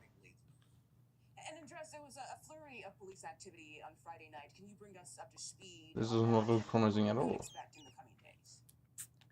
Now, if you remember, there was a flurry of activity about a mile away from the home of Nancy Guthrie. I think 1.9 miles, 1 or 2 miles. We don't know anything. There was nothing that came up for that. They detained some people, but they let them go. Yeah, there sure was. So on Friday night, in the evening, around 7, 8 o'clock at night, they were working on a tip, which led them to a house about 2 miles away, 2 miles west of where I'm at right now from Nancy's house. It's a subdivision called Shadow Hills. There's a house there. The the 6200 block of GLACITE de Rogelio. They ended up serving a search warrant there. They talked to the people at that house. No one was arrested. But at the same time that was playing out, about 7 minutes south of that house, the Pima County Sheriff ended up pulling over a driver in a Range Rover. They pulled him into a Culver's parking lot. For those on the East Coast who don't know what a Culver's is, it's a fast food joint. Happened in the middle of the rush. I talked to the store manager. He had no idea what was going on. The crew there, but they pull into the parking lot. They start talking to the driver. They start pulling stuff out of the vehicle. A lot of people are questioning, why did they put the tarp around the back of the SUV? Well, it's part of the investigation process. All the cameras, a lot of media spotlight attention on this. They don't want to obviously compromise the integrity of the case. Unbelievable. I mean, they are just trying. And it's, I mean, this guy's a ghost. They don't want to know what was pulled out of that vehicle, but that vehicle was processed. The driver was questioned and released. Very similar to the circumstances happened last week, just hours after those surveillance videos, that video came out, about an hour south from here in Rio Rico. They ended up pulling over a delivery driver named Carlos. He was door dashing at the time, and they essentially pulled him over, wanted to know if he was involved in the kidnapping of Nancy Guthrie. Do you think he will say yes? Delivering food, he also delivers packages, and they believe that at some point he may have delivered a package to Nancy or somewhere in the neighborhood, and they wanted to know more about his whereabouts. At the same time that was all playing out with him being talked to, they were also busting the front door of his house and talking to his family and searching his home. I mean, what I don't want them to do is to screw this up and all of a sudden have a Fourth Amendment issue, you know, for some asshole who did this. He was not the guy. They were eventually released him, but it left him traumatized. But again, I talked to a retired FBI agent. He says that this is all part of the investigation process. All this will be playing out. We are obviously getting more of an inside look because of how high profile this case is. However, he also does. So here's the other thing that they're doing. They have this thing called I need 1,000 refinery a signal sniffer or whatever, and basically it's something they hang from a helicopter, and they're looking for the signal that connected her from her pacemaker to her cell phone. If they found that, they found her. I mean, imagine if they were able to get that signal, but there's nothing telling you what that signal is. And maybe they have her cell phone and they're waiting for that to maybe connect. I don't know if that's what they're doing or not. But the devices that could detect signals emitted from Nancy Guthrie's pacemaker is among the tools that investigators are using as their search for her continues into the third week. The high-tech tracking tool called a signal sniffer has been mounted on a helicopter and may help detectives pinpoint her location. So they're really pulling out all the stops. So, and I don't know. So I think originally $6 million was asked for, into a Bitcoin account. And that's tough to trace, I guess. But the thing about it is, for me, I would say I don't pay on damaged goods. Show me that she's alive. Or are you just paying for a body at this point?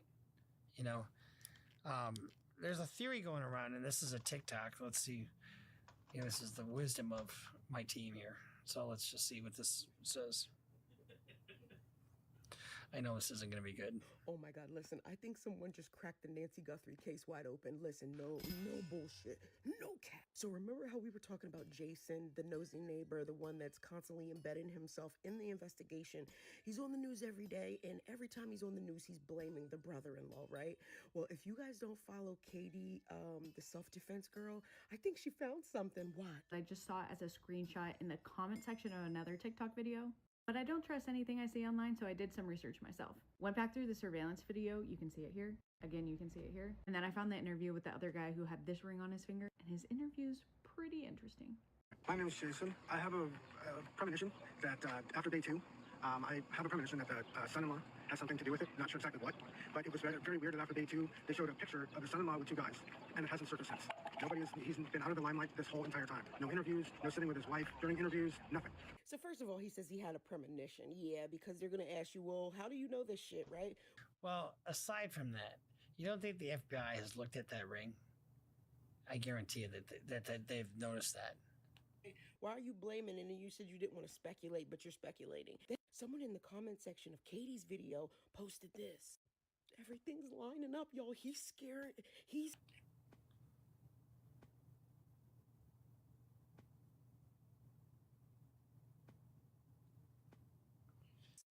Everything's lining up, y'all. He's scared.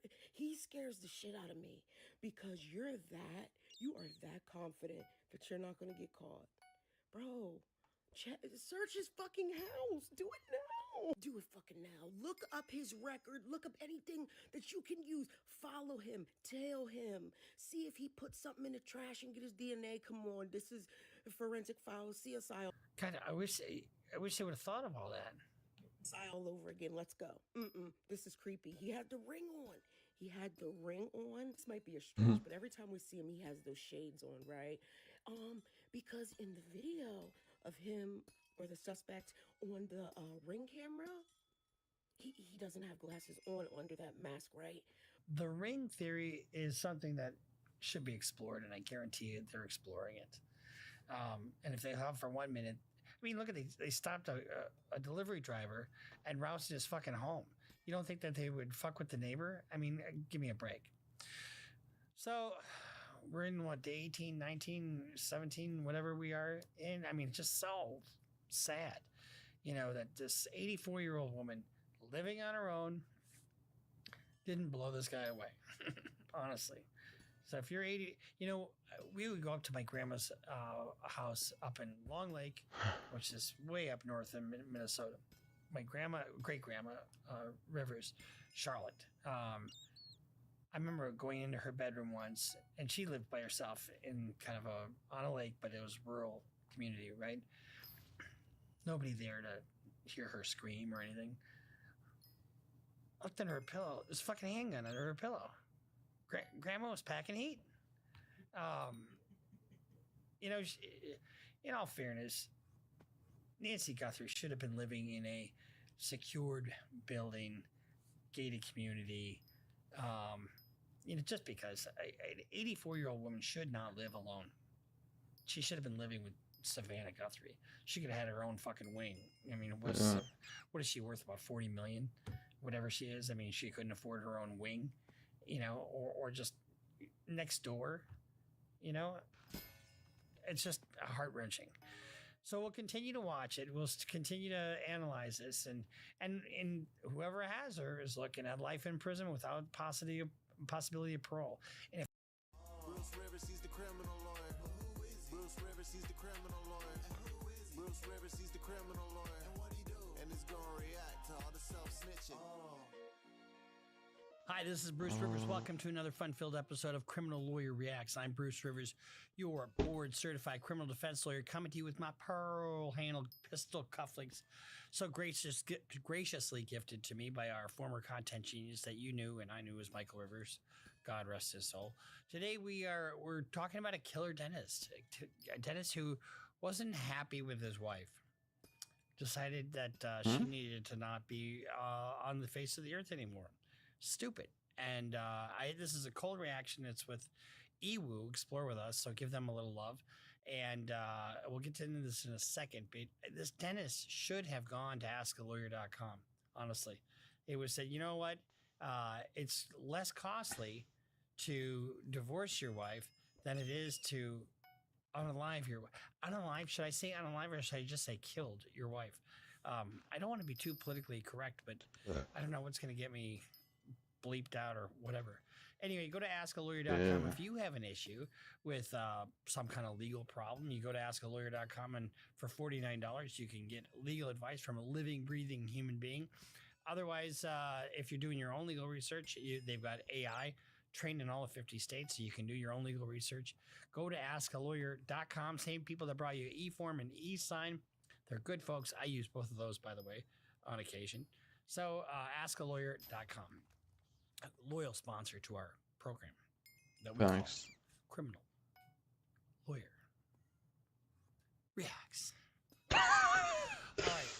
you see these drastic situations where, Mhm. and it's usually a guy, but sometimes it's a woman.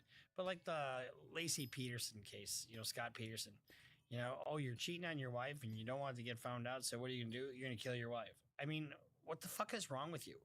And she was pregnant with a baby. I just think it's amazing the lengths people would go and the risks they will take to, and like that lawyer in Chicago, or not lawyer, but the cop, and was he a cop? Can't remember if he was a cop or what he did, but he killed his wife, and it was like probably the second one that he did. I just don't understand it. First of all, I don't have it within me to harm a human being. Fuck, just leave. I mean, is it that fucking hard? All right, let's get into it. A Colorado mother begins experiencing sudden and devastating symptoms after a morning workout. Her family watches helplessly as her illness progresses over the coming days, and suspicious eyes turn to one man, her husband, a beloved and... Oh, baby, I love you. Oh, baby, oh, baby, oh, baby. Here's my understanding of this situation is he's a dentist. And, dentists go to medical school. They specialize in dentistry afterwards. So they have some knowledge of chemicals and of chemistry and drugs and that kind of thing. And they also had cameras up all over their house. So he wasn't that careful. Ambitious local dentist. But as she fights for her life, the investigation into what happened will take a shocking turn that no one saw coming. Our point is not to put you away, it's to put the person away that caused this to your wife. And that's where we're at. Person is my wife. It's Monday, March 6, 2023. Home surveillance cameras are recording as 45-year-old Dr. Jim Craig exchanges pleasantries with his wife Angela before heading to work. Do you guys have cameras in your house that record 24/7? Who the fuck does? I don't. That would be unsettling. I have a camera in my living room. And if I go on vacation and my daughter's there, guess what she does? She turns it around so it's facing the wall. So I'm not looking at her and her boyfriend on the couch. What was that? That was... See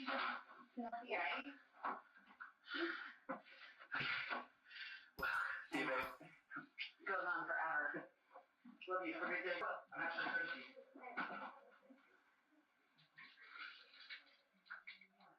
Jim is headed to his Aurora, Colorado dental practice, which he's seen here promoting on YouTube in 2012. Hi, this is Dr. Jim Craig with Summerbrook Dental Group. One of the questions I get asked most commonly by patients is how do you kill your wife? Okay, when professionals are doing that, and I'm doing this right now, right? I'm doing my own video, but it's a different genre, and we're doing a little different thing here. I mean, the guy looks young, and I just don't fucking get. I mean, he looks like a nice guy, doesn't he? Kissing his wife and all this. Let's keep watching. And you should have your white wine and your big bowl of popcorn by now, don't you? What is the deal with all of the over-the-counter whitening products that are available out there? Jim and Angela have been married for more than 20 years by the morning of the 6th, with 6 kids and what looks from the outside like the perfect marriage. He's put on a couple pounds, but why the fuck would you destroy this? She worked out. She had a really hard workout, he said.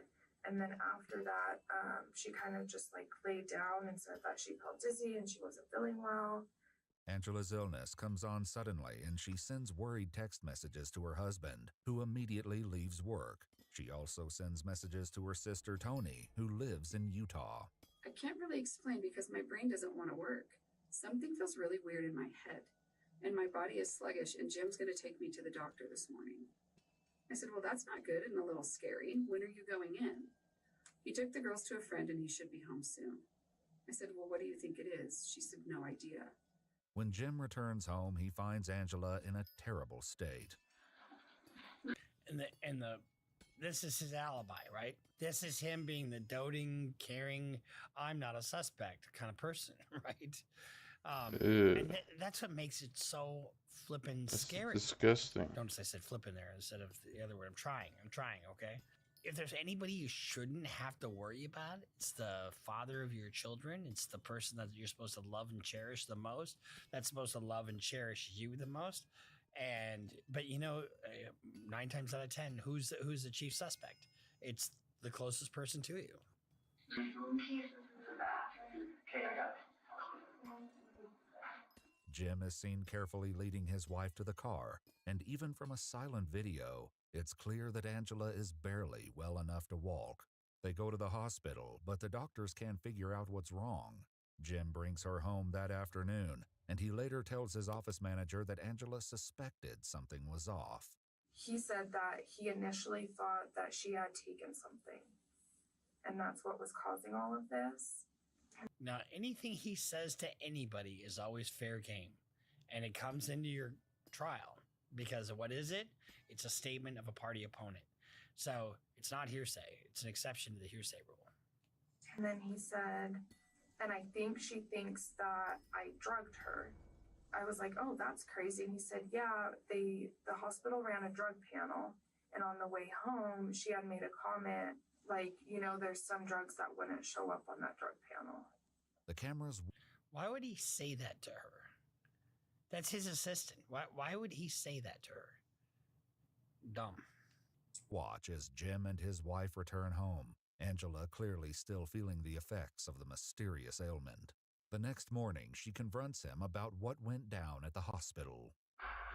It may not be your fault that they didn't do their due diligence or anything like that, but it's your fault they treated me differently. Like I did it to myself. And like nothing I said could be believed. Because I didn't say to her, I'm afraid she did this to herself. I just said, are you going to do a drug panel? You think that's not enough? Neither of us said, I think she did this to herself, or I think she took drugs, or I think that. Neither of us said that. That's and how do you think it would have gone if you had actually defended me?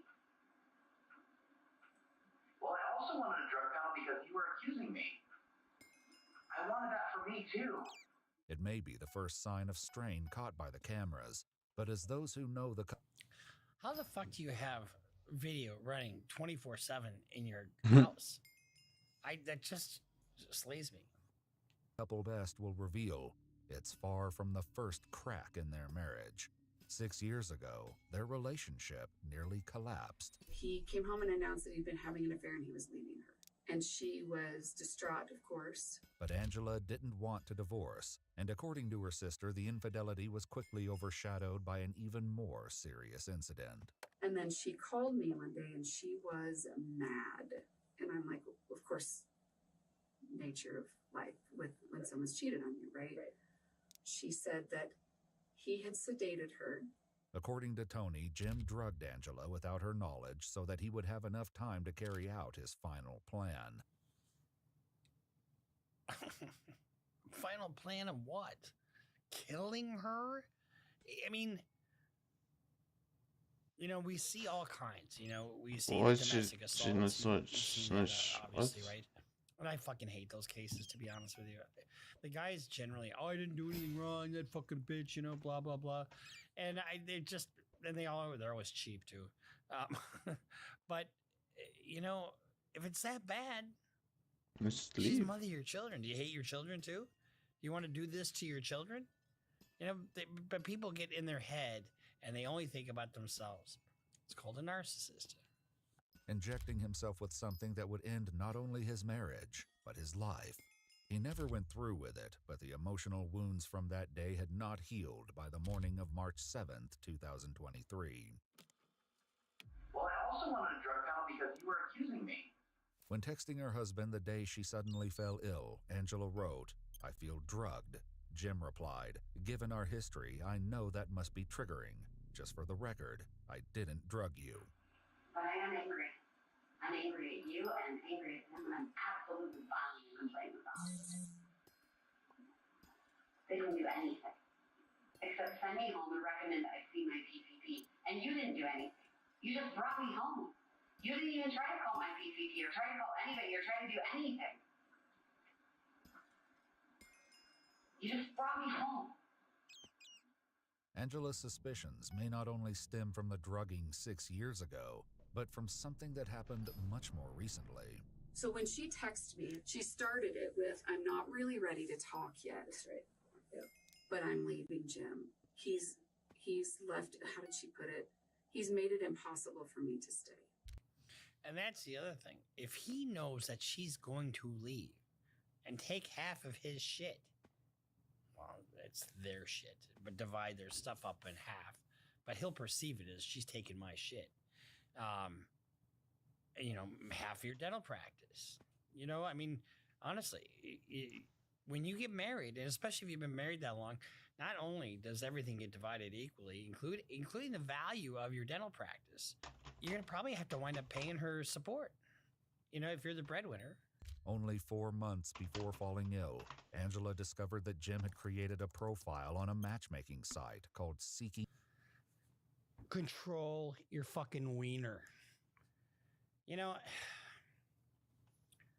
I got divorced. Okay. And I tried and I tried and I tried. I even asked my ex-wife, why don't we flirt? I was asking her to flirt and she just wouldn't come around. Did I kill her? No. Was it expensive to get divorced? Yeah, it sure was. Did it hurt like hell? Yeah, you damn right it did. And it hurt more because she just wasn't into the marriage at all anymore. And that was tough. And it was tough to get over that. But I got over it. And guess what? She's alive and she's got a condo and, all kinds of shit that she wouldn't have had but for me. Fine. I get it. But sneaking around and doing shit which I did a little bit of that, and I'm not going to mince words on that, but I knew the relationship was over. It wasn't like I was trying to have my cake and eat it too. And I don't recommend it because it was stressful and it was stupid. But she's alive. Seeking.com.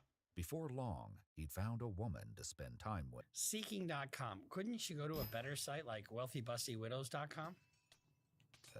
James and I had a relationship for, honestly, I think it might have been like 3 weeks, maybe a month. Okay. And it was like November and December, ended in December. This is embarrassing to admit, met him on a sugar daddy site. Okay. Did he take you on any vacation? All right. And don't get on a sugar daddy site because you're going to lose all your money and your self-esteem. And you're going to wind up, worse off than you were before that. You might get some good pussy in between there and here, but it ain't worth it. Is there anything? He did. That was December. We went up to Bozeman, and then his wife found out, and immediately the next day we came back to Denver. Okay, so she found out while you guys were in Bozeman. Correct. Is what he said. Okay. We didn't even spend 24 hours in Bozeman. Okay. Yeah. Jim. The best laid plans of mice and men often go awry when you fuck around on your wife. I don't recommend fucking around on your wife at all. I mean, if you have a family and it's an intact thing, you want to put it all together. Yeah, exactly. But this just sounds like he was checked out. Jim managed to smooth things over with Angela, promising that he was merely stringing women along with attention and money, but with no intention of actually cheating. But even on bullshit. Who fucking believes that? Nobody believes that. On March 1st, after Jim returned from a speaking engagement in Las Vegas, texts show that the mistrust remained. Is there anything else you're not telling me? Angela asked. Jim replied, no, there really isn't anything else. Well, there really isn't anything. Not really. I mean, nothing that fits within the definition of what you're talking about. Really. It just doesn't pay to cheat. It doesn't pay to lie. Because now guess how she sees him? As somebody she can't trust. To disclose, I really was in Las Vegas by myself, and I don't want to sleep with anyone else but you. By March 8th, 2 days after Angela's trip to the hospital, things have settled a bit, or at least it would seem. Who has this shit in their fucking house? I mean, these bubble cameras like you're at a casino. I don't get that. But good for her that they have this footage. I mean, it's got sound and everything else. 24/7, you're being recorded no matter where you are in the house.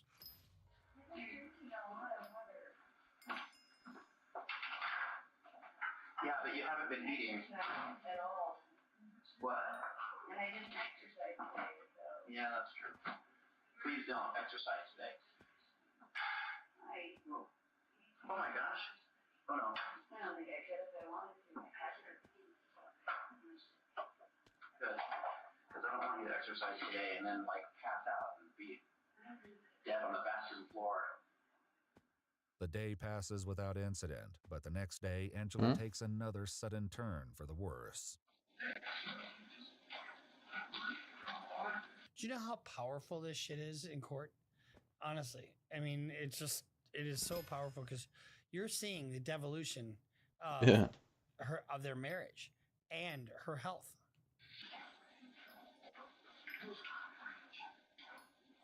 Hey, Mom just threw up and she asked me to call you. And how long I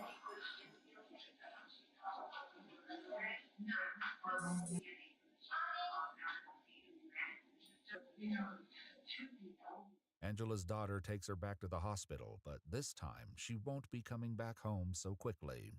She has been battling a really weird illness over the last 4 days, we have been to the emergency room twice, urgent care once, and now she has been admitted to the hospital even though nobody can figure out what's wrong, period. But his wife's increasingly serious illness appears to be no match for Jim's cheerful disposition. Now, here's the thing. You got a position of trust, right? As a husband and her kind of caregiver to a certain extent, right? These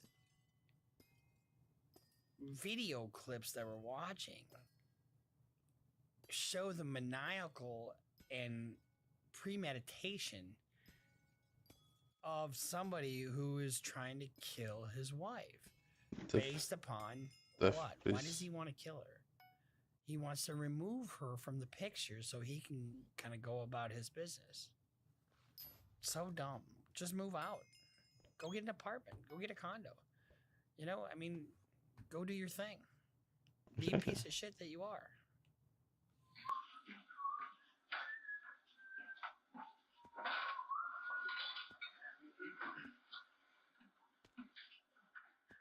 This energy would extend to his interactions with Angela's family and friends over the next 5 days as he updated them about her condition. In one text, he says of the medical mystery, "If it wasn't my wife, this would be kind of a fun puzzle to try to work out." It's funny because 90% of the time she seems like she's doing pretty well, and then all of a sudden she'll have a crash or something. It's hard to predict when that'll happen. Do you understand what I'm saying? I do. It's just back and forth, and then it's like, I know, but most of the time, 90% and then she'll crash and die. And the sickness wasn't getting better, and the doctors did every MRI, CT scan, test, labs, everything. No one could figure out what the heck was going on. Sunday I had. So one of the things that you look for is the digital footprint that we all, like internet searches, purchases, credit card receipts, all that kind of stuff. Nobody's that smart, Texted him, just checking in. How's everything going? Going okay. She had a huge crash last night, and the doctors had a hard time reviving her again. But today is a lot better. What was weird to me too is one day last week, and I don't remember what day it was, but I was talking to him on the phone, and he had made a comment. I don't think she's gonna make it through the night. On Sunday, March 11th, 2 days in how would you know that? Angela's hospital stay, Jim calls her sister, Tony. And he just says, and I'm telling you right now, Tony, if she dies from this, I'm not allowing him to do an autopsy. Okay, so this is where it came in. And I said, if she dies from this, I'm not allowing them to do an autopsy. Wouldn't you want them to do an autopsy? Wouldn't you want to get to the bottom of what happened? Whoa. This is where she is not dying, number one. And number two, why not? Mm-hmm. And he's like, well, they don't know what they're doing, and they've already done enough to her. I'm not letting them cut on her. But despite Jim's pessimism, Angela slowly improves. And by Tuesday, March 14th, the hospital sends her home once again. Damn it, plot foiled again. She's just too good. And these bouts, if it turns out that he is responsible for the poisoning of her over time, it's just pure evil. And that's considered in sentencing. That night, Jim texts her sister to provide a grim update. Tony, I'm not going to lie. I don't want to tell the whole family this, but she doesn't look good. See, it seems so phony, doesn't it?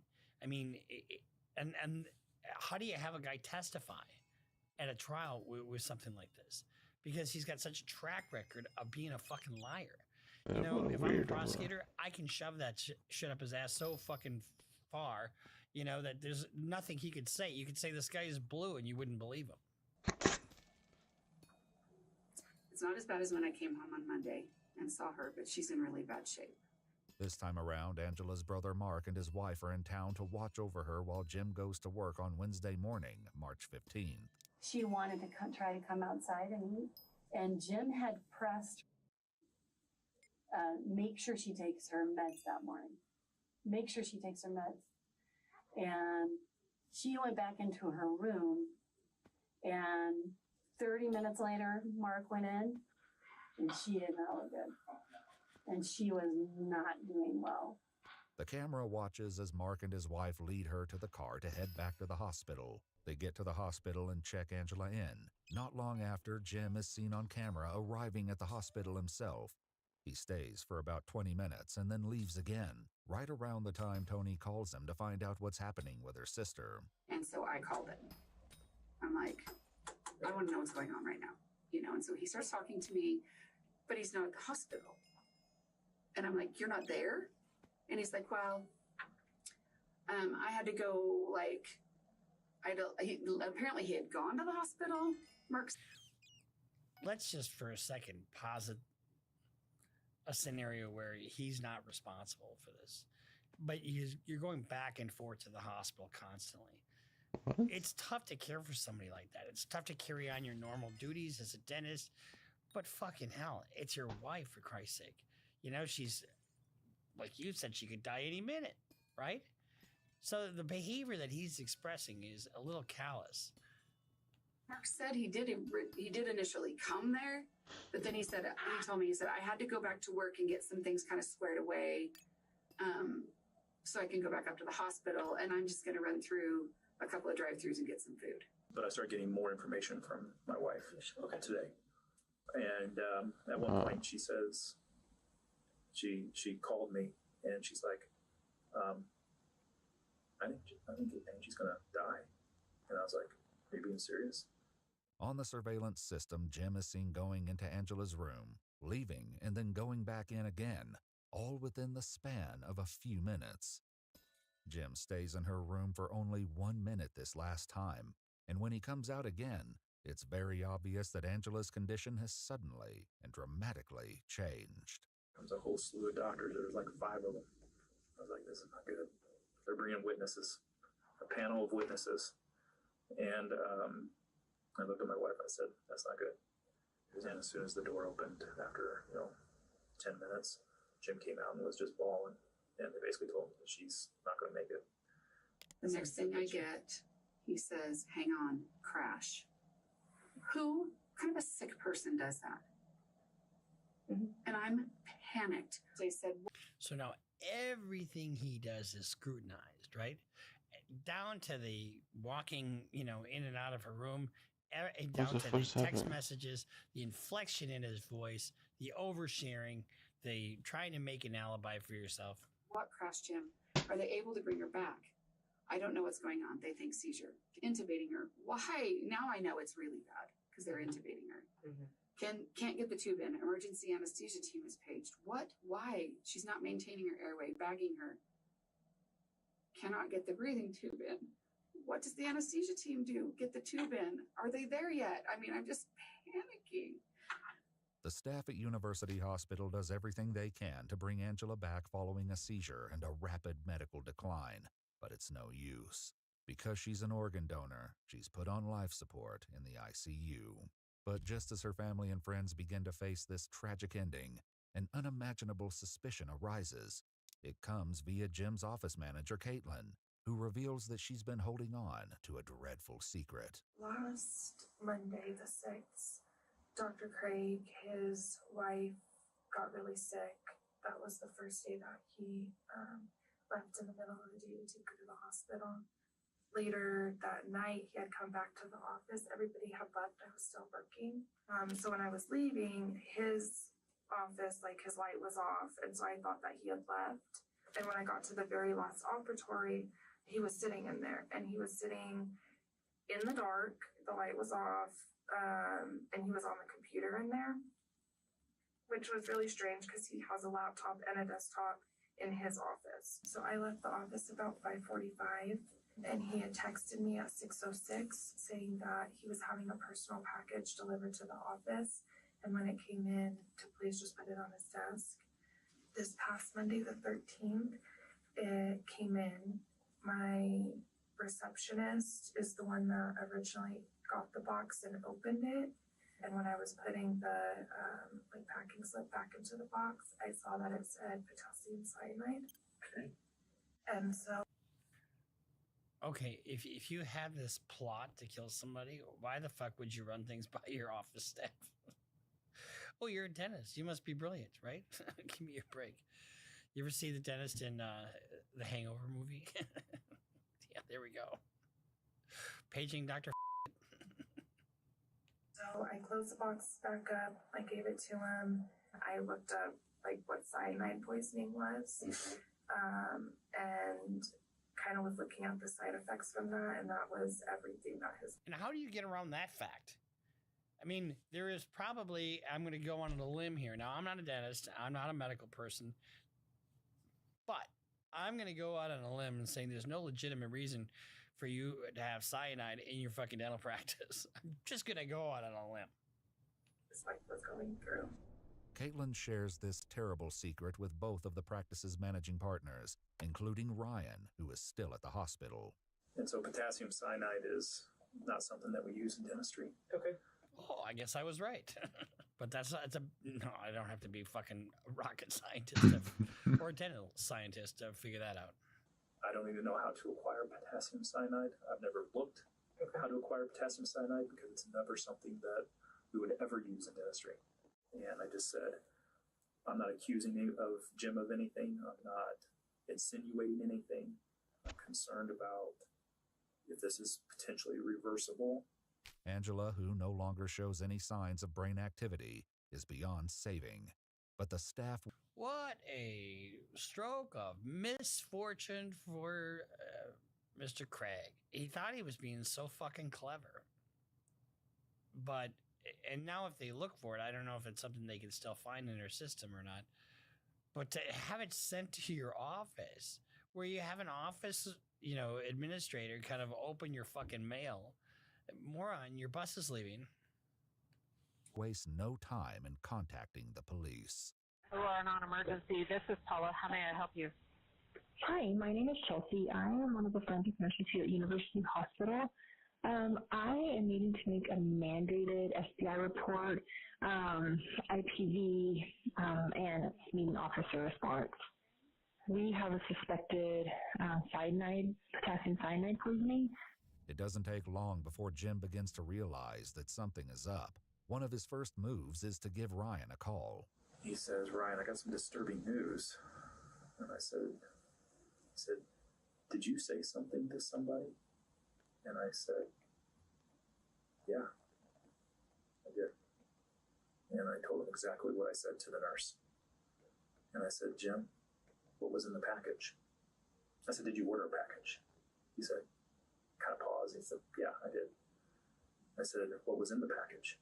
He goes, oh, it was a ring for Angie. It's going to be a surprise. Okay, so I ordered the package. So you admit that the package is coming. You've got somebody in your office saying that you said their package is coming, put it on my desk. Now you're lying about what the package was, saying it was a ring for Angie. Surprise. And I said, Jim, that's not what was in the package. And he goes, what do you mean? And I was like, the package was opened. And he's like, no, it wasn't. I said, yes, it was, Jim. Jim, I know what's in the package. And he wouldn't admit to what was in the package. And I said, Jim, potassium cyanide was in the package. Why do you have potassium cyanide? The shocking answer to that question is one that Jim will give to many people before this investigation is finished. But when police go out to his house that night, his lips are sealed. All right, so we'll have to deal with him then too. So he won't be allowed either. I mean, absolutely nobody can go in. So okay, that's fine. I'm sorry. No, that's all right. All right. Say, Brian, we got the husband right here. Did you talk to any officers up there? No. Okay. I think our detectives are going to want to talk to you. Okay. Yeah, would that be okay? I think so. Okay. I've never done this before. Do I need to do like on the shows and say? You've never killed your wife before? Of course you're not, because you can only kill her once. No, you're not a suspect or anything that I'm aware of. They just want to, see what's going on here. A few minutes later, the officer returns. I want to know if you'll just meet him down at the station there. I will, and I think I have. To do that. Well, I think I have the information that they're looking for, but I'm scared to death to share it without an attorney. So I'll go down there, but I don't want to talk tonight without an attorney. Okay. But I have the information they're Well, looking yeah, for. I mean, it's And I'm not dangerous, and I'm not a flight. It's completely voluntary. You don't have to. I mean, we're not forcing you to go. Okay. But I do want to talk to him. Okay. I just want to do it with an attorney. Jim isn't talking, but the police tell him and his family that they'll have to stay somewhere else for the time being. Yeah, I mean, you're free to go. You're not. The jig, Jim, is proverbially up. You're not under arrest or anything like that. So, they'll be in touch with you. Okay. When I pulled up, I thought there was a vigil going. See, I hate these kind of murder cases because, well, first of all, I don't like DUIs because they're boring. Yeah, I was drinking. Yeah, I was weaving. Yeah, I got pulled over. Blah blah blah. A homicide is always a good story. There's a good story here. Problem is, there's no fucking defense. I mean, now they kind of know what the poison is, and she's now brain dead because you've been feeding her this shit for how long? And so you've got him on video. You've got the package coming to the dental practice and it being open. And then you got him admitting there was a package, but it was supposed to be a ring. But instead, it was a poison, the same poison that killed your wife. PD2. This isn't quite as welcoming, but I get it. The next day, the cops search Summerbrook Dental, and 2 detectives assigned to the case head out to see Jim. I'm Detective Olson. This is Detective Graw. Okay. I guess we're... How does he not know that the freight train is fucking coming? And it may be coming only at about 20 miles an hour. But you know what? It's a strong freight train, and nothing's going to move it off its tracks. And guess what? You are tied to those tracks. And I don't care how much olive oil or somebody else comes to try to save you. No one's getting you off those tracks. Coming to, I guess, talk to you or kind of see if you want to talk to us. Okay. Is that something you're interested in? No. Okay. And that's fine. So we have a search warrant for this house, but basically for your cell phone, Angela's cell phone, your wallet, and or your laptop. Okay. The detectives ask Jim to come out to his truck so they can photograph the contents of his wallet. So, am I a suspect in something right now then? So here's where we're You damn right you are. at. There are questions. Yeah. And I have based answers. on what we've heard. Yeah. I know what they are, and I have the answers. Okay, well, until they're answered, it's hard to say. And here's the other thing. These guys think they can talk their way out of anything. He's smart that he's not really talking to the cops right now. He thinks when he gets to trial, and he knows that he's going to get charged. But he thinks, I can weave a defense because I'm smarter than everybody else in the room. These are the worst clients to have because no matter what the lawyer says, he's not going to buy it. Yeah. Yes or no to what you just asked me. Am I a suspect or not? Well, I guess it kind of depends. It kind of depends how this shakes out. We're hoping this takes that turn and it's not as big a deal as it sounds, but we're going to still treat it like it could be criminal until we find out otherwise.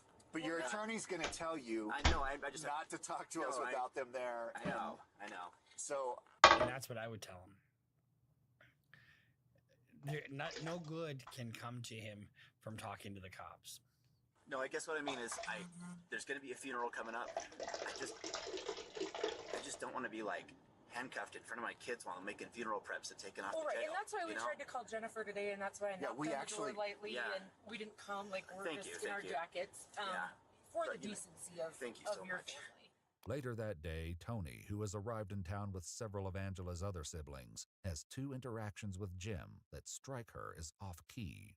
And he comes over and he goes, I have a funny story. I think you guys will appreciate it. He's like, yeah, we were in the car and said, now that mom's gone, can we watch Sharknado? I looked at him 2 days later. See, when you're a narcissist, you can't read a room, you know, and you can't figure out what is harmful to you and what isn't, in a sense, because the only thing you give a shit about is yourself, right? And so making a comment like that, it's sort of like he wants to make light of it. If I make a joke, that everything will be okay. But it's tone deaf. It's really tone deaf. Days later, on March 18th, Angela is taken off life support and passes away. That night, Detective Olson asks Jim to meet them so they can give him his phone back. But as Jim soon finds out, that's only a pretense. Hi. Hi, Bob. You are under arrest. Okay. Okay, first degree murder. Whoa. Okay. Man, you don't have a dental practice anymore, and you're not going to have a home, and you're not going to be a parent, and you're not going to have your life. I didn't expect this. Yeah, sorry for that. How the fuck could you not expect this? Honestly, you're dumb shit. You know, I know innocent until proven guilty, but not here. But that's a narcissist. You know, that's somebody who thinks only the best of himself. And there's no way I'll get found guilty of anything. I thought I was just getting feedback. As Jim is taken into custody, a detective lays it out for his brother. Just for you and the family, I mean, obviously this is shocking. From our standpoint, he's responsible for Angela's death. Okay, no doubt in our mind. But there's a vast difference between being arrested and being convicted, and there is much more to this story than meets the eye. So you have to have probable cause for an arrest. And probable cause is standard. It's just slightly more true than not true. And when a judge looks at the probable cause statement, the judge does not weigh the credibility of what's going on in that statement. Just takes everything as factually true. But to get convicted, it's beyond a reasonable doubt. Now, what does beyond a reasonable doubt mean? Well, reasonable doubt is the amount of care one would use in their most important of affairs. That's what the jury instruction guide says. That's what the instruction that the judge gives to the jury. But it's beyond a reasonable doubt, and how much beyond is up to the jury to decide. They do have an arrest warrant for the murder of Angela. Oh my gosh. So I know that, you know, you've expressed a few times that you have the answers and want to tell us. I just want to give you that opportunity. I really want that. I haven't had my phone, so I haven't been able to talk to the attorney that I reached out to. Because as you can imagine, this is terrifying for me. Mm-hmm. And you both seem very nice and like you're on my side, but I know how this works, and I don't want to incriminate myself or say anything stupid or... So at this point, he's in custody, and there's interrogation going on. So they have to read him his Miranda rights. The minute he says he wants an attorney, they have to cease all questioning. I can tell you I did not kill my wife. After establishing that he won't be getting out of jail tonight because he's not been given a bond, Jim tries to see if there might be another way. Hence the narcissist trying to talk his way out of anything. And what happens if I talk to you and tell you everything I know? Then what?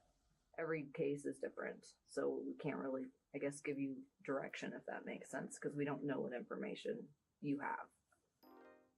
So we only know what we have currently. And what do you have currently? Well, that's typically how we do this, is if we're going to have... So this is why you don't give a statement to the cops. You don't know what they know, all right? Now, we do, because we kind of are looking at this from 30,000 feet. Mm-hmm. But he still thinks he might have a way to skate out of this. He doesn't know what they know. And it doesn't work like this, where you say, oh, tell me what you know first. I mean, sometimes I actually do that. We call that a reverse proffer, where you meet with the government just so they can show you the strength of their case. Have a conversation, we would Mirandize you, and then you would talk to us, and we would talk to you, type of thing. He should have already been Mirandized. He's in custody, and they're asking him questions. We don't go into all the details of what we have, because this is your opportunity to talk, really, if you want to. Oh my gosh. But you're thinking here,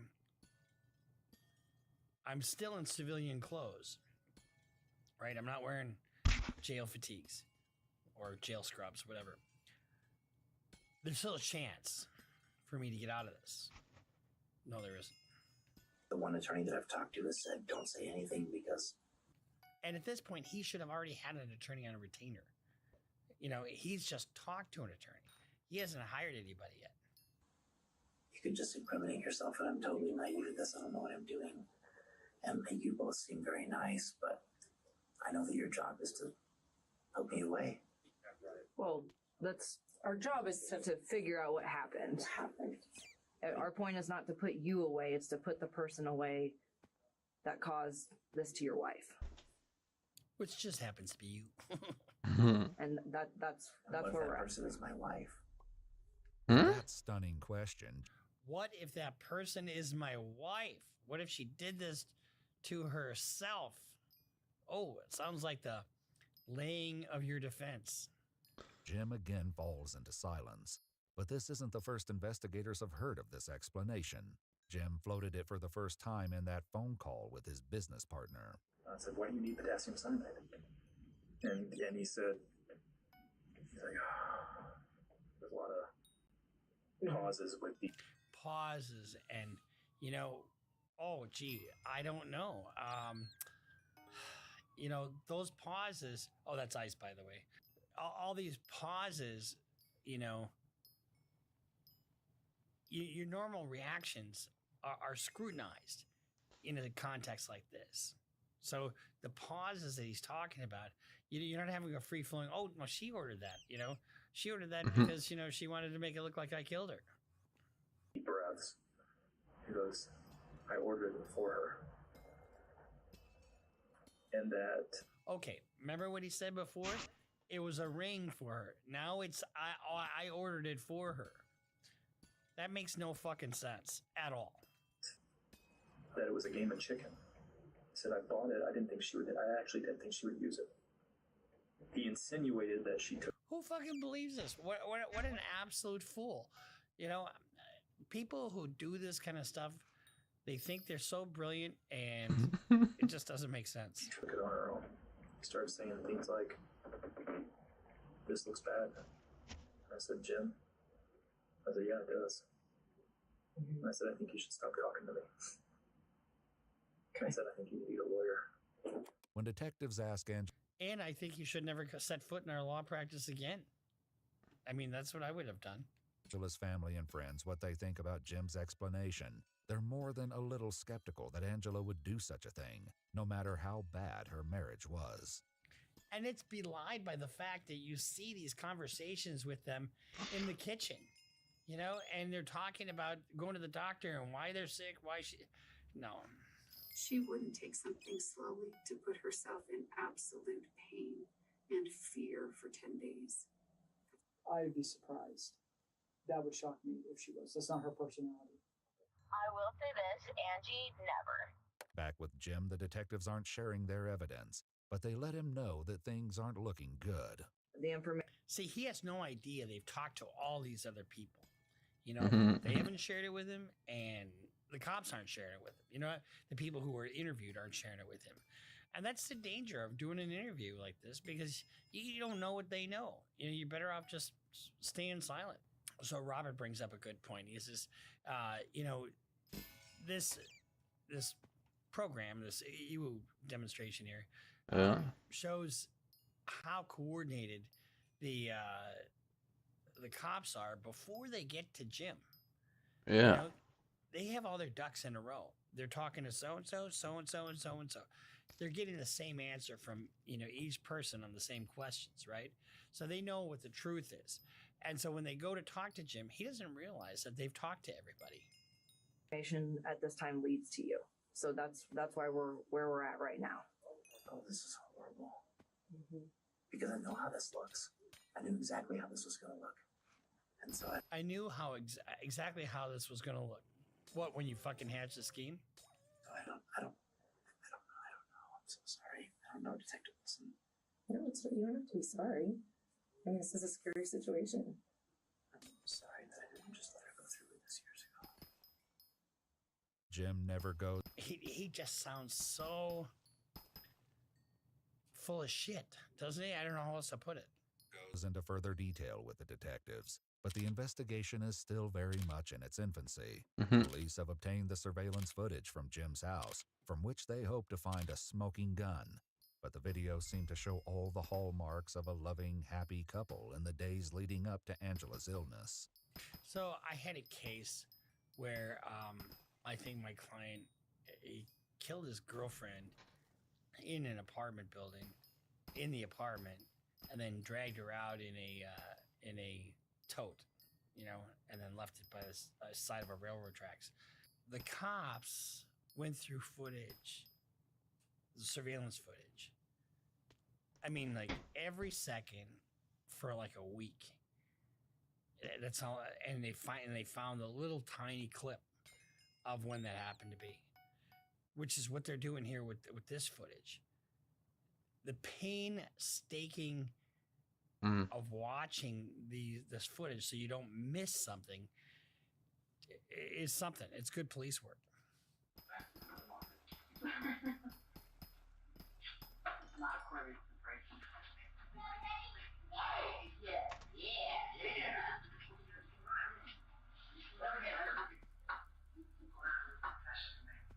Perhaps there are signs of something darker underneath the surface, even if only in retrospect. Every time I get a package in the mail now, I'm like, I should order something. Oh, good. My custom shoes that I've been ordering are starting to come in. Oh. What? The custom shoes that you've been ordering, how many are there? I think 3 pair. That is super blue. I know, I like it. Okay, what are you gonna wear with it? My gray suit and a blue shirt when I speak in Las Vegas. Jim went to Las Vegas a few days after that conversation, and it was there that he met another woman, an orthodontist from Texas named Karen. Police want to speak with her next, and fortunately for them, she happens to be in town. Hi, Karen. Yes. I'm Sergeant Lawnecker with the Aurora Homicide Unit. We've taken Jim into custody for homicide, and I was wondering if you have a minute to speak with me. Can I, Yeah, what did get dressed? Yep. So I don't know. Basically, obviously, I didn't find you by a miracle. We are aware of yours and Jim's relationship, and basically your email. Yeah, I mean, try to hide anything? You can't hide anything these days. Anything. And stuff back and forth between each other, and he's been taken into custody for killing his wife. Now, if you were the woman, this is just like the Lacey Peterson and Scott Peterson. He was having an affair with the other. Imagine, what would you think? I mean, you'd be like, holy fuck. Am I part of this? Am I somehow partly responsible? I mean, not legally responsible, but wouldn't you feel just like garbage? So I don't know, obviously we consider you to be a motive for him to do that. We have noticed that you seem to come to Denver when his wife was in the hospital. And I don't know if that's just what kind of timing is, A search of Jim's email account shows messages between the two of them, some of which show Karen's travel itinerary. One trip overlapping with Angela's first extended hospital stay, and a second trip overlapping with Angela's final crash and eventual death.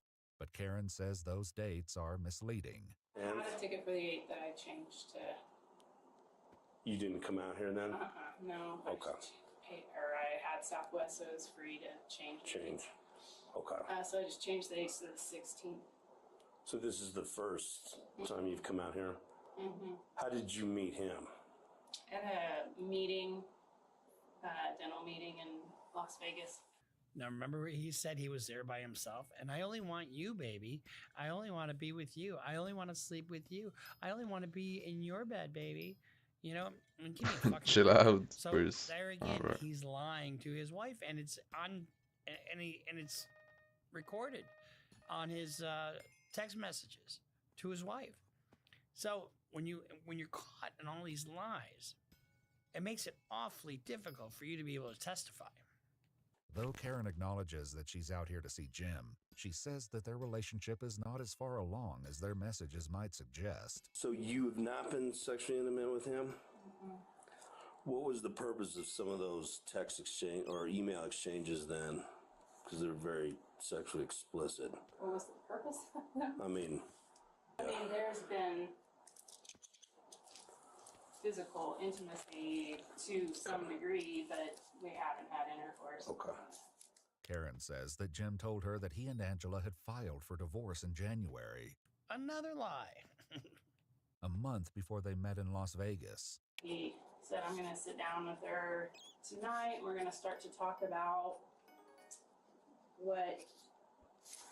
just about kids, about how things are going to look during mediation, things like that. And that she had said. And instead you decide to kill her with this cyanide. I just back it up, buddy. You know, I mean, make a different choice. That she probably was going to move back to where her family is. He did tell me when they talked that night, I'm kind of worried that she might hurt herself. Really? Oh, fuck. So we've had a history with that. has he talked to you at all about buying cyanide? No. Any other poisons? Anything like that? The detective decides to set Karen straight on what Jim has been up to. He's never told her he wants a divorce. He's never told her there's no talk of him moving out with the kids. She has no idea anything about a divorce. He's purchased poisons, and she's now dead because of poisons. Sorry to be the bearer of bad news. But, I mean, the real victim here is his wife. Big time. The next morning, Karen talks to Detective Olson. She shares a conversation she had with Jim after Angela passed, in which he talked about all the things he would need to do to get his affairs in order. Life insurance was in that string of thought, and I was like, oh, is life insurance going to change if this is, self-inflicted? And he said, no, I got a policy that doesn't have that, that has an exclusion for that due to our history. While Jim's explanation about the life insurance lines up with his story that Angela did this to herself, it also opens the door to another possible motive. And according to Ryan, Jim could use the money. It was in January where... Here's the thing. These cheaters who do this stuff, they don't do it with just one woman, right? And in order to please all these different women, guess what you need to spread the love. And when you're spreading the love, guess what? You wind up robbing Peter to pay Paul because it's expensive. We had a guy here in Minnesota. He was a lawyer, a personal injury lawyer, Dave Moskal. And he would settle personal injury cases, like say he settled one for $300,000, but tell the client that it was only $100,000, right?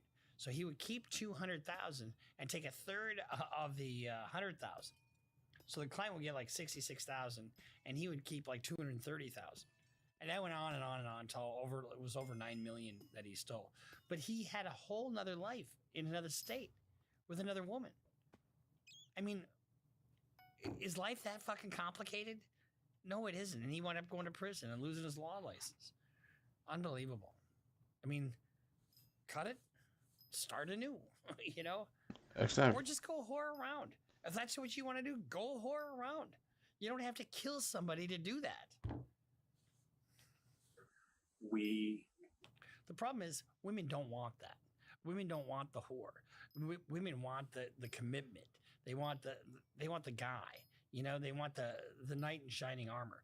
They want the protector, the provider, the emotional support. They don't want the whore, right? So when you say, "Oh, I'm dating 5 women," well, let me see your diseased cock. I mean, you think they really want that? They don't. And that's why you fucking lie. Because you're going to tell the women what you want to hear. Oh, I love you, baby. You're the only one. I'm almost done with my divorce, baby. Oh, baby, baby, baby, baby. Fuck you, baby. Give me a break. Decided as a company that we could not continue to pay his creditors from his first bankruptcy at the level that we were paying it, and he was going to have to take some more involvement in it. As a business partner, if my business partner isn't financially solid, guess what? He's going to cut other corners. And you're usually not financially solid because you've already cut corners, right? And so if you cut corners here, you're going to cut corners there. You cut corners in your marriage. You cut corners in your business. Cut corners in your dental practice. Maybe you do this, you do that, you do this, and all of a sudden everything's fucking crashing in on you. So what's the best thing to do? Oh, I'll kill my wife and get the insurance. Sounds like a good idea to me. And he was going to take a pay cut a little bit. So I know that probably creates some financial pressure on him a little bit. So we've put in about $350,000 into saving his. According to Elizabeth, the woman Jim met on Seeking.com and took to Bozeman, Montana, this financial strain didn't stop Jim from spending his money.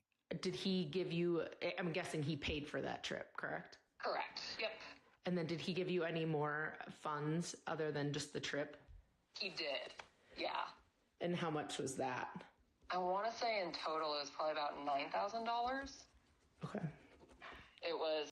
Guys, don't get on fucking websites like that. I know of a guy who went on, he says, oh, I am going on this trip and I need someone to go with me and, you know, all the expenses paid and basically looking for a sugar baby, you know, and he was going to be the sugar daddy. And it just turned out awful for him. These women will just use you and see you later. You know, what is wrong with, you know, good, solid, old-fashioned man on top, get it over with quick and go get me a turkey pot pie. I mean, for the monthly allowance that we had talked about as part of it. A monthly allowance for a fucking whore. Why do you deserve a monthly allowance? Because you fucked him once or twice and now you have it over him? You know, I mean, is that why now? A traditional sugar daddy, sugar baby relationship. According to prosecutors, Jim was the sole beneficiary on more than $4 million of life insurance policies in Angela's name.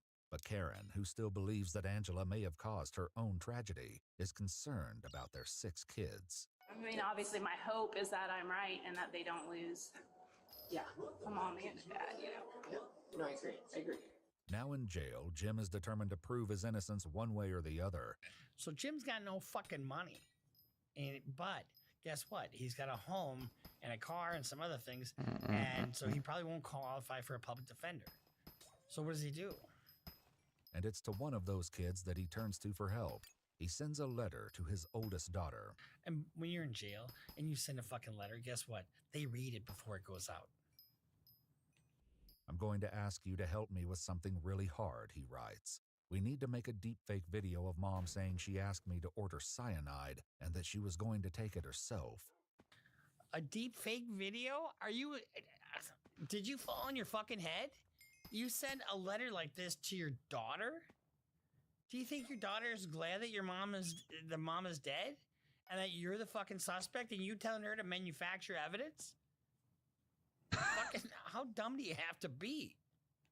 It's only the beginning of Jim's efforts to exonerate himself, as demonstrated by a call police make to the... We need to make a deep fake video of Mom saying, oh, by the way, I think I'm going to kill myself with cyanide.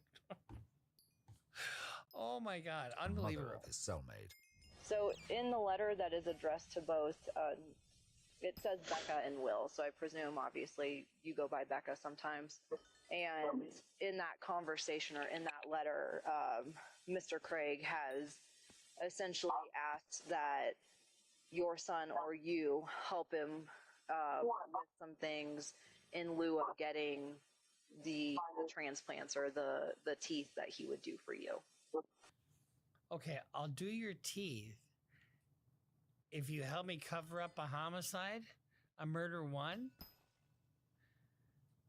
How desperate is this motherfucker? What else would he do? And who else would he kill? Oh my gosh, what do you mean? So basically he has asked, that you know, whoever responds to him doesn't use their legal government name, like they use like a code name, or they use, you know, even if it's like I guess a nickname, you know what I mean? But that way that you guys would not be traceable to him. And in turn, that person would get a burner phone and a fake ID and essentially... You know, to get through dental school, you have to be somewhat bright.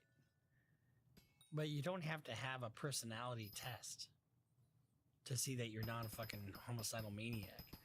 Essentially help him, and then they would give you the teeth or plans in return. Absolutely not. I don't know anything about that. Do you know anything about Mr. Craig or his case? No. Okay. He is currently in custody for a murder case. Oh my God. Prosecutors also allege that Jim tried to hire a fellow prisoner named Nathaniel to kill Detective Olson, the lead investigator on the case. Wow. Well, you know, just if you're really fucked over, well, let's go whole hog into fucked overville. When that plan fails, he writes to Nathaniel's ex-wife Cassie, explaining to her that he's been framed by his business partner. He asks her to go to the district attorney, pretending to be a friend of Angela's who can testify that she was suffering from depression and planning to end her own suffering. So, what the fuck is wrong with this guy? A situation where he's asking his daughter to manufacture evidence, right? That's one. You got a situation where he writes a letter to have a fellow inmate's mother do some shit, which she never got the letter. And then you got another incident here where he's trying to have a conspiracy to kill one of the investigators in the case. Do you think he's got any shot at a not guilty verdict here? I don't think so. He also asked that she use her expertise in Photoshop to spoof text messages that can help sell the story. And they're when you're in jail, you don't have any privacy. No privacy whatsoever. You make a phone call, sometimes even to your lawyer, and it's recorded. Fuck, I just don't get it. How the fuck can somebody be that stupid? You know, a letter goes out, it's not going to reach its intended target because they'll intercept it. Because guess what? You can't put it in the mailbox. Investigation, police discover that Jim communicated with Karen using an email address he created only 4 days after meeting her in Las Vegas. They also take a look at Jim's devices and search history, where a bleak picture begins to develop. So there's nothing really on his phone. There's nothing on his laptop. Computer number 9, and exam room number 9. He's searching, will arsenic show up in an autopsy? Remember what I said about internet search history? How to kill your wife and get away with it. I mean, fucking dumb shit. One of the top most 5 undetectable poisons to kill a human. I can go on and on. It is absolutely sickening. On that specific computer, Jim searches how many grams of pure arsenic will kill a human, where to purchase arsenic, and clicks on a video titled, "The 5 Most Dangerous Chemicals on Earth."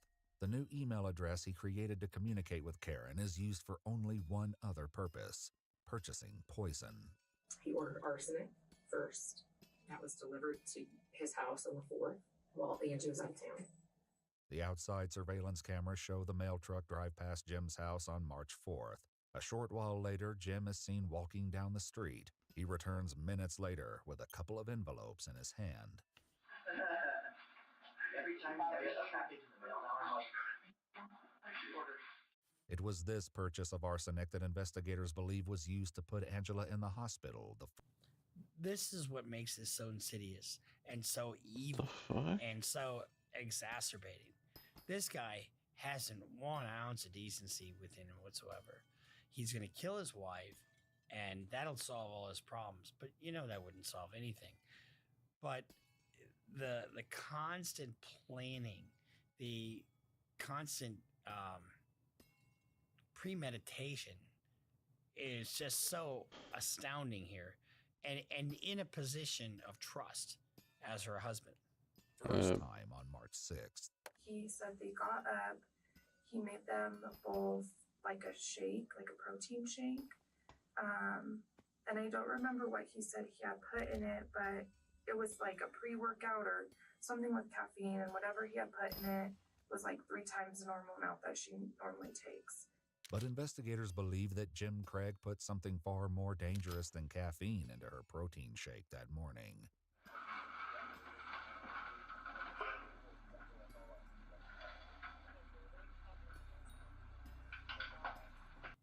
And they got it. I mean, I still can't get over having 24-hour video in your home.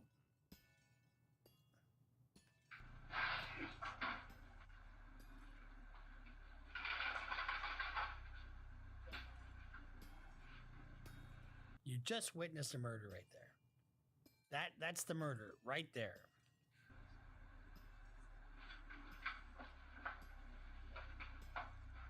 Before leaving for work that morning, Jim has a question. You're kind of heavy. You okay? It's not. Oh, sorry. It's called the winter. Of course, Angela would be anything but fine that morning, or for the little time she had remaining in her life. But as investigators would see for themselves, that single dose of arsenic didn't get the job done. He also ordered oleander. It's like an extremely poisonous plant, but obviously you can get She's a beast. That was still en route. So actually, I think it's coming to Denver today. With the oleander delayed and the potassium cyanide not It was in a due for rush. days, Jim is forced to improvise. On the night of March 8th, he leaves his house at 10:40 p.m. He arrives back home 15 minutes later at 10:55. Police later find out that during this time, he purchased 12 bottles of eye redness drops at the local grocery store. The next morning, Jim makes his wife another drink and turns the TV on for her before going to work. Makes you wonder about, who can I trust? This just turns my stomach.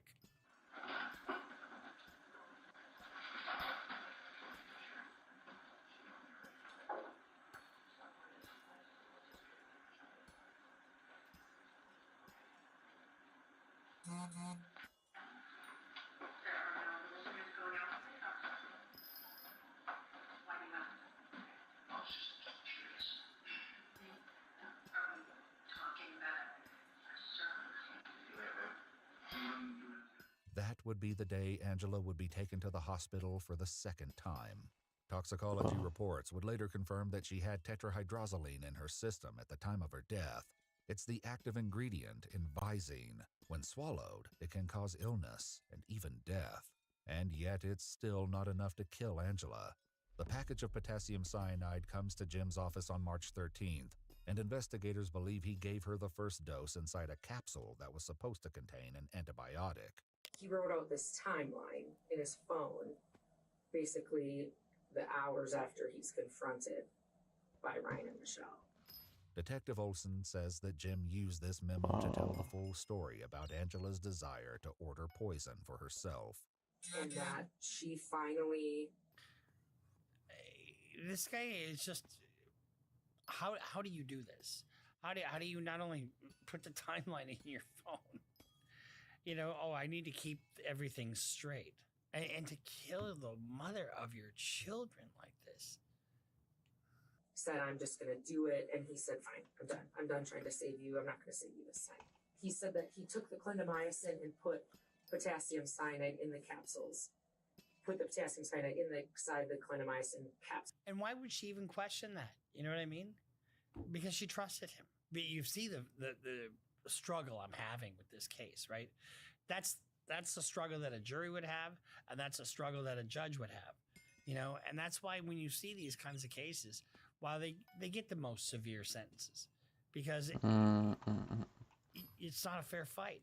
Where you have two guys fighting and one guy dies and it's a self-defense kind of thing, different animal altogether, as opposed to somebody who's completely vulnerable and is acting, like an unwitting victim. I knew it. It is also in Jim's memo that investigators make one last horrifying realization.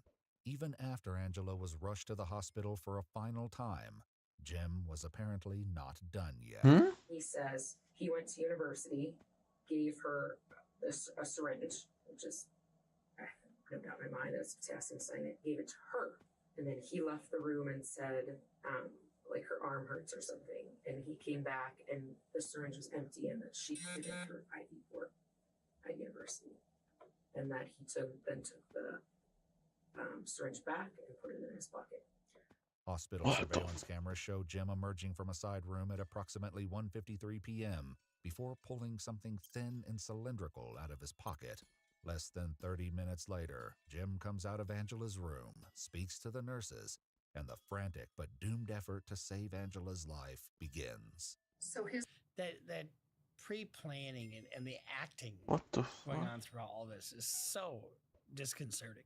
his final dose was actually at the hospital. I think we were trying to figure that out. Jim goes to trial on charges of first-degree murder after deliberation, 2 counts of tampering with physical evidence, 2 counts of soliciting perjury, and a final count of soliciting first-degree murder. Soliciting perjury? You think you can testify after you're charged with soliciting perjury? We aren't going to believe a thing you say. His defense, that he merely purchased arsenic, oleander, tetrahydrozoline, and potassium cyanide at the behest of his wife, is rejected by the jury, and he is found guilty on all counts. Big shock. Big shock there. I can't even say that he's narcissistic. All I can say is he's pure evil. He's pure evil. At Jim's sentencing hearing, Tony said to him, Angela was a light you never deserved. You may have temporarily dimmed her light in this life, but it will continue to shine in those she loves and that love her in return. In July 2025, Dr. Jim Craig is sentenced to life in prison without the possibility of parole. His wife, Angela Craig, was 43 years old. On balance. This is so sad. How could, number one, he think that he'd get it? This is really, when you look at the Murdoch case, this is kind of similar to that, don't you think? He's underwater. Sir, I'm going to call your captain in a minute. That's fine. You're not going to drive out of here. Do you know who you're talking to?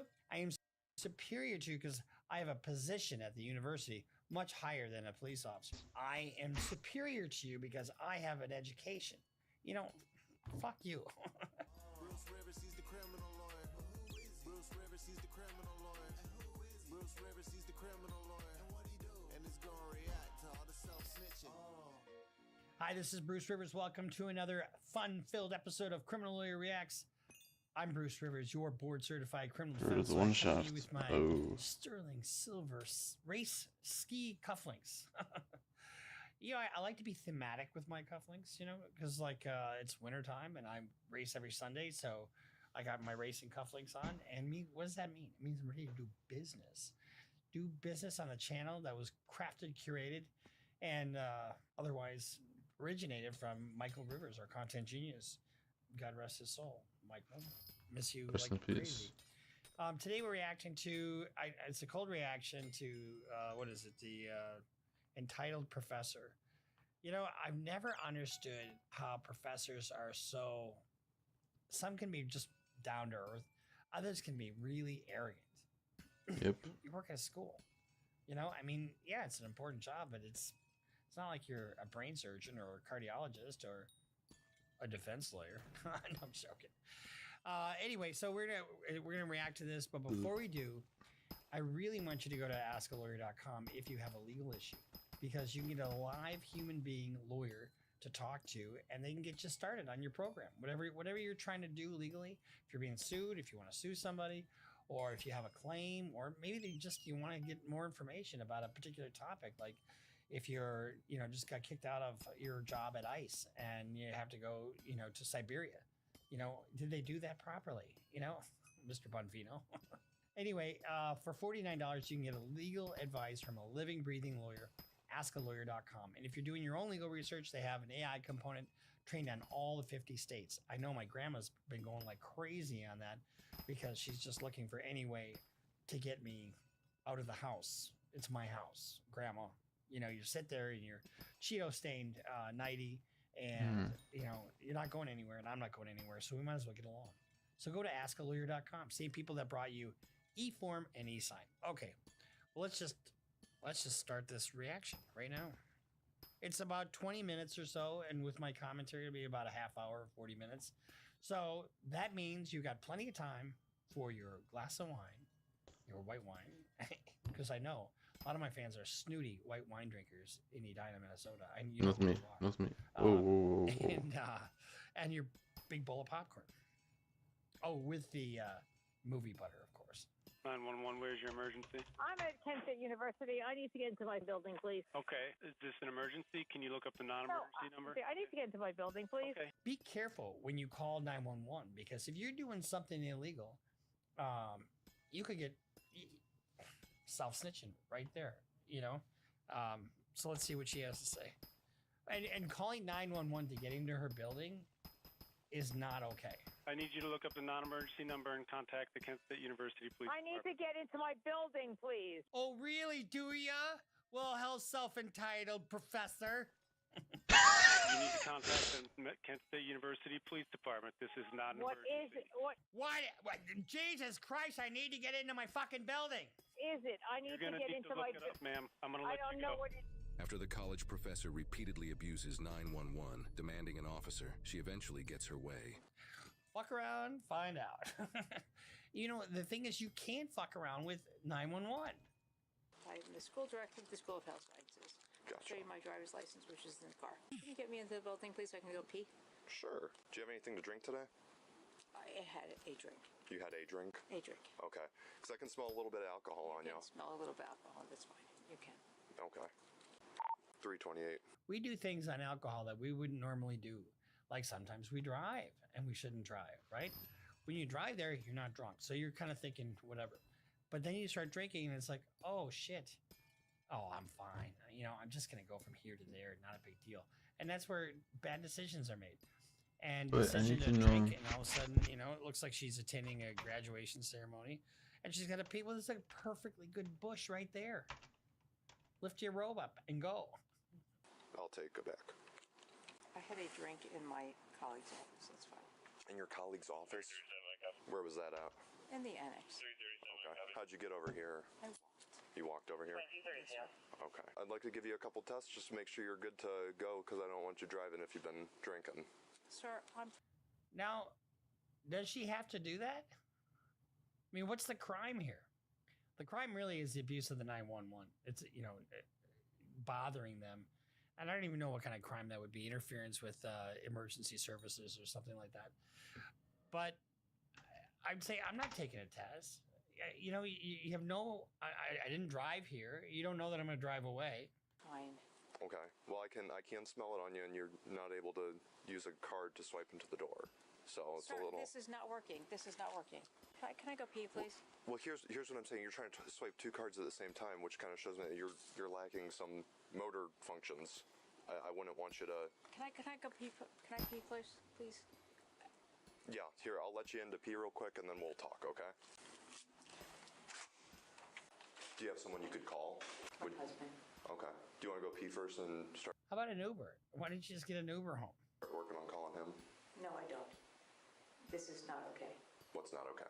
That you're gonna call my husband. No, you're gonna call him. I'm fine. I don't think you're okay to drive. I think I'm okay to drive. I have a Tesla. I'm okay to drive. I have a fucking Tesla. What does that mean? They're not self-driving yet, are they? Some of them might be, but... Sir. Just because you have a Tesla doesn't mean it's not going to drive itself. What mistake did she just make there? Saying she was going to drive. How, you could say, yeah, I'm not going to drive. I've had one drink, but I'm going to just take an Uber. Sir, I'm going to call your captain in a minute. That's fine. You're not going to drive out of here. Do you know who you're talking to? I'm Professor Muckenfudge. You're not going to be okay.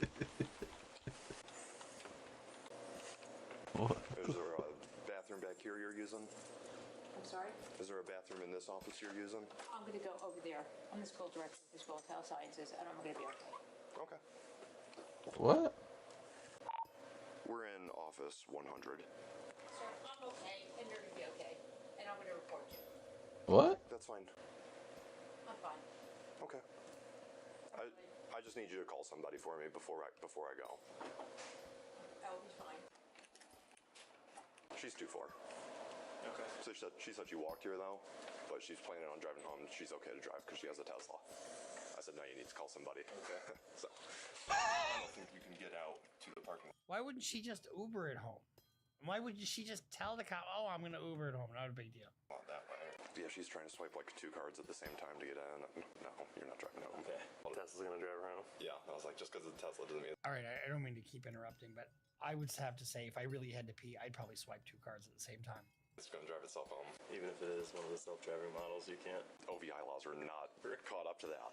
Right. Where'd she get drunk? She's still wearing all of her stuff. She said in her colleague's office, the annex. I mean, unless she's crawling out the window. I mean, the window, there's definitely a window. She's crawling out the window? You dumb shit. That's right there.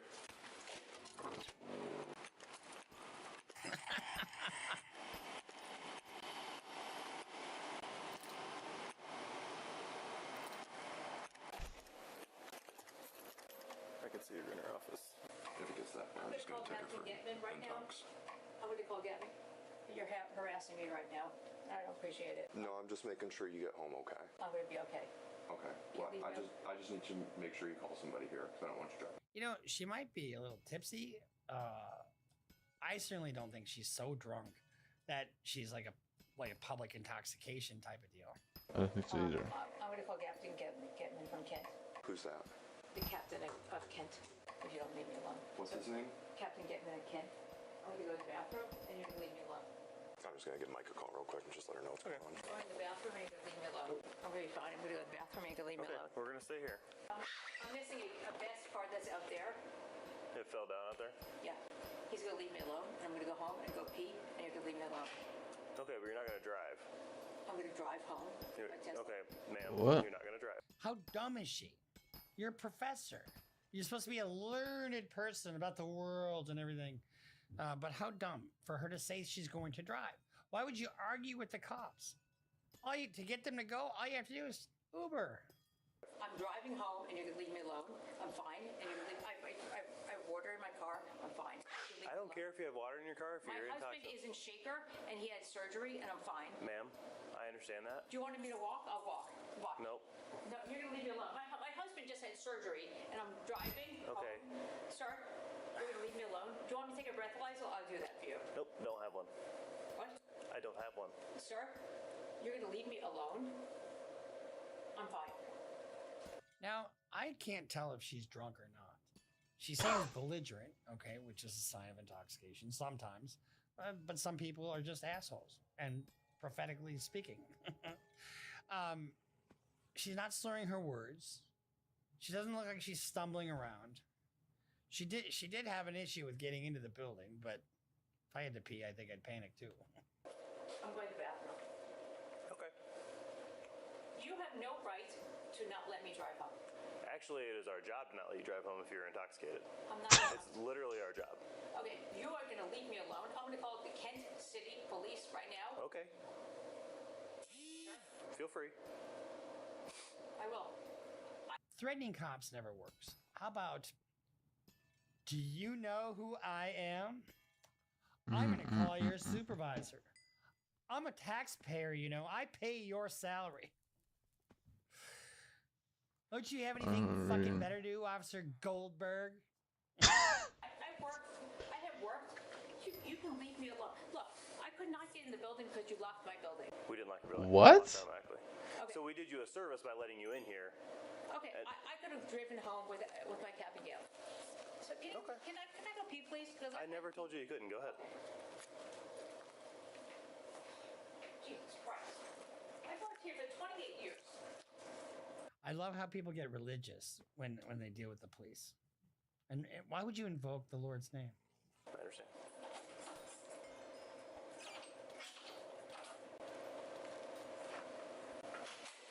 She's pretty fired up.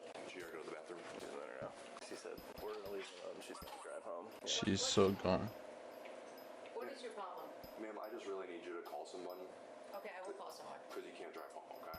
Okay, why do you think I can't drive home? Because you're intoxicated. I'm not intoxicated. I can tell you are. Why? Several reasons. Go ahead. Your speech indicates that you're intoxicated. Well, I can explain it to you if you want. I'm driving home. No, you're not. Have a good day. Please call somebody. Okay, I will. Okay. I'll call somebody. Can you do it right now? Because we got to go. Okay. Have a good day. Thank you. Thank you. Ma'am, this is your last chance to call somebody. Okay. Hey, do you understand that your Tesla driving, like the self-driving function, doesn't cover you for OVI? Okay. I just want you to understand. Do you understand that? Yes. Okay. So can you give me my other card back? That's. I don't have. So we're not at that point yet where we have self-driving cars and that I'm not driving, it's driving. If you're in the driver's seat and you have the keys in your hand and you're ready to go, you're in physical control of a motor vehicle. So whether you're driving or not, like let's say, I'm just sitting in my car, I want to just wait a little bit because I'm too drunk to drive right now, but I'm just going to take a little nap. You're in your driver's seat with the keys in your car. You're ready to drive that car. And having that immediacy is what dictates whether or not you're in physical control of the motor vehicle. Now, let's say you're in your motor vehicle and you have a tire off. Well, you can't move the car. So then there's no physical control at that point. Have your other card. I'm not intoxicated. Well, I think you are. I'm glad you think I am, but I'm not. And you can have a good day. Thank you very much. Okay. Can you call somebody for me? Sure, I will. Can you do that right now? I will. In my car. Ma'am, listen, you've been here a long time. Please don't tarnish your own reputation by doing this, because we are going to arrest you if you try to leave here and drive your car. I promise.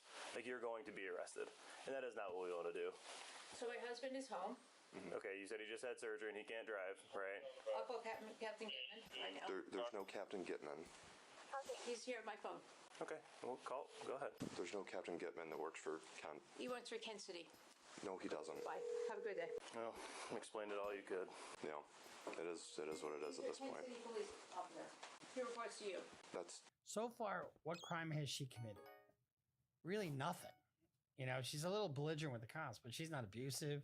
She's not, she hasn't driven yet. Not accurate. It's totally accurate. Okay. All right, do you have all the stuff you need?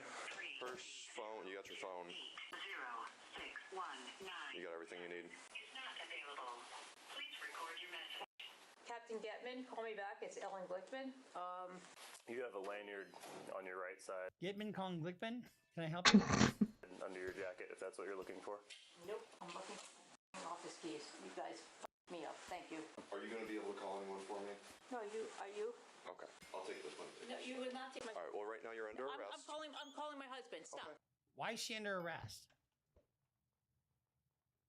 First of all, they haven't done any field sobriety tests with her. She might be just an aged, confused professor. A nutty professor, as we call them. But why would she be under arrest here? Because she's thinking about driving a car? She hasn't driven a car. Saying you're going to go drive a car is not it's not a crime. Just relax. You're under arrest. No, I'm not. I've made my decision. You are under arrest. I'm calling my husband. Put your hands behind your back. No, I'm calling my husband. Stop. Under arrest for what crime? Failure to obey a lawful order? She hasn't done anything. I mean, he can't make her call somebody. Let go of me. Ma'am, Stop. we don't I'm calling my husband. Put your hands behind your back. I'm calling my husband. Stop. You have Please no stop. right to do this. Stop. Yes, I do. I'm calling my husband. Stop. Now they're resisting, even if it's a bad arrest, you can't resist a bad arrest. I'm calling my husband. It's too late. Stop it. You have no right. Stop it. You have no right to do this. Let go. Ma'am, Let you're go. Come on. Just relax. I'm calling my husband. Stop this. You have no... Too late. We have a responsibility to do this, not just a right. We have a responsibility to make sure you're not driving. No. You did not do a breathalyzer. I don't need to. Ma'am, we can smell it. You're the way you're acting. I'm sorry. You have no right to do... Excuse me. You have no right to... I'm sorry. You did... One, you did Nice legs. not do Miranda. Hold on. Two, I don't have to do Miranda. you did Nice legs. right to do... Excuse me. You have no right to... I'm sorry. You did... One, you did Nice legs. not do Miranda. Hold on. Two, I don't have to do Miranda. excuse me. Excuse me. My husband... Excuse... Yeah. Oh, she's throwing around terms like Miranda. You didn't Mirandize me. What? If you're an avid watcher of our channel, when do you invoke Miranda? In custody interrogation. Yeah. And she's in custody. She hadn't been until now. Excuse me. Stop it right now. Right now. Excuse me. Stop this. Stop this right now. How many times has she said stop it? Do you think that they're going to listen to her eventually and say, oh, you know what? After the 10th time you said stop it, now we're going to stop it. Stop.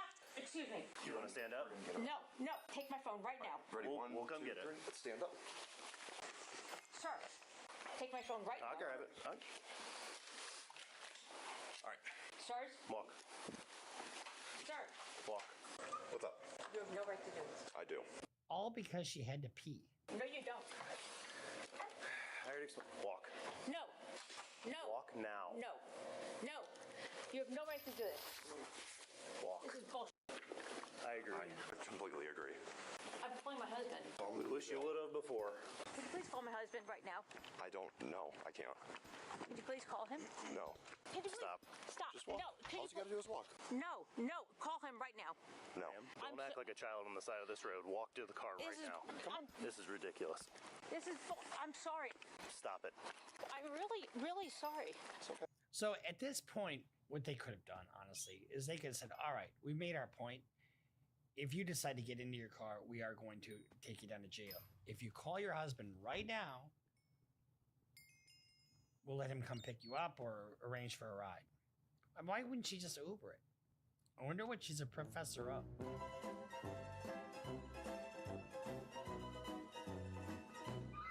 You're walking to this car right here. I'm walking to my... You're not walking to your car. You're not driving home. She's in fucking handcuffs. Why are you trying to walk to your car? It hasn't set in. Well, that could be the intoxication, the irrationality. You ever dealt with somebody, when I drink, I'm a happy drunk. I like to tell jokes and I might get a little loud, but I'm still rational for the most part. And a lot of times people can't tell that I've been drinking. Like I don't drink during my episodes. Like I've heard, but I've seen my speech sometimes is, it's like I didn't have anything to drink. But have you ever seen anybody that changes to a different person completely when they drink? And there's no talking to them. There's no rationalizing. There's no decent thought coming out of their head, and they're just fucking jerks. I know some people like that. You stay far away from me. You're like, oh, you're drinking? Okay, well, I'll see you in a couple weeks. Please call my husband. No. I'm really... Stop this. Call my husband. Please call my husband. Stop. Can you call my husband right now? Right now. You can call him when you're being booked in. I'm not being booked. You are. Can you call my husband? No. Please take my cell phone. I'm really sorry for being an asshole. So it's not because you're... Oh, a recognition that she's being an asshole. Being difficult. It's because you're drunk. I'm not drunk. You are. No, I'm not. Please take my phone. Please. I mean, she's not slurring her words. Does she seem drunk to you? I mean, her behavior, I guess, is kind of all over the place. So I guess to that extent. But why wouldn't they have a PBT? Why they should have one in their unit. Take my phone. I already have your phone. I'm sorry for being an asshole. It has nothing to do with that. I'm being an asshole. Regardless, it has nothing to do with it. Can you take these things off of me? No. Take these things off of me right now. Right now. Guys, I'm being a all because she had to pee. If she would have just gotten in her car and then just went to a gas station where she encountered another officer, then she'd get arrested for DWI. Take my phone right now. Right now. I already have your phone. Right now. Go ahead and have a seat in the car. No, I'm not. Yes. Sit down. No. Yes. No. Thank you. Guys, take my phone right now. I have your phone. Take my phone. I have your phone. I have my phone right now. No. No, please. Guys. Guys, come on, guys. Fucking A. I'm telling you, I wouldn't give you, I've said this 1,000 times. I wouldn't give you 2 plug nickels to be a cop. They deal with drunks. Nobody calls a cop and say, oh, I just wanted to let you know I was doing great. It's like, oh, domestic assault or guns firing or drunks or somebody shit in the back of your squad or throwing up in the back of your squad or hiding drugs in the back of your squad. It's all this negative energy shit. And, you wonder why cops off duty sometimes are just, asocial people. And they're not typically, but they have tough jobs. Seriously, can I have my phone right now? No, you can't have your phone. Sit down. Please call Harold. That's wild. Hello. Hold on a minute. you so much. Thank you so much. Sir, I've worked here 28 years. Can I speak to somebody who's worked here a long time? Because... Hold on, we're going to walk this way. This way. Come on. Can I speak to somebody who's been here a long time, please? You can speak to somebody in just a minute. Sir, I'm really humiliated and upset. Hey, that's why I tried to explain it to you so we wouldn't have to go through this. I'm struggling to just figure out what her crime was. They arrested her because she wouldn't call for a ride, and she said she was going to drive. That's why they arrested her. Off me, please. I'm not going anywhere. Please No, take this. we will in here. Once we get in here. Come in here. Take a right. Take a right. I'm not doing this. You're not doing what? Whatever you want me to do. You're not going to do whatever I want you to do? No. Well, then you're not going to come out of your cuffs if you're not going to do what I want you to do. I've been here 28 years. Can you please? Have a seat. Have a seat. No, I'm not having a seat.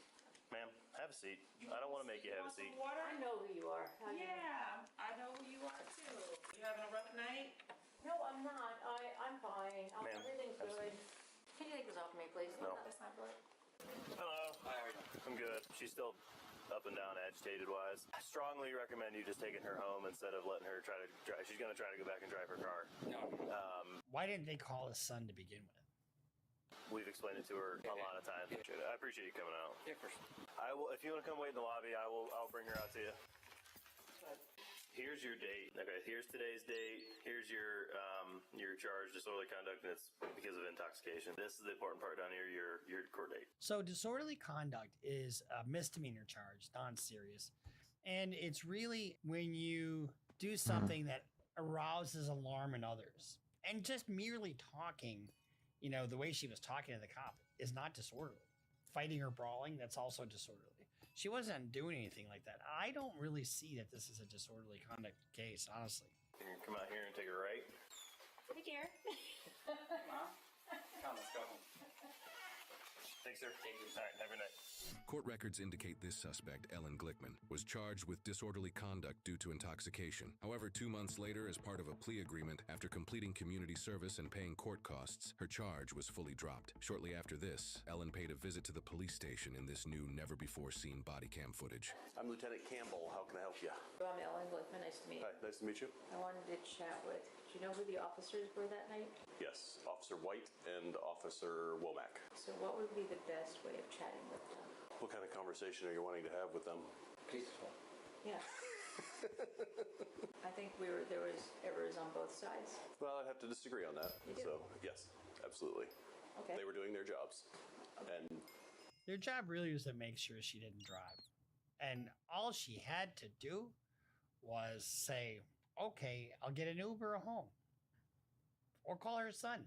potentially could have saved your life by not letting you drive. Well, If you disagree with that, that's fine. I do. But that's not our stance. So. Wasn't drunk. I was not inebriated. Okay. If that's fine. You weren't there? No, I was not there. Okay, so there was a lot of one. And what's the purpose? To go back and talk to the officers? To convince them that you weren't drunk? You're not going to do that. You're not going to convince them of anything. To apologize, maybe? To say I was kind of being obstinate? He was home with cancer and was post-op for about 4 hours. Mm-hmm. I was not intoxicated. I was sleep deprived. I had a drink. I have PTSD from y'all. My ex-husband was a cop. Okay. So there's a lot of stuff you didn't know. I was not given the opportunity to discuss. And, you were given many opportunities, and you did not take advantage of any of them. Okay. And from this point, it's gone through court. It's done, over with. There's nothing, no reason. Nothing good can come by coming back to the fucking cop shop. You know, but, you know, some people feel aggrieved, and I'm sure she feels aggrieved. But regardless of how intoxicated she was, the cops thought she was intoxicated, right? So listen to the cops and avoid them the best you can. Get another ride home. Come back and get your car tomorrow. What's the big deal? Reason to have a conversation with those officers. well, sir, I'm an academic and I like chatting and talking and revisiting things. Mm-hmm. That's who I am. And We can make an appointment with your police chief. Pardon me? I say perhaps we can make an appointment with your chief. If you have a seat, I'll have his secretary see when he's available. All right, thank you. He's not available today, but he said to reach out and via email, and he will schedule schedule something. Okay. Very much. No problem. Have a good day. So if you have a problem with a cop, you can make a complaint. And there's usually a civilian review board. And a civilian review board takes the complaints and they'll determine whether or not there was misconduct on the part of the officer, which then refers it to internal affairs, which is a disciplinary body in a police setting. And if you do have some kind of sustained complaint, well, then maybe you have a civil claim. But I don't see it here. You too. No problem. Ellen has been working at Kent State University since 1995, joining the faculty after completing her doctoral studies and previous academic and research positions. She eventually became the director of the School of Health Sciences at Kent State. On Rate My Professor, Ellen's ratings are all 1 out of 5. Her ratings are 1 out of 5. Why do you think that is? High difficulty. Reviews from her students also recommend to avoid her classes, with many of them saying she strays off topic to talk about herself. She has also posted an image on social media saying most people do not listen with the intent to understand. They listen with the intent to reply. Advice that she seems to have forgotten during the body cam footage. I've never heard that before. Most people do not listen with the intent to understand. They listen with the intent to reply. When you're communicating with somebody, it's really important, I think, especially if you love them, to make them know that they're heard. You know, so like, oftentimes what we do is in communication, we take something in and we're formulating our response before they even finish what they're saying. You know, letting somebody know, you know, I hear what you're saying and I totally agree with what you're saying. Or I don't agree with you, but I hear you, and let's talk about another way to resolve this issue, whatever it is. That you get so much more, and you can win an argument by losing the argument. You know what I mean? By conceding, you can win. And what does winning mean? Winning means finding consensus, right? Finding peace. According to local reporting from Kent Stater, after the incident in the body cam footage, she was removed from her administrative role as director. Kent Stater has also reported that a university spokesperson confirmed that she remains employed as a faculty member at Kent State. We reached out to Ellen for comment regarding the incident in the body cam footage. However, she declined to comment. Gee, that's interesting. I like to revisit, I like to discuss, but not in this context. You know, the thing about it is, this is also a form of narcissism, if you ask me, because if she just would have conceded to these cops and just did what they said, I mean, if you've had some alcohol, you know how much you've had to drink. And even if it's just one drink, if a cop tells me not to drive, guess what I'm going to do? I'm not going to drive. I'm going to say, you know what? You're right. I'm going to Uber it home. And that's what I would do. And that's what she should have done. And now she lost her directorship because she was stupid and pig-headed. Remember, just because you're book smart doesn't mean you have wisdom. You ever notice how fast people forget the law the second they think their title makes them untouchable? Because in this clip, you don't just see intoxication, you see entitlement with a resume. The kind that says, I'm important, so the rules don't apply to me. And that mindset is not rare anymore, it's spreading. See, a lot of people don't mind the law until it tells them no. Then it turns into attitude, excuses, and dismissive little comments. Like you get into these battles with cops, I am superior to you because I have an education. I am superior to you because I have an advanced degree. I am superior to you because I have a position at the university much higher than a police officer. Fuck you, quite honestly. But how short-sighted of her. What the officers mistake for intoxication is use. And that can often be the case as well. So alcohol use and alcohol abuse are two different things. Intoxication and signs of use aren't the same thing. Badge is just an inconvenience, and it's the officer's job to work around their status. But the street doesn't care if you're a doctor, a boss, a teacher, or a cop. Drunk is drunk. And when she tries to pull away, drop to the ground, and make it difficult, that's the real tell, because that's not confusion, that's control. That's actually someone realizing that their name doesn't carry weight when it comes to the law. Title doesn't make you safer, it actually makes you more dangerous when you start believing you're above consequences. Because the law isn't disrespect, it's protection, and the second you think you're too important to follow it, you're exactly who it's made for. So you can defy a police officer without being disagreeable. In other words, when a cop stops you and starts asking you questions, you don't have to answer any questions. You can tell the cop, I respectfully will not answer your questions because I don't answer questions from cops. And what's he going to do with that? Well, they'll continue to try to ask you questions. I don't answer questions. I don't answer questions. sorry, I don't answer questions. What are they? And you're not giving up anything. You're not self-snitching. But all she had to do was pee in that bush. And she still have her directorship. Although it probably would have been caught on camera and she would have a different charge. So that was Midwest safety. See, look at it. Am I drunk? I misspoke.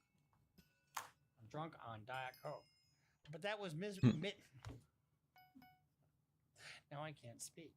That was Midwest Safety entitled Professor. And really, I think I always resented professors for some reason. I maybe it was authority and I just resent authority generally. But I just thought, whatever. So we'll see you next time here on Criminal... We'll see you next time here on Criminal Lawyer Reacts. I'm Bruce Rivers, your board certified criminal defense lawyer.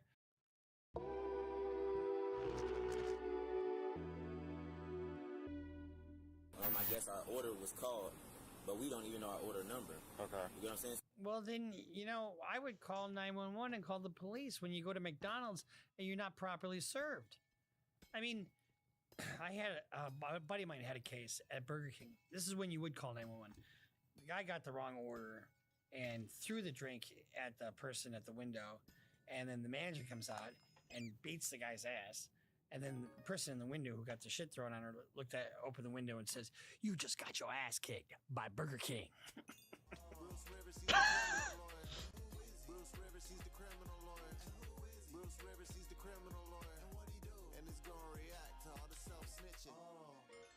Hi, this is Bruce Rivers. Welcome to and I do mean this by the way, fun-filled episode of Criminal Lawyer Reacts. I'm Bruce Rivers. I have my pearl handle pistol cufflinks on, so graciously gifted to me by our former content genius, Michael Rivers, my only son, and God rest his soul. So today we're reacting to dumb 911 calls. So here's the thing. It's not going to be a long episode, but it'll be a fun one, okay? And it won't be any super tough issues that we're going to discuss. We're going to goof on some stupid people. And I haven't heard this yet, but, if it weren't for drugs, alcohol, and dumb decisions, I wouldn't have a job. Neither would cops, neither would prosecutors. But before we get to that, let's say you're one of these dumb people who call 911. How about you call askalawyer.com first? Log on to there, and if you run your situation by them, guess what? You probably don't wind up calling 911. If your grandma's in the basement, like mine is, clipping her toenails, trying to get out pretty for her OnlyFans feet page. And how does she get a corporate structure? Well, go to askalawyer.com. They've got all the answers. Or if you're getting sued by your landlord, or you're trying to stay in your home, or you're trying to kick grandma out because she's doing meth in the basement with her friends, well, go to askalawyer.com. And if you're doing your own legal research, go to askalawyer.com. They have an AI component trained in all the 50 states. So go to askalawyer.com. What did I say? Oh, askalawyer.com. What? Okay. All right, let's get into this. This will be fun. This is about 20 minutes. So you probably got enough for a half a bottle of wine. Or some of you guys drink faster than others. But no box wine. No fucking box wine. 911, do you need police, fire, or the paramedics? Oh my god, crack it. Hi, I Looking need at that above. Which is what I told the lady. Okay, what do you need? I need a police officer to scare the shit out of my kid. Excuse me? Anyway, my kids keep running around. Cops know me. They know me. So this gal looks like she used to be pretty. But as they say in my neighborhood, she's been ridden hard and put away wet. Quite well. I had a problem. All right. Well, if she can't do it, don't worry about it. Okay, don't worry about it. I don't know what you're talking about. First of all, you need the police? 639. You don't call 911 because your kids are giving you trouble, especially if you're really fucked up. Because if you're really fucked up and you're too drunk to parent, guess what? You're going to get a child endangerment charge. Yeah, I need the police. Okay, where do you need the police? And what's going on? Baby. What is? Give me that pet. Do that. What is going on is There's the tunnels, of course. not anybody else's problem but my own. Well, you made it my problem now. Because it's not. Well, You said it's not anybody's problem. But they're ups now. They're not listening to me, and they need to learn respect. Well, then we'll jail your fucking kids. That's what we'll do. Wait, And they need to learn that she called the people cops in law because enforcement their and kids otherwise isn't are listening? to have authority. They need to learn that lesson. And I'm tired of them running around. Okay, but we're not. I'm tired of them running around and spilling What? my drink. And, I can't find my meth pipe. Coming out to raise your kids for you. So they need to learn that. You know what I mean? Well, we don't come out and teach kids manners. What a police officer looks. Well, maybe what we should do is come out there and find a new residence for your children. Yes. Like? Ma'am. Lord Benjamin. And I've had it. I've gotten mad, and I don't normally get mad, but he's running down the street. How old is your son? It's we don't come out not, and bro. scare kids. How old? 2. You want us to come out and scare a 2-year-old? You don't want to scare the kids. Can you just fire a couple warning shots over his head? I mean, just wing him, okay? Don't have to hit him. Ma'am, okay, I don't know what you're talking about. I'm going to send somebody out. A 2-year-old. This is called self-stitching right here. Calling the cops on a I feel like I should 2-year-old. be drinking during this episode, to be honest with you. Cops on a 2-year-old? Yeah, goodbye. It's the police department calling. Do I have your full attention? Karen Clinton says she imagined the worst. What's wrong? Oh no, wait a minute. Do I need to sit down? I was terrified. I was bracing for impact. I was waiting to hear what awful news I was about to receive. At first, the dispatcher tried to reassure the distraught woman. You don't need to sit down. Everything's fine. But then came the jolt out of nowhere. I just want to let you know, congratulations, you've won the prize at a contest. It's called the Booby Prize. You are the dumbest person to call this police department on a repeated. Jesus Christ. Okay, I think when you're in that position of I used to be a dispatcher, not a 911 desk. I dispatched ambulances for a private company, but when I was in college. But when you're a dispatcher, you need to have some modicum of professionalism. And calling somebody the dumbest person and win the Booby Prize. Is that the same as a titty prize? So thank you for being a resident of this city and have a wonderful life. And it was very cruel. I was still trying to process what had just happened. So what's going on here? Well, Karen Clinton says she's somewhat of a neighborhood watchdog in her hometown outside Cleveland. And over the years... Don't you love those neighborhood watchdogs? Don't you love those people who get in everybody's business and they Karen up everything? She has called the non-emergency number of the police department a lot over such issues as road construction safety, car horns blasting at night, drinking and drug use, and so on. In fact, those calls have apparently totaled 183 times in the past 15 years. People seeing this story are going to go, why would this woman call the police 183 times? It might sound a little bit excessive. If those numbers are accurate, if you do the math, it's 1 call a month. And for what goes on around here. How many times have you called, in the last year, how many times have you called 911? 0. Was it once a month? I mean, she's obsessed. Here, that's not excessive at all. The dispatcher made the call on her last day on the job. Apparently, she wanted to let Karen Clinton know exactly how she felt about getting all those calls. Yeah, exactly. What did you say? Apparently, she wanted to let Karen Clinton... Dispatcher made the call on her last day on the job. Apparently, she wanted to let Karen Clinton know exactly how she felt about getting all those calls. You are the dumbest person to call this police department on a repeated basis. Ironically, the grandmother is a former dispatcher and firefighter herself. Meantime, the dispatcher who was fired for that call is charged with harassment. She has pled not guilty and goes on trial in September. Wait, what? Well, that's just gratuitous. Why would you do that? What's the deal? Why did you get fired? Well, the lady owes me $20. I gave her a $20 and she didn't give me nothing. Why does she owe you $20? $20 bill. I gave her a $20 bill. For what?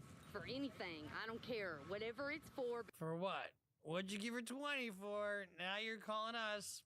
She can give me my money back if she ain't gonna do nothing with it. Okay, were you planning to buy some drugs Yes, I or something? was. What kind of? Okay, you call the cops because you're buying some drugs. Could you be any dumber? In this episode of CLR, you might lose some IQ points just by watching this shit. Drugs you wanted to buy? Rock. Yes, I was. You gave her $20 to buy. I gave her $20. She gave me some plaster. And now you Why? want your $20 back Yes, I do. because she didn't supply For you what? with crack cocaine. Well, if she shouldn't give me nothing, no plaster or nothing, she should have said no. What's going on? She come around here a while ago. There used to be some people that right over there that used to sell. Yeah. We were sitting out here on the porch in some chairs. So she said, y'all have anything to buy? I said, no, baby, we don't have nothing to sell. So she left one around the corner. Mm-hmm. Then she come back 10 minutes later, holler. Wait, "Give me my money back." after I this said, "No, you ain't 180 bought nothing from me. calls, Don't is the number disrespect just my child. saved This is my child. at that point? I don't sell crack. I'm a Do they know prostitute. who's calling? Or how did they know it was that person? I don't sell no crack. I'm a prostitute. Well, at least you have one of the oldest professions in the book. Probably make more of your money. It's the only thing where you can sell instead of the product. 911, do you need fire, medical, or police? No, ma'am, I don't. I don't have an emergency. 2 police officers just left my house just now. Third. Could I get their names, please?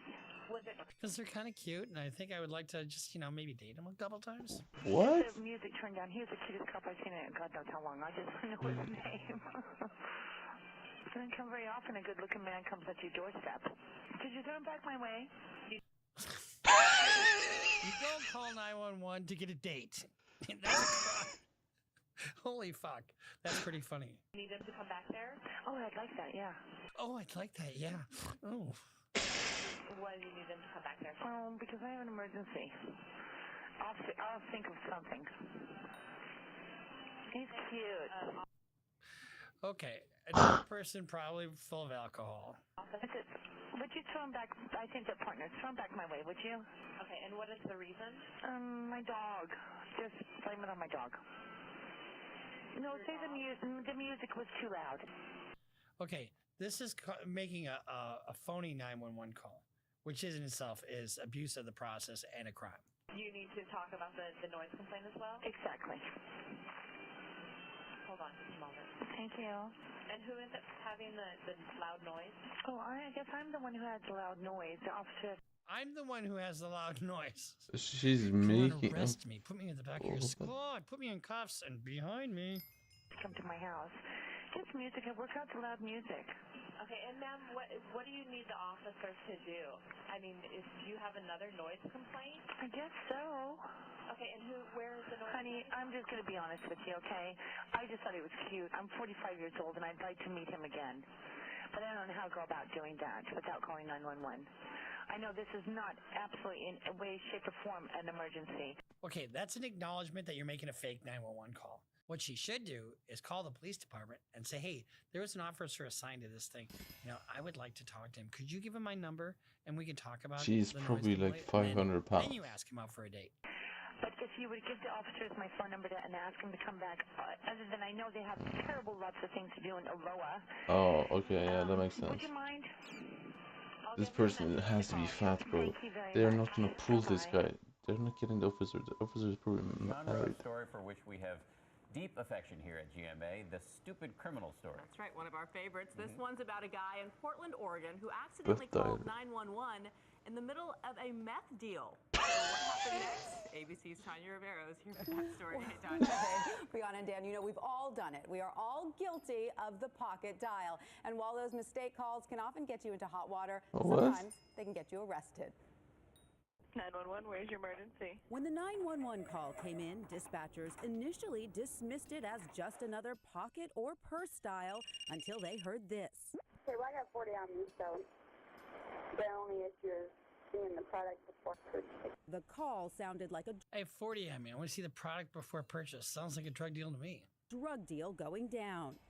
But yeah, I definitely need a 40. And please let it be good. I am so shit myself. Officers traced the phone to an alley. I know. It sucks when you get, non-quality product. Bro, Get this, just a block away from the police department, where they say they busted this man, Raleigh Reynolds, along with the woman on the phone on drug charges.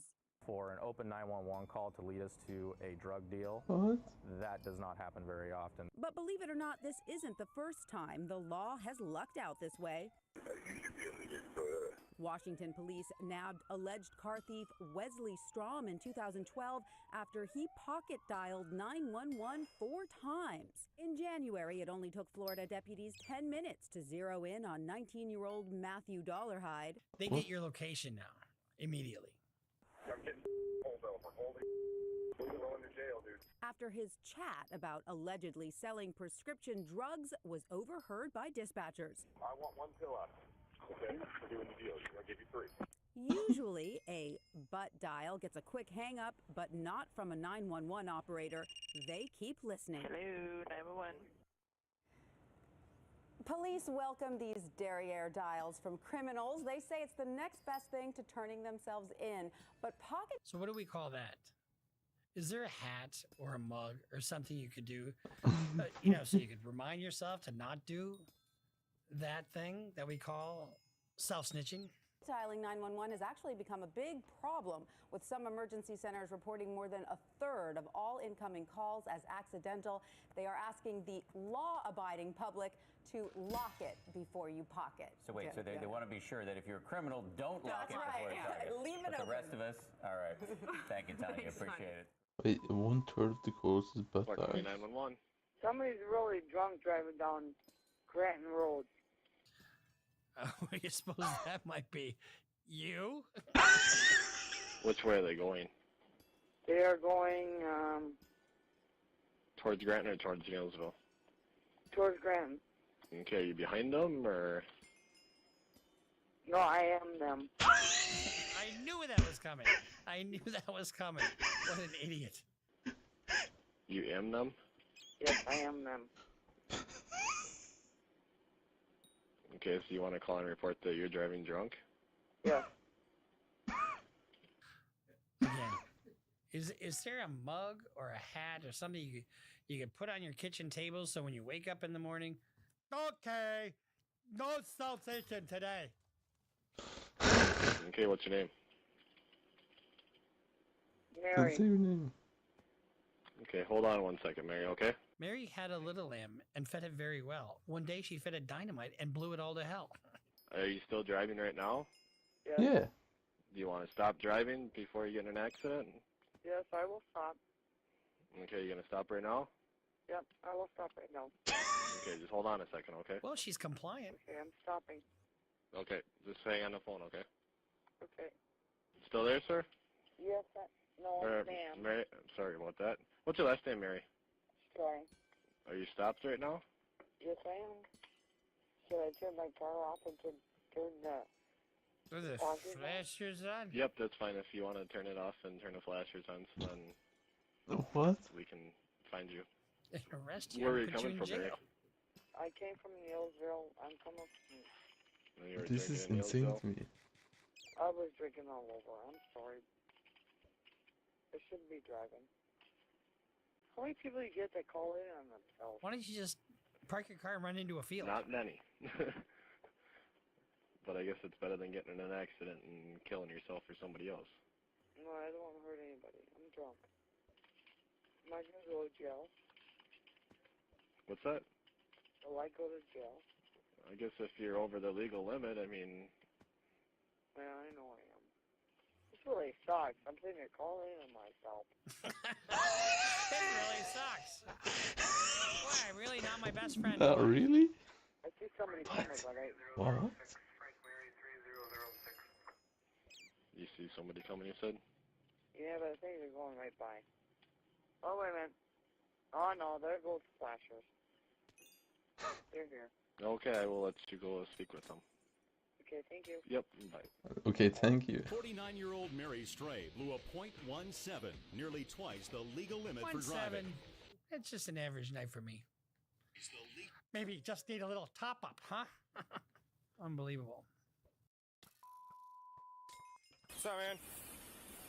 We the ones that called. Okay, what's up? Basically, we went in there, purchased some Oh, I've food. seen this. This is the dumbest person ever. I guess it's something wrong with their server. A lady before us tried to order on the little box thing. She said that wasn't working. He had to stop us from ordering and go help her. Okay. So he probably frustrated at work. You know what I'm saying? That's the whole scenario. Okay. What I get. So why'd y'all call? So like, what happened? Because we ordered the food. He couldn't print us a receipt. Okay. So he said the receipt would be printed in the back. So I said, okay. So we sat down, me and my fiance, looking for homes around here. Gotcha. So we went back to Progressive Rentals, looking at homes. I guess our order was called, but we don't even know our order number. Okay. You know what I'm saying? Well, then, I would call 911 and call the police when you go to McDonald's and you're not properly served. I mean, I had a buddy of mine had a case at Burger King. This is when you would call 911. The guy got the wrong order and threw the drink at the person at the window, and then the manager comes out and beats the guy's ass. And then the person in the window who got the shit thrown on her opened the window and says, "You just got your ass kicked by Burger King." Now that you call 911 for. So now our food is sitting there cold. So when I come up, I say, try to fry. The fries they're lukewarm, but they're not hot. Okay. You know what I'm saying? So I just asked him, can we get some fresh fries? Okay. He said, okay, the fries are not hot. Touch the fries. I said, no, they're not hot. And at this point, you don't touch them. So, yeah, can I just get a fresh set? Okay. So is he getting the fries? And I said, can I also get the receipt? That was 5 minutes ago. Yeah. You know what I'm saying? Excuse me, sir. 5 minutes ago, I can run my store however I want to run my store. Okay. This now, sir, I didn't pay it. He said, matter of fact, you can leave my property. Get off my property now. Or you can come and get, I'll do a refund. I say, sir, with Cash App card, it's 3 to 7 business days to do a refund. Just give me my set of... So there's no emergency here. This is called 911 because you're stupid. Fries in my receipt. That's what you're supposed to do anyway when I pay for my order. Okay. This is not my store. He's telling me this is his business. He owns this. Like, it's not I understand. that deep. We just need the fries and the burger. Okay. Do you have your ID on you? No, sir. Okay. Well, I'm going to have to get your information. Okay. What's your last name? I need your information because you're going to get arrested for a fake 911 call. Sims. S-I-M-S? S-I-M-E-S. E-S. He's writing a citation. A-N-T-O-I-N-E. O-I-A-N. Oh, this is so dumb. A-N-T-O-I-A-N-E. License status. Suspended. 24-year-old male. Wanted person. Caution. Oh, he's wanted as well. Armed and dangerous. 10462 Kennesaw. Looks like we just found the same ID. So if he's got a prior felony, guess what? You just called your own executioner. I mean, it's a 5-year felony if you have a felon and you're possessing a firearm. You go ahead and confirm that. All right, spell your last name for me. S-I-M-E-S. Okay. Where's your driver's license out of? I don't have it. Okay. I think my mother still has it. Okay. S-I-M-E-S. Spell your first name again. A-N-T-O-I-N-E. O-I-N-A? O-I-N-E. O-I-N-E. No, sir. Just come over here. I'm going to have you sign this real quick. I said I'm not under arrest. No, you're not. No, you're not. Just come over here. I'm going to have you sign this real quick. You have to sign it saying that you're not going to come back to the property. So you'll fill this part out. Can I see it, sir? Yeah. Will you come over here, man? No, I'm afraid of y'all, sir. Why are you afraid? 3 years, sir. I'm afraid of All right, I'm going to walk you through. Why are you doing that? I know how to fill it out. Why are you doing that? I know how to fill it out. Yeah. No, let's do it. You called 911. Come on, come and get your fries. You missed your fries. Hi, how are you? Good. How you doing? I had a friend come by who was just a friend, but I've never had this Yeah, happen so to that me. person, I there have was my card, a murder and I sleep suspect, at night and he because called I the can't cops sleep, but he took my over weed cold fries at and McDonald's. left. I looked everywhere. Who is it? His name's Carlos. Carlos? I mean, I've known him for a week, so maybe I haven't known him. So this is probably back when marijuana was less accepted, is my guess. But if you have drugs and somebody stole them, you have no recourse. Long enough. But it's up until December. Whose golf clubs are those? Me. Yours? Nice. Golf? I've been staring at him like crazy. I really need to go. Yeah. Thank you for saying that, honestly. I need to get going. 1201, so it's just about to expire. Well, Yeah. usually those aren't. I have new accurate. prescriptions all set up. I just need to renew the card. But you know what I mean. It's $30 of my You have money your gone. license? Your license on you? License. $30. I'm getting my license tomorrow because they needed some class done of some sort. Do you have any type of ID? I have my passport. Oh, that works. You know, I'm not the type of person to put someone out there, but I've looked everywhere around my room, and it's nowhere to be found. Like, I've checked underneath the sheets, I've checked, like... Maybe it's because you're high. The toiletry items, suitcase, golf clubs, and I checked over here. You call the cops because you can't find your fucking weed. Oh, here it is. Thank you. I hope you understand where I'm coming from. I literally mean well, is a good person, but I never expected him to do. You've known him a week. No, I got you. You got It's like you got to protect yourself. Like, how the hell do I know he's not going to just jump in my apartment in the middle of the night and take some shit? All right. Well, I mean, since we're standing in here, just to make sure, do you have any weapons or anything on you? Oh God, no, just my golf clubs. Okay. Here's your passport back. Yeah, no, just. She look like a golfer to you. A shit ton of toiletries and some clothes I needed. She looks like a man. I'm not going to search or anything. Just I like to. While I'm That's talking what I to think. everybody. Do you have any weapons on you? Nope. Then Here. Nothing more clear. $100 says she finds her weed right now. I do not have a bra on, so we're. No, not you're gonna fine. really do that. Can you just turn around so I can see? All right. Well, Lily, you have a open warrant out of Palm Beach County. Moron, your bus is leaving. So you're being arrested right now. An open warrant? Yep. Failure to... Fuck. I think that's... Hate it when that happens. Failure to appear. Failure to appear. She calls the cops on herself. I was told about that, and they rescheduled it. All right. Well, it's open right now, so... God. Yeah, but Still the gonna help warrant, you. I was told by my fucking public defender that... So do you want to take your phone and your passport with you? Can you just hear me out? Do you want to take your phone? Please just hear me out. It's not going to change the warrant. It's still active. Okay? I'm not You trying to be can't talk a able or cop out nothing, of but arresting you you want for your a phone and your passport I to just come want with you you? to hear me out. You My can public bribe him out of defender it. told me that I didn't have to But get the case, so you have to make sure he's the kind of cop that would accept the bribe. You can call her and figure this out. Yeah. Call at the jail. Yeah, you call at the jail. We have to go though. All right. So I gave you an option if you want to take your phone or not. So come on. Can I let's go. talk to the public Let's go, defender? come on. Can you not hurt me so hard, please? No, can you not hurt me so All right, but why are you stopping? Because I'm trying to figure out something. We can figure it out. We can figure it out at the jail. Do you want your phone and your passport or no? Yeah, but we might be able to So you figure want it that out. to go with you to jail? How stupid do you have to be? Can I ask you a quick question before you chuck me out the door? I'm not chucking you out the I door. have a public defender. I've been working Let's with keep her going. quite That's a... fine. Let's go. Come on. Can I please continue talking? Let's go. You can keep talking while we walk though. You want shoes? That's not fair. You want to me. shoes? Again, I wouldn't give you Can two you plug give nickels me to a be a cop. second, please, without you chucking? Why don't you make it worse by arguing with the cops? Because, Yeah, you know, that's so dumb. I guess when you're high, or not high, Retard. maybe you're not high, and that you're more normal when you're high. But fucking A, how stupid. You call the cops on yourself and you have a warrant. I'm not Well, yeah, you are. You need to stop. So make it worse by arguing. That's... No, I'm not playing with you. Sir, Relax. You need to stop. Oh, here we go. Here's an obstruction charge coming. I'm asking you to not I do just that tried. to me. I just tried to give you your phone. You're a fucking female, All right, that's girl. fine. Come on, let's go. Idiot. On March 19th, 2023, in Marshfield, Wisconsin, a distressing 911 call was received from a female urgently requesting an officer's assistance, but refusing to provide further information. The call was accompanied by the sounds of a male shouting in the background. In response, officers were promptly dispatched to the location traced through the ping of the female's cell phone. So if you call 911 and don't say anything and hang up, they will show up. Yeah. What's going on? I have to go to work. No, I have to go to work. Okay. I'm not willing to be late for work. Okay, what's going on? I have to. Nothing. Okay.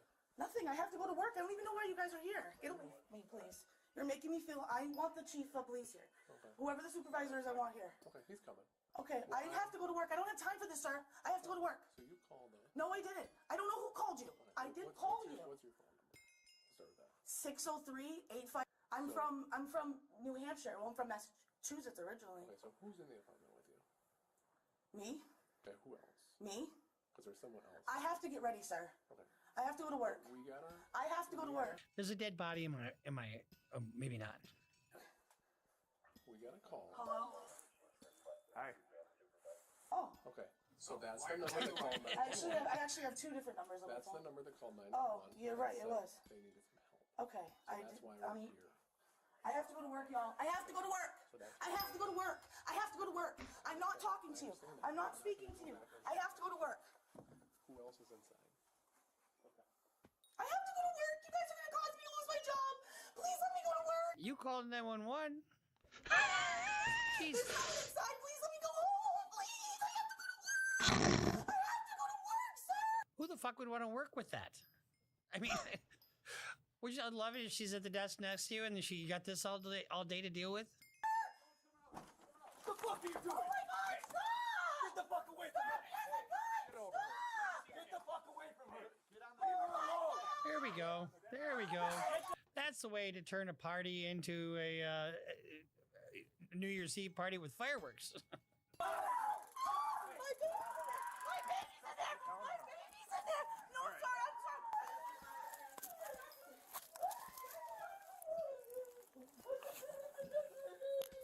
My baby's in there, my baby's in there, my baby's in there. I love it when people have children and they're so fucked up and dysfunctional that they put their children at risk. There's nothing better than that, honestly, isn't there? Child abuse. Has a nice ring to it. Stop. What's wrong with this girl? Calm in this situation would prevail. But I don't really give a shit.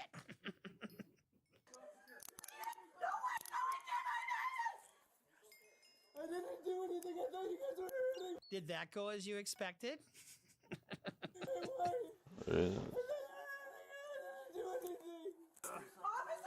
I can't breathe! He just tased my boyfriend for no reason! You need to calm down. What the fuck is happening? How do you think they were when they said their vows to each other at their wedding? Do you think he got tased at that time too? You're gonna go up? I can't! Let's go outside. So he goes to jail, she goes to the jail, and Kids. kid goes to juvie. How great is that? Imagine Thanksgiving at that house. Oh my God! I can't believe this! I gotta adjust this cup too. You think she sounds the same way in bed? Okay, hold on. I just tighten down when she was pulling away. No, you are yelling. You! Fuck you! They're arguing and then the police got involved. I didn't do anything. Brandon's your first name, right? Yes. Brandon, all we had These are the kind of people you want watching children. to do was talk about that, right? Okay. That's all we wanted to do when we came here. I'm Can we sit you up? Can you take the taser out of my leg, Yeah, please? we want to sit you up though so you're not laying on it, okay? Guys, I didn't do anything wrong. But you came out tense up at us, man. You can't be doing that. Come out with your fist. I didn't leave my apartment. I did not leave my apartment. You did. What the fuck? You can't come out trying to fight us. He just lost his job. All right. He just lost his job. I can't afford to lose my job. Really? Why'd you call 911 then? And if he lost his job as the president of some airlines, which is what it seems like he would be qualified to do, he'll find another job. It'll be okay. Please let me. Please. Guys. Please. Do you think any controlled substance are involved with these two Yeah, ne'er-do-wells? definitely. I'm gonna lose my job. Please don't. Please. Here's the thing. All she had to do was say, "Oh my God, I'm so sorry. That was a mistake. I didn't mean to call." Yeah, we got into a little bit of an argument, but everything's fine here. And then the cops would say, "Okay, no big deal." And they'd walk away, talk to him a little bit. And if they're just calm, all they had to do was be calm. But when you're on drugs, hard to kind of have a semblance of normalcy. Please, I'm not gonna run. Why would you guys handcuff me? I wasn't running. Okay, listen. You called 911. Just listen, all right? All right? I called 911 because he was being a douchebag. I was just trying to threaten him with the fucking cops. Okay, that's That is a violent felony. Being a douchebag is a felony in some jurisdictions. In some jurisdictions, like Kentucky or Alabama, it's actually preferred to be a douchebag. inappropriate, first of all, right? I understand that, but Kidding about Kentucky and Alabama. It's a felony there too. he wasn't doing anything, and I wasn't doing anything. Okay, got every police officer over. All she had to do was say, I dialed it by accident. I didn't mean to call 911. Over here because we thought someone was being murdered, beat up, and No, I'm fine. You guys did all of this. He thought that you were hurting me. Of course he came out here to help me. He thought you guys were hurting me. Okay, you called 911. You just tased him. Yeah. He wasn't doing anything. Okay. She can go on the No. Could you imagine if she had a job as customer service? What do you mean? We overbilled you. I can't even be. Oh, God. Oh, please. Right. I have to Put go your to... legs inside. Sir, I have Put to your legs inside I'm the trying to talk to you like a normal Put person. your legs inside the vehicle. Please, talk to me. No, put your legs inside the vehicle right It's now. too late, bro. Can you please talk to me? No. Sir, first I'm going to jail? No, you're not going to jail. You're under arrest right now. I have to work at noon, guys. I can't afford to lose my job. I'm sorry. You shouldn't have called 911 and... And her crime wasn't calling 911, honestly. I mean, there was something going on there that she called for. Her crime is all the behavior afterwards. Put your leg in or you will go to jail. Put your leg in the car. Now we got obstructing and just being fucking annoying, which is a misdemeanor.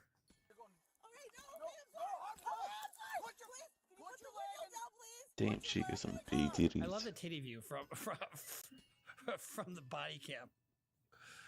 And you know they're huge, but it looks like she's got 2 or 3 rows of titties. Please put the window down a little bit. Put your leg in the car. It's just a little bit. I didn't do anything, sir. Yes, you did.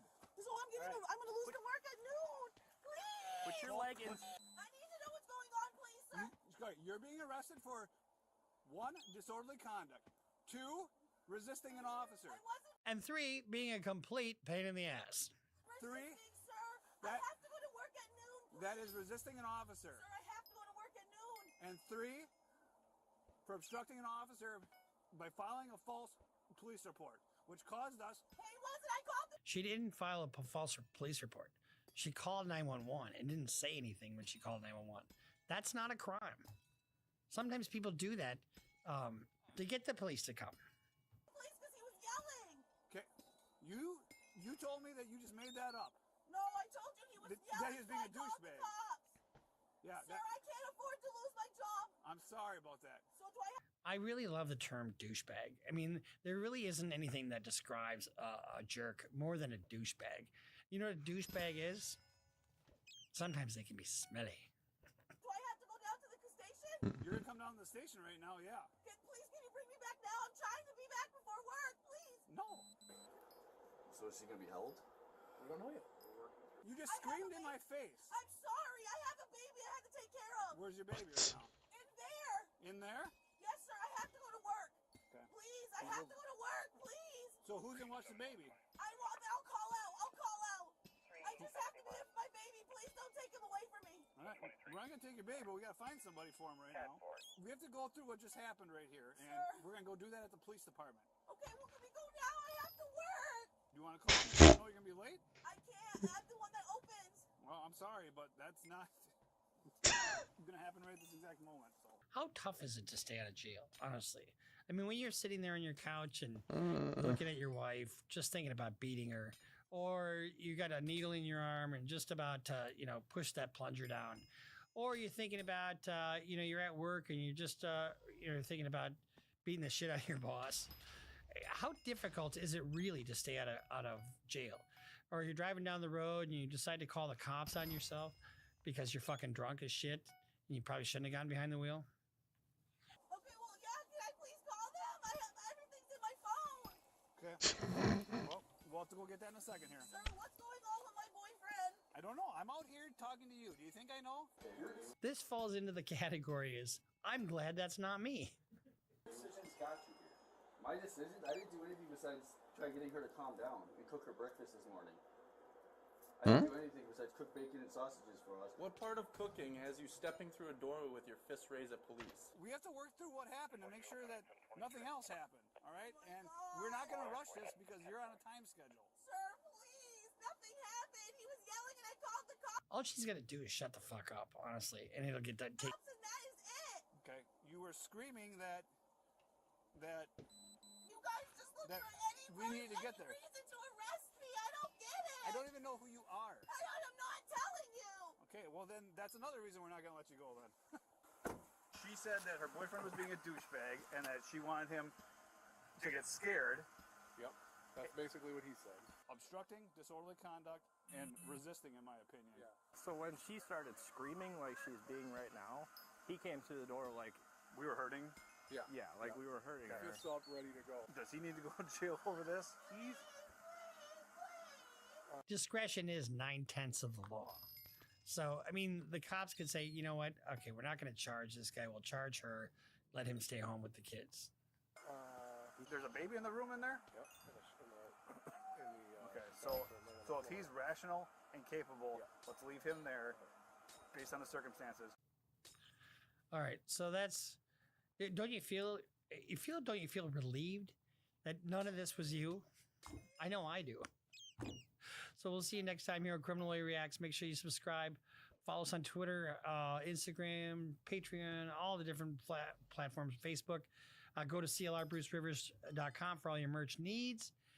Make sure you don't self-snitch. Put this on your table or your bar or someplace nearby. So when you decide to call 911 on yourself, oh wait, I shouldn't call 911 on myself. See you next time on Criminal Lawyer Reacts.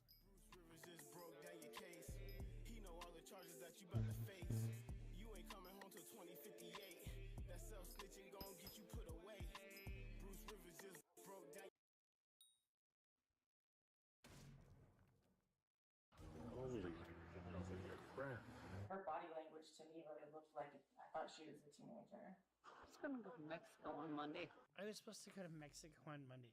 How uncaring is that after if she kills somebody? I think she has something on board. Do you really? Yeah. Oh, that means she's drunk. Bruce Rivers, he's the criminal lawyer. Bruce Rivers, he's the criminal lawyer. Bruce Rivers, he's the criminal lawyer. And what he do? And he's gonna react to all the self-snitching.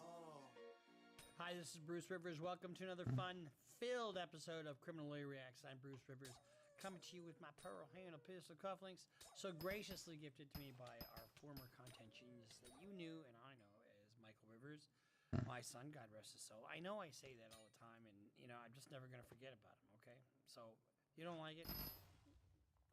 Eat it. Today, this is a cold reaction. I haven't seen this. This is cop laughs after hitting motorcyclists. Now, I ride a motorcycle, and I have a 2015 Electra Glide, it's the Ultra Classic Limited, and I'm about to buy a new one in the spring, brand new, and I'm so damn excited. I think you all should write to Harley because we had a meeting with Harley. We're going to ride down to Argentina in a year, and we're trying to get Harley to sponsor us. So as many people say, hey, you should sponsor CLR and Bruce Rivers, as many people as possible. Let's flood those suckers. I'm honestly, because then we're gonna blog that trip. All the way. You remember I went to Alaska? Go back in our Instagram and look at that Alaska. We're gonna do the same thing. Anyway, if you're sitting there and you're hauled into some kind of meeting at work because you laughed at some tragedy, like this cop laughing at somebody right here, you should go to askalawyer.com. AskALawyer.com. For $49, you can get advice from a living, breathing human being. Yes, we are human beings as lawyers. We have hearts. We bleed. And, if you have an issue with your landlord, if you have issue with any kind of legal issue that you're facing, they're not going to represent you in court, but they can either guide you in your self-representation or they can, help you get to the next step. And if you're doing your own legal research, they have an AI component that's trained on all the 50 states. And, my grandma uses it every single day, and she comes up with pearls of wisdom, as she, develops her OnlyFans feed page. And, some people are into that, It is what it is. Okay. Oh, and the holiday weekend is coming up. But guess what? What should you do? Plan a safe ride. If you're going to go to the bar, just Uber there before you're drunk, because you can't take your car home then. And you don't have to pay for a tow. You don't have to pay for me. You don't kill somebody accidentally. Oh, wait. I guess what I'm trying to say is that I want you to take away my business. Actually, get on the road, drive an unpatrolled route home. I guess that's a better safe way. All right, let's just get into this. Here's, you can tell I'm kind of in a frivolous mood here today. Hey, we got a down motorcyclist. He's dead. Holy fucking shit. You know, when I was on my Alaska trip, we had 5 guys riding, and we're beautiful day riding on Destruction Bay in the Yukon. And as we were driving, I'm kind of in a daze. It's 10 o'clock in the morning. Just had a big breakfast. You know, listen to tunes. You know, I'm in riding in formation. Everything's safe and whatever. All of a sudden, I hear in my headset, "Holy fuck! Holy fuck! Oh fuck! Fuck! Fuck! Fuck!" And it was my buddy Kirk. He was yelling it because he had just seen. He had a different angle, and all I see is just a bunch of plastic flying in the air. The guy who was the lead rider had a head-on collision with this woman who was taking a phone call from her mother, and she went into our lane head-on. The second guy went around her just fine. Third guy, she wiped him out. He went into the ditch but landed on safe soil. No treatable injuries. And then she's swerving around, coming after me. I was lucky. I went to that side, and then she stopped just short of my buddy Kirk. And so when I see this, that's what I see. I see that accident that we had. Oh my God, it was so awful. He should have. He was lucky because he had all the gear on, so he didn't die. But he had a long road to recovery. But he's back on a new bike, and I got him $500,000. So there you go. Holy. I had all the gear on, so he didn't die. But he had a long road to recovery. But he's back on a new bike, and I got him $500,000. So there you go. Holy. Her body language to me, but it looked like I thought she was a teenager. I was going to go to Mexico on Monday. I was supposed to go to Mexico on Monday. How uncaring is that after if she kills somebody? I think she has something on board. Do you really? Yeah. Oh, that means she's drunk. A quiet neighborhood is rattled by a fatal collision between off-duty Washington State Trooper Sarah Clayson and a motorcyclist. Her behavior immediately unsettles investigators. Oh, she's an off-duty cop. Ugh. You know, can I tell you something about cops? Cops don't like to arrest other cops. Why? Because guess what? You know, oh, look what the position you're putting me in. You know, they don't, it's not like the old days where they turn a blind eye. Leading them to discover if the tragedy could have been prevented. You're not going to sit right here. You are going to be obstructing our investigation, and you'll be in handcuffs. Do you understand? The following is based on official police records. Please note that all persons charged with a crime are presumed innocent unless and until proven guilty in a court of law. On the evening of March 1st, 2025, responders received calls about a traumatic accident along Washington State Route 240, the first in a cascading line that will push them to the limit tonight. Hey, we got a down motorcyclist. There's a body ejected, huge accident. There's about 20 cars here stopped. The body's unresponsive, and I hope somebody called it in. And somebody is down in the street, and there's a lot of blood. Thank you for holding. I tell you, those crashes are so violent. I've never seen something so violent as when we had that crash with my buddy and his brother. You know, that was his brother. That was the lead. He always had to be the lead, and then he always said, "I am not following no fucking Harley," because that's what I ride. I ride a Harley.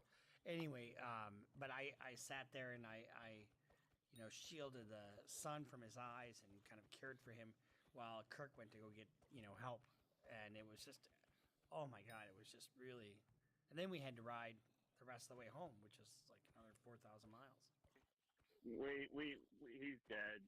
Richland Police Department officers and Washington State troopers arrive at the scene to find the motorcyclist clinging to life in a pool of blood. When we showed up, this is my car. Okay. So we could see him here, and then her car, she was trying to get out of the way. Whatever bike he's on is trapped under that car. Okay, all right. He has a fanny pack. I think they just removed it from his chest. She was a first responder. We could tell that he didn't have a pulse, and that's when she started chest compressions. Okay. Hearts drop when arriving troopers recognize the driver of the Telluride as being 35-year-old Sarah Lee Clayson, one of their own. In a press release, the Washington State Patrol identified Sarah as a 14-year veteran of their agency. According to news sources, she served as the Tri-City spokesperson with multiple media appearances. Just a year prior, she was featured in a PSA concerning safe driving. You okay? I mean, I know you're not, but like you're No. physically good. No, I did CPR, and Yeah, almost 3. Now you're standing there. She knows if she's intoxicated or not. She knows what she has on board. As the, he says, if she has something on board, that means she's got either drugs or alcohol on board. And so, what do you do in her position? You just have to sit there and take it. No, he was dead then, but He was. Well, not yet. Not. he still got it? Yeah, I didn't even know it was you. I didn't even realize that Yeah. either at first. I thought you just stopped. I know I was walking up and it looks like No, I would have been a little more like, No. are you okay? No. I just like No, you're saw good, you like- and I was like, oh, she must have been. You know, I don't think it's all that unnormal for, cops to have a little bit of jocularity. They don't know the guy. They see this shit all the time. You do see fatalities all the time. Some of the creepiest guys were the firemen that my dad hung out with because they saw tragedy all the time and they joked about tragedy. But when you're the cause of it, it's a little disconcerting. Oh, she must have been We driving were home. gonna order pizza, and I was like, no, I'll just go get it and save the $6 charge. Investigators checked the nearest vehicles held up by the accident for potential witnesses to the sudden crash. Hi there. Just let you know I am recording, okay? Sure. It was just, like it happened right where all the rubble is. Gotcha. And the helmet flew. We watched the helmet fly. So Okay. I Which didn't way know- was he? Did you see which way the motorcycle was going? Or It looks to me like it was coming out this way, okay. but So one of the things that the cops will do in a situation like this, freeze everything, and then they'll have somebody come out who's an accident reconstructionist. And they do all kinds of things. They measure the tire marks, they look at the vehicles, they look at the damage, and they do kind of a reconstruction to see how fast the person was going, who was at fault, where did the impact happen, and that creates a scenario for culpability. And then if somebody's under the influence, I have a case right now where my client just wasn't looking, and he ran over this old lady who had a walker, and she was going across the street, and he had a dash cam, and it caught everything, and it's just so horrific. Ugh, fucking Granny just gets creamed. It's just so fuck. But he wasn't on any drugs or alcohol or anything, and he was just in tears and telling you, what? No, she was dead. That was a doornail. Crawling across the street. Fuck. So here's the thing. The thing about the cops laughing, I was an EMT or drove an ambulance, and we would take clients on occasion. And I remember one time we took this gal home, and she breathed just like that. Also, you get home, and her fucking dog was identical to her. And we were laughing so fucking hard, and not until we got out into our truck. But when you have stories like this, when you're dealing with tragedy on a daily basis, humor is a way to process this stuff. You don't have to be serious all the time. However, when if people see me joking around with a prosecutor, when my client's looking at going to prison and that person's trying to send my client to prison, they don't take it very well because it's like, oh, you're just part of the state, You got to be careful a little bit. You have to have some professionalism. I can't say for certain. Okay, gotcha. Is that his helmet? That is his helmet. We're going to start directing traffic this way. Yes, sir. I don't know if he's I just wanted to check it for that. Which one right here? This one? Yeah, you betcha. What kind of motorcycle was it? You can look at all the parts. That's what it looked like when I'll flash a picture up here of the crash scene that that we encountered. It's unrecognizable. All right, Bert. Get patches on. Yeah, I'll get patches. I didn't grab the Lucas. Okay. Let's get the cot. We'll just get him in the back. I got an ID. The motorcyclist is identified as being 20-year-old Joser Emmanuel Vega Sanchez of Richland.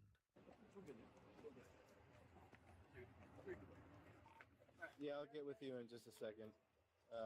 There's a couple state troopers here, so I'll have them figure that out. It's gonna go to Mexico on Monday. You can still go to Mexico. What's that? You can still go to Mexico. I know, but I'm like, Yeah. I should have saved a $6 delivery fee and said, I'll go get it. It's fine.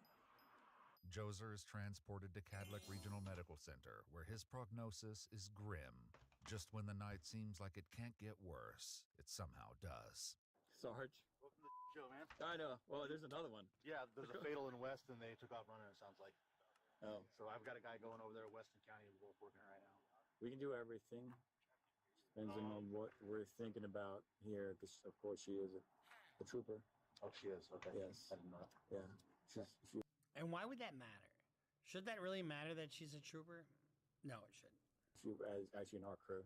Okay. Well, given the show in West right now, I'm inclined to call my guys in and minimize their involvement here, and go handle that, and that way I don't have to worry about it. Yeah. So I'll get that ball rolling. To keep the investigation impartial, the troopers begin to depart for the other crash site.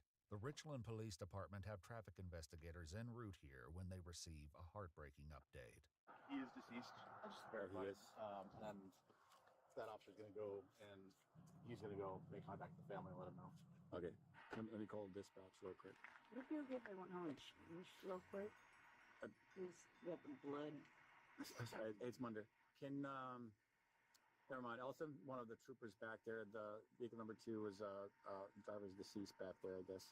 So I'll also the motorcycle from this wreck. He passed away too. Probably not yet. Let me ask them. Let's see what Well, they it's want to like do. sticking to my Sticking legs. to your so legs, I'm like, yeah. According to police records, a witness would describe Sarah's behavior as being casual, while officers noted her laughter, not seeming to understand the gravity of the situation. Her body language to me really looked like I thought she was a teenager. Investigators from the Richland Police Department's traffic unit arrive on the scene. Hey, No. how's it going? Good. Do you want to talk over here real quick? Yeah. Okay, so I'm just going to run you through some voluntary field sobriety tests if you're willing to. Whoops. Here we go. You know, there was a time I came from, I was in New York, and I was coming from a rehearsal dinner, or a groom's dinner, and I'm going back to my hotel, and I had 3 or 4 small beers, you know, and then my former brother-in-law was right next to me, and I kind of went like this, just goofing around, and I did it right in front of a state trooper, and he pulls me over, and he says, driver's license, registration, please. And I'm like, here's my license. It says a rental. Where are you from? Minnesota. What are you doing here? I'm going to a wedding. And he says, I said, my hotel's right there. And he goes, what do you do for work? And I said, I'm a criminal lawyer. And he goes, oh, really?